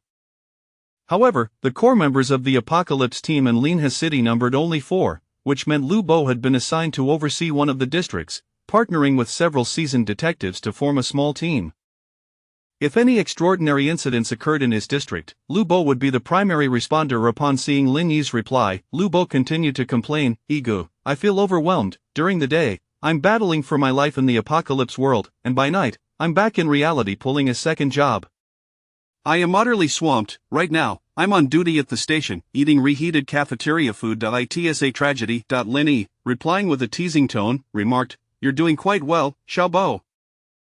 Your life is what many would envy, training in the apocalypse world by day and enjoying government meals while earning a second salary by night. Who else can boast such privileges?" Lu Bo merely responded with a dismissive heh. Lin Yi shook his head. It was evident the young man had not yet faced the harsh realities of life and did not appreciate the benefits of having an official status. After chatting with Lu Bo for a while, Lin Yi inquired about matters related to mental energy. Egu, has your mental energy been overloaded? I recall you're only at level 3. How could you utilize mental energy? As for the restoration of mental energy, I remember the instructor mentioning during our training at headquarters that we possess items to restore mental energy, but they require apocalypse points for exchange. Apocalypse points? Oh, I forgot to mention, apocalypse points are a form of extraordinary currency established within our nation for apocalypse members, akin to contribution points, which can be exchanged for internal resources. However, one can only earn apocalypse points by completing tasks assigned by headquarters. I heard our captain once killed a terrifying boar and exchanged its remains for a substantial amount of apocalypse points. However, at present, I lack the qualifications to connect to tasks, so I can't acquire any apocalypse points. Egu, is your mental energy severely damaged? If it is, I can think of something. Lin Yi replied, "It's nothing serious, just a bit of a headache. A few days of rest should suffice. I'm off to find something to eat now. I won't keep you from your duties." After concluding his conversation with Lu Bo, Lin Yi descended to find a local eatery for dinner. On his way back, he encountered Lu Yuxian, who was taking the trash out, and the two ascended the apartment elevator together. At that moment, she seemed to have just bathed, her sleek black hair cascading over her shoulders, droplets of water gliding down her neck, leaving glistening traces in the air. Lu Yuxian wore only a pair of cute pink shorts, her straight and well-proportioned legs resembling finely carved ivory, a truly delightful sight. Lin Yi cast an unintentional glance, yet Lu Yuxian noticed, as girls are often acutely aware of boys' gazes. Her freshly washed face flushed a deeper shade of red. She coughed softly, breaking the silence. "Brother Lin, have you just returned from dinner?" Indeed, the elevator fell into silence once more as it ascended. Lu Yuxian found herself at a loss for words, yet she was curious about Linny. Over the past few days, she had been fervently sending out resumes across various platforms in search of work, spending more time in the apartment as a result. Due to poor sound insulation, she occasionally heard noises coming from Lin Es' apartment, as if he had suddenly appeared in the room. She was also unaware of Lin Es' occupation, as it seemed he had never held a conventional job, leading her to perceive him as someone who enjoyed an unusual degree of freedom, often encountering him during the day as he went out for meals. To her, Linny was merely a slightly handsome neighbor with a unique demeanor, whose behavior was rather peculiar. Little did Linny know of Lu Yuxian's thoughts. Had he realized she could often hear the sounds from his room, he might have hastened his plans to move. In the morning, Linny awoke from his slumber, feeling significantly better after a night's rest had replenished his mental energy. Sleep was indeed an effective means of restoring mental vigor. He anticipated that upon returning to the apocalypse world today, he would be able to manipulate the white mist with greater ease. After washing up and having breakfast, Linny activated the golden code on his wrist and reappeared at the tree from the previous day. However, he found Gu Qinghu absent from the tree, and the horde of undead monsters was nowhere in sight. Furrowing his brow, Linny wondered if the horde had retreated during his absence. Yet, he discovered that Gu Qinghu had left a note etched into the tree bark: "I am safe. Assemble in the small valley." Linny then cautiously descended the large tree, noticing that although the horde of undead was gone, the ground was littered with numerous fragments of their bones. It appeared that powerful reinforcements from the village had arrived the previous day, driving the undead back and retrieving Gu Qinghu. But with hundreds of undead at the base of the tree, who could possess such formidable strength? Even if Gu Laihai and Gu Man, accompanied by the members of the 4 militia teams, had come, could they truly handle such a multitude of undead? Could it be that the village elder had intervened? Curiosity swelled within Linny as he exited the thicket and swiftly made his way toward the small valley. Chapter 47. The mystery of the Descender's appearance in the small valley. At this moment, the ancient figure known as Gu Laosi had reappeared, his distinctive shouts echoing faintly within the confines of the gorge. "Is this the level of coordination you possess?"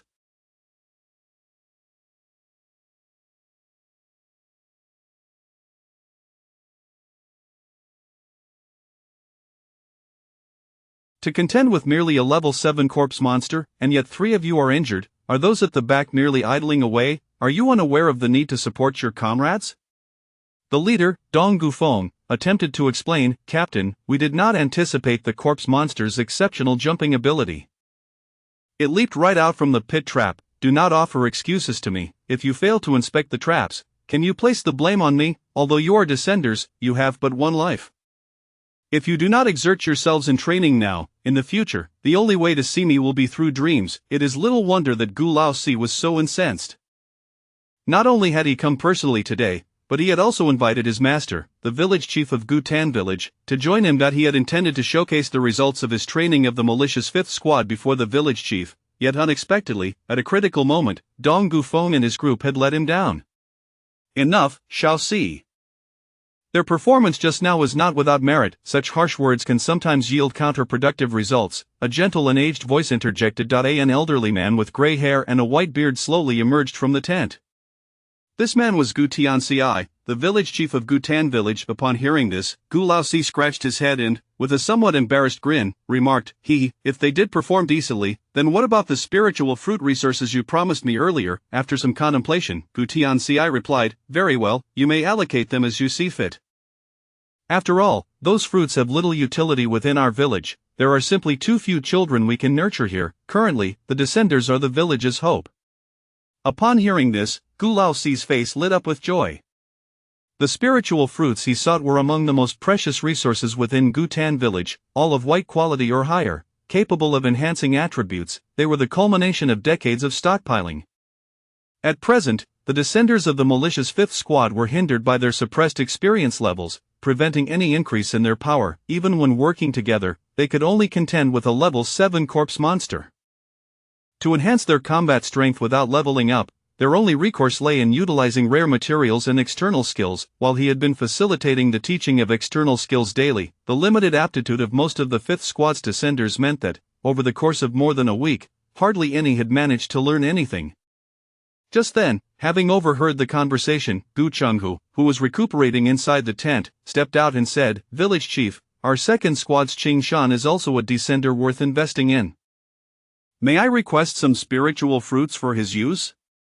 Gu Laosi chimed in, Master, Qing Shan is the descender I mentioned to you, the one who obtained our village's legacy soul weapon. To be honest, that lad is indeed quite capable, possessing high talent. However, he has yet to sign a contract with our village. The village chief shook his head, saying, contracts are merely a means. They are not of paramount importance. If the Qing Shan you speak of is truly a talented descender who understands gratitude, it would not be amiss to allocate some of our village's resources for his cultivation. After all, only by nurturing genuine strong individuals can we protect Gutan village. Merely raising a batch of descenders of comparable strength to us would be a futile endeavor.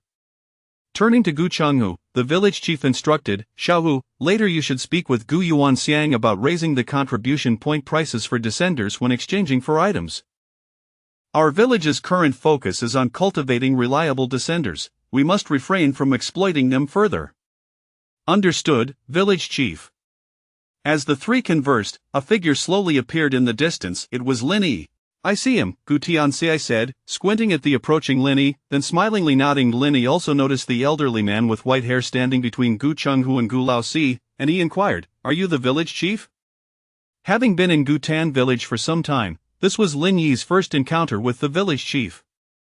He had not anticipated the village chief to be of such advanced age, appearing to be at least in his late 80s or 90s. However, in an extraordinary world, appearance does not necessarily correlate. This venerable village chief could very well be over 100 years old. Gu Tianxi smiled and said, Indeed, that is I, young man. We have been awaiting your arrival. Come, let us converse inside the tent. Lin Yi nodded, realizing that the person who had rescued Gu Chenghu earlier was indeed this village chief, and that the chief's appearance here was likely related to the legacy soul weapon that Lin Yi possessed. Nearby, Dong Gufeng and the others ceased their training, eager to join in the conversation, but were swiftly rebuffed by Gu Laoxi's stern demeanor. Away with you, if you do not train properly, do you come here seeking reprimand? With such abundant energy, just wait until this afternoon when I demonstrate how to best you. Dong Gufeng and the others were scolded thoroughly, sighing internally at the disparity among players. Within the tent, Lin Yi noticed that Gu Chenghu's right side was wrapped in white cloth, prompting him to ask, Captain, are you injured?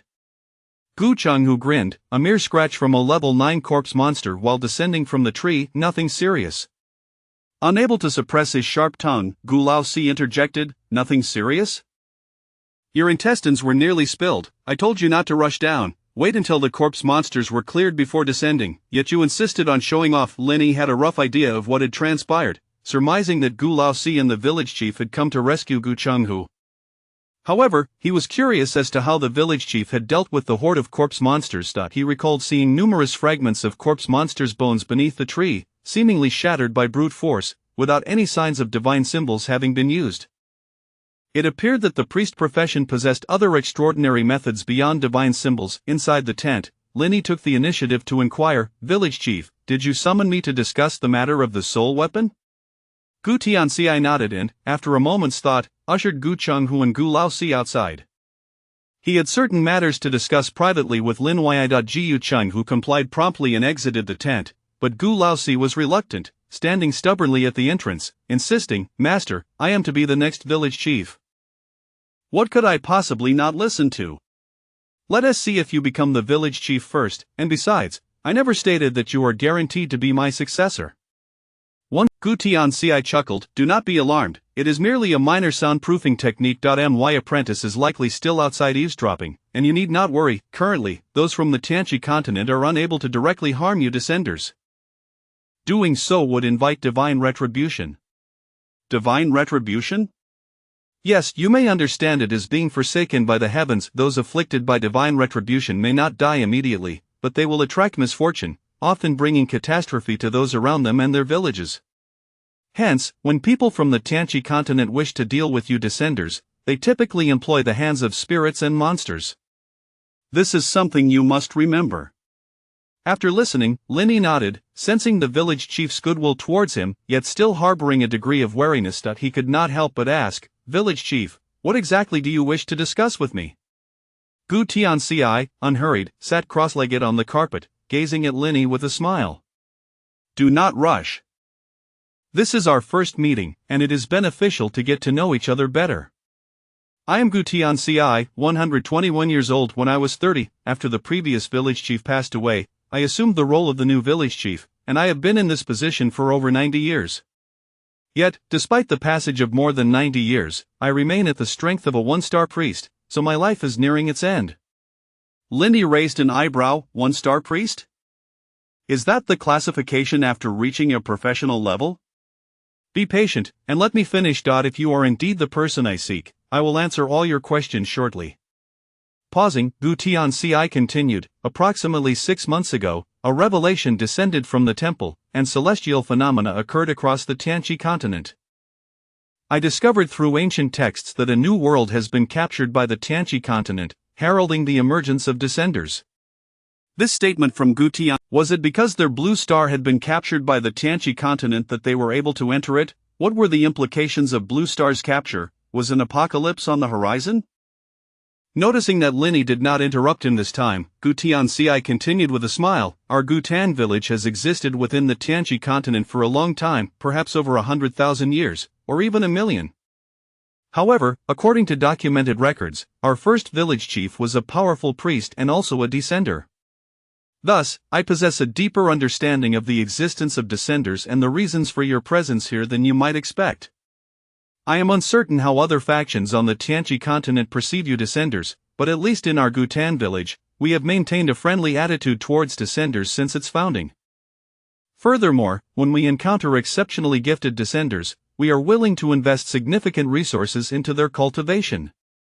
Therefore, you need not fear that I will harm you. As long as you do not compromise the village's interests and safety, I can assure you that you will not be in danger. Well, I have conveyed all I wished to say. You may now pose your inquiries, but in return, you must answer one of my questions, ensuring that neither of us is at a disadvantage. With that, Gutian CI ceased speaking, awaiting Lin Yi's response. Chapter 48 The Talent Stone for Enhancing Talent Levels. Lin Yi pondered for a moment before asking, Village Chief, may I inquire about what will ultimately transpire after our world is captured by the Apocalypse continent? Gutianzi replied earnestly, once the world is captured, the two realms will gradually merge until one is completely consumed by the other. From my understanding of your world, it lacks the extraordinary.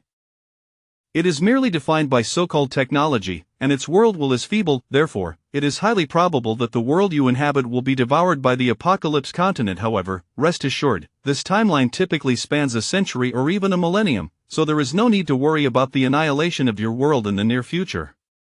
Now that I have addressed your question, allow me to pose one in return. Where did you discover the legacy soul artifact, the enigmatic stone? Lin Yi, without hesitation, responded, I found it beneath the willow tree by the pond in the village. Beneath the willow tree. Gu Tianzi contemplated this, furrowing his brow slightly, yet he chose not to elaborate further. Lin Yi continued, Village Chief, I am also curious to know if the enigmatic stone will revive if it consumes too many enigmatic spirits? Gu Tianzi chuckled, that query must have come from Shaoxi, and while it holds some truth, it is not entirely accurate. The enigmatic stone was crafted by a master of artifact forging from our Gutan village using a spirit-luring doll, which is an exceptionally unique enigmatic spirit that survives by devouring other enigmatic spirits. You can currently use the abilities of the enigmatic stone with peace of mind, but do remember, if you encounter a spirit-luring doll, you must not use the enigmatic stone to absorb its core essence. Otherwise, the stone will truly awaken, and your life will be in peril. So that is how it is. Lin Yi understood, feeling a slight sense of relief. That old dog, Gulao Si, indeed spoke not but untruths. Given this, he would simply exercise caution when using the enigmatic stone to absorb the core essence of enigmatic spirits in the future. However, at that moment, Gu Tianzi posed a question that left Lin Yi utterly astonished.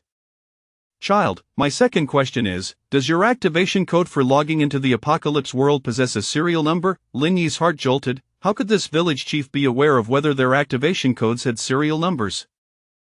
Ever since he learned that his activation code was special, he had subtly inquired about it during his earlier conversation with Lu Bo. The ordinary activation code that Lu Bo received lacked a serial number on the attribute panel, whereas Lin Yi's activation code bore the number 007. Even Lin Yi, despite his simplicity, understood that activation codes with serial numbers were undeniably special. A village chief, how would you know this? Gu Tianzi smiled. As I mentioned, since the establishment of Gutan village, we have encountered. So, child, your activation code does indeed have a serial number, does it not? Linny hesitated for a moment but did not respond immediately. Yet, Gutianzi discerned from Linny's expression that his activation code possessed a serial number. Village Chief, my activation code does indeed have a serial number, and my third question is, what does having a serial number signify? Gutianzi explained, it signifies a rare innate talent, indicating that you stand upon the shoulders of giants, reaching out to touch the heavens. Linny was at a loss for words. Your explanation is akin to saying nothing at all. Gutianzi laughed heartily. Allow me to elaborate further. The activation code you refer to is actually bestowed by the world will of your realm. When the world faces invasion, the world will awakens, the strength of the world will varies, a powerful world will grants its children innate abilities. Those with numbered activation codes are the favored children, endowed with unique innate abilities that others cannot possess.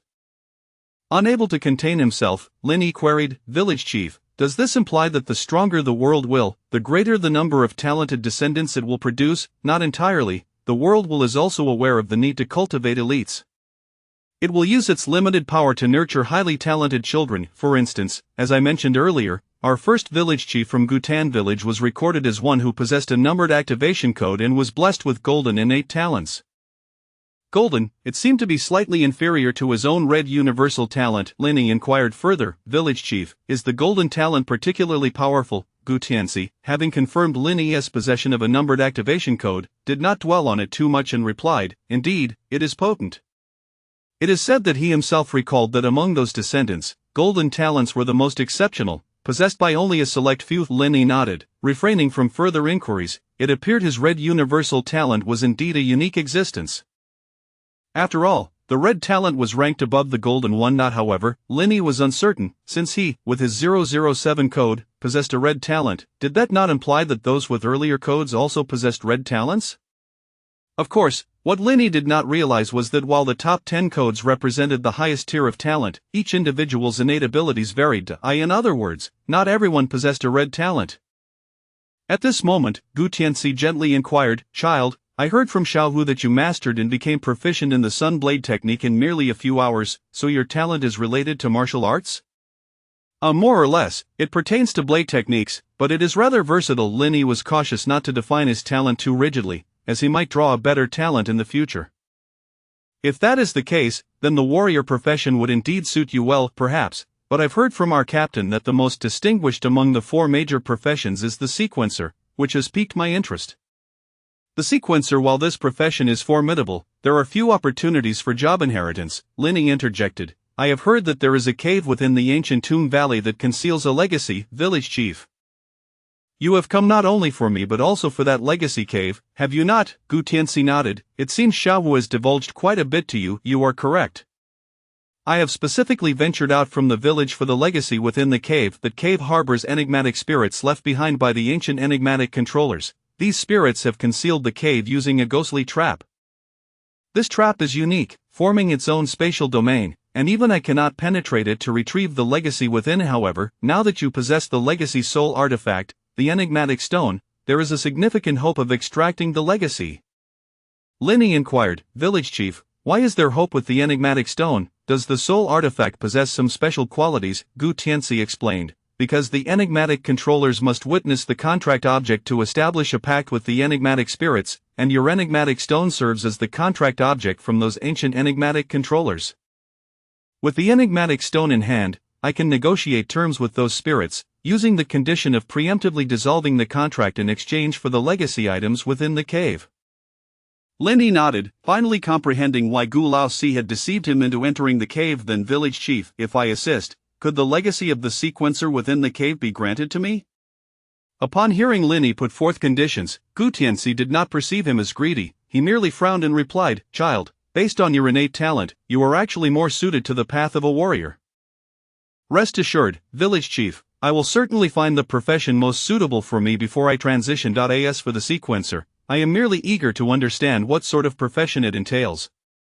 Gutianzi contemplated for a moment. Originally, I intended to hand over the sequencer legacy in the cave to Xiaohai. However, that child recently took numerous descendants to seek out ancient relics, and he is unlikely to return soon. Well, if you are willing to assist us, the legacy of the sequencer within the cave shall be yours. Linny promptly expressed his gratitude. Thank you very much, Village Chief.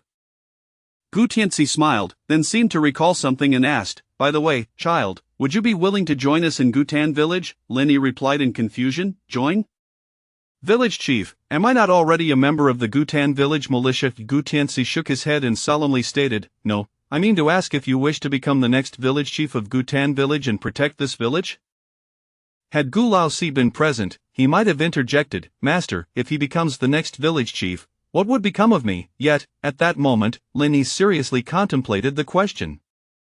From the conversation he had just had with this village chief, it was evident that the chief harbored no malice toward him. This inquiry was not a jest. Gu Tianxi was clearly earnest.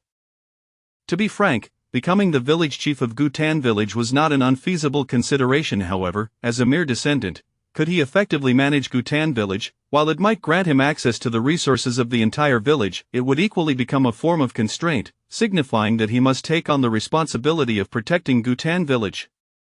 Should he genuinely agree, it was likely that this old village chief would bind him with some form of restrictive contract. Linny pondered for a moment and replied, "I appreciate the village chief's kindness, but I intend to explore the Apocalypse continent in the future, so I fear I cannot remain in the village for long."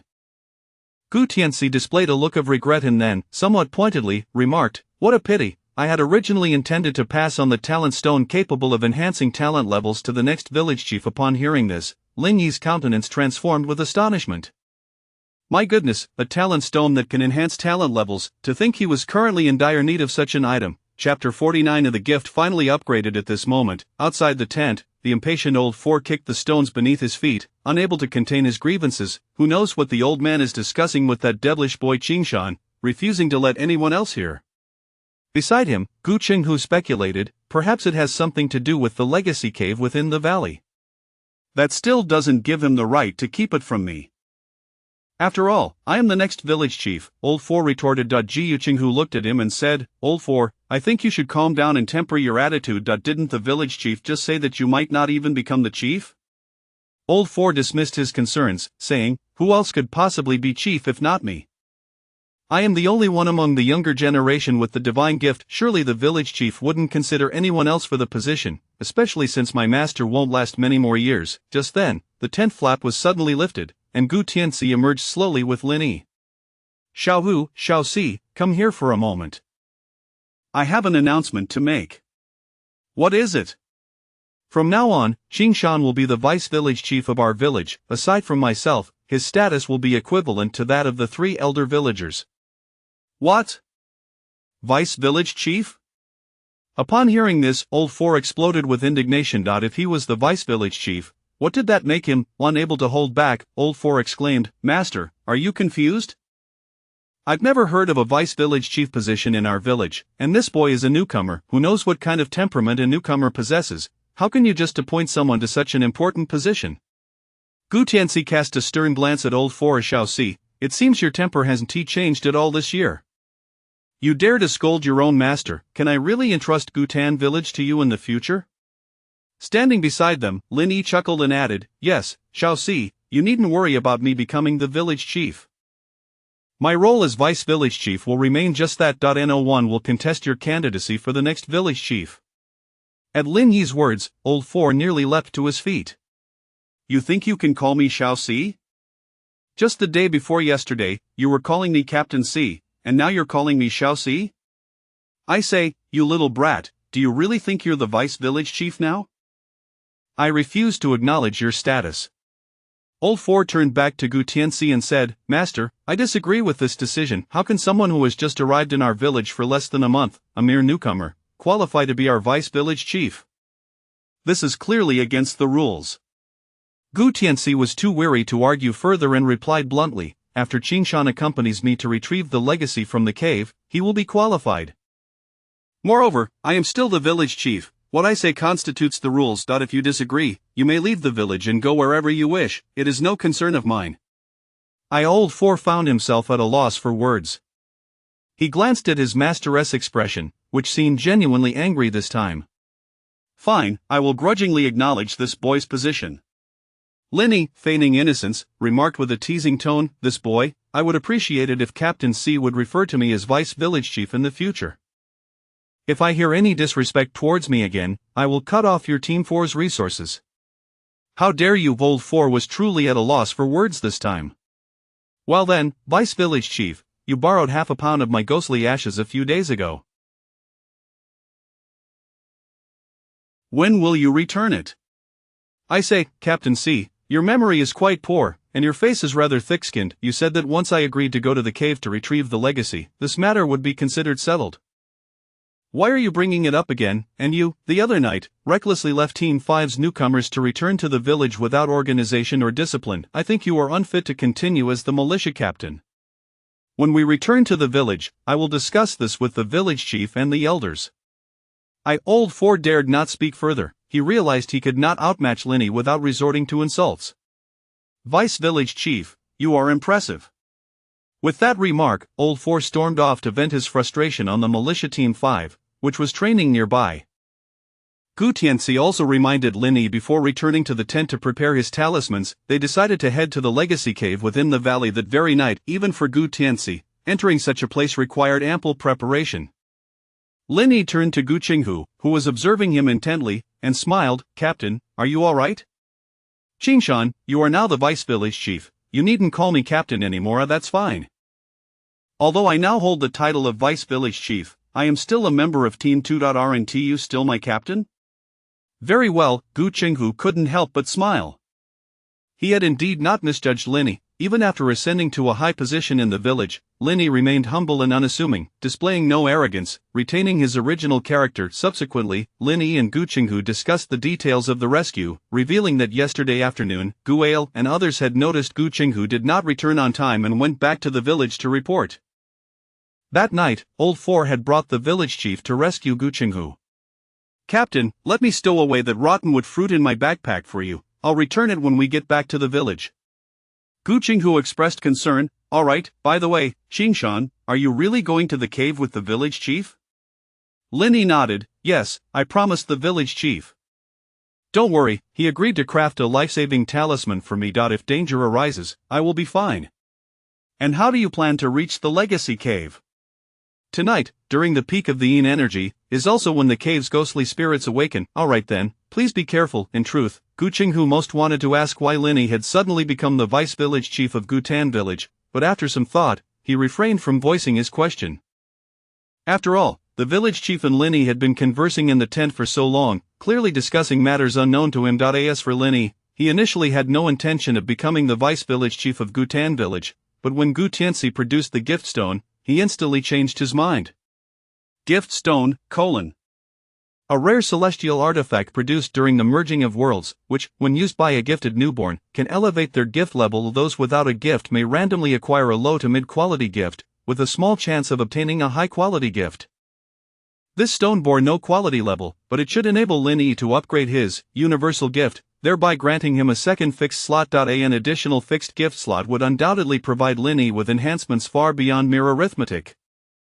Thus, enticed by the gift stone, Linny decisively agreed to Gu Tianxi's proposition. However, Linny resolved to become the vice village chief solely to promise to protect the safety of Gutan village and enhance the strength of its inhabitants to the best of his abilities.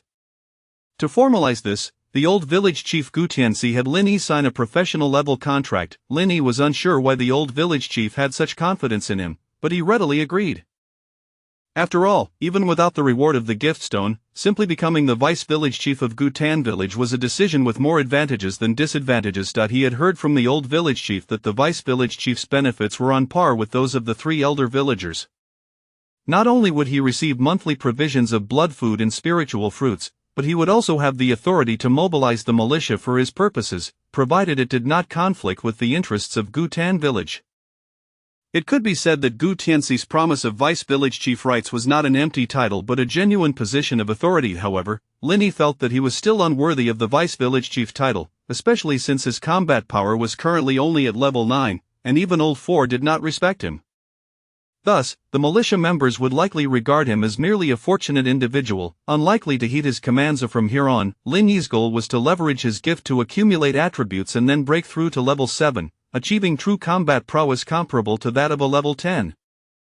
After concluding his conversation with Gu Qinghu, Linny eagerly returned to his tent and retrieved the gift stone that the old village chief had just given him. The gift stone was a fist-sized crystal radiating a spectrum of colors, and holding it in his hand, He could even. What a treasure! Although this item bore no grade, its value far exceeded that of anything else he possessed. Next, Linny directly used the gift stone, and in an instant, the stone melded into his body. Ding! You have used a gift stone, detecting that you possess a red quality universal gift. Unable to activate a new gift. Universal gift upgrading. Universal gift has been elevated to LV2, gift fixed slot 1. Watching as a new fixed slot appeared on the colorful gift page, Linny felt a great weight lift from his heart. He had feared that upgrading his gift would require experience points, which would mean that a single gift stone might not suffice to elevate his universal gift. However, it now appeared that upgrading a gift did not require experience points. Merely one gift stone was enough to raise his universal gift by one level. In the rush of the day, he had yet to extract his universal gift, so Linny promptly clicked to draw. Perhaps due to the upgrade of his gift, the probability of drawing a high-quality gift had increased, and this time, a blue light flashed before his eyes. This was undoubtedly a fine blue gift. Blood and Chi Dual Channel, : A rare blue gift that grants you the ability to convert life points and chi points into one another, with a conversion ratio of 10 to 1. Converted attributes cannot be converted again. Note: Upgrading the gift level can slightly adjust the conversion ratio and allow for multiple conversions. After reading through this gift, Linny carefully contemplated its abilities. In other words, once he fixed the Blood and Chi Dual Channel gift, he could convert all of his 1,700 life points into the urgently needed chi points. At a 10 to 1 ratio, that would yield 170 chi points from his 1,700 life points. Similarly, his current 36 chi points could only be exchanged for 360 life points. Furthermore, once converted, the attributes would remain fixed and could not be altered again unless the gift level was raised. Linny pondered this. There was no denying that this newly drawn gift suited him very well, given the current imbalance between his life points and chi points. Based on recent encounters with corpse monsters in the valley, his swordsmanship in battle was remarkably keen, allowing him to both attack and defend with minimal loss of health. Thus, the 1,700 life points he possessed felt exceedingly wasteful. Conversely, having only 36 chi points severely limited his output. After all, utilizing the Young Flame Sword technique required at least 10 chi. If he had sufficient chi points, he would face no restrictions when employing the Young Flame Sword technique. Even when confronting level 10 corpse monsters, he would not falter. If one strike of the technique failed to cleave through, he could simply strike 10 or 20 times. Linny was determined to utilize the Blood and Chi Dual Channel, but he was unsure how much life points would be appropriate to convert. After all, the thicker his life points, the greater the sense of security it provided. After some thought, Linny decided to fix the Blood and Chi Dual Channel gift first, postponing the conversion of life points for now, as he needed to keep his life points as high as possible for the impending dangerous mission that night. In the time that followed, Linny had no plans to continue hunting corpse monsters, as he needed to preserve time for the journey to the Legacy Cave with the village chief that night. Chapter 50: Encounter with the Level 10 Corpse King. As night descended, darkness enveloped the entire Apocalypse continent. Within the ancient Tomb Valley, a chilling wind howled, and a faint mist lingered. At this moment, Linny followed the old village chief, Gu Tianzi, as they ambled through the underbrush, making their way to the Inheritance Cave deep within the valley. Their company consisted solely of the two of them. Although the elderly fourth had intended to join, he was sternly reprimanded by the village chief and sent back. Along the way, the village chief recounted in detail the internal strife that had erupted in Gutan village 300 years prior. Initially, the practitioners of the art of spirit control in the village displayed commendable performance, with no signs of abnormalities. Regardless of whether the contractors were of the 10th level, as long as they could forge a contract with the spirit, they could become spirit controllers. Such low thresholds led to an increasing number of spirit controllers within the village. However, nothing comes without a cost. Soon, the first batch of spirit controllers began to exhibit drastic changes in temperament. Their ways of thinking diverged significantly from those of ordinary humans. They became more ruthless, apathetic, and bloodthirsty.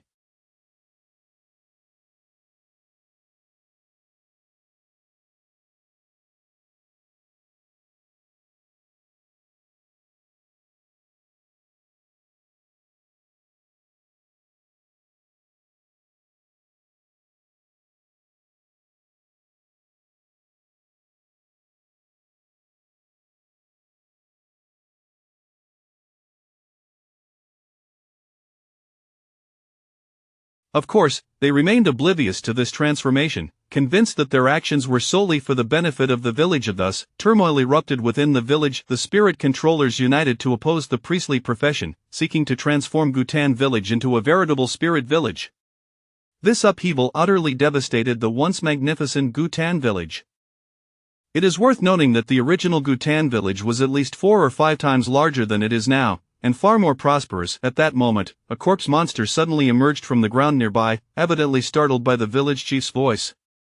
This particular corpse monster was of a modest size. Linny estimated it to be only level 7. Just as he prepared to take action, he witnessed a flash of white light from the village chief's hand. In an instant, the level 7 corpse monster was torn apart by the white light, disintegrating into a pile of bones that fell back into the pit. Curiously, Linny inquired, "Chief, was that a divine talisman you just used?" "No, it was merely a basic divine technique. Once one becomes a professional priest, they can learn some fundamental divine techniques." "Chief, is it difficult to learn divine techniques? How do they compare to the spells of wizards?" Gu Tianzi chuckled, aware that Linny had been incessantly asking questions throughout the journey, resembling an inquisitive child. Yet, he understood that the first-generation reincarnators had limited knowledge of the arcane. Employing divine techniques consumes divine power, which is obtained by venerating the deities. As for wizards, their craft is not termed spells but rather witchcraft, requiring the expenditure of their mental energy. In simpler terms, the former derives its strength from the divine, while the latter's power is self-sourced. Each possesses its own advantages and disadvantages, making it difficult to declare one superior to the other. However, most divine techniques can inflict considerable damage upon spirits, a feat that witchcraft cannot rival. The divine power the village chief referred to is essentially the faith attribute among the 4 advanced attributes in the panel, merely differing in nomenclature.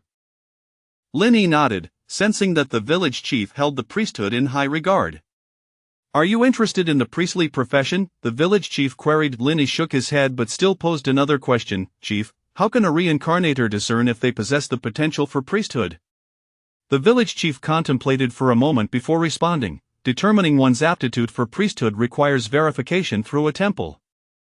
This applies to us on the Apocalypse continent as well as to you reincarnators. However, first-generation reincarnators are selected by the will of the world, and their innate talents are generally quite high. As long as they possess the inheritance of the 4 primary professions, assuming the corresponding roles should not pose a challenge."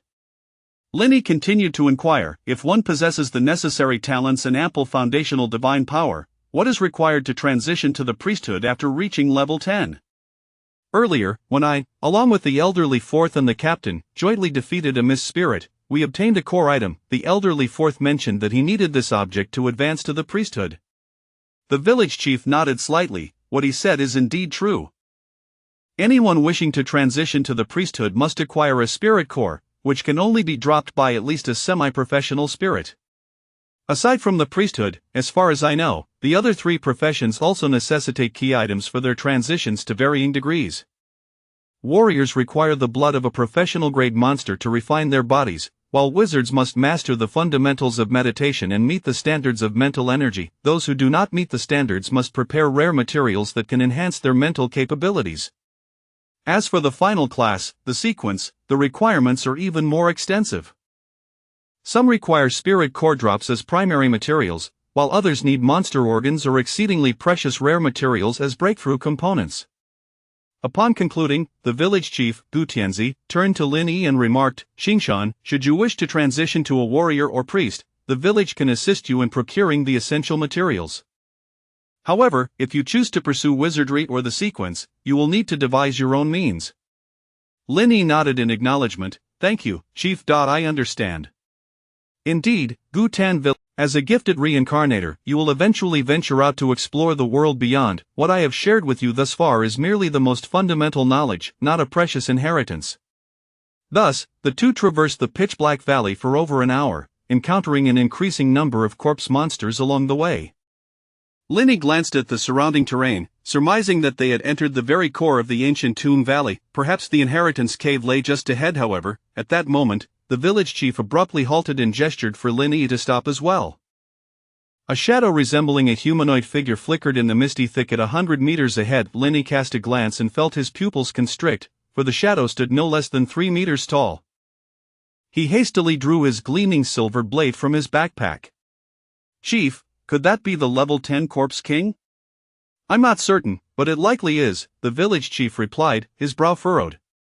He did not employ a divine talisman. Instead, he retrieved a palm-sized wooden puppet from a pouch at his waist. This wooden puppet wielded twin axes, sporting a bull's head and a robust physique, resembling a minotaur warrior. The village chief then tapped his finger lightly, and a beam of white divine power entered the puppet's forehead. In the next moment, the 4-inch wooden puppet grew instantly to over 2 meters tall.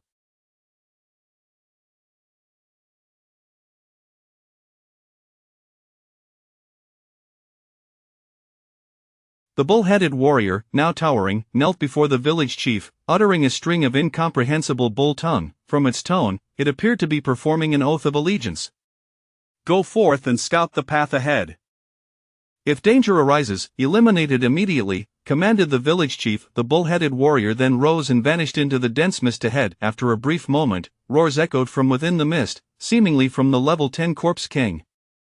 Through the dim light of the night, Linny could only discern 2 colossal figures entangled in combat, causing the ground beneath them to tremble slightly. Before long, the larger level 10 Corpse King appeared to be subdued, pinned to the ground by the bull-headed warrior's axe strikes.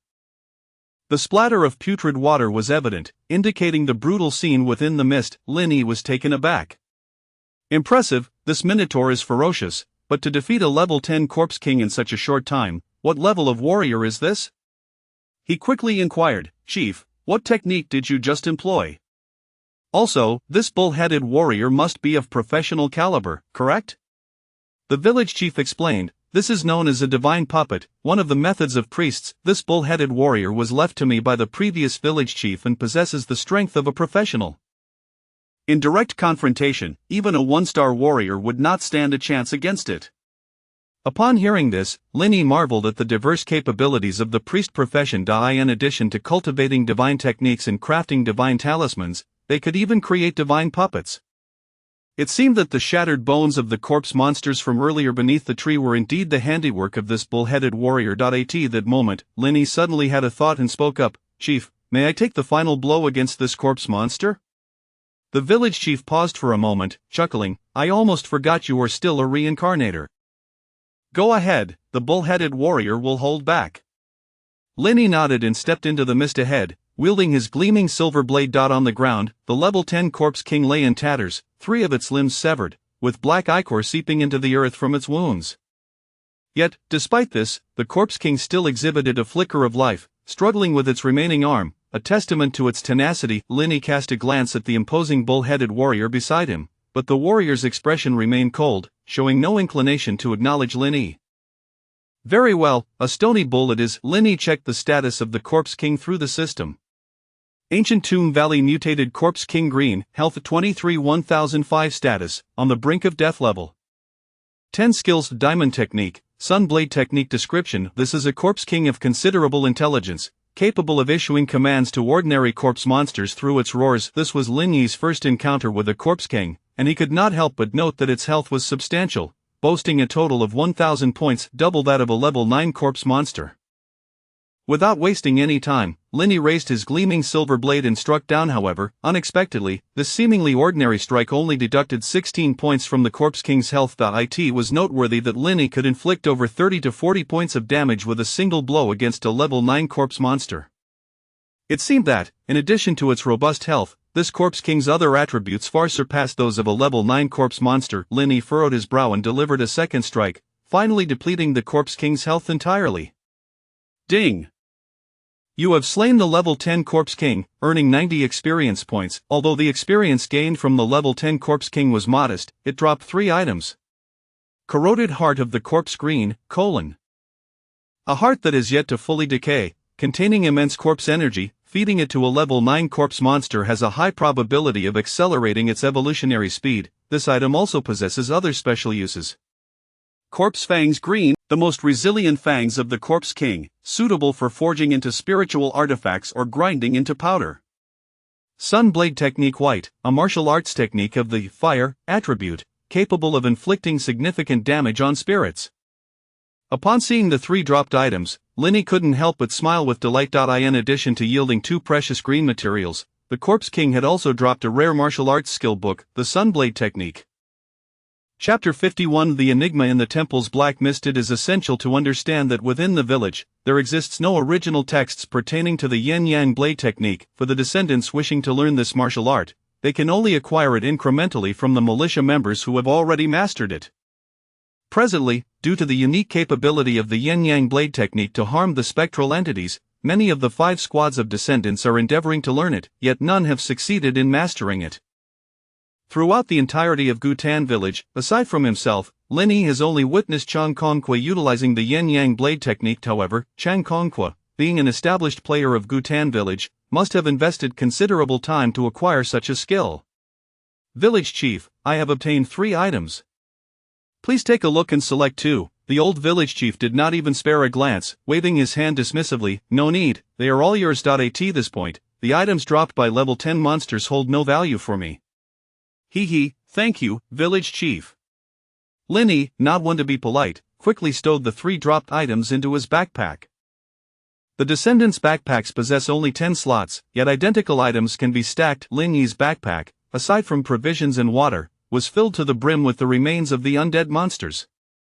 Various green quality bones, copious amounts of white quality monster oil, and the precious rotting fruit harvested the previous day, coupled with the corrupted heart of the undead, and fangs of the undead, Linny's backpack was completely stuffed, forcing him to hold the Jianin Long Dao in his hand and stow the yin-yang blade technique into the pack on his back.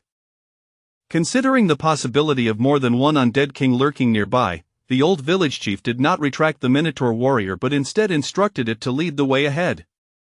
However, they had not ventured far when Linny felt his heart begin to pound with a rapid thump, thump. Village chief, I sense the presence of the spectral entities. Then it seems we have arrived. The old village chief, having been here before, exhibited a degree of familiarity, leading Linny out of the mist-laden forest to stand before a dilapidated, decaying temple.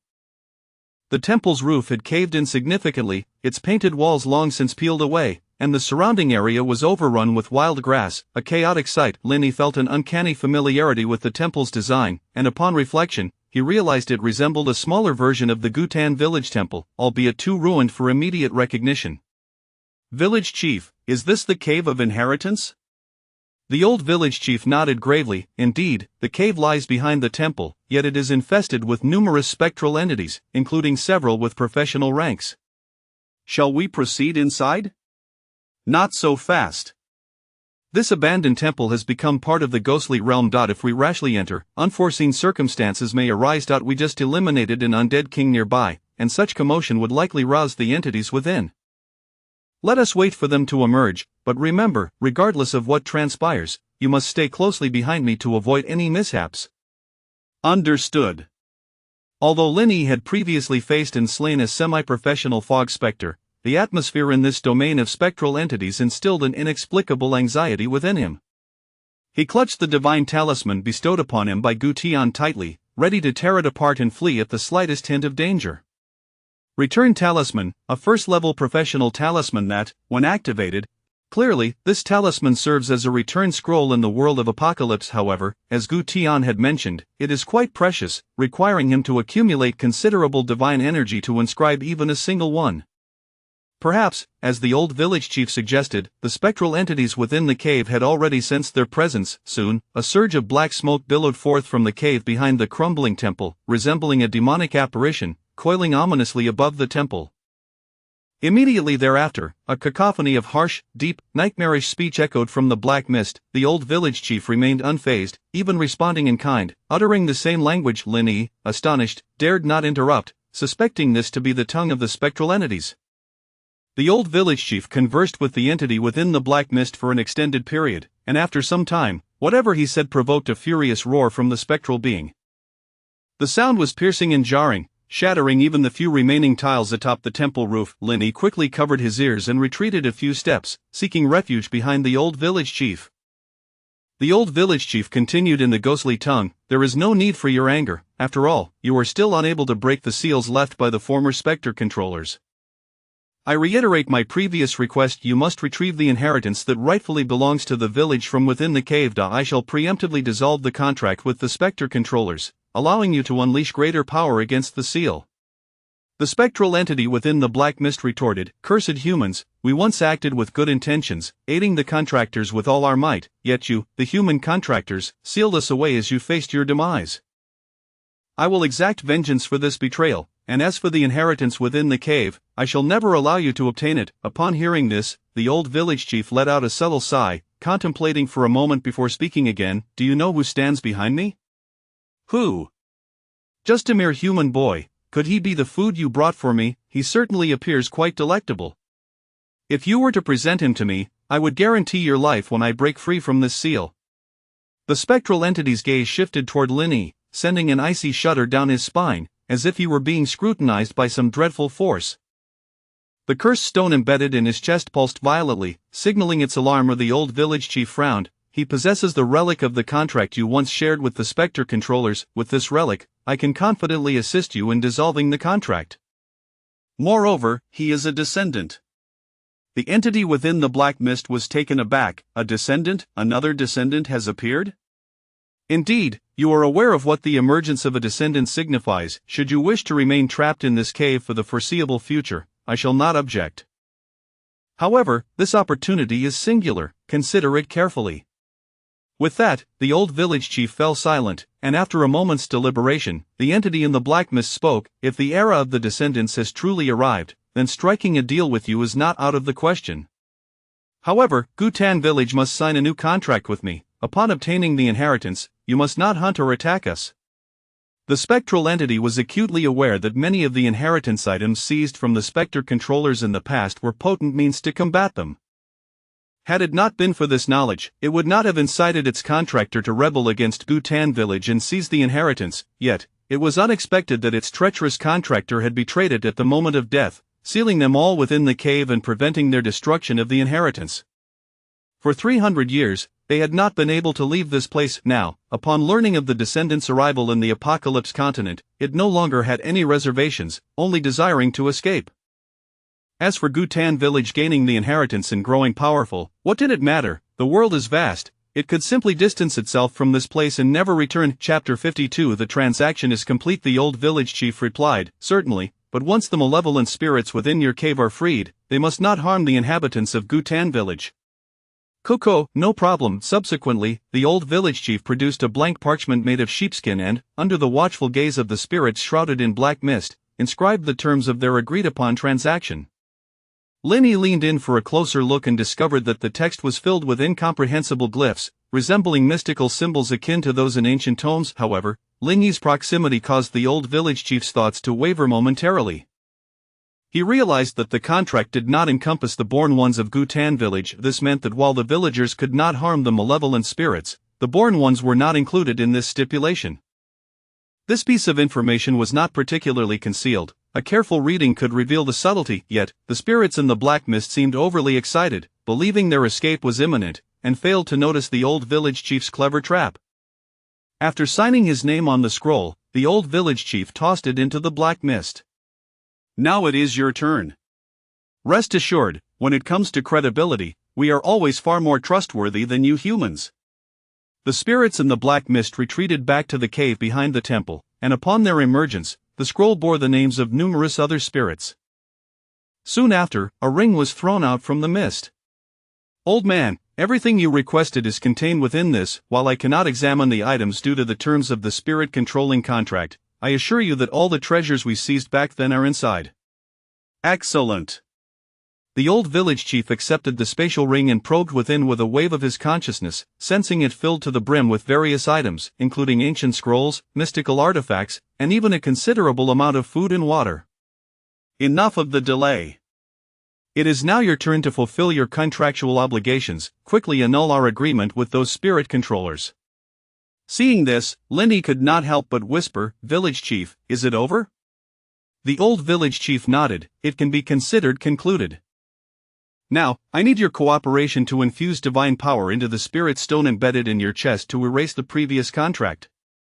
"All right."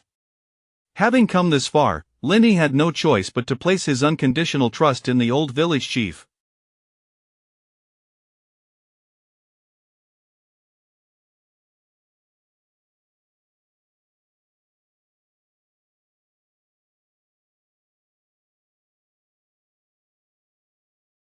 The old village chief's method was swift. He touched his own chest, and Linny felt the spirit stone quiver slightly, and the contract within was instantly dissolved. As the contract was erased, not only did the spirits in the black mist erupt into raucous laughter, but even the cave behind the temple echoed with their eerie chuckles.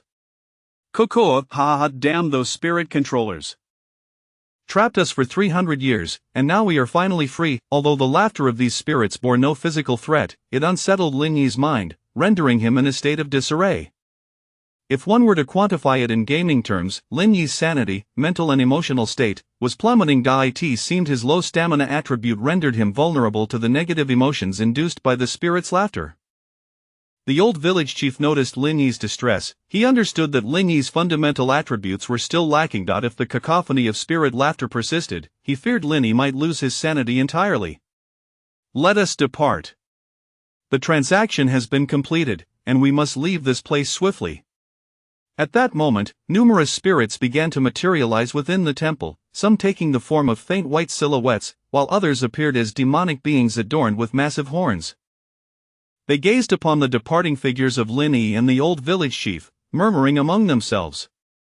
Did that old fool really take the ring back? It contains numerous treasures to combat us. I had intended to stir trouble for Gutan village once I was free.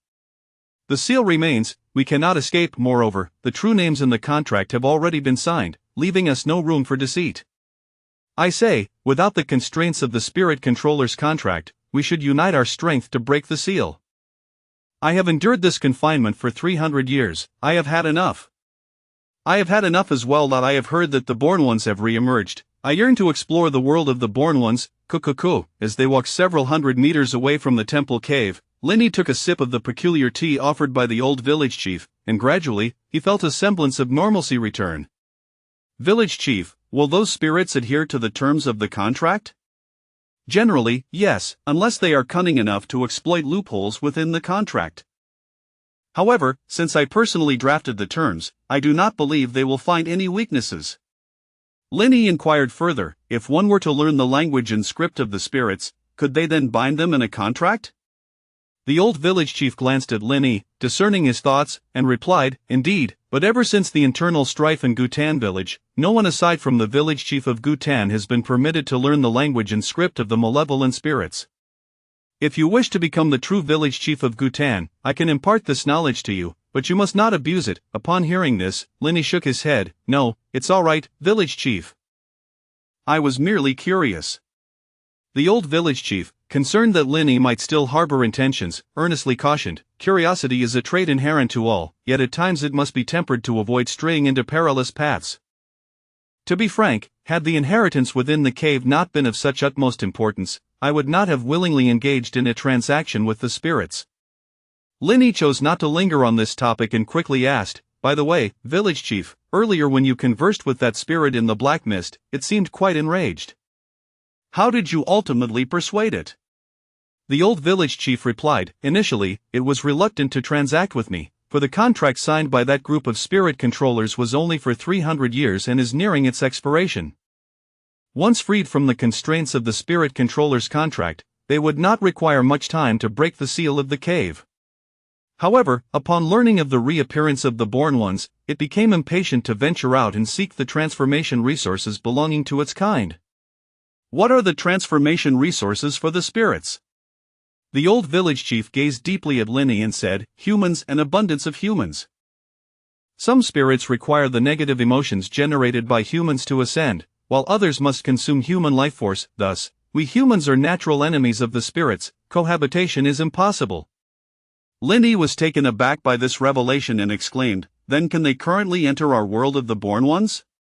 It was known that there were over 7 billion people on Blue Star.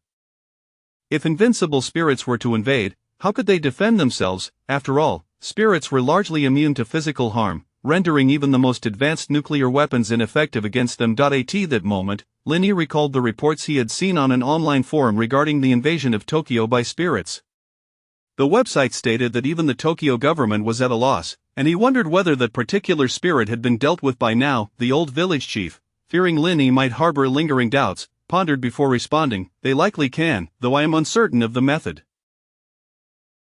Since the two realms have merged, certain changes are irreversible. Do not blame me for releasing numerous sealed spirits in the interest of the village. Even if I had not entered into a contract with them, they would soon break free. I understand this logic. You need not elaborate further. Lini also realized that whether it was the old village chief Gu Tianzi or the others such as Gu Laosi and Gu Qinghu, they always prioritized the interests of Gu Tan village. As for what transpired beyond its borders, they generally remained indifferent. However, this was to be expected. Humans often focus solely on their immediate concerns. P.est. I would like to express my gratitude to my brothers and sisters for their support and share a few matters. First, regarding the updates for this book, I can currently guarantee 6,000 words daily, either in the form of 2 lengthy chapters or 3 shorter ones, with occasional additional updates based on performance or gifts. Second, due to the initial launch, many newcomers have flocked to read this book, leading to numerous questions, such as claims of false advertising regarding the protagonist's abilities. I have reflected on this, and the fault lies with me for choosing a title that might have raised expectations too high. Once the book gains traction, I will consider renaming it to reflect the premise accurately. Third, I kindly ask those who find this book enjoyable to leave a positive review. If you later feel it does not meet your expectations, you may change it back to a negative review. After all, you are my patrons, and positive reviews are quite beneficial to me, especially as they motivate my writing. Frequent negative reviews can be disheartening. Fourth, to report on the book's performance, to be frank, it has not been ideal. The initial launch garnered less than 10,000 views, and I suspect this may be its peak, with numbers likely declining thereafter. However, rest assured, this book will have a minimum of 1 million words as a foundation and will not be abandoned carelessly. It would be wonderful if you could continue to support me in this endeavor. Thank you all for your support and generous gifts. I sincerely appreciate it. Chapter 53. Clearing supplies. As time flowed slowly, 2 days had swiftly passed. Ever since the elderly village chief, Gu Tianzi, acquired the lost legacy of Gyutan village, he had eagerly returned to the village to delve into his research. Meanwhile, the ancient Si and Gu Qinghu continued to accompany Lin Yi and the members of the 5th militia team in the Gyutan Valley, hunting the corpse monsters to level up. However, according to the village chief's warnings, should the malevolent spirit within the cave break free, the vicinity of Gyutan Valley would become perilous, necessitating their departure without delay. Moreover, by that time, it was likely that only a fraction of. Consequently, over these past few days, not only Lin Yi but even figures like Dugofeng began to engage in intensive hunts for the corpse monsters, accumulating experience points and loot. After all, corpse monsters, in comparison to other creatures and spirits of the same level, were far easier to contend with, making Gyutan Valley a rare haven for monster hunting, which they were determined to exploit fully in the dwindling time they had left. On the morning of the 3rd day, a series of tremors shook Gyutan Valley, accompanied by an ominous, low growl emanating from the core region. This sound possessed a certain bewitching quality, unsettling all present. Ancient Si gazed into the depths of the valley with a grave expression and declared, "It seems the seal is on the verge of breaking. Starting today, we must return to the village. No one is permitted to venture outside for the next few days." At that moment, Lin Yi and Gu Qinghu had just returned from slaying monsters in the core area, and upon witnessing Ancient Si's command for retreat, they made. During their journey, Lin Yi accessed his attributes panel. A player, Qingshan Bulo status, Fatigue ID 007 gender, male level 6 health points, 1054 experience points, 3102 1200 saturation, 77 100 strength, 22-3, normal male limit 10, affecting physical damage and the maximum weight of wieldable weapons, constitution 11, normal male limit 10, affecting maximum health, health recovery speed, and base resilience, agility 25, normal male limit 10, affecting movement and reaction speed, stamina 11, normal male limit 10, affecting stamina cap, recovery speed, and load capacity, vitality 111, 20 points derived from blood food, 70 points from health transformation, martial skills frowny face Tianqing archery technique green, LV1, 139 500 each point of vitality attached to an arrow increases damage by 2. The 7th consecutive shot can unleash an additional 12 damage. Sunblade technique white, LV8, 1289 2600 infusing at least 10 points of vitality into the blade can amplify damage by 512. Doubling the infused vitality results in doubled damage. Swift Step Technique White, LV1, 79 300 utilizing 5 points of vitality allows for a brief high-speed movement of half a meter. However, this technique places considerable strain on the legs, and frequent use may likely injure the ankle tendons. Equipment: defensive armor meticulously crafted from the hide of the Black Bull demon beast. This armor significantly mitigates damage from both sharp and blunt weapons, not classified as a spiritual item. Damaged state: Silver Blossom Longsword. A longsword forged from meteorite iron mixed with precious secret silver. Its blade is sharp and elongated, possessing the ability to breach armor and granting the wielder an additional 3 points in strength, showcasing some properties of spiritual items. Initial talents: Universal Talent, Red, LV2 Natural Swordmaster, LV1, Vitality Dual Connection, LV1. Notably, Linny had increased his strength attribute by an additional point through physical training. From his current attributes, it was evident that his 4 primary attributes were predominantly focused on strength and agility, rendering his overall attributes comparable to those of an average level 9 player. Moreover, with Linny's substantial health pool of 1000 and his vitality of 111, his combat prowess had undoubtedly reached the caliber of a true team leader. Just last night, Linny had engaged in a clandestine spar with Gu Qinghu. At that time, Linny had transformed 70 points of his 700 health points into vitality through his Vitality Dual Connection talent, significantly enhancing his combat capabilities, allowing him to utilize the Sunblade technique without the constraints of vitality. The duel ended in a stalemate, as he and Gu Qinghu were evenly matched. He remained uncertain if Gu Qinghu had held back, but he had exerted 70 to 80 of his combat strength, nearly depleting his vitality in the process. As he made his way back, Linny contemplated his current developmental strategy. First and foremost was the matter of the CRS legacy, which was crucial for his path beyond level 10. The sooner he prepared, the better. That night, after acquiring the spatial ring, the village chief had hastily returned to organize the legacy materials contained within. However, before leaving, the elder assured him that the CRS legacy would be entrusted to him, alleviating his concerns. Upon returning to the village, Linny intended to investigate what exactly the seer profession entailed and what specific resources were required for a successful class change. Secondly, he aimed to exchange the surplus items he possessed for the necessary resources. Linny had accumulated quite a few useless trinkets, including ordinary items such as an unused Swift Amulet, Defense Amulet, and a bare muscle longbow. Given Linny's current strength, talismans below the semi-professional level were of little utility to him. More valuable items included a substantial quantity of white corpse oil, nearly 30 pieces of green quality corpse monster bone materials, the corrupted heart of the corpse monster, and corpse fangs, dropped by the corpse monster king, as well as a book on the Sunblade technique that could be learned directly by a newborn, in addition to the spirit binding talisman, acquired from Ancient Sea, and the return talisman, gifted by the village chief, Gu Tianxi. Naturally, the most valuable items Linny possessed were 8 blue quality, corrupted wood fruits. It was well known that blue quality spiritual fruits were exceedingly rare in the wilderness, regarded as treasures of professional grade. Typically, a single fruit could be exchanged for a spiritual item without issue. Upon returning to the village, Linny planned to first trade his weapons and defensive gear, equipping himself with a full set of spiritual items. Additionally, he sought to procure the coveted Gyutan holy water and stockpiled spiritual fruits that could enhance his attributes. Now that Linny had reached level 6, he was on the cusp of awakening the crucial constitution talent upon breaking through to level 7.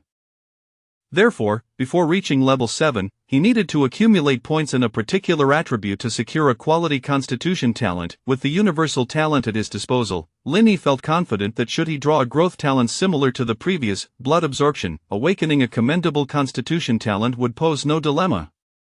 The group retraced their steps along the mountain path back to Gyutan village, standing atop a small rise where they faintly beheld the long-lost walls of Gyutan village. The low-lying walls resembled a small, dark dragon, coiling upon the vast expanse of the wilderness. The newborns of the 5th militia team erupted into joyous cheers. Among them, Shen Duoduo, with tears in his eyes, lamented, "We're finally back. Half a month has passed, yet it feels like a century.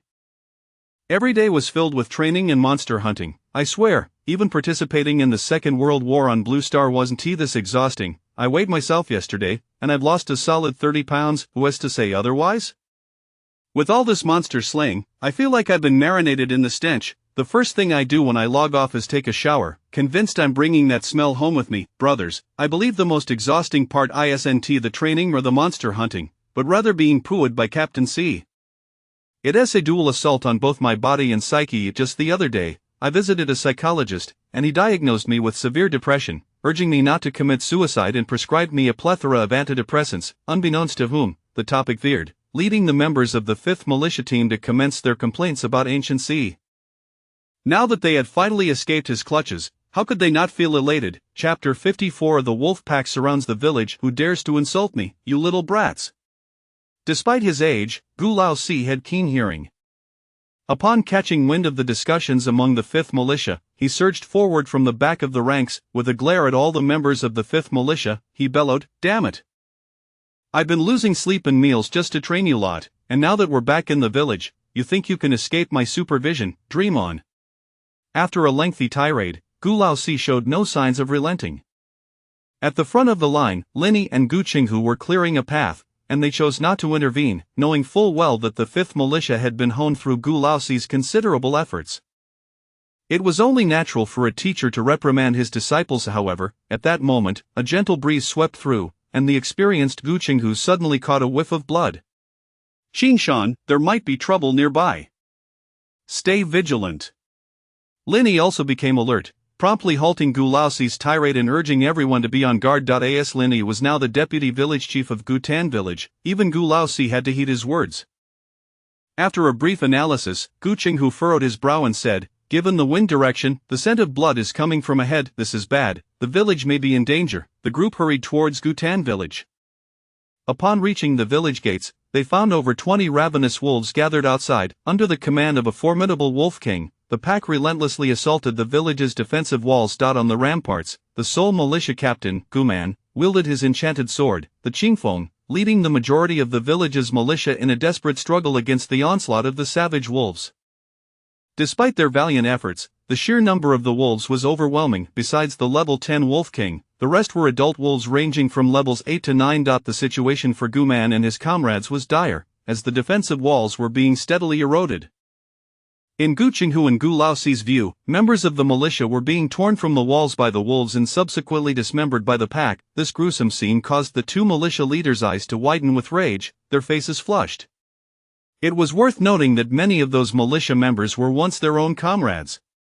"Qingshan, the 5th Militia is in your hands. We're going to provide support." Without waiting for Lin Yi's response, they charged forward with Guo Lu and others. Dugu Feng and his companions approached, glancing at the bloody chaos unfolding below, and could not help but inquire, "Brother Qingshan, shall we assist?" Lin Yi shook his head, "Your levels are still too low. You'd only hinder the effort. For now, log off and return in half an hour. If it's safe, come back to the village. If not, stay offline." Dugu Feng and the others understood that although the 5th Militia had sharpened their skills in the Gufan Valley for half a month and could collectively tackle level 7 or 8 undead monsters, the attributes of these wolves far surpassed those of the undead at the same level. Additionally, the cunning and intelligent nature of the ravenous wolves made them far more adept at exploiting weaknesses than the mindless undead. With their average level hovering around 5, any encounter with an 8-level wolf could easily shatter their defenses. Dugu Feng took a deep breath. "Alright, we'll log off. What about you?" "I will naturally go to help." Lin Yi said no more, drawing his Jianin dagger and charging towards the ramparts.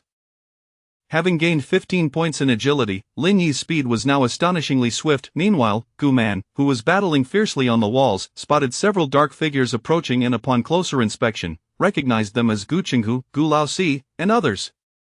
He let out a thunderous shout, "Brothers, hold the line, reinforcements are here." Reinforcements, Gui, Gu Xiaolu, and the rest of the second team, struggling to withstand the assault, glanced down and exclaimed in surprise, "Hold on, brothers. I see the captain and the others down there." At that moment, the massive Wolf King in the midst of the pack noticed the approaching humans. With a low growl, it commanded 4 of the siege wolves to turn and charge at Gu Qinghu and the others. Realizing these 4 wolves were of the 9th level, Gu Qinghu's expression grew grave. "Old 4, we'll hold the line in front. You attack from behind with your talismans. Don't hold back. It's time to use the big guns." "I understand." The 4 cunning wolves, after a brief exchange, scattered and charged from 4 different directions towards Gu Qinghu and his companions. "Damn it, do they think I'm a soft target?" Gu Lao Si thought, as one of the wolves charged at him. Gritting his teeth, he produced a semi-professional explosive talisman and hurled it. The talisman transformed into a flash of white light, colliding with the advancing 9th level wolf, obliterating half of its body and showering the area in wolf blood. Seeing this, the remaining 3 wolves retreated from Gu Laosi and redirected their assault towards Gu Lu, Gu Xiaoba, and Gu Chenghu. Gu Chenghu was still able to contend with the 9th level wolf, but Gu Lu and Gu Xiaoba struggled to withstand the onslaught, quickly revealing signs of defeat. Just as it appeared they would succumb to the jaws of the wolves, a magnificent golden blade light sliced through the air from a distance. With a swift strike, one of the 9th level wolves that had pounced on Gu Lu was cleaved in half before it could even emit a cry. Scalding wolf blood drenched Gu Li's head. The one who delivered the blow was none other than Lin Yi, who had rushed over in haste, ignoring the wolf blood trickling into his mouth. Gu Li's eyes widened in astonishment. Qing. Deputy Village Chief, are you alright? Lin Yi pulled Gu Lu to his feet, also retrieving 2 ordinary green wolf materials that had dropped. I'm fine, it only got a small bite. Good. Be careful. Lin Yi did not linger, turning to support Gu Xiaoba, employing the fiery sun blade technique that quadrupled health value, delivering a 20-fold damage increase, and swiftly dispatching the second wolf. Witnessing this, Gu Laosi, rummaging for talismans, exclaimed with delight, "Good lad, I didn't expect you to have the courage to come help. Well done, the old man made the right choice." At this moment, he genuinely felt a measure of respect for Lin Yi. Meanwhile, Gu Chenghu, engaged with the last 9th level wolf, exhaled in relief. He knew from sparring with Lin Yi that if Lin Yi were to unleash his health value, he could wield the terrifying power of the Sunblade technique in an instant. Lin Yi's previous use of the technique had clearly utilized a health value explosion, having slain 2 9th level wolves in rapid succession. Lin Yi's actions left all present in shock and significantly boosted their morale. Cheers erupted from the militia on the walls. "Yes, let us bring down these beasts." Gui, covered in blood, shouted excitedly, "That's our Team S survivor. Our Qingshan is indomitable." The Wolf King, having noticed the demise of its 3 subordinates, turned its scarlet eyes coldly upon Lin Yi and the others. With a fierce howl, it commanded all the wolves to cease their assault on the walls and instead converge around it, then charge towards Lin Yi and his companions. "All of you, gather here." Lin Yi shouted, pressing his palm to the ground, unleashing a thick cloud of white mist that enveloped them all. Seizing this opportunity, Gu Laosi produced a talisman, assisting Gu Chenghu in taking down the last 9th level wolf. Within the mist, Lin Yi frantically stuffed his mouth with blood food to replenish lost health. Despite the ferocity of his previous strikes, they had cost him 80 health points, leaving him with only 31. This amount was insufficient for a quadruple enhanced sunblade technique. He needed to recover swiftly without letting the ravenous wolves notice. Fortunately, while blood food could not significantly raise his health limit at this stage, it served well for recovery. As his health quickly rose to over 50 points, the ravenous wolves approached. However, the chilling white mist served as a barrier, causing the approaching wolves to instinctively slow their advance. They could not discern the situation within the mist but felt its cold aura. "Ah woo!" At the Wolf King's urging, several lead wolves communicated briefly and charged into the mist from 3 directions. The next moment, violent explosions and flashes of golden light erupted within the mist, followed by the ejection of a mangled wolf corpse. This gruesome spectacle caused the ravenous wolves to halt their aggressive advance. Chapter 55. The devastating blow to the Wolf King. The intelligence of the wolf pack is remarkably high. Faced with the enigmatic white mist, they dare not recklessly charge in. The bloodthirsty Wolf King, accompanied by the remaining dozen or so bloodthirsty wolves, circles the white fog, seemingly attempting to discern its weaknesses. However, the dense and frigid mist released by Lin Yi obscures the vision of the bloodthirsty wolves, significantly impairing their keen sense of smell. To the bloodthirsty pack, the white mist is akin to an impenetrable haze, leaving them oblivious to the enemy's actions within. On the city wall, the militia members observed the scene, and one could not help but exclaim, "Captain Guman, should we provide assistance? It seems that Captain Chenghu and our captain are in dire straits." Guman pondered for a moment and replied, "Do not rush. I have heard Old Four lament about the capabilities of this white mist. It should obscure perception for those below the professional level. The wolf pack may not dare to charge in recklessly. Therefore, you should organize a few uninjured and relatively fit individuals, and if any unforeseen circumstances arise, join me in rushing down to rescue them." Meanwhile, within the white mist, Lin Yi devoured blood food to replenish his vitality while attuning himself to the movements of the wolf pack outside. Earlier, he had collaborated with Old Four and executed a quadruple enhanced flame sunblade technique, depleting half of his recently replenished vitality. Now, he could only delay as much as possible, striving to regain his energy. However, Old Four delivered some unfortunate news. Qingshan, Qinghu, the explosive divine talisman requires my divine power to activate. Having been away from the village for so long, my divine energy is limited. I can only use it once more at most. Linny raised an eyebrow and contemplated, saying, Old Four, do you have any blood food or spectral ashes to help me recover? I do not consume blood food, but I have a bit of spectral ashes left. Gritting his teeth, Old Four produced the spectral ashes from his person, though the quantity was meager, only about 30 grams. Linny accepted it without hesitation, placing the spectral ashes against his chest, controlling the spectral stone to absorb them. Regrettably, perhaps due to the insufficient quantity, the spectral stone did not undergo its fourth transformation, but Linny could feel his mental energy rejuvenating somewhat. Guale and Gushaba also retrieved their resources, saying, Deputy Village Head, we have blood food and spectral ashes, though the blood food is a bit stale, no matter, as long as it is edible. Linny noted the quantities they provided, planning to repay them later. After all, they were merely ordinary militia members, and accruing resources was no easy feat. Unlike Old Four, who was quite affluent. After a few minutes, Linny's condition had significantly improved, and his vitality was fully restored. Yet, the bloodthirsty wolves outside continued to linger, showing no urgency to attack. Jiu Qinghu understood Linyi's mental energy was finite. The white mist covering a 10-meter radius could not be sustained for long. He spoke, we cannot prolong this any further. We must find a way to instill fear in the Wolf King so that they know we are not to be trifled with, compelling them to retreat. Qingshan, can you unleash a more potent flame sun blade technique? Linny shook his head, replying, no, at present, my physical condition allows me to wield a 5-fold enhancement at most. Any more, and my meridians may burst. Regarding this, Linny spoke no falsehood. The 5-fold vitality-enhanced flame sunblade was his current limit. Frankly, if the flame sunblade could indeed be infused with limitless vitality, he would have long since utilized dual vitality channeling to convert another batch of vitality. At that point, infusing 150 vitality points under the 512 amplification of the 8th level flame sunblade would likely render the bloodthirsty Wolf King mortally wounded, if not dead. Just then, the wolf pack outside stirred again. The bloodthirsty Wolf King, flanked by the remaining 7 9th-level bloodthirsty wolves, charged into the white mist. Linny promptly expanded the coverage of the mist and attempted to confuse the senses of the bloodthirsty wolves with the icy fog.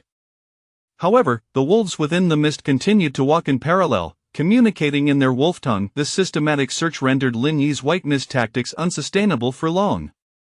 Old Four, Qingshan, let us focus all our efforts on slaying the Wolf King, Gu Qinghu declared, and with that, he surged forth from the mist, wielding his blade with all his might toward the bloodthirsty Wolf King. Simultaneously, Linny and Old Four launched their attacks. Though their collaboration was spontaneous, they managed to coordinate fairly well, attacking from 3 directions. Linny, disregarding the others, executed 2 rapid strikes utilizing the 5-fold flame sunblade technique. The golden blade light struck fiercely at the Wolf King's abdomen. Upon completion of his strikes, the surrounding wolves immediately lunged toward him. In a moment of urgency, Linny employed his swift footwork to reposition himself slightly and re-enter the white mist. On the other side, Gu Qinghu, like Old Four, did not linger to observe the outcome of his attack before swiftly retreating into the mist. Only the stunned bloodthirsty Wolf King remained, howling in despair. As the white mist dissipated, it revealed the Wolf King's form, a portion of its body charred black, its fur singed, and 2 deep gashes piercing its abdomen. Moreover, a small wound, concealed beneath its tail, appeared to have been stabbed as well, blood and flesh mangled. Within the mist, Old Four, having successfully ambushed, laughed heartily. Well done, Gu Qinghu, you truly are ruthless, stabbing the Wolf King. You always appear so refined, yet in critical moments, you can be so wicked. Linny, Guale, and the others cast a glance at Gu Qinghu, who blushed in embarrassment. You all do not understand. The weaknesses of the bloodthirsty wolves are limited to a few spots. I attacked from behind. If I did not stab its tail, where else should I have aimed? Laughter echoed within the mist, yet outside, the bloodthirsty pack began to contemplate retreat upon witnessing the Wolf King's severe injury. With a resounding howl, the pack surrounded their wounded leader and fled southward. Observing this, Linny, burdened by mental strain, quickly withdrew the white mist and exhaled in relief. However, Old Four's gaze fell upon several shattered militia corpses below the city wall, and he retracted his earlier mirth, stating coldly, damn it, I will remember this pack of bloodthirsty wolves. Once I recover, I will undoubtedly track them to their lair and obliterate them. Gu Qinghu, equally pained, solemnly added, count me in. Subsequently, Lini and the others made their way toward the city wall, where Guman and the others emerged from the city gate to greet them. Unable to contain his curiosity, Old Four inquired, "Guman, where is everyone? What of the village head and the elders?" Guman gritted his teeth, replying, "The village head is still in seclusion, and the 3 elders are defending other sections of the wall. I do not know what has transpired today, but it seems that monsters are attacking the village from all directions." Old Four expressed his astonishment. How could this be? Is it related to the loosening of the seal in the ancient Tomb Valley? Yet those specters have not fully escaped. It cannot be the cause of the monster attacks, I am uncertain, but you should head south to provide support. Only Elder Guyan is stationed there. Old Four responded, "Very well, we shall proceed at once, but you must also be cautious of the wolf pack's return." Guman nodded in agreement. "Understood. I will select a few brothers who are not severely injured to accompany you." Chapter 56. The 4 directions rally subsequently. Gu Laosi, Lini, and the others hastened towards the southern city wall. However, upon their arrival, they beheld a sight from afar. Beneath the wall, a throng of over 100 black macaques congregated. These diminutive primates, reminiscent in size to the golden snub-nosed monkeys of Blue Star, were entirely cloaked in jet-black fur, save for the distinctive tuft of white above their eyes, earning them the moniker of white-browed poison monkeys. Averaging around level 7, these creatures possessed venomous claws and were regarded as exceptionally cunning and troublesome fiends. Although Gu Qinghu had previously enlightened Lini about these beasts, he recalled that their habitat lay far from Gutan village, nestled within distant valleys.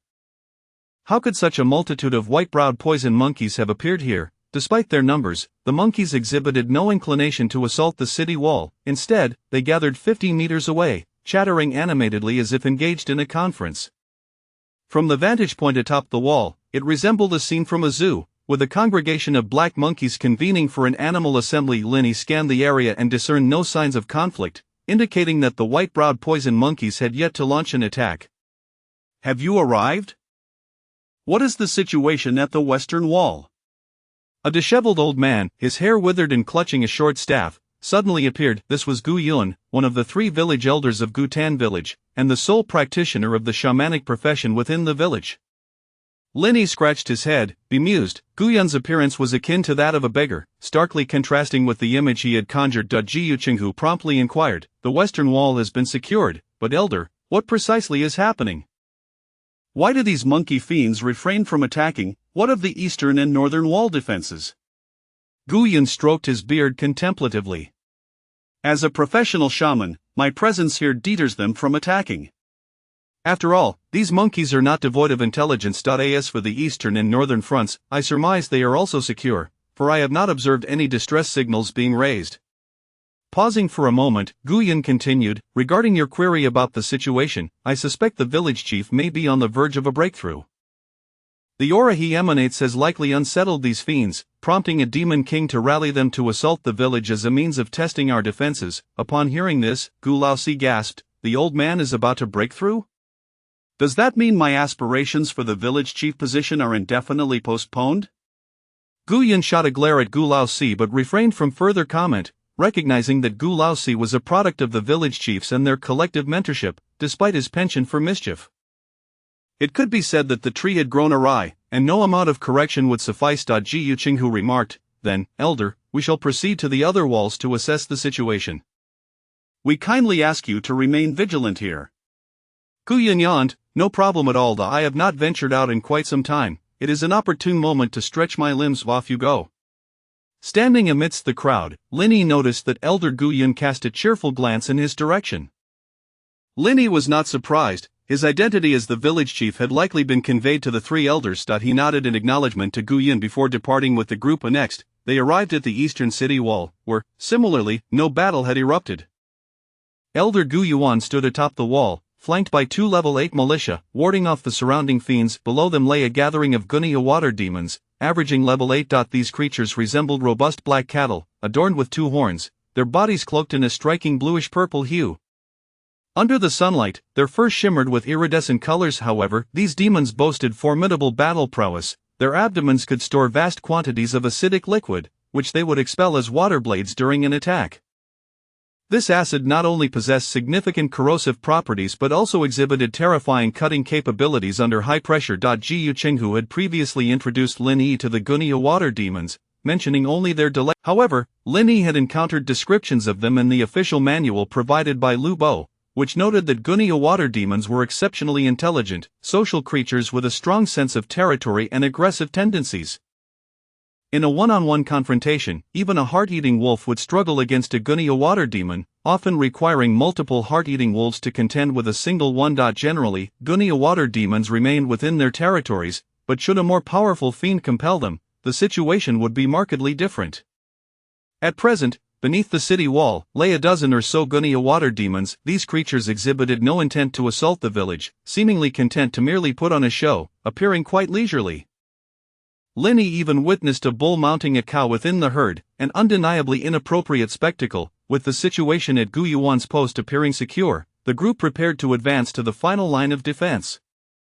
However, upon their arrival, they discovered a fierce battle unfolding outside the city wall. A horde of ghostly fiends was frantically scaling the walls, clashing with the militia stationed there. The defending forces were scant, numbering only a dozen or so. Yet, Lin Yi spotted Gu Yongqian, Li Tufu, and other non-militia experts among the defenders. Additionally, several newcomers were stationed at the rear, transporting supplies and relocating the injured. Though the assault by the ghostly fiends was fierce, the defenders appeared largely unscathed, each equipped with a protective talisman. Despite the village's advantageous position, Gu Qinghu and the others were visibly anxious, promptly joining the fray. Lin Yi pondered for a moment. Rather than drawing his silver blue longsword, he retrieved his long-neglected bare muscle great bow, taking position atop the wall to rain down celestial arrows upon the ghostly fiends below. The ghostly fiends were peculiar creatures, parasitic in nature. Their true forms were diminutive, akin to that of an infant, cloaked in darkness, with penetrating green eyes and remarkable agility. Upon finding a host, they could devour its flesh and blood, growing into a complete entity. The first encounter Lin Yi had with a ghostly fiend in the village involved it stealthily infiltrating and successfully consuming a living person, resulting in the emergence of a fully formed ghostly fiend. Depending on their hosts, the appearances of these complete ghostly fiends varied significantly. The attacking fiends below were predominantly level 7 and below, with some sporting rabbit ears while others resembled black bears, showcasing a bewildering array of forms. The weaker ghostly fiends were typically the result of consuming ordinary animals, while the more formidable ones were parasitic upon certain fiends. Of course, ghostly fiends had a particular penchant for human flesh. It was said that those who consumed human blood and flesh were eligible to become demon kings. Amidst the throng of ghostly fiends, Lin Yi discerned a formidable entity resembling a wolf's head. Judging by the aura it exuded, it was likely a level 10 demon. However, this level 10 ghostly fiend was cautious, remaining at the periphery and issuing commands rather than approaching the city wall. Soon, after a series of futile charges, the ghostly fiends began to retreat, leaving behind a multitude of corpses. Gu Qinghu, perplexed, inquired, "Are the ghostly fiends retreating?" A nearby militia member expertly began to clear the battlefield and explained, "Captain Chenghu, do not let your guard down. These ghostly fiends have charged several times. I suspect they will regroup and attack the village once more." Have these ghostly fiends gone mad? They've lost so many of their kin yet dare to assault the city?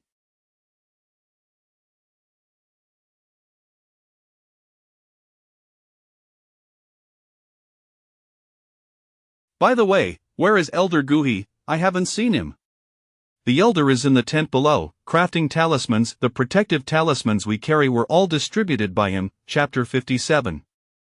Is it too much to ask for a room? Gu Qinghu and Gu Laos ventured into the tent to report the situation to Gu Huxiang, while Lin Yi encountered Qin Changsheng atop the city walls.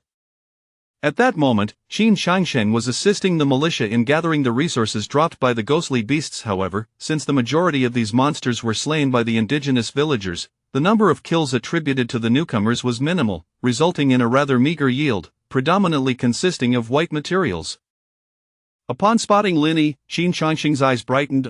Brother Qinshan, have you just returned from the valley outside the village?" Lin Yi smiled and replied, "Indeed, I have returned, but Brother Qin, what brings you out here?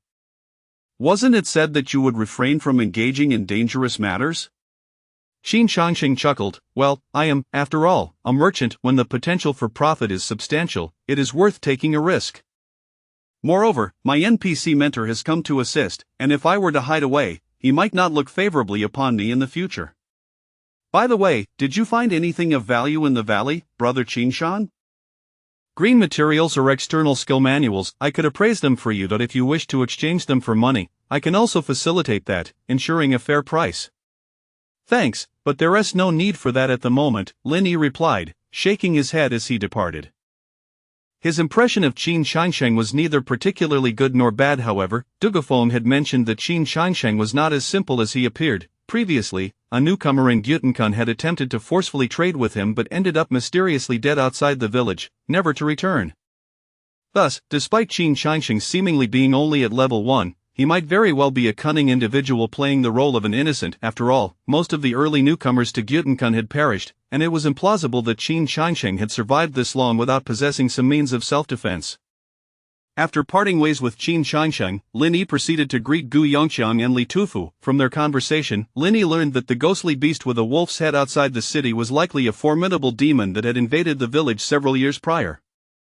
Due to a blood feud with the village, it was now attacking with fervor. However, as the ghostly beasts continued to dwindle in number, the defenders within the city received a steady supply of talismans and healing potions.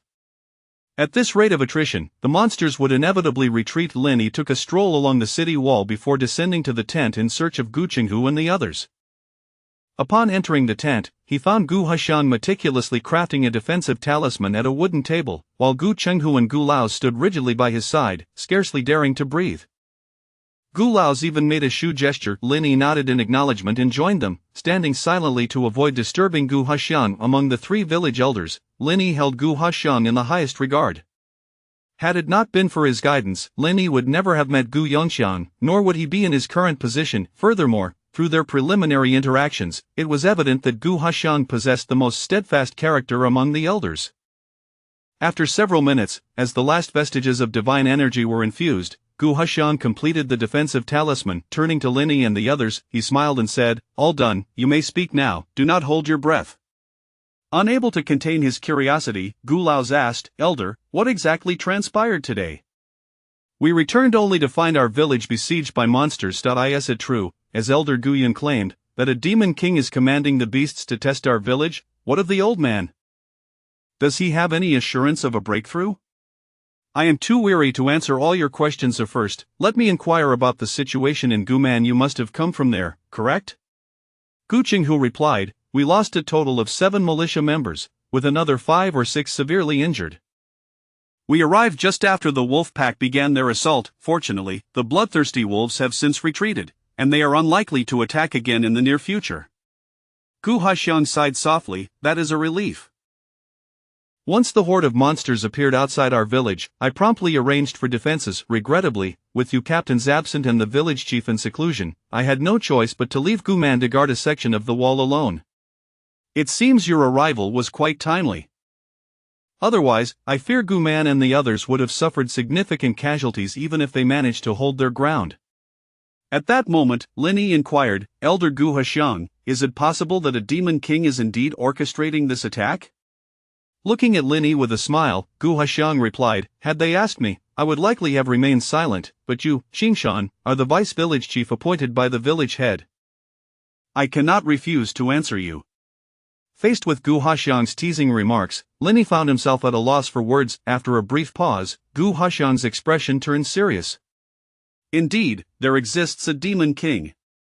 It has taken residence on a mountain in the wilderness, raising a multitude of monsters. A century ago, this demon king clashed with us but was repelled.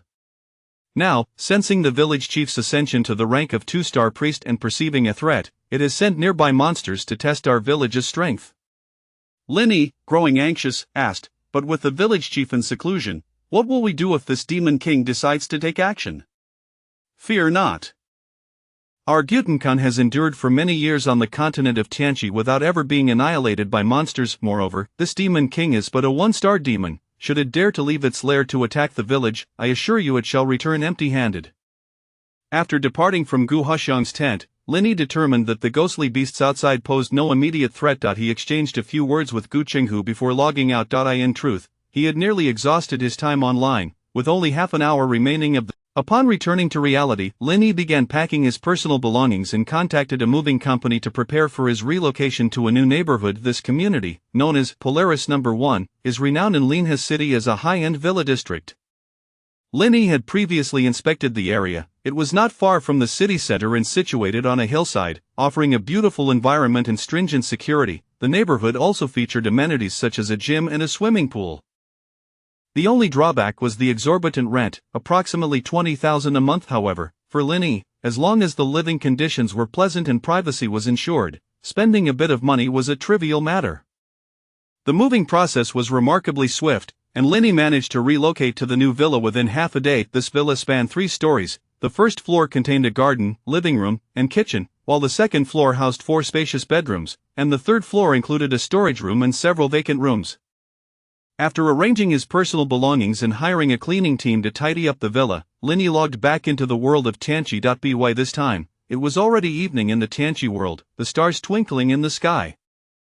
Most of the tents within the city had been dismantled, and only 5 or 6 militia members remained on duty at the walls. Upon inquiry, he learned that in the early evening, the horde of monsters outside the village had simultaneously retreated. Nevertheless, for safety's sake, Gu Haxiang had stationed numerous militia members along the city walls to prevent any nocturnal ambushes by the creatures. Returning to his quarters in the militia's second-team dormitory, Linny discovered that a couple of extra beds had been added. It seemed that new arrivals had joined the militia during this time. Linny pondered that since he had moved in reality, it was unnecessary for him to remain here. Now that he was the vice-village chief, it was not unreasonable to have a single room in a core position within the village, was it? Chapter 58. Attending the senior village meeting for the first time. Upon learning of Lin Yi's return, Gu Qinghu quickly sought him out, intending to escort Lin Yi to the temple. Captain, what is the urgency? I have limited time online, barely 20 minutes left. We can discuss matters tomorrow, Lin Yi remarked, feeling fatigued after a long day and yearning for rest. It won't take much of your time, it's merely a meeting. You have been appointed as the vice-village chief by the village head, and the 3 elders of the town have specifically requested your presence, Gu Qinghu replied. Under Gu Qinghu's guidance, Lin Yi gradually stepped into the temple, a place he had never before entered. Contrary to his expectations, the temple was vast and devoid of any deities or totems. At its center stood a rectangular table, surrounded by an array of chairs. At first glance, it resembled more of a conference room than a traditional temple. Noticing Lin Yi surveying the room, Gu He, seated in the second position, chuckled, "Stop your examination, the Real Temple lies beneath the ground. If time permits, I shall take you to see it. Come, we are waiting for you." At the wooden meeting table, the 3 elders, Gu Yi, Gu Yuan, and Gu Yun, along with the 3 militia leaders, Gu Qinghu, Gu Man, and Gu Laosi, were already seated. Lin Yi took his place between Gu Yun and Gu Qinghu, a position previously occupied by Gu Laihai, who was currently absent from the village. Gu He initiated the discussion. Qingshan is a descendant. Time is of the essence, so I shall briefly outline the village head's instructions prior to his retreat. First and foremost, with the assistance of the immortal Qingshan, the village head retrieved the heritage ring and its contents from the abandoned temple. Considering Qingshan's exemplary character and exceptional talent, he has been appointed as the vice-village chief of our Gutan village, holding a position equivalent to that of the 3 town elders. I have discussed this matter with Gu Yun and Gu Yuan, and they have raised no objections. Upon the conclusion of his statement, there was no applause from the audience. Lin Yi glanced around. Elder Gu Yuan was dozing with his eyes closed, while Gu Yun was preoccupied with examining the patterns on his ring, neither showing any signs of attentiveness. In contrast, Gu Qinghu and Gu Man cast encouraging glances towards him, their expressions filled with commendation. As for Gu Laosi, he was unabashedly picking his nose, his actions speaking volumes. He continued, the village head's retreat may take a considerable amount of time, but he has allocated some heritage resources beforehand.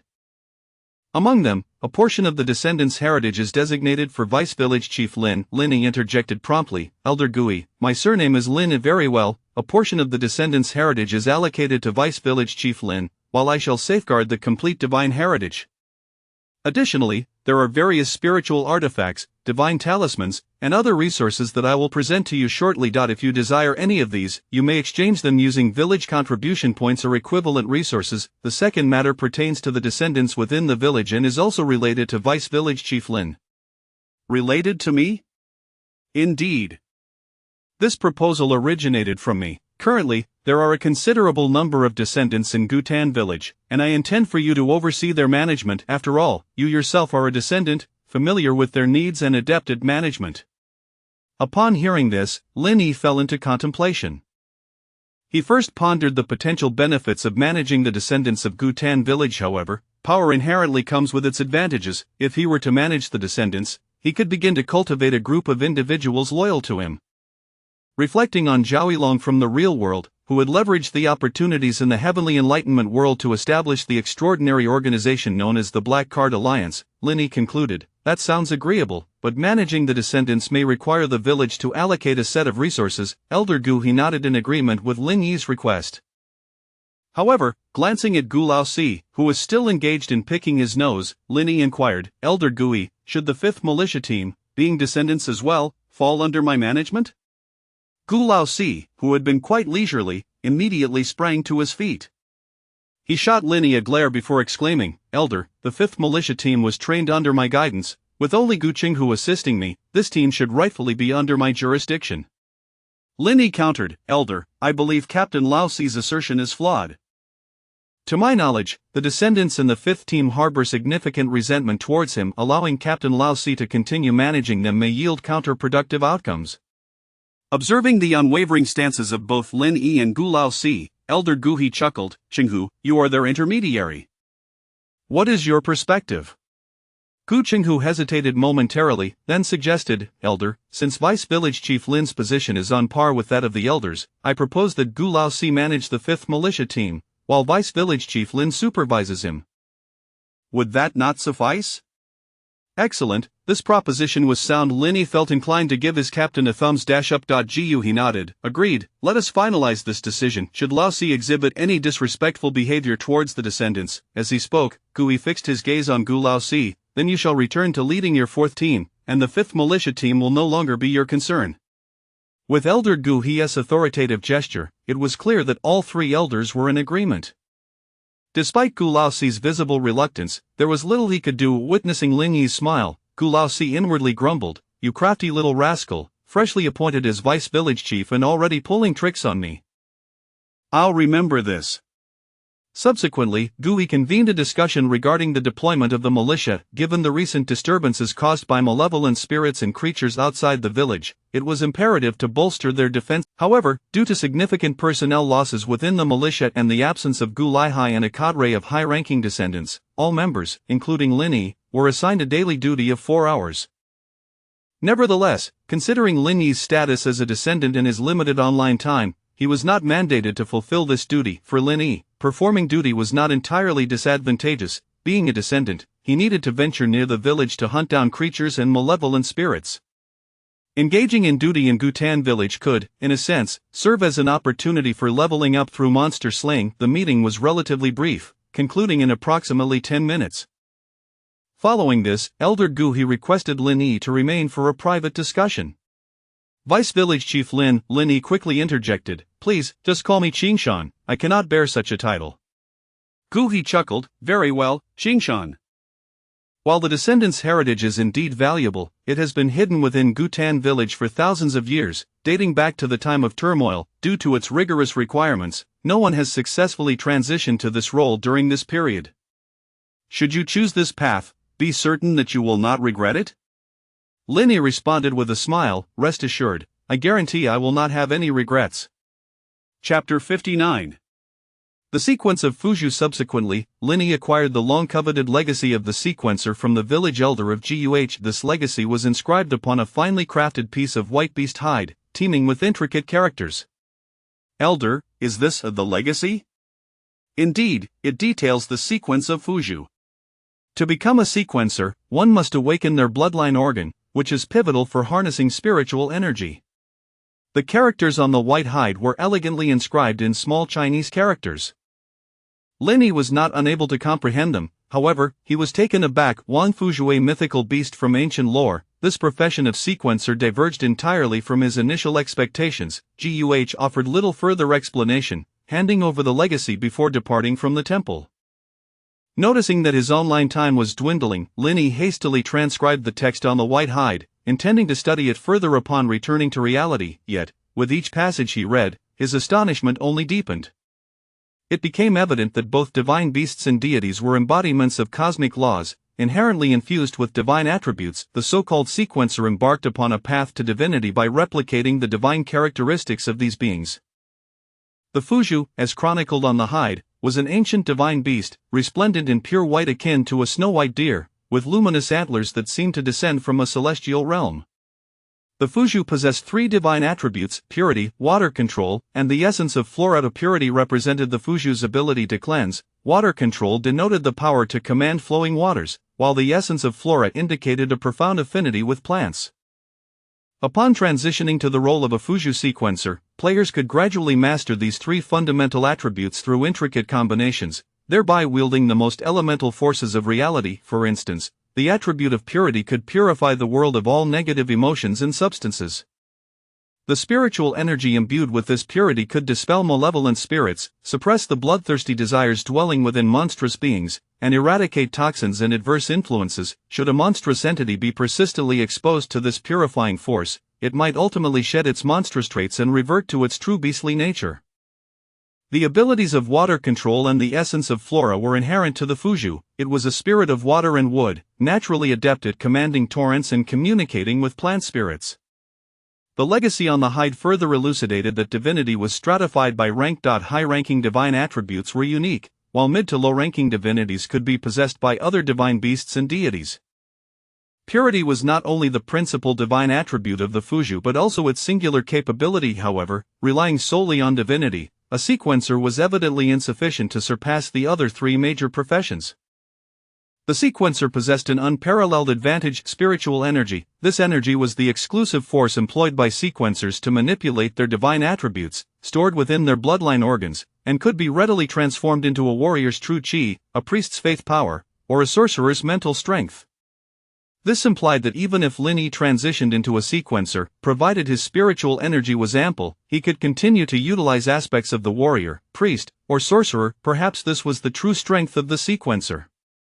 Nevertheless, the role was not without its drawbacks. The combat prowess of sequencers lacked a clear standard. From Lin Yi's understanding, there were 7 ranks after professional levels. The other 3 major professions possessed distinct star rankings, yet sequencers did not. The strength of a sequencer was directly proportional to the potency of the divine attributes they replicated. If Lin Yi could fully master the water control attribute, he would possess the capability to manipulate countless streams with mere gestures, effortlessly inundating a city of 1 million inhabitants. Just as Lin Yi focused intently on the content of the legacy hide, his online time expired, abruptly ejecting him from the continent of Tianqi. In a fleeting moment, he found himself standing in the villa he had just moved into, still pondering the profession of sequencer. He could not help but acknowledge that this vocation was indeed a rare and formidable one. However, the resources required to transition into a sequencer were exceedingly abundant. Reflecting on the contents of the hide, Lin Yi realized that to become a sequencer, he would need to condense his bloodline organ prior to the transition. The bloodline organ of Fuju manifested as a pair of antlers, essential for cultivating spiritual energy. This meant that should Lin Yi decide to pursue the Fuju sequencer path, he would have to endure the challenge of growing a pair of snow-white antlers. Furthermore, the materials required for condensing the bloodline organ were extensive. Merely the basic white and green materials numbered over a dozen, including items like withering fruits, water essence stones, and snow lotuses. Most of these rare treasures were unfamiliar to Lin Yi. Most critically, condensing the bloodline organ necessitated a blue-quality powder derived from antlers. Lin Yi was astonished. Blue-quality antlers could only be obtained from at least a professional-level deer demon. Given his current capabilities, it seemed improbable for him to procure all the materials required. No wonder both the village elder Guh and the old village chief had remarked upon the formidable challenges of transitioning to a sequencer. The following morning, Lin Yi logged in early and sought out the village elder Guh, who was crafting talismans within the temple. "You're here, don't rush me, let me finish this talisman first." Once Guh completed the amulet in his hands, he looked up at Lin Yi. "What brings you here? Is it related to the sequencer legacy?" "Elder, I have reviewed the legacy, but the materials required are far too abundant. I simply cannot gather them in a short time." Guh chuckled, "But it was you who insisted on selecting the legacy last night. Why the change of heart today?" Linny replied, Elder, I have no intention of renouncing the legacy, it's just that many of the materials mentioned are entirely unfamiliar to me. Do you have any means to assist? Guh nodded. As it happens, I do have a way, but the resources within the village are not easily obtained. If you seek assistance, you must offer equivalent resources in exchange. Not a problem. Linny felt a surge of confidence, recalling the numerous valuable items he had acquired, particularly from the battle against the bloodthirsty wolf and the ghost demon, which had yielded several green-quality materials. Come, let me show you the hidden treasures of our ancient village. Guh rose and led Linny to the underground entrance of the temple. The temple above is a mere facade. The true sanctum lies hidden beneath. As you enter, maintain a sincere heart, harbor no impure thoughts, and most importantly, stay close to me. Linny solemnly nodded. I understand, Elder. As Guh descended into the depths, Linny soon realized that the space was remarkably vast, with a height of approximately 30 meters, resembling an underground cavern. A deep, winding stone staircase spiraled into the darkness below, yet, amidst the shadows, a large expanse emanated a faint bluish-green glow, which, while dim, stood out strikingly in the subterranean gloom. Linny closely followed Guh down the stone steps. Upon reaching the bottom, he was surprised to find that the source of the bluish-green light was a small pond, roughly the size of a square yard. Chapter 60 of the Essence of Gyutin Village. The waters of the small pond gently rippled, emanating a soothing, ethereal glow. Perhaps it was mere illusion, but as Linny approached the pond, he could almost sense the joyous emotions emanating from the water. Could it be that this little pond was alive? Village Elder, could it be that Gyutin Village owes its essence to this small pond? Indeed, the greatest treasure of our Gyutin village lies in this sacred pond. Since the village's inception, this pond has continually bestowed its protection upon us. The sacred pond possesses a consciousness of its own, capable of sensing the goodness or malevolence in human hearts. The annual rituals we conduct are a means of expressing our gratitude for the pond's guardianship. It is the deity of our village and the source of our spiritual power. Impressive. Linny was genuinely taken aback. He had heard of rituals dedicated to animals and plants, as well as offerings to statues and inanimate objects, but he had never imagined a ritual dedicated to the waters of a pond. Furthermore, this pond had become divine. However, he wondered if this sacred pond differed from the deities he had learned about through the Fuju inheritance. After contemplating, Linny inquired, Village Elder, the aura emanating from this pond is quite comforting. It must possess some special properties, does it not? Old Guha replied, Did you not drink the divine water from the fourth elder earlier? This pond is the source of that divine water. Lin's heart stirred. His assumption had proven correct. He recalled that the sacred water he had consumed earlier was less than 10 milliliters, yet it had enhanced his attributes by 10 points. If he could drink from this pond, would his attributes not skyrocket? In the dim light, old Guha seemed to perceive Lin's longing expression. He chuckled. What's this? Are you enamored with the pond's water? Linny unabashedly confessed, Of course, I am merely an ordinary born individual. How could I not be captivated by such a treasure? Do not rush, you are now the deputy village chief. From now on, you will receive a bottle of divine water each month. Naturally, you may also trade for it using equivalent blue-grade materials. Linny quickly asked, I possess blue-grade withered wood fruit, can this be exchanged? Yes, but I lack the authority to retrieve the divine water from the pond. Come, let me introduce you to the village chief. If you require divine water, you may exchange with him. The village chief, has he not been in seclusion to break through? Who says one cannot meet others while in seclusion? Old Guha led Linny around the glowing sacred pond, toward the depths of the cavern. Along the way, Linny noticed numerous clusters of writhing flesh growing in the crevices of the cavern walls, resembling the red corals found beneath the sea. Village Elder, this must be the blood food. I never imagined that the blood food we consume grows in such a place. Linny observed that the closer he got to the sacred pond, the more abundant the blood food became. Conversely, it was nowhere to be seen deeper within the cavern. Old Guha explained, Indeed, the essence of this substance is earth flesh, hidden deep within the rocks. The blood food is the fruit that emerges from the earth flesh.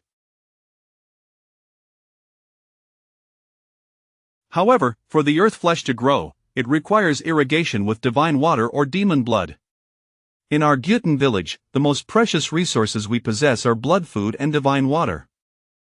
In the past, during trade days in Tianshui City, our village would bring these two resources for exchange each time. The blood food and divine water would sell out, as they were exceedingly popular. Lin Yi inquired, trade day? Hasn't the trade route to Tianshui City been severed? Indeed, it has been severed, but cultivating 5 teams of born individuals is precisely to reopen the route to Tianshui City. Before them stood a stone chamber illuminated by candlelight. In the faint glow, Lin Yi could see the stooped figure of the village chief, Gu Tianxi, engrossed in some research within the chamber. Old Gua said, "Go on, I will wait for you outside." Lin Yi nodded and entered the stone chamber, where he found the village chief seemingly absorbed in an ancient parchment. After a while, the old chief lifted his head and noticed Lin Yi's presence.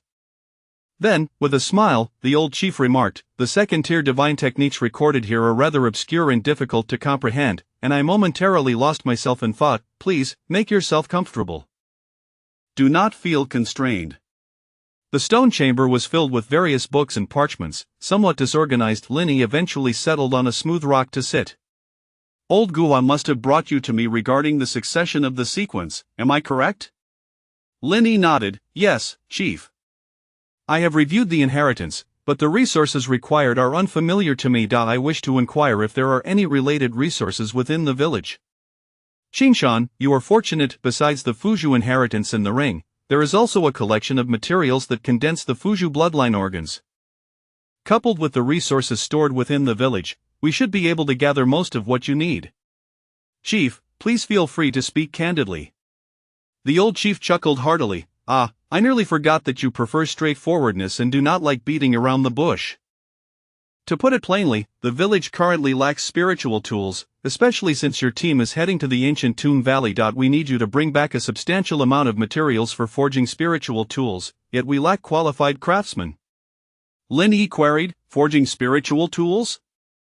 "Chief, I have heard that old Guyuan in the village can forge spiritual tools using green materials. Did not Captain Guman's defensive armor come from old Guyuan's forging?" The old chief shook his head. "Old Guyuan is not capable."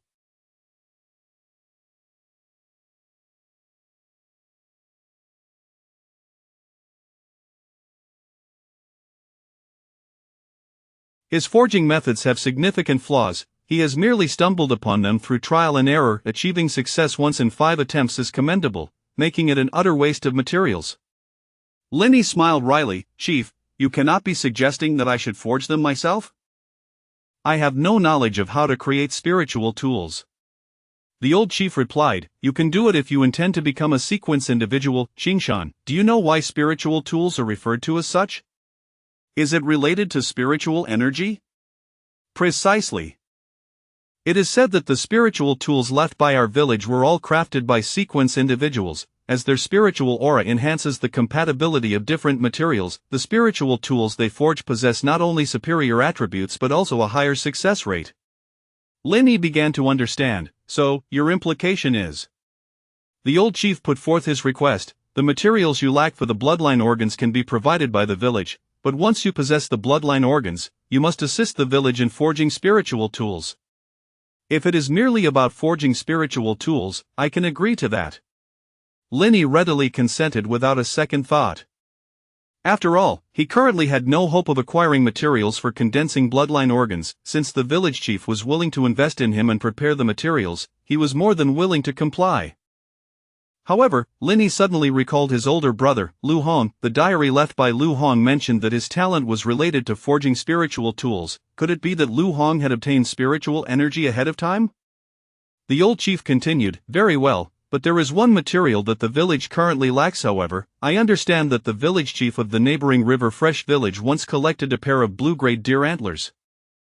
After you exit, find old Guyun and have him go to River Fresh village to exchange for a sufficient quantity of deer antler powder for your use." "Understood." Lin Yi nodded and added, "By the way, chief, I also wish to exchange for a portion of divine water. Divine water is a blue-grade treasure, rare in the outside world, but as the deputy village chief of Gyutan village, you may exchange 1 bottle for a blue material." One must admit, though the chief was aging, his words were still quite pleasant to hear.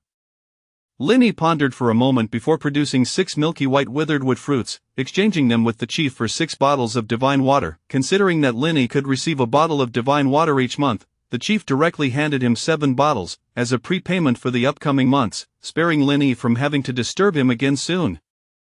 Chapter 61. The indulgence in divine water, attributes slightly enhanced. Linny recalled that he still possessed a plethora of green bone materials, which were of no immediate use to him. Unable to restrain himself, he remarked, "Village chief, if you could acquire some of the green materials suitable for forging spiritual artifacts, I assure you that their value will appreciate once I am able to forge such items. Would you consider taking some in exchange for a dozen bottles of divine water?" "Get lost," the old village chief retorted sharply. He had come to realize that as Linny grew more familiar with him, his shameless nature had begun to manifest. If one were to seek someone equally audacious within the village, it would likely be his disciple, Gu Lao Si. Upon emerging from the ancient underground pool, Linny eagerly made his way to his new residence within the village. It was a quaint 2-story loft with a courtyard, situated a mere 500 meters from the temple. Most of the nearby residents were family members of the militia. It was rumored that Gu Qinghu, Gu Man, and Gu Lao Si all resided in the vicinity. However, due to the tight schedule of their duties today, Linny did not encounter them. Before departing, Gu had instructed him to visit the temple in the afternoon, where he would provide Linny with the information about the newly born villagers. To be honest, Linny had already devised a preliminary plan for managing the newly born, but he needed to put it into practice to ascertain its effectiveness. Upon returning to his modest loft, which was quite dusty, Linny tidied up the area around his bed and then retrieved the divine water. Next, he intended to consume the divine water to enhance his attributes. He was uncertain, however, how much his attributes would increase from 7 bottles of divine water, or whether there would be any resistance from excessive consumption. Without further contemplation, Linny swiftly drank the first bottle of divine water. As before, he divided it into 3 sips. "Ding, you have consumed the sacred water of the ancient pool, stamina 3. Ding. You have consumed the sacred water of the ancient pool, stamina 4.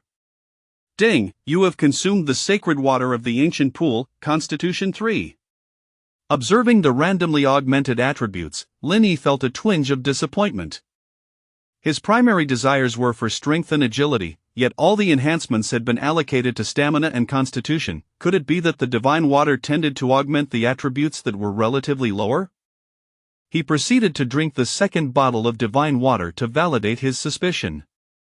Ding, you have consumed the sacred water of the ancient pool, constitution 3. Ding, you have consumed the sacred water of the ancient pool, stamina 3. Ding. You have consumed the sacred water of the ancient pool, strength 4. It appeared that his hypothesis was indeed correct. Currently, Linny's agility attribute was the highest, yet the attributes acquired through divine water included strength but still lacked agility. As he contemplated drinking the third bottle of divine water, he instinctively felt a sense of fullness, suggesting that consuming this bottle would not yield any further attribute enhancements. It seemed that the divine water could not be ingested continuously. He needed to wait for his body to digest the energy before he could partake again. Not daring to attempt further, lest he waste the divine water, Linny opened his 4-dimensional attribute panel to review his statistics. At present, his attributes were as follows: strength, 26-3, constitution, 17 agility, 25 stamina, 21 overall. Aside from his constitution being below 20, the other 3 main attributes exceeded 20. Moreover, the total of his 4 attributes amounted to an impressive 89 points of foundational comprehensive attributes.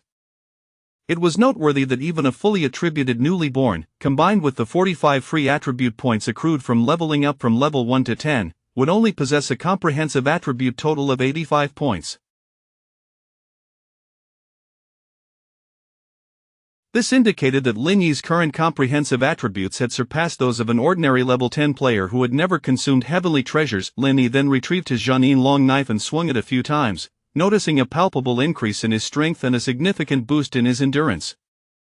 It seemed that the enhancements in stamina and constitution were not without merit. At the very least, his endurance in combat had improved considerably. At that moment, Linny recalled that he still needed to deliver a message to Gu Yunxiang regarding trading in his Xian village. However, before that, he decided to visit the treasury managed by Gu Yuan to exchange his supplies for spiritual artifacts or usable talismans. It was said that this batch of spiritual artifacts and talismans originated from the inheritance rings, and theoretically, by bringing these items back, he would earn a portion of contribution points. He wondered if Gu Yuan would offer him a discount. However, upon arriving at the treasury managed by Gu Yuan, Linny discovered that the spiritual artifacts and talismans from the inheritance ring had already been mostly exchanged. In the underground treasury, Linny exclaimed, "What? There are no talismans left. Who took them?" Gu Yuan replied, "Gu Qinghu exchanged for 2, and the remaining 10 or so were taken by Gu Laosi last night." Linny couldn't help but curse, "That rascal Gu Laosi has so many supplies and contribution points?" Gu Yuan shrugged, humorously lamenting, "Who knows? I, too, wish to have a village chief as a mentor." "What about the spiritual artifacts? Are there any left?" "You are in luck. There is still a Changhong sword remaining, which should increase at least 10 points of agility for you newly born." Gu Yuan produced a red long sword, yet its blade was tarnished and appeared to have been poorly maintained. Linny felt somewhat exasperated. While he would have accepted a spiritual artifact knife or a defensive spiritual artifact, a long sword was of little use to him. "Village elder, do you not have any long knife spiritual artifacts?" "There is indeed a decent quality knife, but Gu Qinghu did not exchange it. However, it was taken by Gu Laosi along with all the talismans last night. What does Gu Laosi need a knife for?" Gu Yuan, ever the instigator, chuckled, "He probably seeks to take revenge on you. That rascal has always enjoyed retaliating against others. I have been a victim of his antics too. If you wish to obtain that knife, you will have to seek him out." Linny sighed. It was indeed true. Gu Laosi was the type to engage in self-sabotaging actions that harmed others. Although he had no need for a knife, he took the spiritual artifact knife that Linny required purely to vex him. It was highly likely that Gu Laosi was waiting for Linny to seek him out and apologize. "Forget it, village elder. Do you have any other suitable supplies for the newly born?" "I heard the village chief mention that there is a batch of fruits that can enhance attributes. I wonder if any remain?" Gu Yuan nodded. "Indeed, there are some. Of the village chief mentioned that these fruits are exclusively for you and the 5 team newly born, but there are not many in total, just over 20. Gu Laosi took the majority, leaving behind 2 red heart fruits that enhance strength and 3 white lotus seeds that enhance constitution." "All right, I shall take them all." Linny was not picky. He understood that for the newly born, even an increase of 1 attribute point was an exceedingly precious resource. These fruits were currently useful to him, and even if they became obsolete, trading them with other newly born would still be highly advantageous. However, Linny did not have surplus contribution points and could only exchange using the resources in his backpack. Fortunately, Gu Yuan was no longer as exploitative of the newly born as before, and after Linny produced over 30 white corpse oil blocks, he handed over all 5 attribute fruits to Linny. The red heart fruit, which could enhance strength by 1 point, was valued at 300 contribution points in the treasury. Linny had long coveted this red heart fruit and was pleasantly surprised at how easily he had obtained it. As for the white lotus seed that could enhance constitution by 1 point, it was the first time he had encountered it. This white lotus seed, about the size of a peanut, had a soft, tender white shell. According to the system's description, this heavenly treasure was harvested from a specific lotus pod. After having consumed 2 bottles of divine water today, Linny feared indigestion and refrained from taking these 2 types of fruits for the time being. Chapter 62 Obtaining the spiritual artifact blade. Upon exiting the treasury, Linny contemplated seeking out the ancient elder of Guyun village. However, he soon realized that he had no knowledge of the elder's whereabouts. After a moment's reflection, Linny decided to visit the old four instead. This individual had preemptively exchanged the spiritual artifact blade that Linny coveted, evidently seeking to retaliate for the events of the previous night and to exert control over him.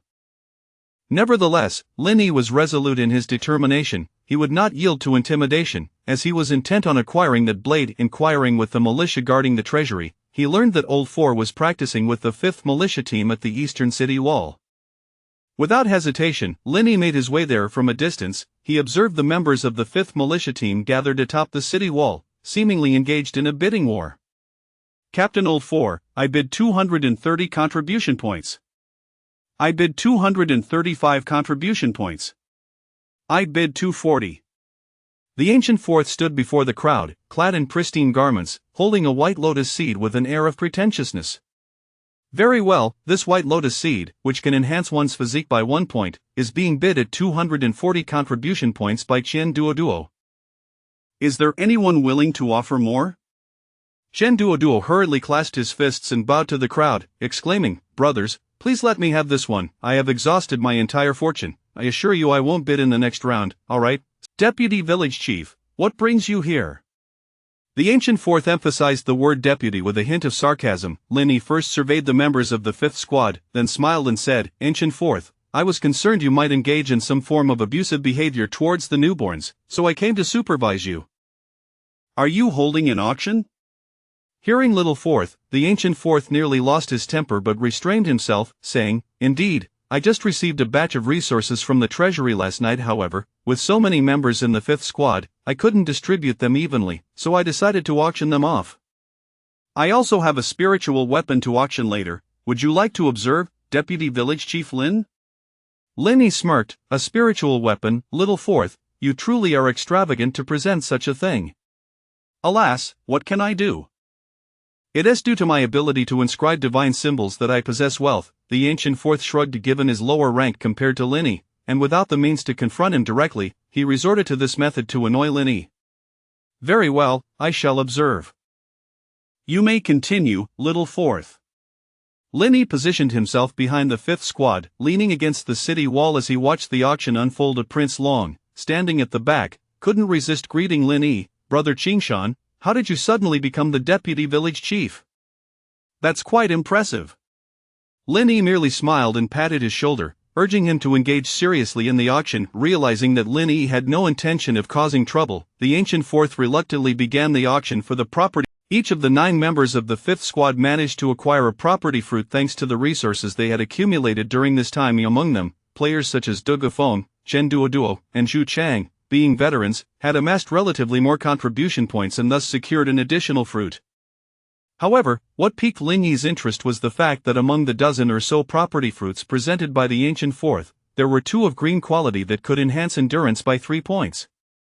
"Excellent, it seems the ancient fourth is determined to keep all the good items from me." Linny mentally noted this down as a debt to the ancient fourth. After the property fruits were auctioned off, the ancient fourth was not prepared to continue, but upon seeing Linny observing him from behind, he reconsidered and directly retrieved the spiritual weapon he had exchanged from the treasury.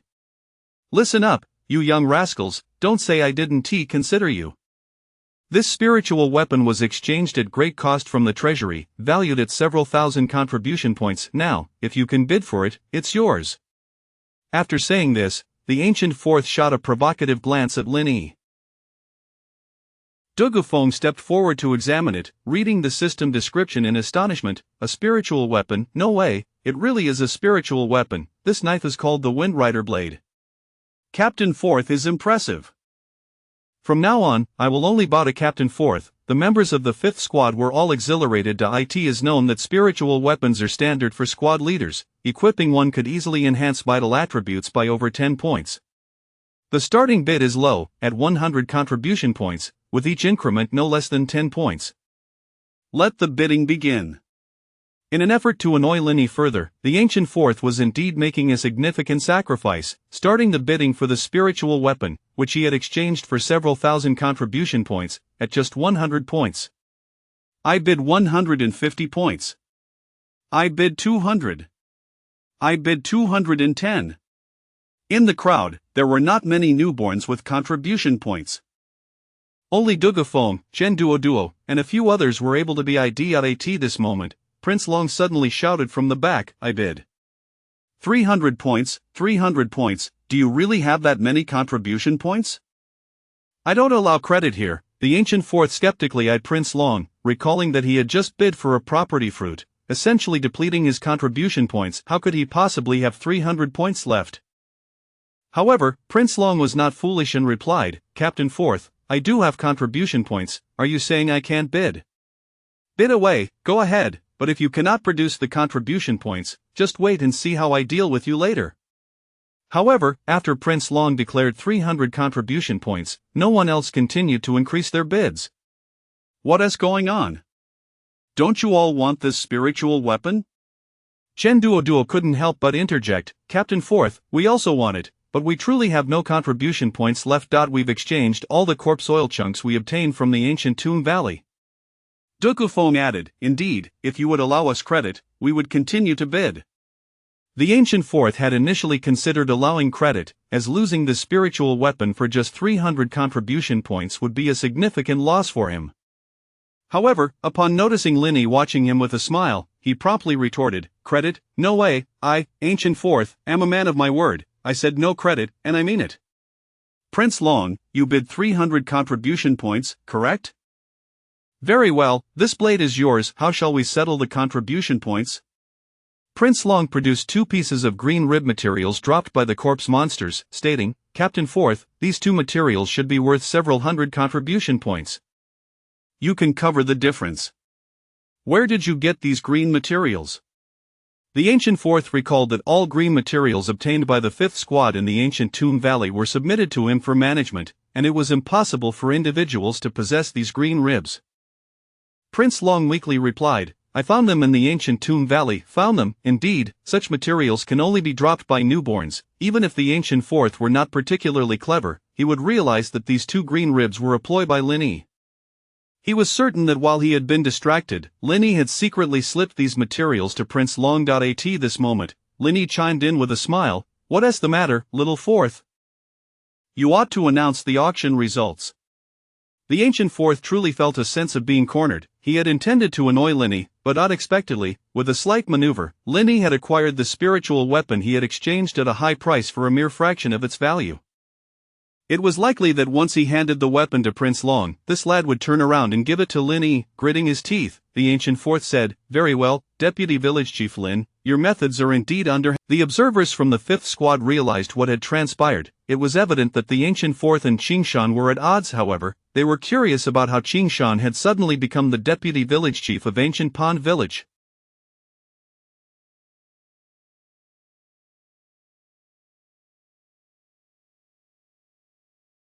Was there some sort of hidden transaction involved? Only Duga Fong and Chen Duo exchanged knowing glances with Lin Yi. It turned out that the members of the 5th squad had collectively logged off outside the village the day before, and the 2 of them were the last to leave, witnessing Lin Yi's swift annihilation of 2 level 9 rabid wolves on the battlefield.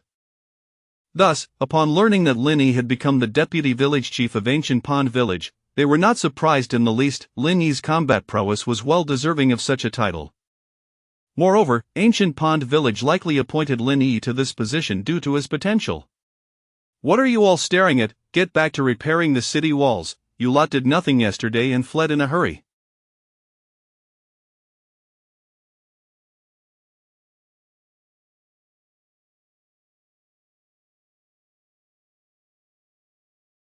"What use is my training if this continues?" After suffering a setback at Lin Yi's hands, the ancient fourth redirected his frustration toward the members of the 5th squad. Prince Long was also preparing to return to the wall repairs when Lin Yi stopped him. "Zilong, wait a moment. I need you to assist me with something." Prince Long assumed Lin Yi was worried about potential retaliation from the ancient fourth and said, "Hup, brother Qingshan, don't worry, Captain Fourth won't hold this against me. He can be quite harsh with his words, but he is soft-hearted, he'll just scold me a bit." Lin Yi chuckled, fully aware of the ancient fourth's temperament. While he held grudges, he had his limits. "No, I genuinely need your help, and if you do well, you can follow me from now on." Although Lin Yi had a preliminary plan for managing the newborns in the village, he still required assistance. Currently, aside from Duga Fong, the only other newborn he was familiar with was Prince Long. Compared to the more experienced Duga Fong, Prince Long's straightforwardness aligned more with Lin Yi's preferences. Moreover, Prince Long had always shown him respect, addressing him as brother Qingshan each time they met. If Prince Long proved capable, Lin Yi was willing to invest resources in him. After all, it takes a village to raise a hero. If he were to establish a faction in the future, he would need reliable subordinates. Chapter 63 The transaction with Gu Yun. After acquiring the Windrider blade, Lin Yi could hardly contain his excitement as he toyed with it in his hands. The blade bore a striking resemblance to the glimmering silver saber, featuring an elongated form. Particularly under the sunlight, the blade emanated a unique azure hue characteristic of fine metal. Windrider Blade Spirit Artifact, : a spirit artifact that has been passed down for generations in Gutan Village, renowned for its resilience and lightness, with unparalleled sharpness. Upon possession, it grants 8 to strength and 8 to agility. After reading the system's description, Lin Yi nodded in satisfaction. Indeed, it was a weapon capable of enhancing both strength and agility attributes. Overall, the composite attributes provided by this blade surpassed even those of the dragon's roar blade. Subsequently, Linny ensured that Wang Zilong was properly arranged and reminded him to log in on time that afternoon. He then inquired for directions and eventually found the residence of the village elder, Gu Yun.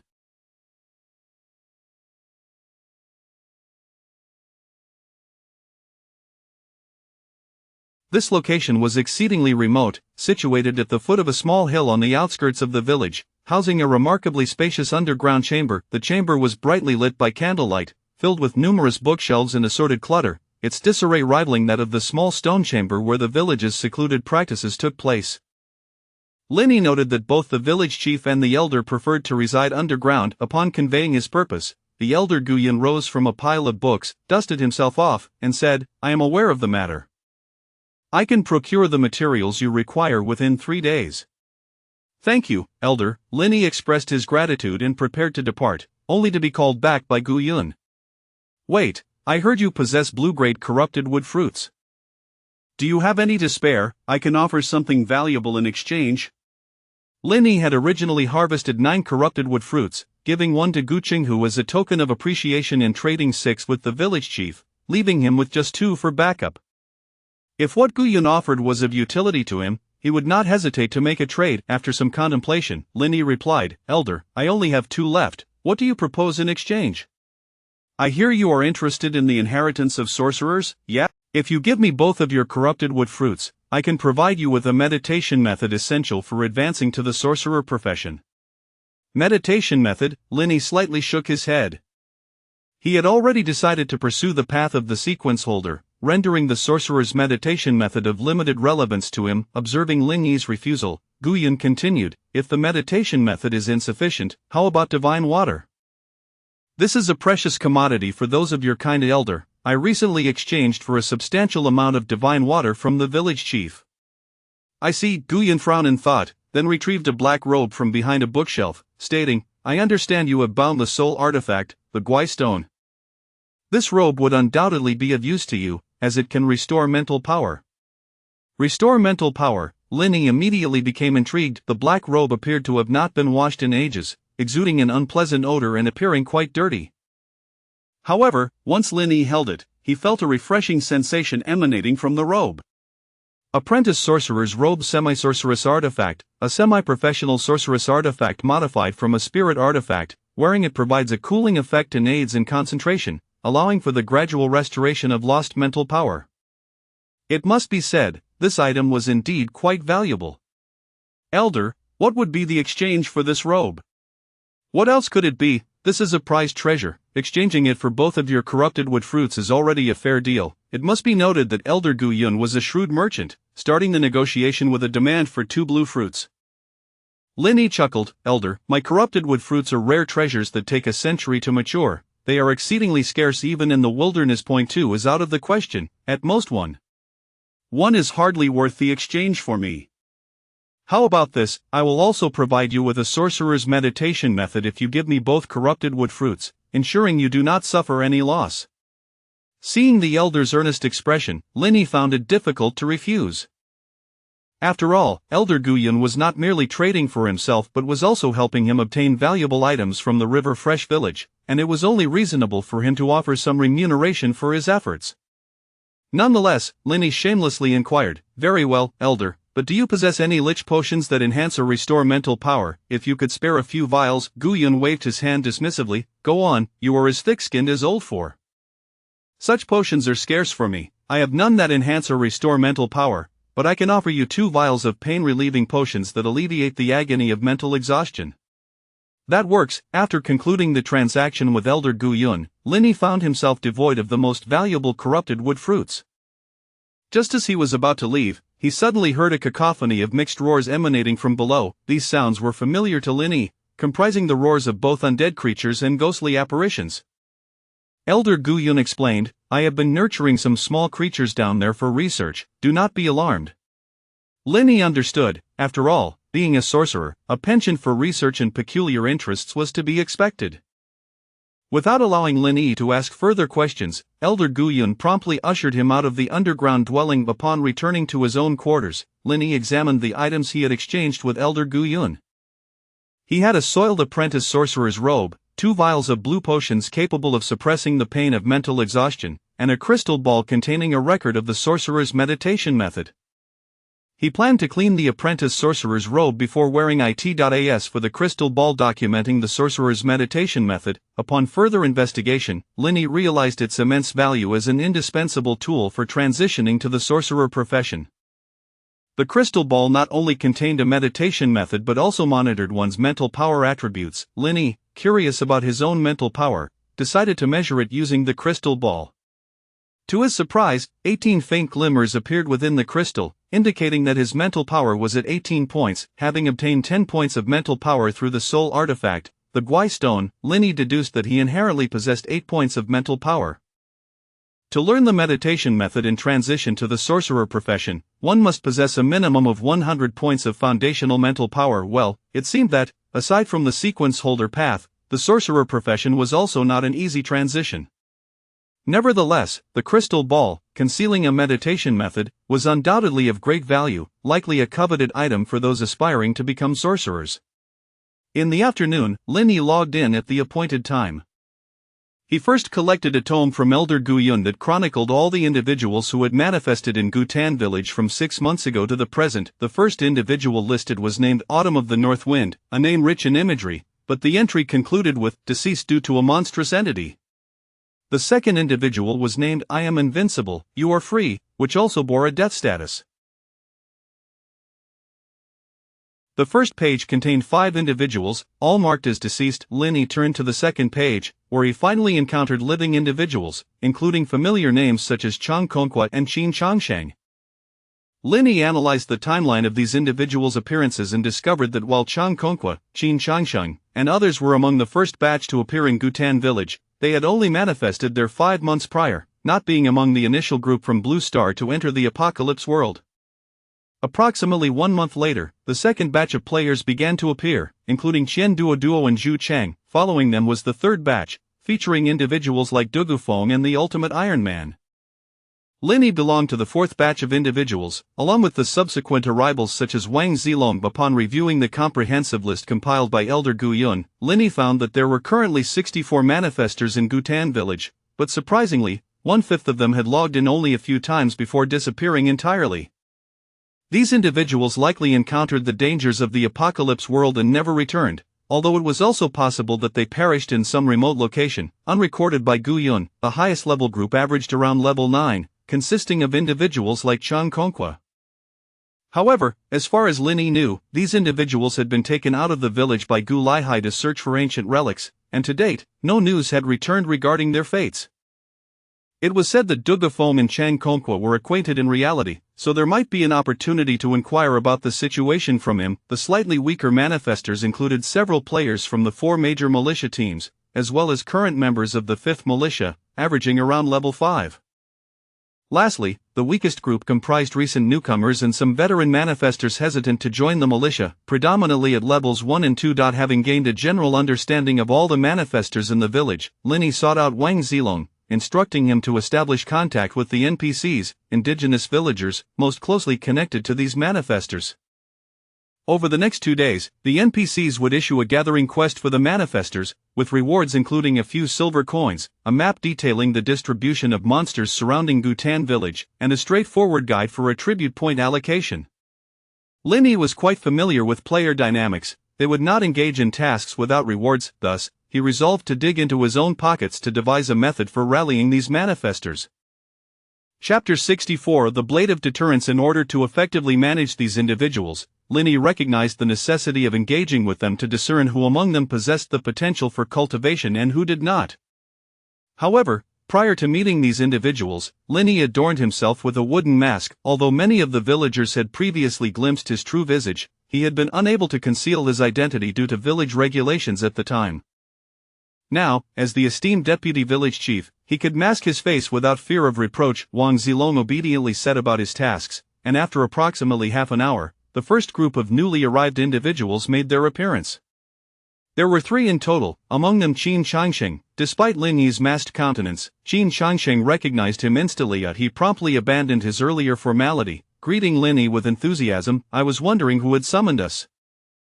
It turns out to be Deputy Village Chief Lin. The scale of the task's rewards clearly indicates it was not issued by an NPC. Qin Changsheng was well informed within the village, and thus, he had already heard of Lin Yi's ascension to the position of Deputy Village Chief.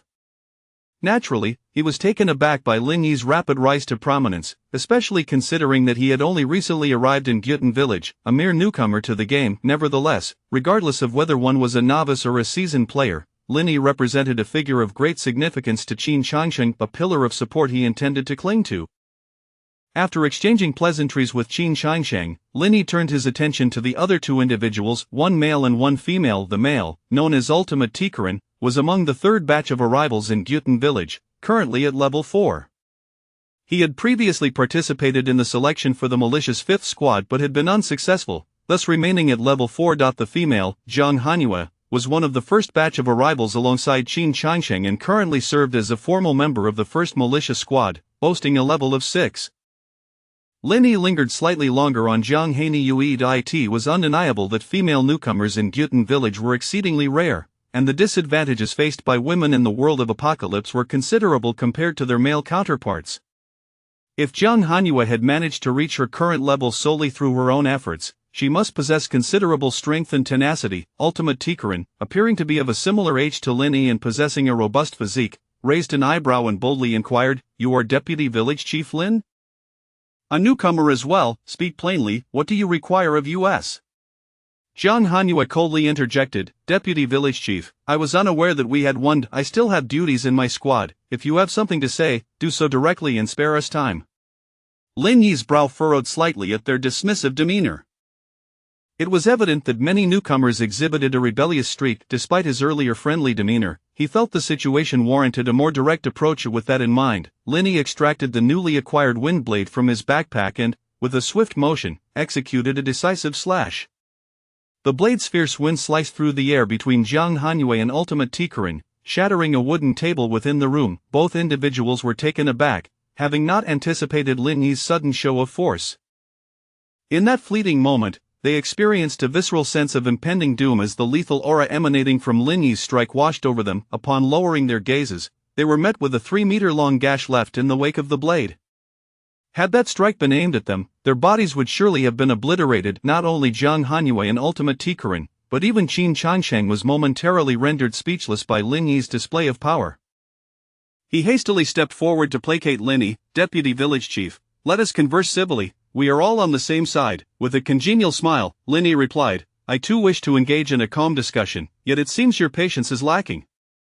My intent with this strike was merely to encourage you to listen attentively. Of course, should your patience continue to wane, I am prepared to deliver a second blow." Witnessing Lin Yi's formidable strike, the previously defiant Ultimate Tikarin quickly relented.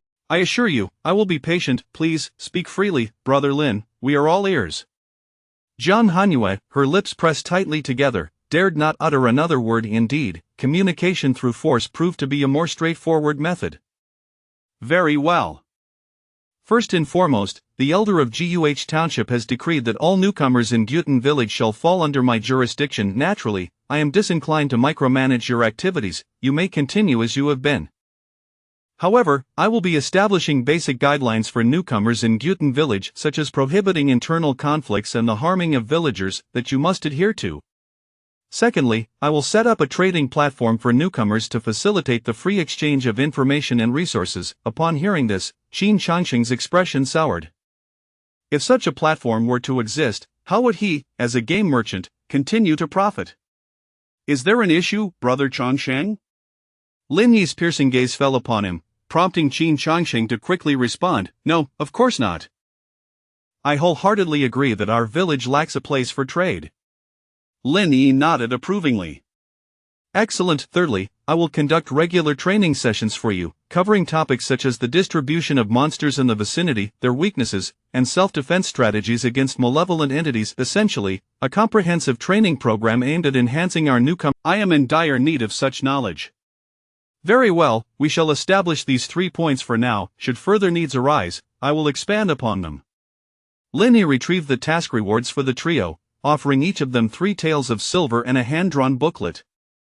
The booklet contained hasty sketches of Gyutan village's terrain, the surrounding monster distributions, and copied suggestions regarding attribute allocation from official resources. As Jiang Hanyue and Ultimate Tikarin perused the information within the booklet, they did so with utmost seriousness. Ultimate Tikarin, being of a lower level and lacking experience, had navigated the world of Apocalypse solely on his own. Upon examining the contents of the booklet, he felt a profound sense of enlightenment. His gaze towards Linny transformed. Brimming with fervor, he was exceedingly grateful for having accepted the deputy village chief's summons task, as it had led him to this significant opportunity. Jiang Hanyue, too, immersed herself in the information regarding the level 7 awakening physique talent. While she recognized the importance of reaching level 7, she had previously lacked clarity on the specifics of the awakening physique talent. Meanwhile, Qin Changsheng, having scanned the contents of the booklet, could not restrain his curiosity. Deputy Village Chief, are you affiliated with the official authorities? Linny cast a glance at Qin Changsheng, recognizing the astuteness of the game merchant. It was likely that Qin Changsheng had encountered official materials in reality, leading him to speculate about Lin Yi's connections. No, I sourced this information online. Surely you jest, Deputy Village Chief. Such internal training materials are not typically disclosed to the general populace. I cannot say, I simply found it online. Linny shrugged, disinterested in further explanation. He could discern that Qin Changsheng had likely interacted with official personnel, yet did not belong to their ranks. Very well, if there is nothing else, you may return. However, I will undoubtedly summon you again in the coming days, so be prepared. All newcomers who can attend will be expected to do so. After bidding farewell to the trio, Linny made a brief entry in the roster of newcomers in Gyutan village before instructing Wang Zilong to seek out more individuals. However, the newcomers were scattered throughout the village and logged in at varying times. Over the next 3 hours, only 5 newcomers arrived, 3 of whom were entirely new to the game.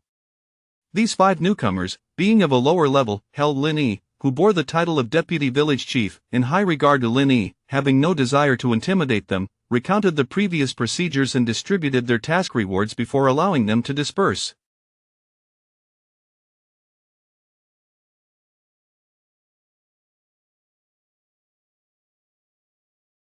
When no further newcomers arrived, Linny did not remain idle. He practiced the young fireblade technique in the courtyard with his windblade. Currently, among his 3 external skills, the young fireblade technique was the most advanced, making its practice the most beneficial. Only after exhausting himself with blade training did Linny shift his focus to celestial star archery and swift step technique, for variety, though progress in these 2 skills had been sluggish.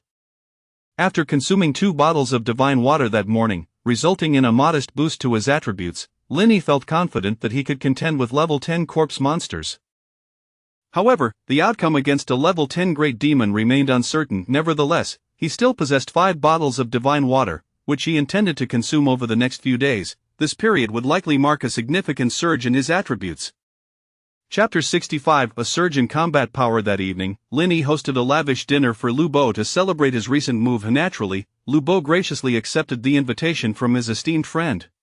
As they sat at the table, Linny couldn't help but chuckle upon noticing Lu Bo's dark circles and the signs of overwork etched on his face. Is your team really that short-staffed? Are they truly exploiting a child who has just come of age? Lu Bo sighed as he ate. Oh, it's not just me, our team members Zhang, Zhao, and Zhou are all swamped. We train in the awakening world during the day and return for duty at night. I haven't had a decent night's sleep in days. Have you considered recruiting more members? Linny inquired. We brought in 2 newcomers, both of whom happened to stumble into the awakening world from our city. Unfortunately, their levels are too low, so they can only handle peripheral tasks. The team leader wants to send them to Beijing for training, but there are limited slots available, and unfortunately, our city has none left. Linny asked, Alright then, has there been any recent incident of monster invasions in Linha City? At the mention of this, Lu Bo perked up. He lifted his head and said, Yes, indeed, just the day before yesterday, a juvenile heart-eating wolf appeared in a community under Shang's jurisdiction. Raising an eyebrow, Linny replied, A heart-eating wolf? Yes, a heart-eating wolf. I've heard these creatures are particularly intelligent and possess formidable combat abilities. Fortunately, this one was still juvenile, only level 7. Upon its discovery, Zhang immediately rushed to the scene with the assistance of armed police, and they managed to eliminate the wolf. Linny was well acquainted with the cunning and treacherous nature of heart-eating wolves, having faced them on multiple occasions. Given Zhang Baichuan's level 9 prowess, even with firearms at their disposal, it would not have been an easy task. Were there any casualties?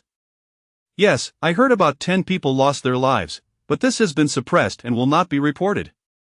Linny sighed, realizing that as the Blue Star and the Awakening World gradually merged, not only would there be an increasing number of individuals born into the Awakening World, but also a surge in the monsters invading their realm. This truly marked an unprecedented upheaval throughout history. The further one ventured along the path of the extraordinary, the more likely they were to survive in the future. Xiaobo, such incidents are likely to become more frequent. Doesn't the government have any measures in place? It seems they do. I heard from headquarters that there are already tens of thousands of awakened individuals nationwide, but many of them have yet to be registered. If they die in the Awakening World, it could lead to monster invasion incidents, which is a significant reason for the current surge in such events, Lu Bo continued, his mouth full of meat. So, I heard from Captain Zhang that the authorities plan to establish a website for awakened individuals, which will contain all officially collected information, including details about monsters, eerie spirits, level-up strategies, external skills, equipment, and other comprehensive information. Linny nodded slightly. That would indeed be a positive development. If some fundamental information can be disseminated, the mortality rate among the awakened would significantly decrease. Having finally satisfied his hunger, Lu Bo wiped his mouth and remarked, while that may be the case, I suspect the official motive is to collect information on unregistered awakened individuals. After all, once they log onto the site, they would surely be traceable. Linny chuckled, finding Lu Bo's insights to be quite astute. By the way, Gu, how has your progress been in the Awakening World lately? Oh, I've become the deputy village chief in our village. Deputy village chief? Lu Bo was taken aback, his expression one of astonishment. Gu, surely your village isn't devoid of people? Your village is the one that's lacking. Linny clarified, I happened to have good fortune recently and completed a task that helped recover ancestral knowledge for our village, and as a reward, I was appointed as deputy village chief. Is that for real? Do you wield actual power, or is it merely a figurehead position? I do have some authority, though it's limited. However, I receive a monthly supply of resources, including 3 gene of blood food and a bottle of divine water that boosts attributes. Upon hearing this, Lu Bo couldn't help but express his envy. Gu, you're truly impressive. I recall you mentioning that the blood food from your village can enhance vitality. 3 gene of blood food, how long will that last? Linny chuckled, if you were in our village, I could share some blood food with you, ensuring you never go hungry. In truth, for Linny at this point, consuming blood food daily no longer significantly increased his vitality. He couldn't even finish the 3 gene of blood food allocated to him each month. I'm so envious. I'm currently at level 5 with a particularly low vitality, and I can't even unleash. Our village has something called vitality pills, but the price for one is exorbitant. If only you could bring some blood food back to reality. Realizing something, Lu Bo suddenly exclaimed, by the way, Gu, do you remember I promised to? After being contacted by Zhao Long from the Black Card Alliance, Lu Bo had been invited multiple times to join. After securing permission from Zhang Baichuan, he had indeed joined the alliance, receiving the ID number 118. After joining the Black Card Alliance, I inquired with Zhao Long about the possibility of bringing items from the Awakening World into reality. He informed me that he had 2 methods, one he could disclose, while the other was a secret of their organization. Linny's interest was piqued. What was the method he mentioned? It's quite brutal, killing. If you eliminate an awakened individual in reality, you can loot their inventory. Linny was taken aback. Killing, that was a ruthless method. If Zhao Long was aware of it, he must have tried it himself. Did you share this with Captain Zhang? I did. Captain Zhang said Zhao Long's intentions were dubious, but this could very well be true. If one can indeed loot an awakened individual's inventory by killing them in reality, it explains how resources from the Awakening World can be transferred into our world. Linny pondered for a moment. If what you say is accurate, there is another method to extract resources from the Awakening World. When players die in the Awakening World, the passage between it and reality opens briefly. Xiaobo, think about it. If a heart-eating wolf can emerge, then transporting some resources should not be too difficult. Lubo's eyes lit up. Good, your reasoning seems sound. Linny shook his head. However, both methods come at the cost of awakened lives, and we won't be able to prove anything in the short term. Good, do you think Xiao Lon's second method relates to what you mentioned? I'm not certain.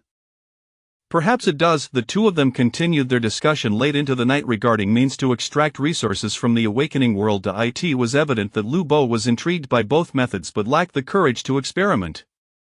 As for Linny, he did not find it particularly pressing to extract resources from the awakening world at this moment. The following day, Linny logged into the awakening world, appearing in his cozy loft.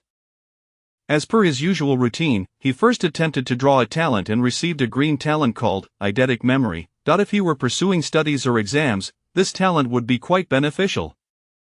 However, in the realm of the extraordinary, it held little value for him. Next, Linny decided to drink a bottle of divine water, taking care to sip it slowly to avoid overwhelming his system from the previous day's consumption. Fortunately, he managed to finish the entire bottle, and only then did he feel a sense of satiety. It seemed his current digestive capacity allowed him to consume a maximum of 1 bottle of divine water per day.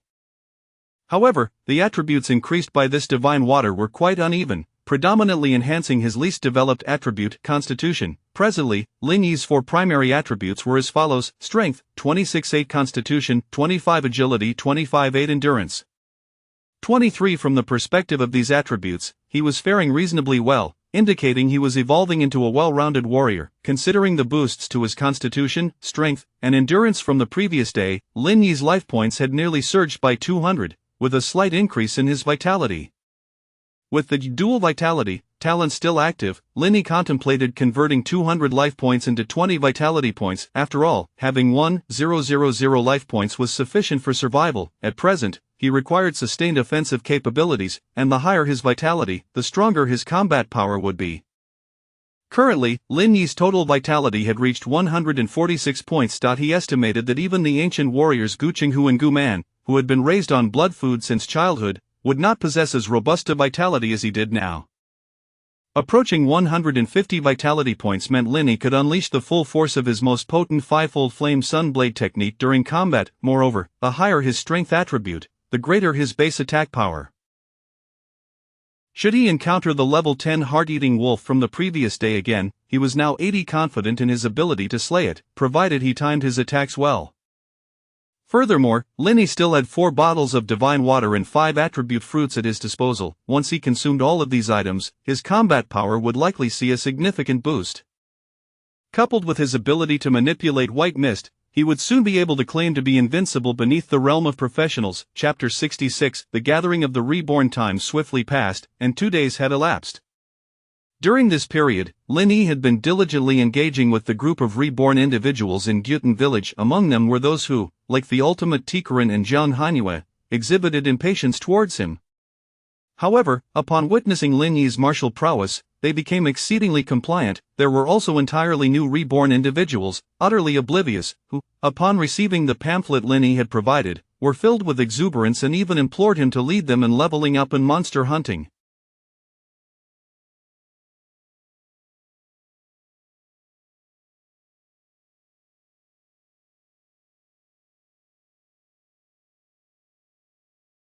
After an initial round of interactions, it appeared that the reborn community in Gyutan village posed no significant issues. They did not seem to be affiliated with any official organization or have already joined a private faction.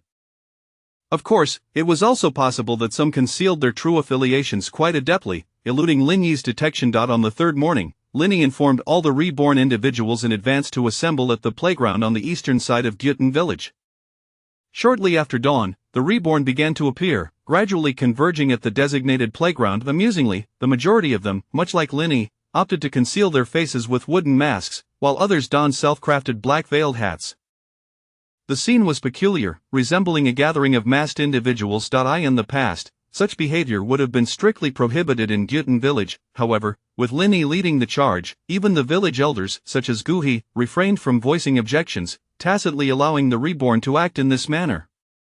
The members of Militia Team 5, including Dugufeng, were also summoned by Linny. They too received a copy of the enhancement booklet he distributed and stood among the crowd, observing. It seems our vice-village chief Lin is making quite a spectacle. Do you think all the reborn in the village are here? One remarked. I'm not sure, but it seems likely Wang Zilong has been working closely with village chief Lin these past few days. He should know, another replied. Dugu Feng, possessing more information, interjected. It said there are over 60 players in our Gyutan village, excluding those not present or those who have been inactive for a long time. Over 40 of us are gathered here. A few members of Team 5 leaned in and whispered, Brother Feng, do you think Qing Shan is organizing us for some purpose? Could it be that he intends to unite us reborn individuals into an organization? I'm unsure, but forming an organization is a laborious task that might not yield rewards. Perhaps the commotion of the gathering was too pronounced, for even the leaders Gu Laosi, Gu Qinghu, and Gu Man appeared, standing at the edge of the playground to observe. Gu Laosi, chewing on a blade of grass, squinted as he surveyed the throng of reborn individuals, remarking, I hadn't realized we had so many reborn in our village. It is quite a crowd, nearly rivaling the number of militia members. Though Gu Man had interacted the least with Lin Yi, he nodded in agreement, stating, Village Chief Lin is indeed capable. In just a few days, he has managed to assemble this group. Of the reborn in our team are particularly unruly, they seldom take the initiative unless there is something in it for them. Gu Laosi spat out the grass, saying, Isn't that the nature of the reborn? If we want them to protect the village, we should probably draft a contract for assurance. At this moment, Lin Yi stood atop a small platform in front of the playground, with Wang Zilong, looking tense yet serious, standing beside him. After reviewing the list of reborn individuals and confirming their attendance, Lin Yi spoke in a firm voice, Silence. Instantaneously, the cacophony of the playground ceased, and all the reborn turned their... He nodded slightly, realizing that his earlier display of martial strength had been prudent, otherwise, this group would not have been so obedient. We are all reborn individuals, and I wish to clarify a few matters. The purpose of gathering you here is not to flaunt my status, but to establish a mutually supportive and orderly platform for the reborn within Gyutan village. Firstly, I will not interfere with your personal actions, but you must adhere to the village rules. No indiscriminate killing and no unauthorized departures from the village. Secondly, regarding transactions, considering that our online availability varies, I will designate a space within the village as a marketplace for us reborn. If you need to trade, please do so there. Thirdly, concerning the training I promised you, this playground will serve as our exclusive training ground. Here, you may practice external techniques and weaponry, and I will also arrange periodic lessons to impart skills for dealing with monsters and other practical techniques. Having articulated these points, Lin Yi addressed the gathered reborn. That is all I wish to convey. Do you have any questions? A novice reborn promptly raised his hand. Village chief, I want to know if we die here, do we truly perish? Yes, Lin Yi replied succinctly. The novice continued, Village chief, I heard that the abilities we acquire in the village can also be transferred to the real world? Lin Yi raised an eyebrow, taken aback by the simplicity of the questions, yet recognizing their significance for newcomers. Indeed, you are correct. At that moment, Zhang Hanyue interjected, Village Chief Lin, may I inquire if you have encountered the apocalyptic monsters from the real world? This question ignited a flurry of murmurs among the reborn. Are you serious? Can the creatures from our game actually manifest in reality? Indeed, this seems far-fetched. I haven't seen any news reports about it in the country. Lin Yi's voice turned icy. Silence. He refrained from answering Zhang Hanyue's query and instead addressed the crowd. Considering the varying durations of your entrances into the apocalyptic world, I will elaborate further. Firstly, you stand in a genuine extraordinary world, so do not treat this as a mere game. Otherwise, you may endanger not only yourselves but also others. Secondly, as Zhang Hanyue mentioned, I will not withhold the truth. You may encounter various monsters from the apocalyptic world in reality, and such occurrences will become commonplace in the future. Therefore, strive to level up and enhance your strength. Unlike the Blue Star humans who have already perished at the hands of monsters, you still have the opportunity to change your fate. Thirdly, I am not your caretaker. My initiative to gather you here is solely to minimize disturbances in Gyutan village. Do not mistake me for a benevolent figure, I can only do so much. After all, I have secured a trading marketplace for you and provided a training ground. Compared to the militia members, you are merely lacking in resources and opportunities to confront monsters directly. However, these are things you must strive to obtain yourselves. After a lengthy discourse, Lin Yi pondered for a moment and added, considering that we will require reborn individuals to assist in accommodating newcomers and managing the marketplace, I intend to recruit some from among you.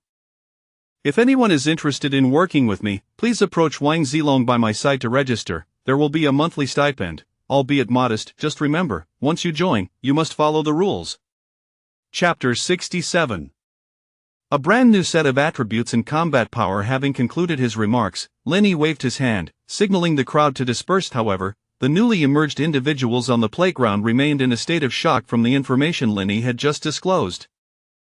Most lingered in place, while a few began to engage in small-scale familiarization. Seizing the opportunity, Qin Shangxing called out, "Brothers, we have gathered here with great difficulty, so come and take a look at the supplies I have. I have blood food, external skills, and weaponry available. I can accept transactions in real currency, as well as barter."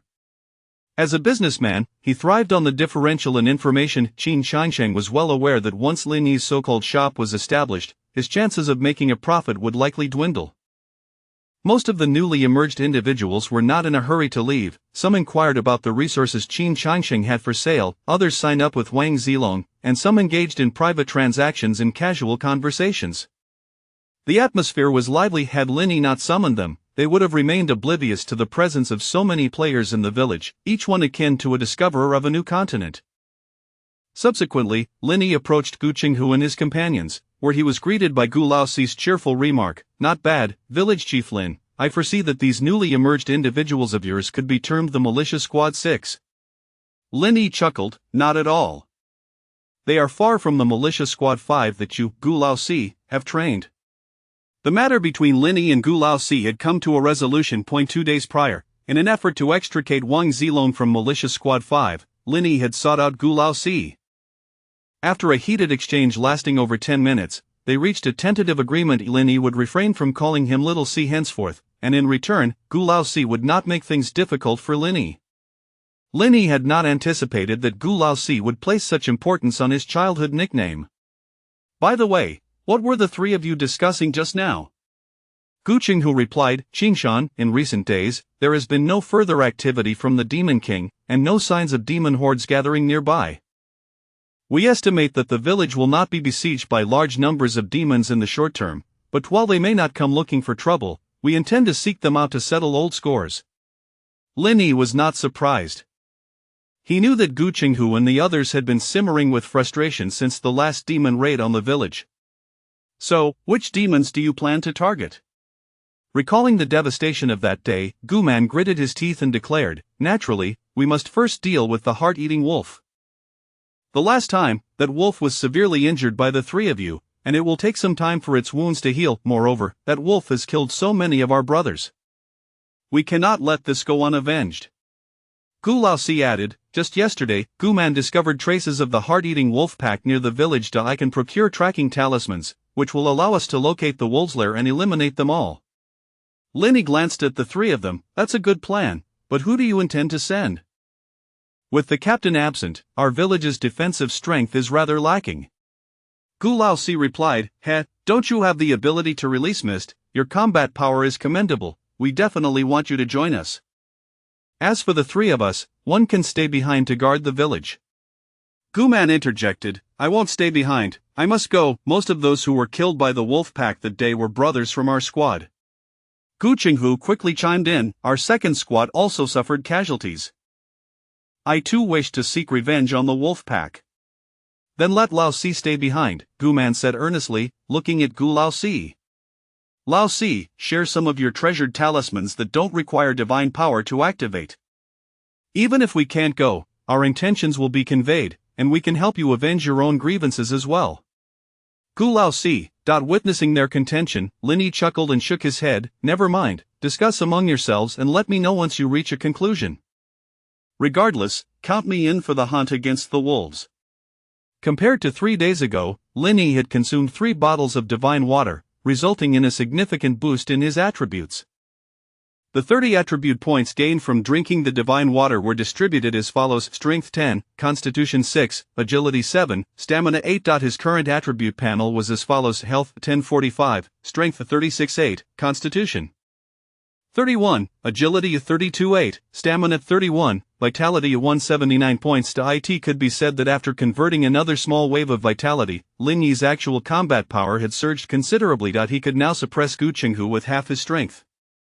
Judging by the 10th level heart-eating wolf, Lin Yi felt he had more than an 80% confidence in defeating it. In a one-on-one scenario, Lin Yi could guarantee that the 10th level heart-eating wolf would perish in a very short time beneath his wind-riding blade. Moreover, Lin Yi had discovered a secret regarding stamina attributes. After 2 consecutive days of enhancement, his mental strength had also increased by 2 points, bringing his mental attribute to 20 points.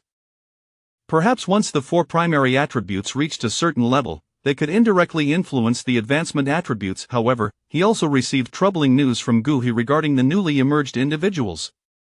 Specifically, once they reached level 10, one of their 4 primary attributes could only reach a maximum of 55 points. Surpassing this limit would render further enhancement impossible. Additionally, treasures such as divine water and attribute fruit would yield diminishing returns in attribute points once a certain attribute reached its limit. Lin Yi had already anticipated this. Nevertheless, he devised a clever strategy. Compared to divine water and attribute fruit, which increased attributes, the attribute points provided upon leveling up were fixed. Thus, he could accumulate the attribute points gained from leveling up and use divine water and attribute fruit to enhance his attributes in the early stages. Once an attribute approached its limit, he could then allocate his accumulated attribute points. If this method proved viable, he would truly have exploited a loophole in the system. As the newly emerged individuals gradually dispersed, these are all the individuals who signed up just now, quite a number, around 20. Lin Yi examined the registration information and noted that many were newcomers, at levels 1 or 2. These individuals were likely drawn by his mention of monthly stipends and an opportunity to ride on his coattails. Interestingly, Lin Yi also spotted Qin Changsheng, the ultimate ironclad man, and Zhang Hanxue, the only female newly emerged individual from Gyutan village on the list. He claims to have a knack for business and wishes to take on that role. Lin Yi pondered for a moment and nodded. That works. Have him draft a management proposal for the shop. If it's feasible, he can certainly join. Understood. What about the other individuals on the list? Should we recruit them all? Lin Yi chuckled. I can't afford to take them all in. After all, the majority of the monthly stipends I provide come from my resources. How about this? We'll take the ultimate ironclad man and Zhang Hanxue, and you can select a few from the highest level applicants. I'll review them and make a decision later. Chapter 68. Sudden realities. Well, Wang Zilong noted Lin Yi's words and then remarked, by the way, brother Qingshan, Chen Duo contacted me today. He mentioned that he wishes to withdraw from the 5th militia squad and follow you instead. Upon recalling the portly figure of Qian Duo, Lin Yi shook his head. Him? Forget it, that fellow enjoys watching others fall into traps. I have no desire for him. Furthermore, if I were to brazenly poach someone from the 5th militia squad again, our team leader from the 4th squad would likely turn against me. Lin Yi was swift in his recruitment efforts. He decided on the candidates in the morning and gathered them in the afternoon, along with Qin Changsheng and Wang Zilong. There were a total of 6 individuals. The other 4 consisted of the level 4 Ultimate Tai Karen, level 6 Jian Hanyu, level 3 Io Xiaogui, and level 4 Nangong Henchang. Now it must be said that apart from Jian Hanyu, whose name was rather conventional, the names of the other 3 were quite peculiar. Io Xiaogui was among the 4th batch of newborns from Gyutan village, having been born after Wang Zilong, yet he managed to elevate himself to level 3 in just over half a month, a feat attributed to his daily interactions with the militia. It is said that upon discovering that slaying monsters yielded experience, he eagerly sought out the militia, yet they were not inclined to indiscriminately accept newborns, thus he was turned away. However, Io Xiaogui was an audacious player. Every day upon logging in, he would venture outside the city walls to seek out militia members, occasionally even treating them to barbecued meat and ice water, focusing on enhancing NPC favorability. Remarkably, this approach proved effective, as later on, Gu Xiaolu from the 2nd militia squad, considering their lack of newborns, granted Io Xiaogui a position as a reserve militia member. That day, upon Lin Yi's return to the dormitory of the 2nd militia squad, one of the beds was indeed occupied by Io Xiaogui. In the morning, Lin Yi had inquired about Io Xiaogui's performance from Gu Xiaolu and learned it was satisfactory, thus he decided to accept him.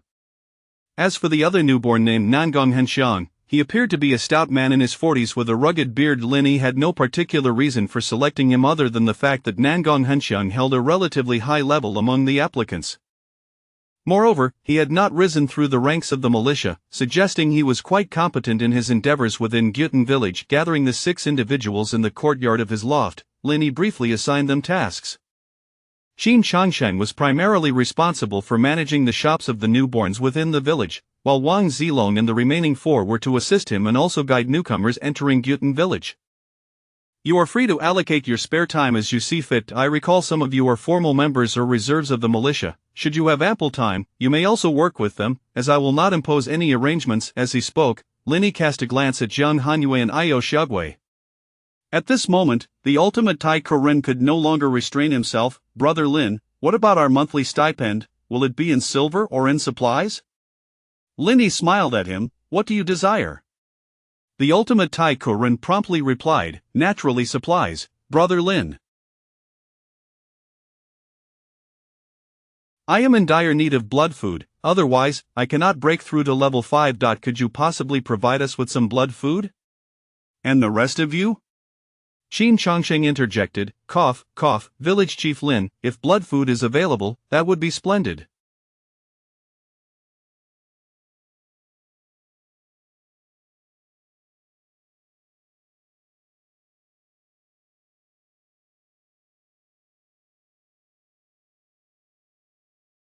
This item is currently a rare resource and quite expensive.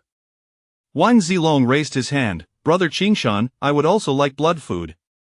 Nangong Henxiang looked at Linny, expressing his desire. Linny pondered, while blood food was somewhat of a relic for him, it remained a coveted resource in this world for the other newborns present. Moreover, if he did not offer something of value, it would be challenging to secure their genuine commitment to work. Linny ultimately nodded, very well, as long as you perform diligently, each of you shall receive 100 grams of blood food per month, with weekly settlements. The crowd rejoiced at this announcement. A monthly allocation of 100 grams of blood food was a privilege likely exclusive to the militia. Qin Changsheng expressed his gratitude. Thank you, boss. Thank you, boss. Under Qin Changsheng's lead, everyone promptly altered their address to boss. Linny chuckled before turning his gaze towards the silent Zhang Hanyue. Zhang Hanyue, if you remain silent, you will also receive blood food. Zhang Hanyue bit her lip and said, wait, Village Chief Lin, may I ask you a few questions? Linny surmised that Zhang Hanyue's application earlier that day likely held a special significance. After all, it was uncommon for a formal member of the 1st Militia Squad to follow him. If you merely wish to inquire about a few matters, there is no need to join us. Naturally, nothing in this world comes for free. Even if you ask, I may respond based on my mood. How about this? Demonstrate your capabilities first. If you prove satisfactory, I shall answer any questions you have, as long as I possess the knowledge. Linny offered a vague response and then dismissed the group, leaving only Wang Zilong behind. Zilong, I appreciate your hard work these past few days. This is a reward for you. Linny produced a white lotus seed that could enhance physical constitution. Thank you, Brother Qingshan. Wang Zilong exclaimed with delight upon seeing the seed, accepting it eagerly and placing it into his backpack. Given that the attribute fruits and the treasure trove of Gyutan village had been exhausted by Linny and the old 4, these fruits were indeed a rarity for the other newborns and were undoubtedly more valuable than blood food. No need for thanks. I have yet to repay you for securing that spiritual weapon for me last time, and considering your assistance over the past few days, this white lotus seed is a token of my gratitude. As the leader of the studio, Linny had gleaned some insights into how to cultivate relationships. After all, in this world, it was unrealistic to expect individuals to contribute selflessly. Only a combination of mutual benefit and sincerity could inspire genuine cooperation. In truth, this group of individuals was merely Linny's initial selection, forming the foundation of his future plans.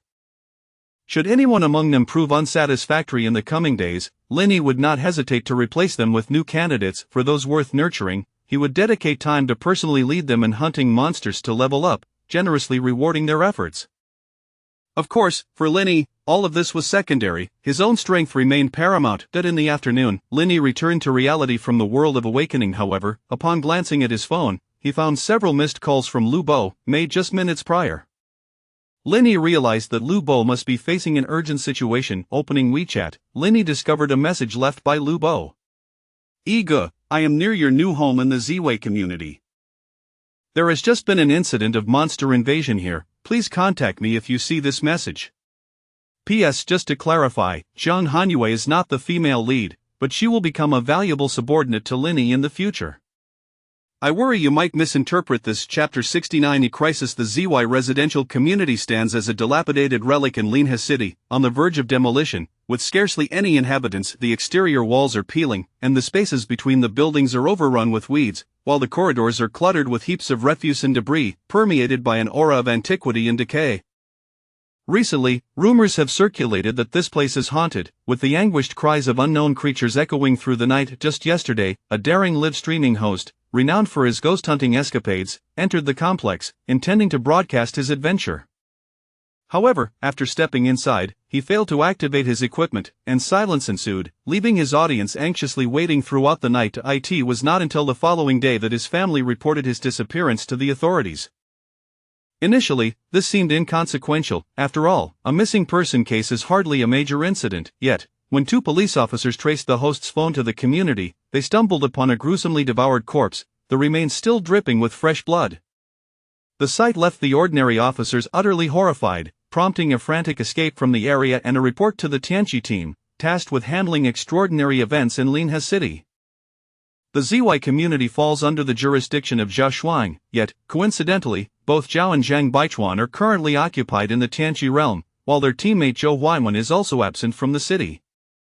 Left with no other choice, Lu Bo is compelled to venture into the complex with two seasoned detectives to investigate the situation. However, scarcely had they entered when they were ambushed by a malevolent creature. A swift and agile shadow darted past, and before one of the veteran detectives could even draw his weapon, his throat was slashed open, leaving him lifeless on the ground. It was then that Lu Bo discerned the nature of their assailant, a creature known as the purple-eyed mongoose. Its fur is dark as night, and its eyes glowing with a sinister violet hue. This creature, an adult of level 7, was not only formidable but also far beyond Lu Bo's capacity to confront. In a moment of panic, Lu Bo fired several shots at the purple-eyed mongoose, managing to drive it back into the building. We must leave. We cannot contend with this beast. However, the mongoose seemed unwilling to relent. Having gauged the power of their firearms, it emerged slowly from a thicket of grass, blocking their path. Its haunting violet gaze and diminutive stature belied the blood-stained fangs protruding from its mouth as it hissed at the two men. Lu Bo turned to his remaining colleague, Old Zhang. You must go and raise the alarm. I will distract this creature. Lu Bo, you have no time for arguments. If this thing follows us into the city, it could evade capture indefinitely. With that, Lu Bo fired his handgun, providing cover for Old Zhang's escape. To an ordinary person, facing the purple-eyed mongoose is utterly futile. Should Old Zhang remain, he would likely meet a similar fate. After emptying 2 magazines, and seeing Old Zhang had successfully fled, Lu Bo decisively tossed a grenade and darted into an abandoned building. The explosion reverberated, startling the mongoose, which suffered only minor wounds from the shrapnel. Enraged, it let out a furious screech and quickly pursued Lu Bo inside the derelict building. Lu Bo fled desperately, scattering a pungent powder from his hand. As a member of the Tianqi team, he was equipped not only with firearms and grenades but also with official resources intended to combat supernatural entities. The powder he wielded was designed to impair the mongoose's sense of smell, though truthfully, this was his first time employing such a substance, and he was uncertain of its efficacy against the creature. Reaching the end of the corridor, Lu Bo glanced around and hastily concealed himself within a wooden cabinet in a forsaken room. He could only hope that the purple-eyed mongoose would not discover him immediately. Suppressing his ragged breaths, Lu Bo reflected on the information regarding the purple-eyed mongoose as detailed in the official manual: small in stature, remarkably swift, possessing acute senses, and cunningly treacherous. Indeed, this creature appeared even more formidable than the voracious wolves, devoid of any discernible weaknesses. Lu Bo, currently only at level 5 and armed with a rusty handgun, stood no chance against the mongoose's agility. Suddenly struck by inspiration, he retrieved his phone from within his clothing and switched it to silent mode. A glance at the group chat revealed that Zhang Baichuan and Zhao Shuang were still engaged in the Tianqi world, while Zhou Huaiwen was en route back to the city. After swiftly drafting a message to Zhou Huaiwen, Lu Bo was startled by a sound outside. A small creature, resembling a rat, was scuttling about. A chill ran down his spine, and cold sweat broke out on his forehead. The complex had already been claimed by the purple-eyed mongoose. What business could rodents possibly have here? It could only mean that the mongoose had found its way to him. If discovered, he would be doomed.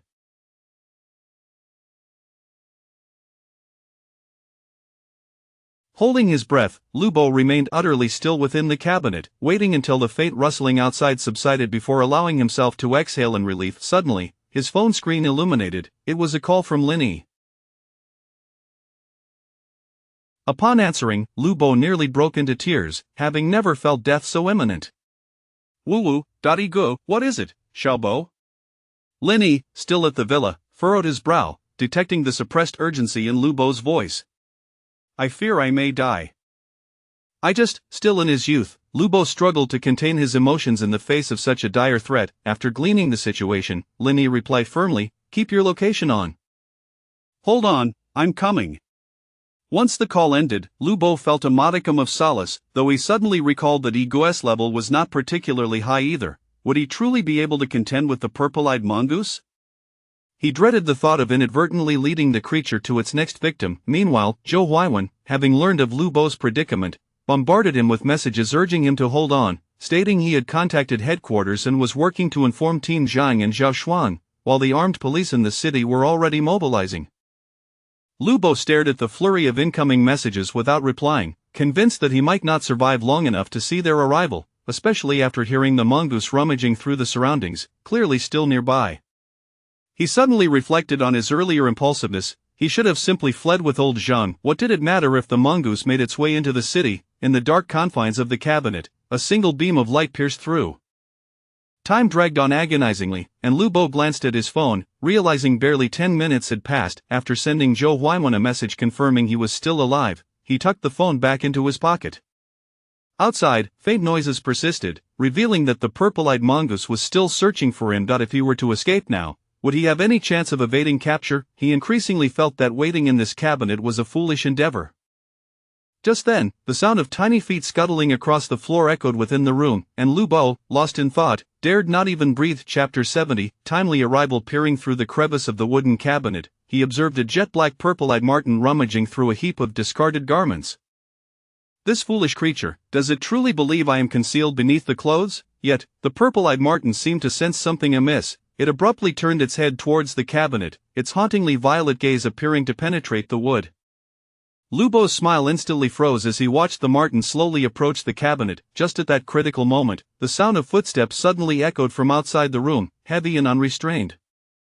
In an instant, the purple-eyed marten darted away like a shadow. Who could it be? Oh no, could it be Ego? Lubo was taken aback and hurriedly grabbed his handgun, rushing out. However, as soon as he stepped into the corridor, a flash of golden blade light swept by, accompanied by a chilling cry from the purple-eyed marten. Upon closer inspection, he witnessed the ferocious creature being cleaved in two by the earlier blade strike, with the segment containing its head still writhing, crushed beneath Ege's foot upon the concrete floor. To his astonishment, a deep gash, 1 centimeter deep, marred the cement beneath him. Goodness, did Ego create this? A single strike to eliminate the purple-eyed marten? Ego? Lubo rubbed his eyes, fearful of misidentifying the person. Are you all right, Xiaobo? However, feeling the half of the marten still struggling beneath his foot, Linny furrowed his brow and, with a decisive force, shattered the marten's skull. Despite being a level 9 creature with remarkable speed, it was still well within his capability to handle. After all, Linny possessed high agility and quick reflexes. A level 9 purple-eyed marten stood no chance before him. Yet, he was taken aback by the marten's resilience, as it managed to endure his triple strike of the flame sun blade technique, surviving being cleaved in two, a testament to its tenacious vitality. It's all right. Woo, Ego, your timing was impeccable. This creature had just discovered my hiding place in the cabinet. Had you been even a moment later, I fear I would have perished. At that moment, Lubo was oblivious to Ege's formidable strength. He merely felt relief at having narrowly escaped the clutches of death. Enough with the tears. You are, after all, an official personnel. After vanquishing the purple-eyed marten, Linny accompanied Lubo as they conducted a swift search of the entire Zihui neighborhood, ensuring there were no other demonic creatures present before departing. Before leaving, Lubo could not resist asking, Ego, have you considered joining the official ranks? With your abilities, I reckon our captain would not stand a chance against you. Forget it, I prefer a bit of freedom. 2 hours later, as darkness descended, a perimeter had been cordoned off outside the Zihui neighborhood, with armed police patrolling the vicinity. At the scene of the purple-eyed Martin's gruesome demise, Zhang Baichuan crouched down, measuring the blade mark left by Linny with his fingers. Enough with the measurements, Captain Zhang. The deepest part measures 12 centimeters thick, with a segment of concrete rebar completely severed. The individual capable of delivering such a blow is undoubtedly a master, at least level 10, and likely possesses formidable external skills, Zhao Shuang remarked, casually holding a bowl of freshly prepared instant noodles beside him. Upon learning of the demonic invasion in Linhe City, they had rushed down in haste. Despite the casual tone, Zhang Baichuan was still profoundly shocked. To be able to slay a level 9 purple-eyed Martin with a single stroke was beyond even the level 10 masters he knew at headquarters. When had Linhe City concealed such a powerful being? Where is Xiaobo? What did he say? Did he not disclose how the purple-eyed Martin met its end? Zhao Shuang replied, according to protocol, he is currently undergoing psychological assessment, but he still insists that a masked master struck down the purple-eyed Martin with a single blow and departed without leaving an aim. That's nonsense. I am aware it is nonsense, and Lu Bo knows it too, yet what can we do if he refuses to elaborate? Zhao Shuang pondered before suggesting, perhaps we can check the surveillance around the nearby roads, despite the lack of cameras in this dilapidated neighborhood. It may require significant effort, but we should be able to uncover something. Zhang Baichuan agreed. Let us give it a try. If all else fails, I can ask Xiaobo. This boy is sensible enough. If this master could join us, it would certainly facilitate our handling of dangerous emergencies in the future. Zhao Shuang expressed concern, however, if we investigate others, and should we find this master, he might not regard us favorably. Zhang Baichuan shook his head. That may be true, but as officials, our priority must be the safety of the populace and their property. We must identify any unstable factors. If this master truly harbors ill will, I shall humbly accept my punishment. That evening, still somewhat shaken, Lu Bo stealthily visited Lin Yi's villa. After a brief tour, Lu Bo exclaimed, "Ige, your new home is truly vast, a garden downstairs and a gym upstairs. I'm envious. If you wish to visit, I can reserve a room for you." "Forget it, my police station is too far from here."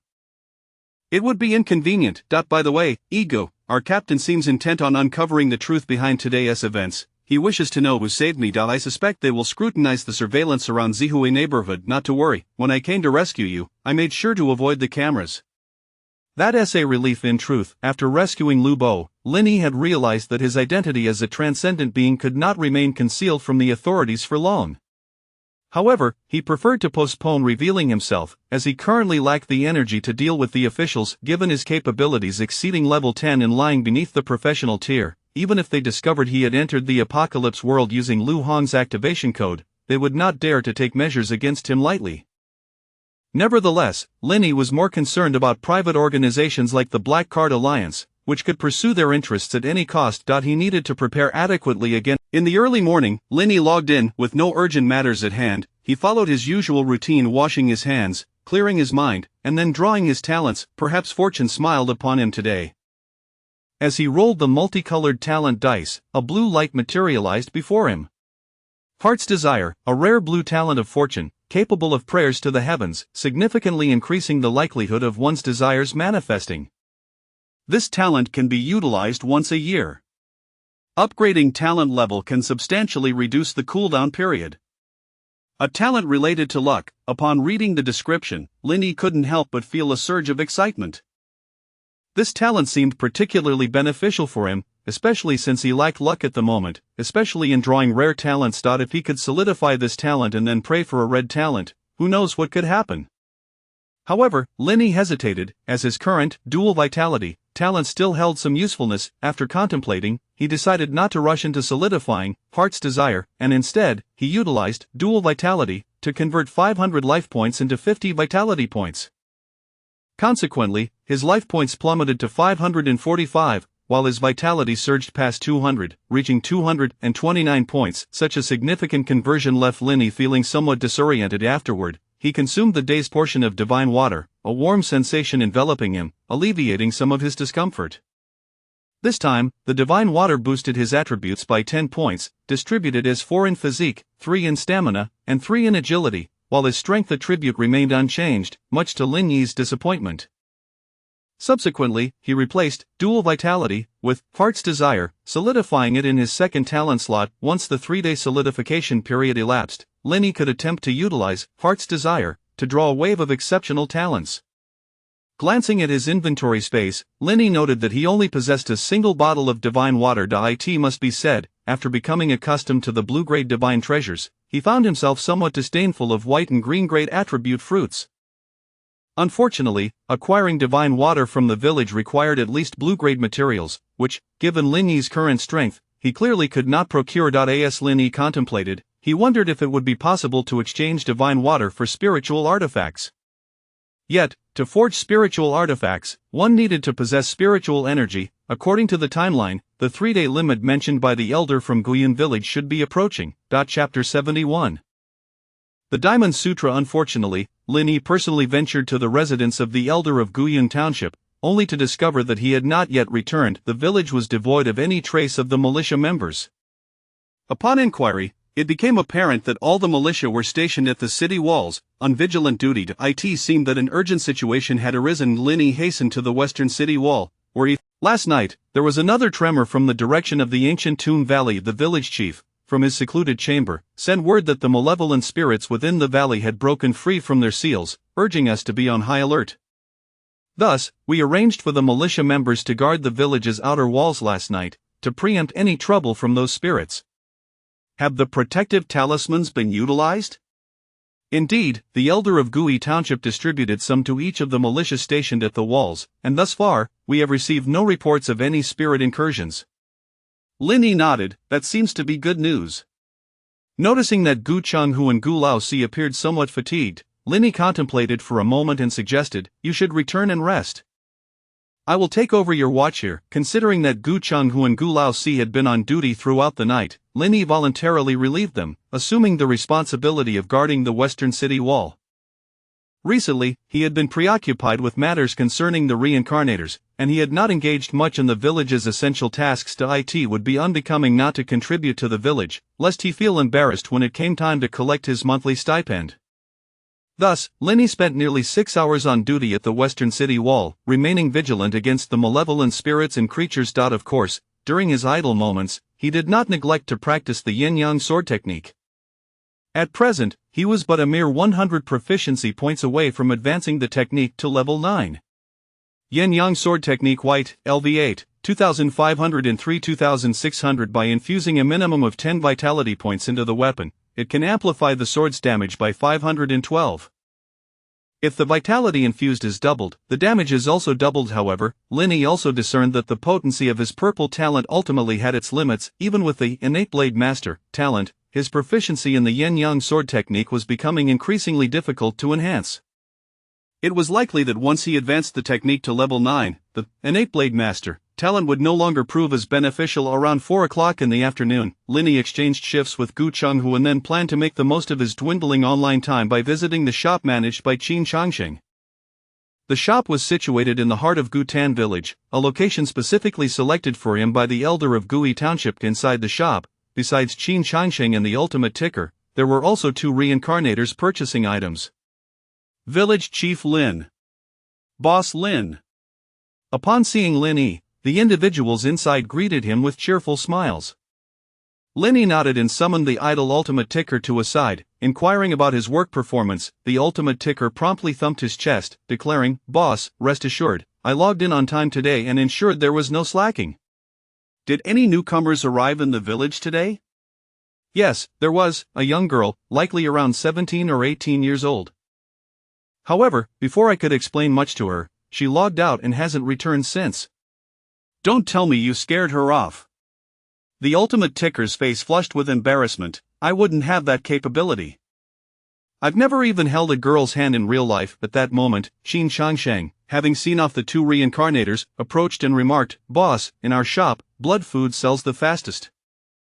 The 500 grams you provided yesterday is nearly all gone today." Lin Yi was not surprised. For reincarnators, even those at levels 9 or 10, the blood food that replenishes vitality was an essential daily staple. What means of payment are the reincarnators using for the blood food? Real-world currency, including both renminbi and US dollars. Linny frowned. From now on, blood food should be prioritized for exchange with village contribution points. Real-world currency should be limited to a small quantity. How about this? Tomorrow, I will take you to the elder of Guyuan Township, and any supplies you require in the future can be obtained from him. Subsequently, Linny reviewed the shop's accounts for the day, discovering that the sale of just 500 grams of blood food had yielded nearly 3 million renminbi. It was undeniable that there were indeed many wealthy individuals in this world aside from blood food. The next most sold items were protective talismans. Currently, most of the stock in the shop was sourced from the village's treasury, with a minor portion being self-funded by Linny. Logically, the profits earned by the shop should contribute to the village, but the resources for the reincarnators in the village remained too meager, all transactions settled in real-world currency. Linny found it challenging to distribute any profits to the village. However, business was business, and personal matters were personal. Linny still intended to keep meticulous records, allowing for easy reference by the village later on. At that moment, Qin Shangxing added, "Oh, by the way, boss, today, Zhu Chang from the 5th Militia Group brought a book on external skills and said he wanted to barter." Linny recalled Zhu Chang. He was somewhat of a combat asset within the 5th Militia Group, though he was rather introverted and seldom initiated conversations, giving off a rather aloof demeanor. Previously, while grinding monsters in the ancient Tomb Valley, Linny had exchanged a few words with Zhu Chang but had not established much rapport. What external skill is he offering, and what does he wish to exchange for it? The Diamond Sutra. It is said to enhance physical constitution and vitality. He wishes to trade it for a medication capable of treating cancer in the real world. Linny raised an eyebrow. The Diamond Sutra? That was indeed a remarkable external skill, among the finest that could drop in the ancient Tomb Valley. It was likely that only level 7 or higher corpse monsters would yield it. It was uncertain how Zhu Chang had come by it. Seeing the look on Linny's face, Qin Shangxing continued, "He probably thinks that you have considerable influence in the real world, hence, medications that can cure cancer do not exist in the real world. They can only be acquired from the world of the awakening. Does he believe I possess the ability to extract resources from the awakening world?" "Perhaps so. So, boss, regarding the Diamond Sutra," Linny shook his head, "it cannot be traded." "All right, I will inform him then." That evening, Linny was sweating profusely in the gym on the 3rd floor of the villa. Bang! A sturdy sandbag was shattered with a single punch from Linny, its contents spilling across the floor. He had once again failed to control his strength. Linny sighed. This was the second heavy sandbag he had broken in the past few days. After continuously consuming the divine water, Linny realized that his control over his own strength had diminished significantly, prompting him to engage in physical training every day after logging out to familiarize himself with his newfound power. However, with his current physique bordering on superhuman, ordinary gym equipment felt like mere toys in his hands, easily rendered inoperative. Linny resolved to invest in some specialized fitness equipment. After freshening up, Linny intended to log on to a foreign forum website to see if there was any valuable information available. However, upon entering the URL, he discovered that the site seemed to be down.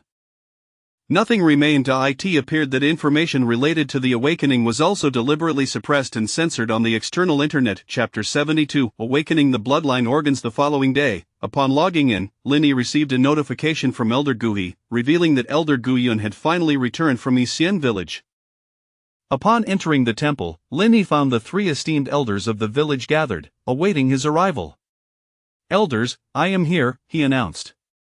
"Excellent, let us proceed together," Elder Guhi replied, leading the way as Linny made his way once more to the cave of the divine pool beneath the temple. Inside the candlelit cavern, an array of materials was laid out before him, all intended for the condensation of bloodline organs. "The village chief has officially entered a state of seclusion, so the task of assisting you in awakening your bloodline organs falls solely to the 3 of us. Before we commence, please review the contents of this contract," Elder Guhi said, handing over a parchment made of sheepskin. Linny glanced at it briefly. The primary stipulation outlined that the village would aid him in condensing his bloodline organs, while he was obliged to forge 100 spiritual artifacts after awakening his spiritual energy. Although the materials would not be his responsibility, the quantity of 100 artifacts was indeed considerable. With a look of astonishment, Linny exclaimed, 100 spiritual artifacts, do we truly need so many, Elder? Elder Guhi chuckled, indeed, we do. My intention is for each member of the militia to receive one weapon and one piece of defensive gear. Moreover, once the descendants mature, the demand for spiritual artifacts will be significant. That seems excessive. How long will it take for me to forge such a quantity? Elder Gu Yuan interjected. Fear not, I shall be by your side to guide you during the forging process. If you possess any talent, I assure you that crafting one artifact per hour will be well within your capabilities. Well, seeing Lin Yi hesitate, Elder Gu Yuan's patience waned, and with a raised brow, he declared, "What is there to ponder? The legacy of the sequence bearer is unique to our Gutan village. The chief entrusted this to you, and I am reluctant to part with it should you express disinterest in this vocation."